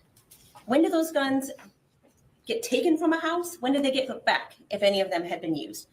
And I mean, we just simply don't have any evidence as to whether they were even touched by Mr. Butts. But certainly there was no DNA from Ms. Harris on them. And if one was to use a gun to bludgeon somebody enough where they break the skin and bleed, there's going to be DNA on that gun. If somebody is shot at close range by a gun, there's likely to be DNA on that gun. They found no DNA on a gun. There was initially a testimony about all these knives that were found. And then when Mr. Riggins did a little bit of digging, well, one of them was a butter knife. One of them was rusted and under a seat and looked like it had been there forever. There's only one knife that they were actually interested in. They sent it for testing and there was nothing on it. And we know that they can test for blood even if something has been wiped clean, because they do that. And in fact, they did that in this case. They found no blood on anything that the prosecution is positing could have been a murder weapon. Her dad never said. Motive is not an element of premeditated homicide. There's evidence that Mr. Butts and Ziyah had a sexual relationship. And we are, at this point, not contesting the bind over on those counts. That would explain why Mr. Butts would not want to be honest about why he was with Ziyah Harris. That would be enough to make somebody want to lie about their whereabouts or their connection to somebody. There's no evidence that it went any further than that for him. No evidence that he had been confronted by anybody about a sexual assault. No evidence that he was being threatened by Ziyah to expose him or get him in trouble if he didn't do something that she wanted him to do. By the time January 9th rolled around, they weren't really speaking that much. She was, in those text messages that we heard, getting frustrated with him for ignoring her. But never once did she say, well, if you don't talk to me, I'm going to tell everybody what we've been doing. And so there's a complete lack of any motive for him to respond in that way. Exactly. He didn't even respond and I would to her point the for court 3 months. Who was to a case pregnant by? I ain't called even People v. talking Fisher. to you. And it's Wow. 193 Mishap 284. Wow. It's a 1992 case. And I've got copies. He did not talk to her for 3 months. Got it. This court went 3, 4, 5 months. He didn't talk to her. He and I point the ignored court to her this case for like because it's a case a while. where homicide was charged and no body was found. A woman named Joyce Fisher was killed, and I believe it was 8 years after her death, her husband was charged. He was convicted, and ultimately the appellate court reversed the conviction because the evidence was insufficient to submit the case to a jury. And so that was the error. And kind of the facts briefly are that Mr. and Mrs. Fisher were in the process of divorcing. It was a pretty contentious relationship. There had been lots of reports that he had been physically abusive to her. And she had even testified that he had threatened to kill her in mid-January of 1978, approximately 3 months before she disappeared.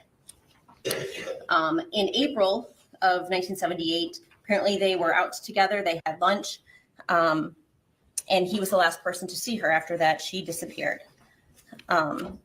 Now, there was no substantial testimony in that trial regarding her reliability, her long or short-term plans, that she had children, that she was devoted to them, and that she wouldn't have had any reason to run away or leave. And so that gave rise to an inference that she was deceased. The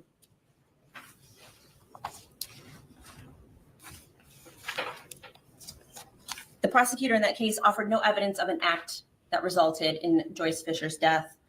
And the court previously has held that the victim's body, while it's not necessary to establish corpus delicti, there has to be something more. There has to be, in this case, either an admission or confession, physical evidence, or some kind of witness testimony. In that case, there was no physical evidence, such as bloodstains or a weapon linking the defendant to Joyce's death. He did not admit that he killed her, although the prosecutor offered equivocal statements there, that he seemed to say, well, things didn't happen quite that way, and where it made it sound like maybe he did have something or some knowledge. The prosecutor there presented lots of evidence of defendant's motive and opportunity to kill her, but noted that those are not elements of the crime. And inferences, the court says, may not be based on evidence that is uncertain or speculative or merely raises a conjecture or a possibility. And they said in that case, the evidence did not rise above the level of conjecture. And that's what we have here. We have conjecture. We have a lot of pieces of supposed evidence, but we have no connection. They don't connect to each other. They're puzzle pieces. When you put them together, there's no picture. There is no big picture because there is no act that can be testified to that Mr. Butts did, and there's nothing to support that act. There's no evidence that he had a gun and used it. There's no evidence that he had a knife and used it. In fact, the evidence that the prosecutor put forward disputes those theories. The idea that Mr. Butts was in some cover-up, the issue of his phone, I think was pretty well cleared up by Ms. Davis when she testified to the idea that for as long as she's known him, he's never wanted her to look at his phone. And mostly because he's been dealing with who knows how many other women. And that she had tried pretty much everything she could think of to get in that phone well before any of these allegations came about, and that she's never been able to. And so it makes sense that he would not want her to get in that phone, especially if he assumed he was coming home and wanted to have contact with her while he was serving his sentence in the Wayne County Jail, that she not know that she was not the only female he was dealing with.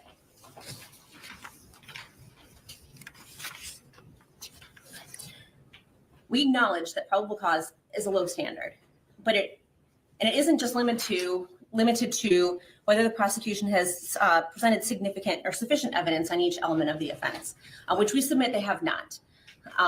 They also must determine that there's a reasonable ground of suspicion supported by circumstances sufficiently strong to warrant a cautious person to believe the accused is guilty.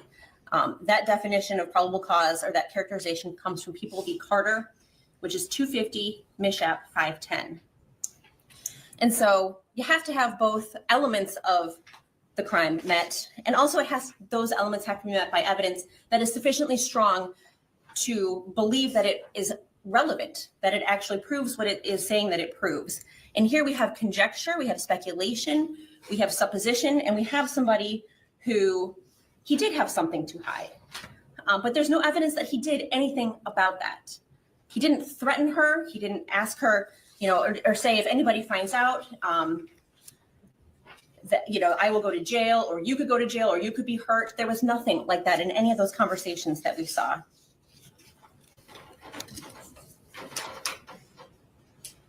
So, Your Honor, even by the relatively low standard of probable cause, we'd submit that there is insufficient evidence of both the idea that Mr. Butts did something to cause the death of Ziyah Harris, and that he intended to kill her, or that intent to kill was premeditated.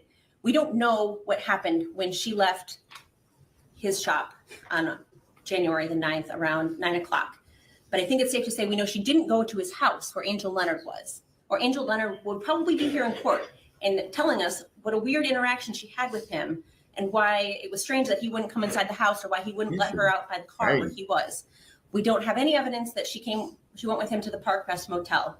We don't have any evidence that they were together beyond 8:30, 9 o'clock on January the 9th. And for that, we're asking the court to deny bind over on count 1, premeditated murder in the first degree. Thank you, Judge. Bow. Bow, bow. I'm going to start Bow, talking about People v. Fisher that Ms. Quick just referenced. And it is important to note that this case is distinguishable for the following reasons. One, we're talking about a different standard. This was a trial issue, a directed verdict standard, where the court is saying at trial beyond a reasonable doubt. First of all and foremost, it's distinguishable for that reason. Secondly, though, the court in Fisher said, in this case, there was no physical evidence such as bloodstains or a weapon linking defendant to Joyce's death. In this case, we have bloodstains. We have bloodstains on the hoodie that was found at 7 Mile and Bird, where the defendant spent 2 hours on the night of the 10th going into the 11th. That places them together in the same spot and is very strong evidence that Ziyah Harris is in fact dead. Secondly, though, Judge, having dealt with People v. Fisher, Ms. Quick talked about the 9th and 10th, that no one saw the defendant with Ziyah for that day going into the 10th and into the 11th. However, we heard from one of his significant others or girlfriends that he was secretive, that he didn't want anyone looking at his phone. And we certainly know that he knows how to keep different women and or girls away from each other. For example, I believe it was Shannon Harris that testified that she was familiar with an address of Outer Drive in Belfort, but she had no idea other than the fact that she would pick the defendant up there at different times. We know through other testimony that the defendant was dating someone that lived there. And with respect to Ms. Quick saying that Ziyah never threatened him, never did anything, I'm not sure if this one text message was highlighted by the OIC in this case when she testified, but on November 27th, 2023 at 23 hours and 37 minutes UTC time, Ziyah said to the defendant, "When I see you, I'm a fuck you, tell you regret not answering my calls," which I would submit to this court is a threat. And then just over a month later, she says she goes missing at the hands of the defendant. What? And Miss Quick also talked about the driving around that Cordell and Jarvis were doing and how it was an unplanned meetup with Ziyah on the 9th. However, that may be true from Cordell's perspective, because he wouldn't have known what Jarvis's plan was at that time. But clearly on the 9th, send okay if you've seen the message so I can delete your number. And then the defendant's response, okay. And Jarvis was the one driving per Cordell's testimony. Now, Ms. Quick also talked about the knives and how the knives found in the defendant's car of the one that was tested came back negative, and that's true.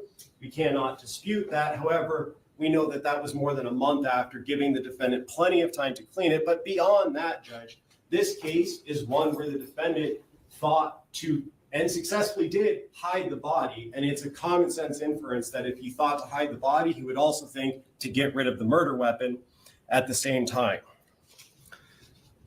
And Judge, Ms. Quick is right. We are talking about the probable cause standard. And as I said, the question is, did the defendant with premeditation probably murder Ziyah Harris? And I submit to this court that the answer is yes. And circumstantial evidence, as is noted in the jury instructions at trial court or in circuit court, is just as good as direct evidence. And yes, this is a circumstantial case, but when we put those circumstances together, including the physical evidence, the cell phone evidence, which I would equate with physical evidence for purposes of that, as well as the defendant's opportunity and motive, the picture becomes very clear that the defendant, Jarvis Butts, took the life of Ziyah Harris to protect himself from the eventual discovery of his child that he was going to have with her, or at the very least thought he was going to have with her. I ask this court to bind over as charged with the addition or increase of this criminal sexual conduct second degree. Thank you. As far as Fisher, I agree with the people that this case is distinguishable. This is a case regarding a trial. And the one thing I had highlighted in pink is the quote, "In this case, there was no physical evidence such as bloodstains or a weapon leaking defendant to Joyce's death." In this case, we don't have the same facts or circumstances.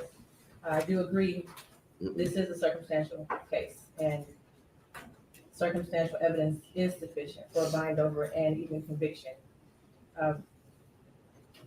Today is January 9th, 2025, exactly 1 year, from the day. Circumstantial evidence ain't gonna do nothing for yourself. Before I get into the charges, and the main charge of premeditated first-degree murder, I have to speak on Ziyah Harris.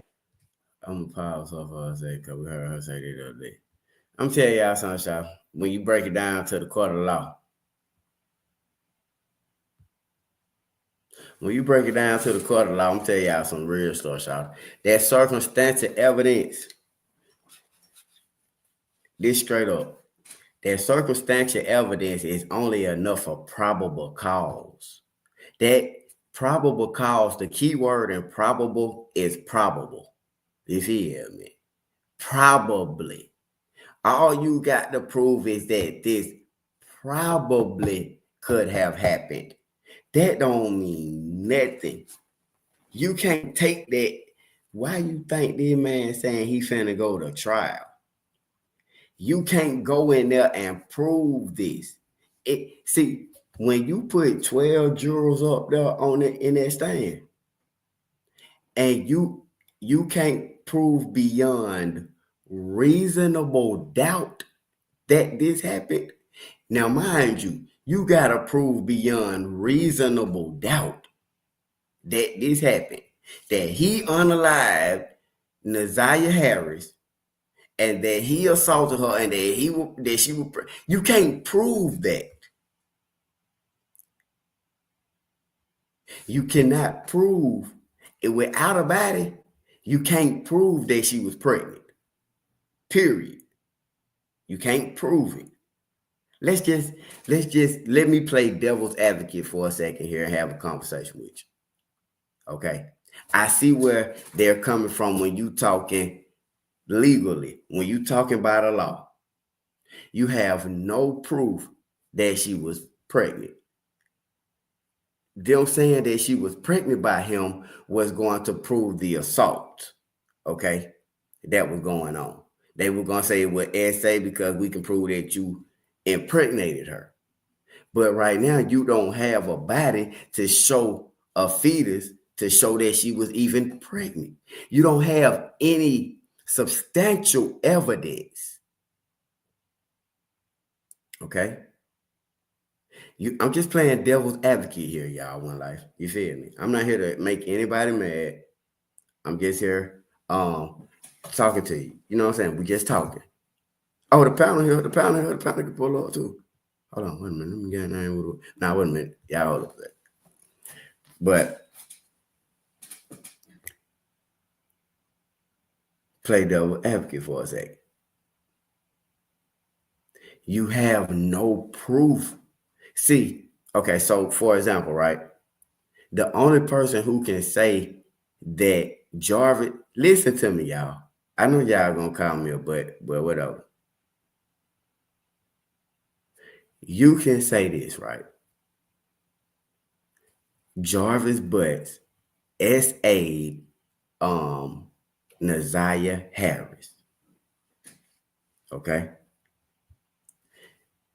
Who is the victim? The victim will have to be Ziyah Harris, who is unalive. So you cannot convict me when there's not a victim in the case. Okay. Now y'all gonna say, well, look, the victim is Ziyah Harris. That's what the state gonna say. But when you get in there in trial, that's you feel me? You got to have a victim. Now, if you saying that the victim is unalive, then where is the body? If you don't have a body in this situation, if you don't have a body, then how can you actually prove that she's unalive? I want to show y'all someone life. I know y'all think I'm just playing devil's advocate here. I'm just having a conversation with y'all. I'm just having a conversation with y'all because I'm saying I see the perspective that his attorney is going to try to work, y'all. That's all I'm saying, okay? I don't believe in none of what he got going on. I'm just saying as far as the law go and the courtroom go, I see the angle that his attorney is going to try to work. And so I was just talking to y'all about it to kind of see how y'all felt. That's it. That's it, One Life. You feel me? So I want to show y'all something though real quick though, One Life family. I love y'all, man. Don't goddamn do me like that, One Life. Don't do me like that, One Life family. Yeah, that's how we do it, man. Look. Let's take a quick break, One Life. Let's take a quick break. I'm going to pull some more that I want y'all to see, okay? All right? Don't y'all do me like that, One Life.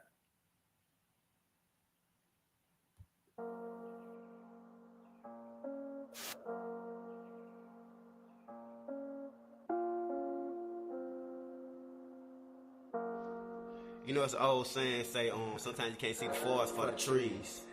You know what I'm saying? Cause see, sometimes we get so caught up in our own vision that we don't even see we headed for self-destruction.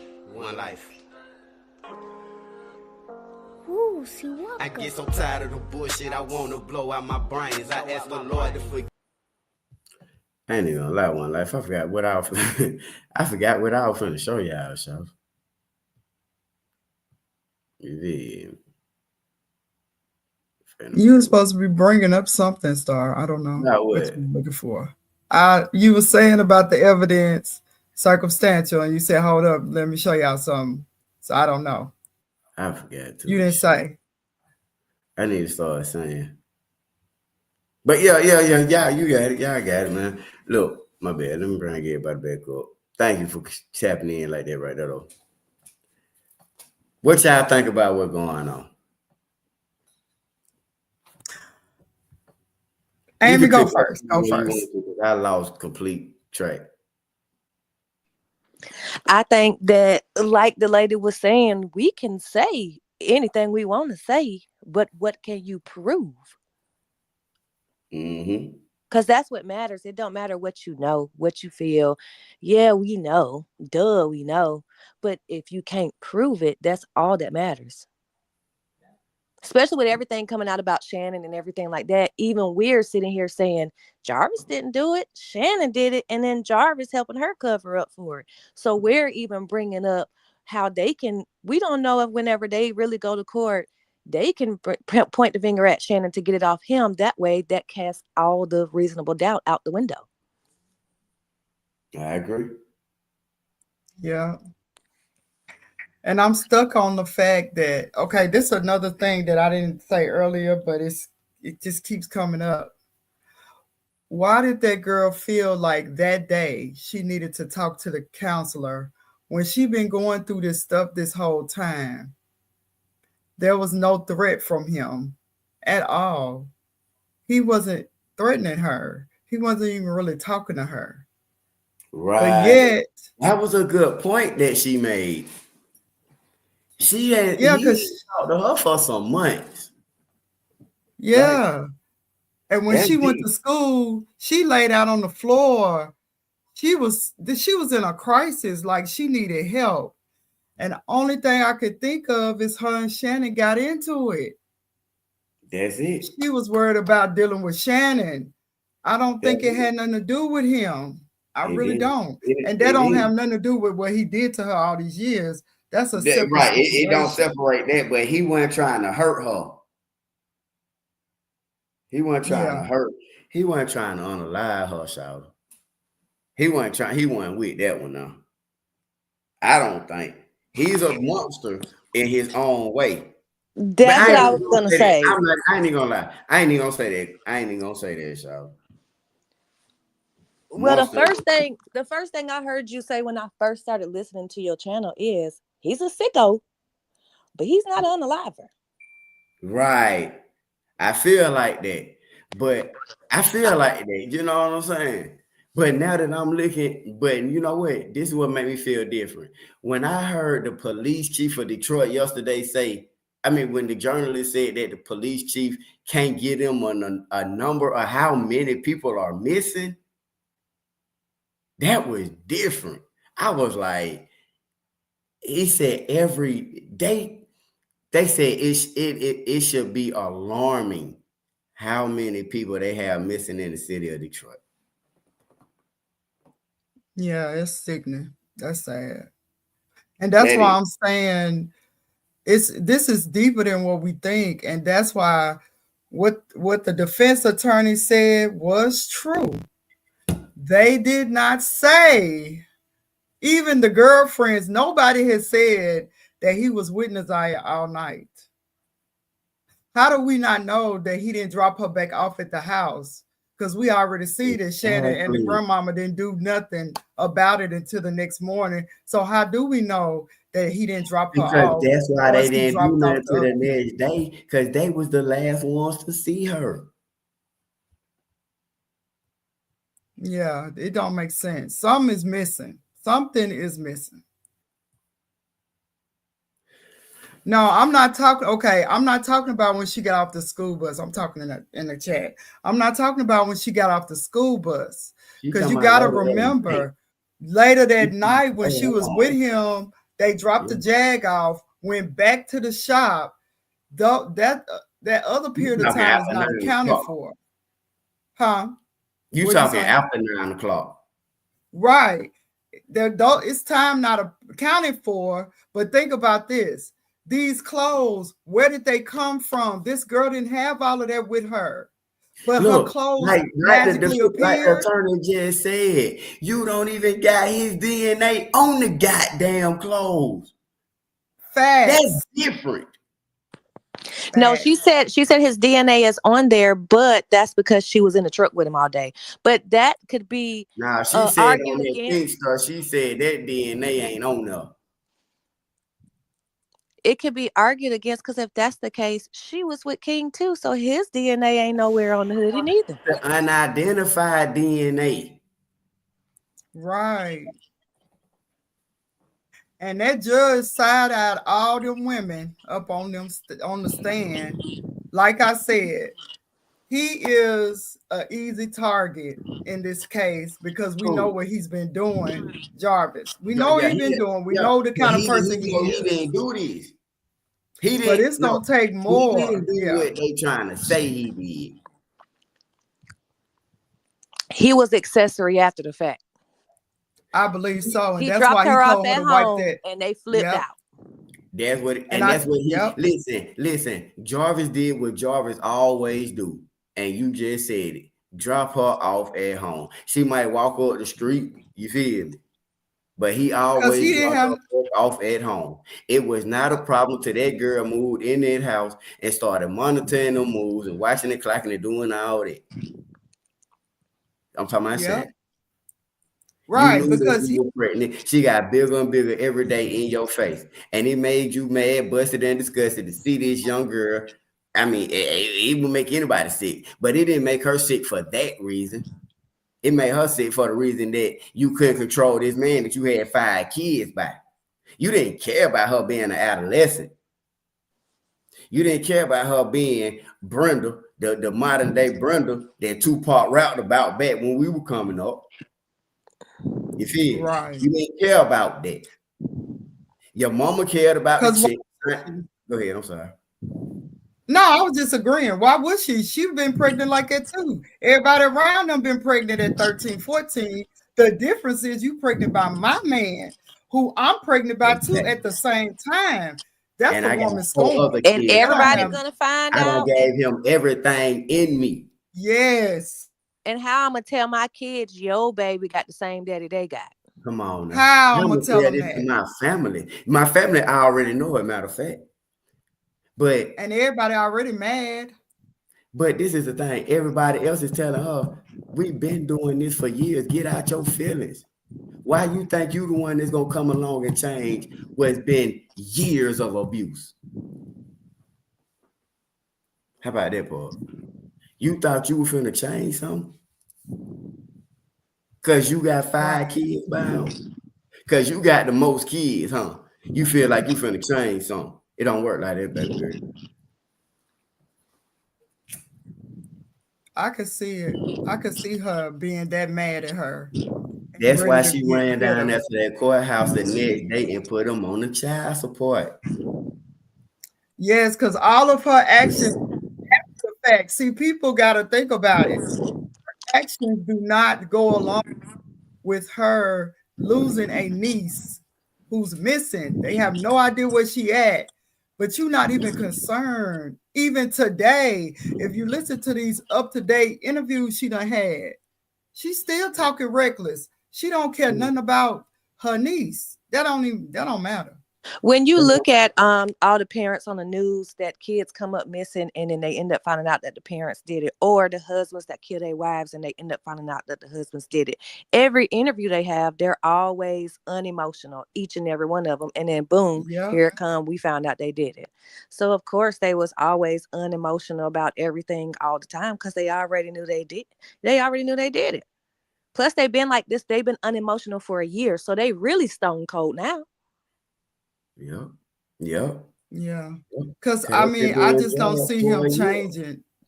Like people keep saying, well, she was pregnant, she was young. Y'all forgetting he got other underage girls that have had babies by him. He has over 20 children.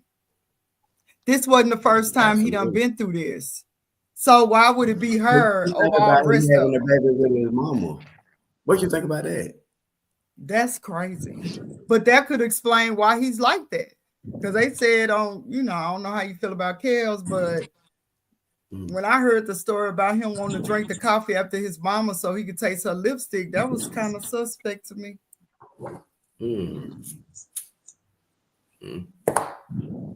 I mean, I'm just saying, I don't know. See, sometimes your secrets become exposed because you get sloppy. You feel me? And they got sloppy. He got sloppy. Yeah. Sloppy. I'm thinking maybe, you know, something happened before she went to school, and that's why she wanted to see that counselor, and that's why she didn't go straight home. She was walking to that shop, and maybe they did say, oh, there she go, pick her up. And she explained, I'm scared to go home because Shannon is at that house tripping. Let me ask you this. She had just talked to Shannon. You think she got off the bus and walked to the shop? What y'all think? Y'all think she got off the bus, walked to the shop, or caught the bus or the? They would have a video probably if she caught another bus or something. They would have video footage of her. I think that's something major too. The lack of any videos from any, you know, what is it? That is crazy. The stop, you know how they got them on the light poles and all kind of different stuff, you know. So where's all these cameras? Where's the cameras from the gas station next to the shop? Where's the cameras from anywhere? From the red light footage we see is her walking past a Ring camera. That's it. And that's it. Because that's what I was thinking, because I just had a wreck. And I looked on my police report and they said what was told to them was correct because they saw it on the camera. They pull it. Where was the cameras at? Yeah, where was the cameras at anywhere on the, y'all talking about she walking down these, I don't know exactly how the highway looked. You said it was a 4-lane highway.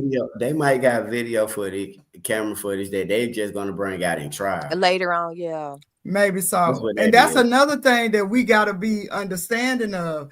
They not showing their whole hand. They just wanted to get him charged with this so they can go to trial. But we don't know too. It could have been a setup to get all these different people on the stand, because the questions they were asking them was a little suspect to me too. Like some of the stuff, I was like, why are they asking her that? The baby mama. And then like the white lady said when she said none of her family said that was her pink thing, but you purposely didn't ask if it was neither. Facts. And I can't see Jarvis just going and buying some clothes to pretend like they was hurt. That don't make sense. Because men don't think like that. It just don't make sense. And now everybody can testify to him being nasty and touching kids, but not one of them women, not one baby mama, not nobody said he hit me. He don't even have a record of being violent. He got a record of being hypersexual and disgusting. He don't have a violent record. Yep. So he just gonna do something to her out of nowhere? It just don't make sense. And now, and I'm gonna tell you, at first I was with it. Because they kept talking about him supposed to go to jail, and so he trying to hurry up and clean up this situation before he go to jail. So I was like, oh, okay, that makes sense. But then he did it after his court was canceled. Right. That don't make sense. That doesn't make sense. And how would Ziyah know to go meet up with him? She's in school. She don't know they canceled his court that day. No, she just called him and told him. Remember, she sent him a text saying, said text you back will okay wait on him. Yeah, if you coming. She was just trying to get with him like she always do. Because even though, and I hate to say this, but it's just the truth. Children that go through trauma, this is why it's such a manipulation and it's so confusing and crazy, because to her, he was her safe place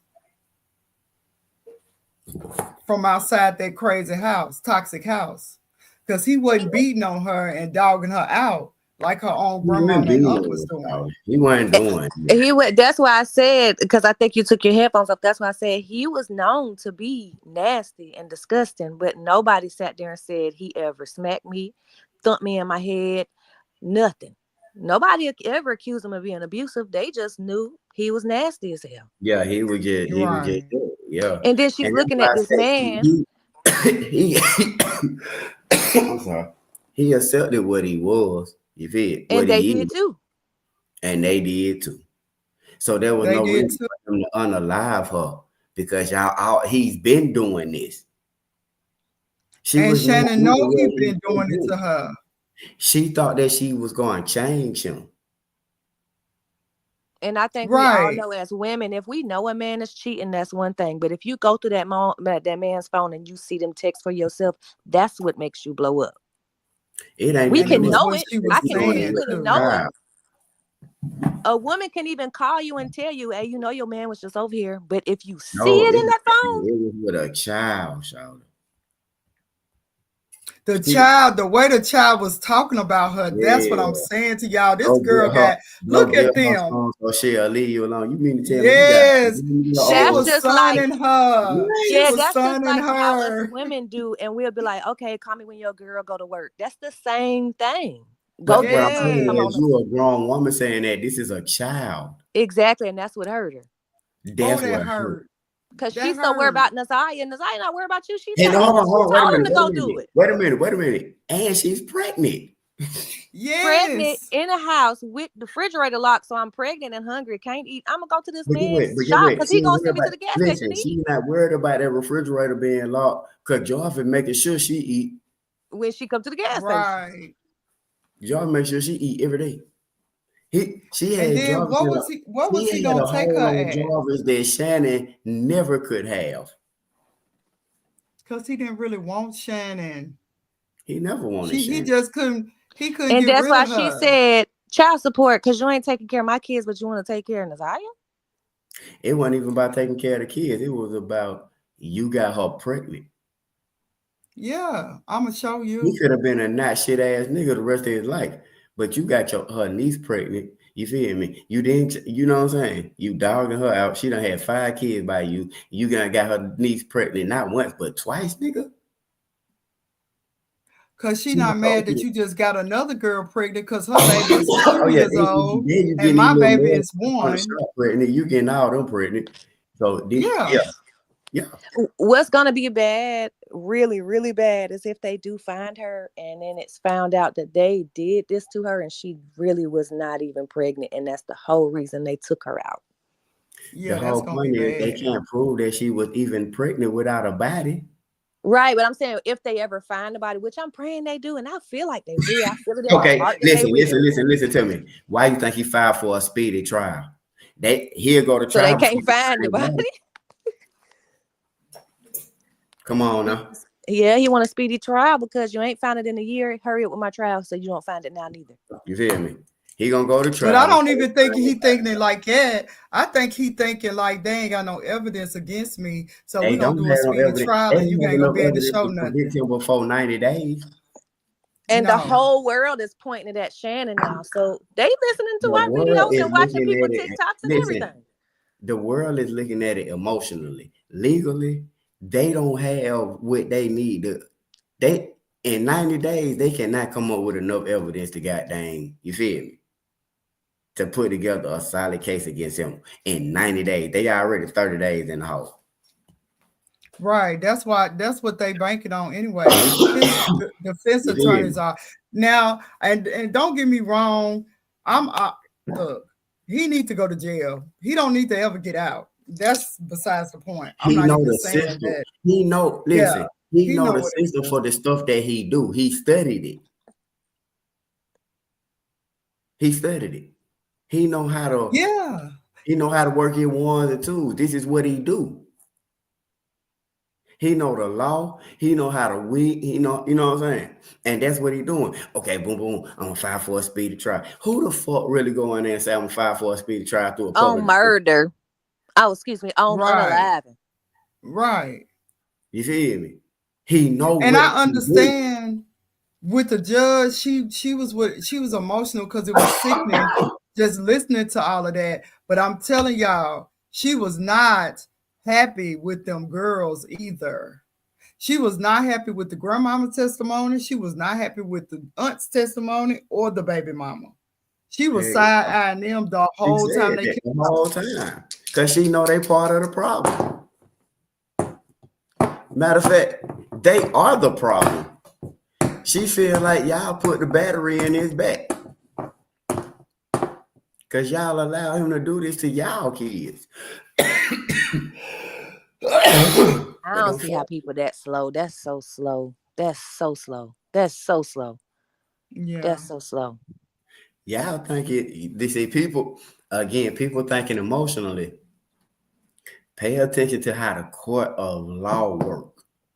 The man filed for a 90-day. I'm telling y'all what happened. Because he knows. Yeah, because he knows. Talk to the people in the comment. This is why we file for speedy dates. That's why we file for speedy trials. Because the district attorney, they got so many cases that they cannot possibly put all this information and case together on yours in 90 days. You know how many other cases they working on? This is just a popular case. But other than this case, I just told y'all, they got what's that other dude? DeAndre Booker. Exactly. Y'all got him. Y'all got cases before him, before these two guys. You feel me? They got cases. So a 90-day speedy trial, this is just popular to society right now. You know how many other people done filed for 90-day trials? Speedy trials. A lot of them. A lot of Everybody. And then with it being so fast, to be honest with him doing the speedy trial so fast, the probability of him being His next court date is appeal. March 7th. That's 60 days in. Mind you, you're talking January 7th, February 7th, March 7th. 3, 6, that's damn near 90 days. But see, and also you got to look at the cases too. Remember the one, please remind, I'm sleepy. So what we was talking about the earlier case that you brought to our attention? Ashley. Star. Yeah, Ashley. Ashley had blood in his apartment. They found blood in his apartment of hers. That's a different situation. They did not really find any evidence except the clothes. It wasn't a lot of blood. I mean, a speck of blood can be sprinkled everywhere. The ID was somewhere else. And who can sprinkle the clothes? Who would have her clothes to be able to put them out there? Her grandmama and the mama. Because he ain't in the house getting her clothes. Yeah, no. Where the other shoe at? So the man that found the pink onesie said the shoe was wrapped up in the onesie. And it was all bent up. That way he said he had to unwrap the pink thing and the shoe was on the inside. What the fuck? That mean that, you know what it is? That mean you put the shoe in there, wrapped it around the shoe, and threw it. Right. That's it. And then threw the jacket, and then 2 weeks later you threw the ID somewhere else. Now, mind you, just like that, just like they said, just like the lady said, the jacket showed more damage and stuff like weathering, like it had been out there way longer than the jumper was. Exactly. But then the grandmother said it was kind of new. Remember, she said that on the stand that she had just bought that. It was kind of new. Yeah, because her last picture that day in school was with that black jacket on. But what they saying is they put the jacket out there first. Well, when she was in school, what was the royal red jacket? That's what I'm asking. Probably somewhere else. That's what I'm asking. asking. In January, that little City Trend Rugrats jacket was not gonna keep her warm in Detroit in January. But she left the house with it on. But she had the black jacket up under it, probably. Okay, well, when the black jacket was on in the picture, what was the royal red jacket? Probably on the back of her chair in the classroom. Hanging up somewhere, yeah. Hanging up well. On the back of her chair in the classroom or something. We don't see it back though. We don't see nothing back there. But what we do know is the jacket was outside first. The black jacket was out there first. And then they later on put that pink thing out there. Where the royal red jacket? I don't know, but whoever got it, they probably saving that real stuff. They probably saving that for the day somebody starts telling. They're going to say, hold on, here goes this jacket right here. We all going down now. You didn't think I kept it? I kept something. Right. I can believe that. Because also, like, okay, go back to his interrogation videos and stuff. He told them, y'all got all my phones. Look at my phones. Y'all got, so he wasn't trying to hide the text messages and stuff like that. That don't make sense then. Nah, Because he didn't nothing know in the that text messages. he didn't know they were gonna get in their text now sheet. Well, no, he didn't know that part, but I'm saying though, from even what he had text from his phone, because I was texting from all kind of stuff. So true that. It still really wasn't nothing. But it even go back to this though. Yeah. We can't distinguish which text Shannon sent and which text Shawty sent. Yes. Yes. He can always say, that's why he didn't respond. I ain't know who would text me. I felt like it was a setup.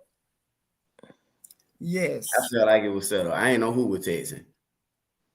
Because also you gotta remember he been messing with Shannon for years. So he know how she gonna work. He know how she texts. He know how she is. He been And messing she with already this little got on the girl stand for and some said that years. she would have Shawty text him sometimes. Because that was a lie, because it was her.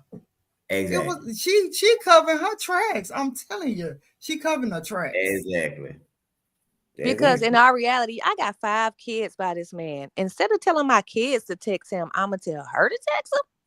Right. The girl that you can't stand, that y'all make fun of, that y'all treat like a dog. Oh, but she's worthy to text him. The man that she messed with, that don't make sense. It just don't make sense. That's just like if a man blocks a woman and my homegirl sitting next to me, I'm like, hey, let me use your phone to see if he answers from your phone. Because he don't know your number. Let me see. And how she get them passwords? She said the tablet had a password for her and a password for Ziyah. So y'all was sharing a tablet. But the tablet was the school tablet. How she get the password, girl? How she get that password? How she get that password?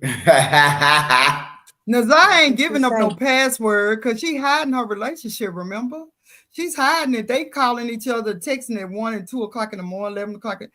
She ain't giving her auntie her password so that her auntie can find out everything that she's doing with this man. Come on now. How did girl get that password? She got it some kind of way.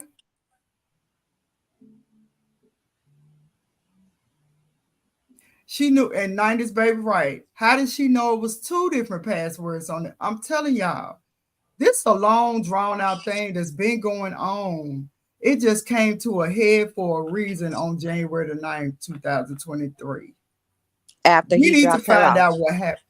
After he dropped her off. We need to find out what happened with them, her, Shannon, and Ziyah. Did they get into it that morning before she went to school? So when she was in school, she felt like she needed some help. You know, did they get into it when she texted Shannon, asking her about the addresses, whatever? Something happened that made all this come up. Because the way the girl, if we're going to go by the Jaguar lady, she was sitting with them. She was cool. She wasn't saying nothing. She was cool. She didn't seem like nothing was going on. If she's scared of him, you a woman, you're going to be able to see something. Right. She didn't show nothing. It don't make sense. It just don't make sense. Yeah. Well, it get like that. It get like that.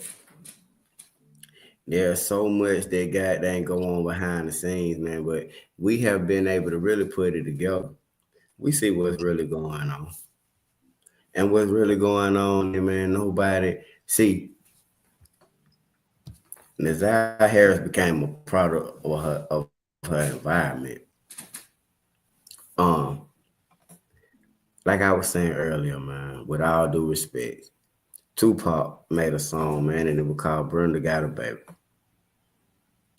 And this is what happened, man. You got these children, they end up pregnant, whether it's through manipulation, whether it's through abuse.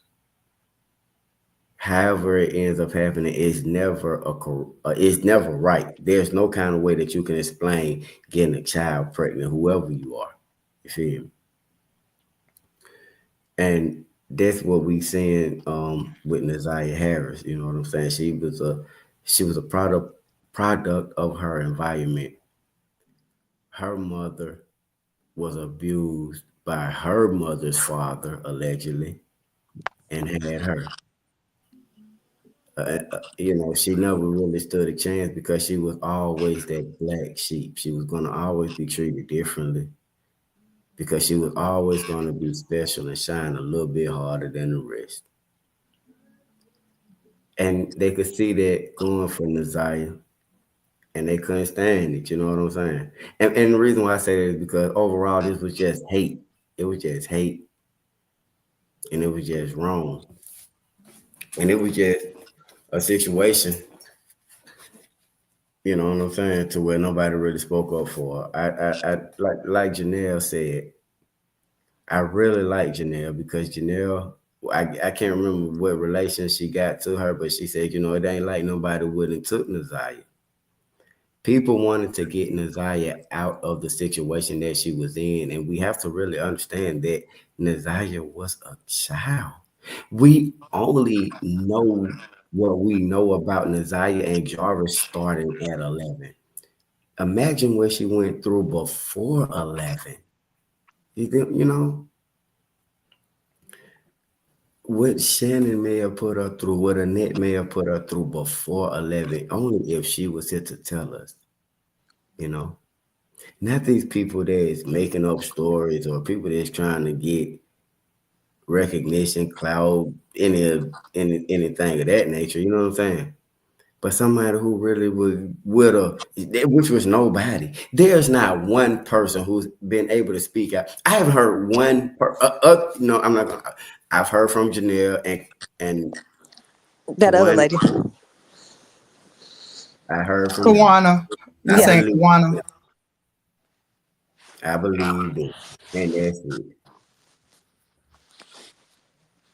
And that's it. I never, you know what? It's crazy because you hear about stuff like this. You see it on the news for a day, maybe two. You see it on Netflix. You see it, but when you actually looking at it, like with Ziyah, and this happened, and mind you, she went missing over a year ago now. Zion Foster over 2 years ago. Ashley Elkins 2 weeks ago. When you start looking at it from a YouTube perspective and people as a journalist and investigator and start really looking into these things, you're like, God, it's a little bit different. It's a little bit different because you're like, man, this is real life. These families are really going through this. Yeah, man. It's sad. It's sad. And I can tell you, man, like I say, what's the family? Ashley Elkins. They family, goddamn, when you talk to them, it's like it's a different wave. It's a different wave. Like you ain't trying to really put the press on them or nothing like that. But you do want to help. But you gotta babysit that situation. Well, like family, man, I'm turning it over to y'all, man. How, we done been up here for a while, man. We can keep going though, you feel me? How y'all feel about it? Star, it's been a wonderful night. I'm going to bed on you. I'm old. I can't do all this like I was in my 20s and 30s when I used to hang out at the club all night. I can't do this now. Come on. I can do that. Good night, baby. I appreciate No, but it's been real though. It's been real though. And I really appreciate you once again for bringing this out and bringing awareness and really talking about this stuff every day. It's really needed. We need it for real because this is one of those secrets in our community. We need it. And I appreciate you. Y'all all have a good night, and I'm going to turn in. All right, good night. Amy, good night. Right. Good night, everybody. I had fun with y'all. Thank you so much. One Life. I thank y'all, man, so much, man. We had a really good time tonight, man, and we really kicked it. I really appreciate hanging out with y'all so much, man. Justice for Ziyah. Harris, man. Justice also for Ashley Elkins. And shouts out to the One Life family, man. Thank y'all so much for y'all support. Thank y'all so much for y'all encouragement. You know what I mean? And I really, really, really do appreciate y'all, One Life family. I catch y'all later, man. And I love y'all, One Life.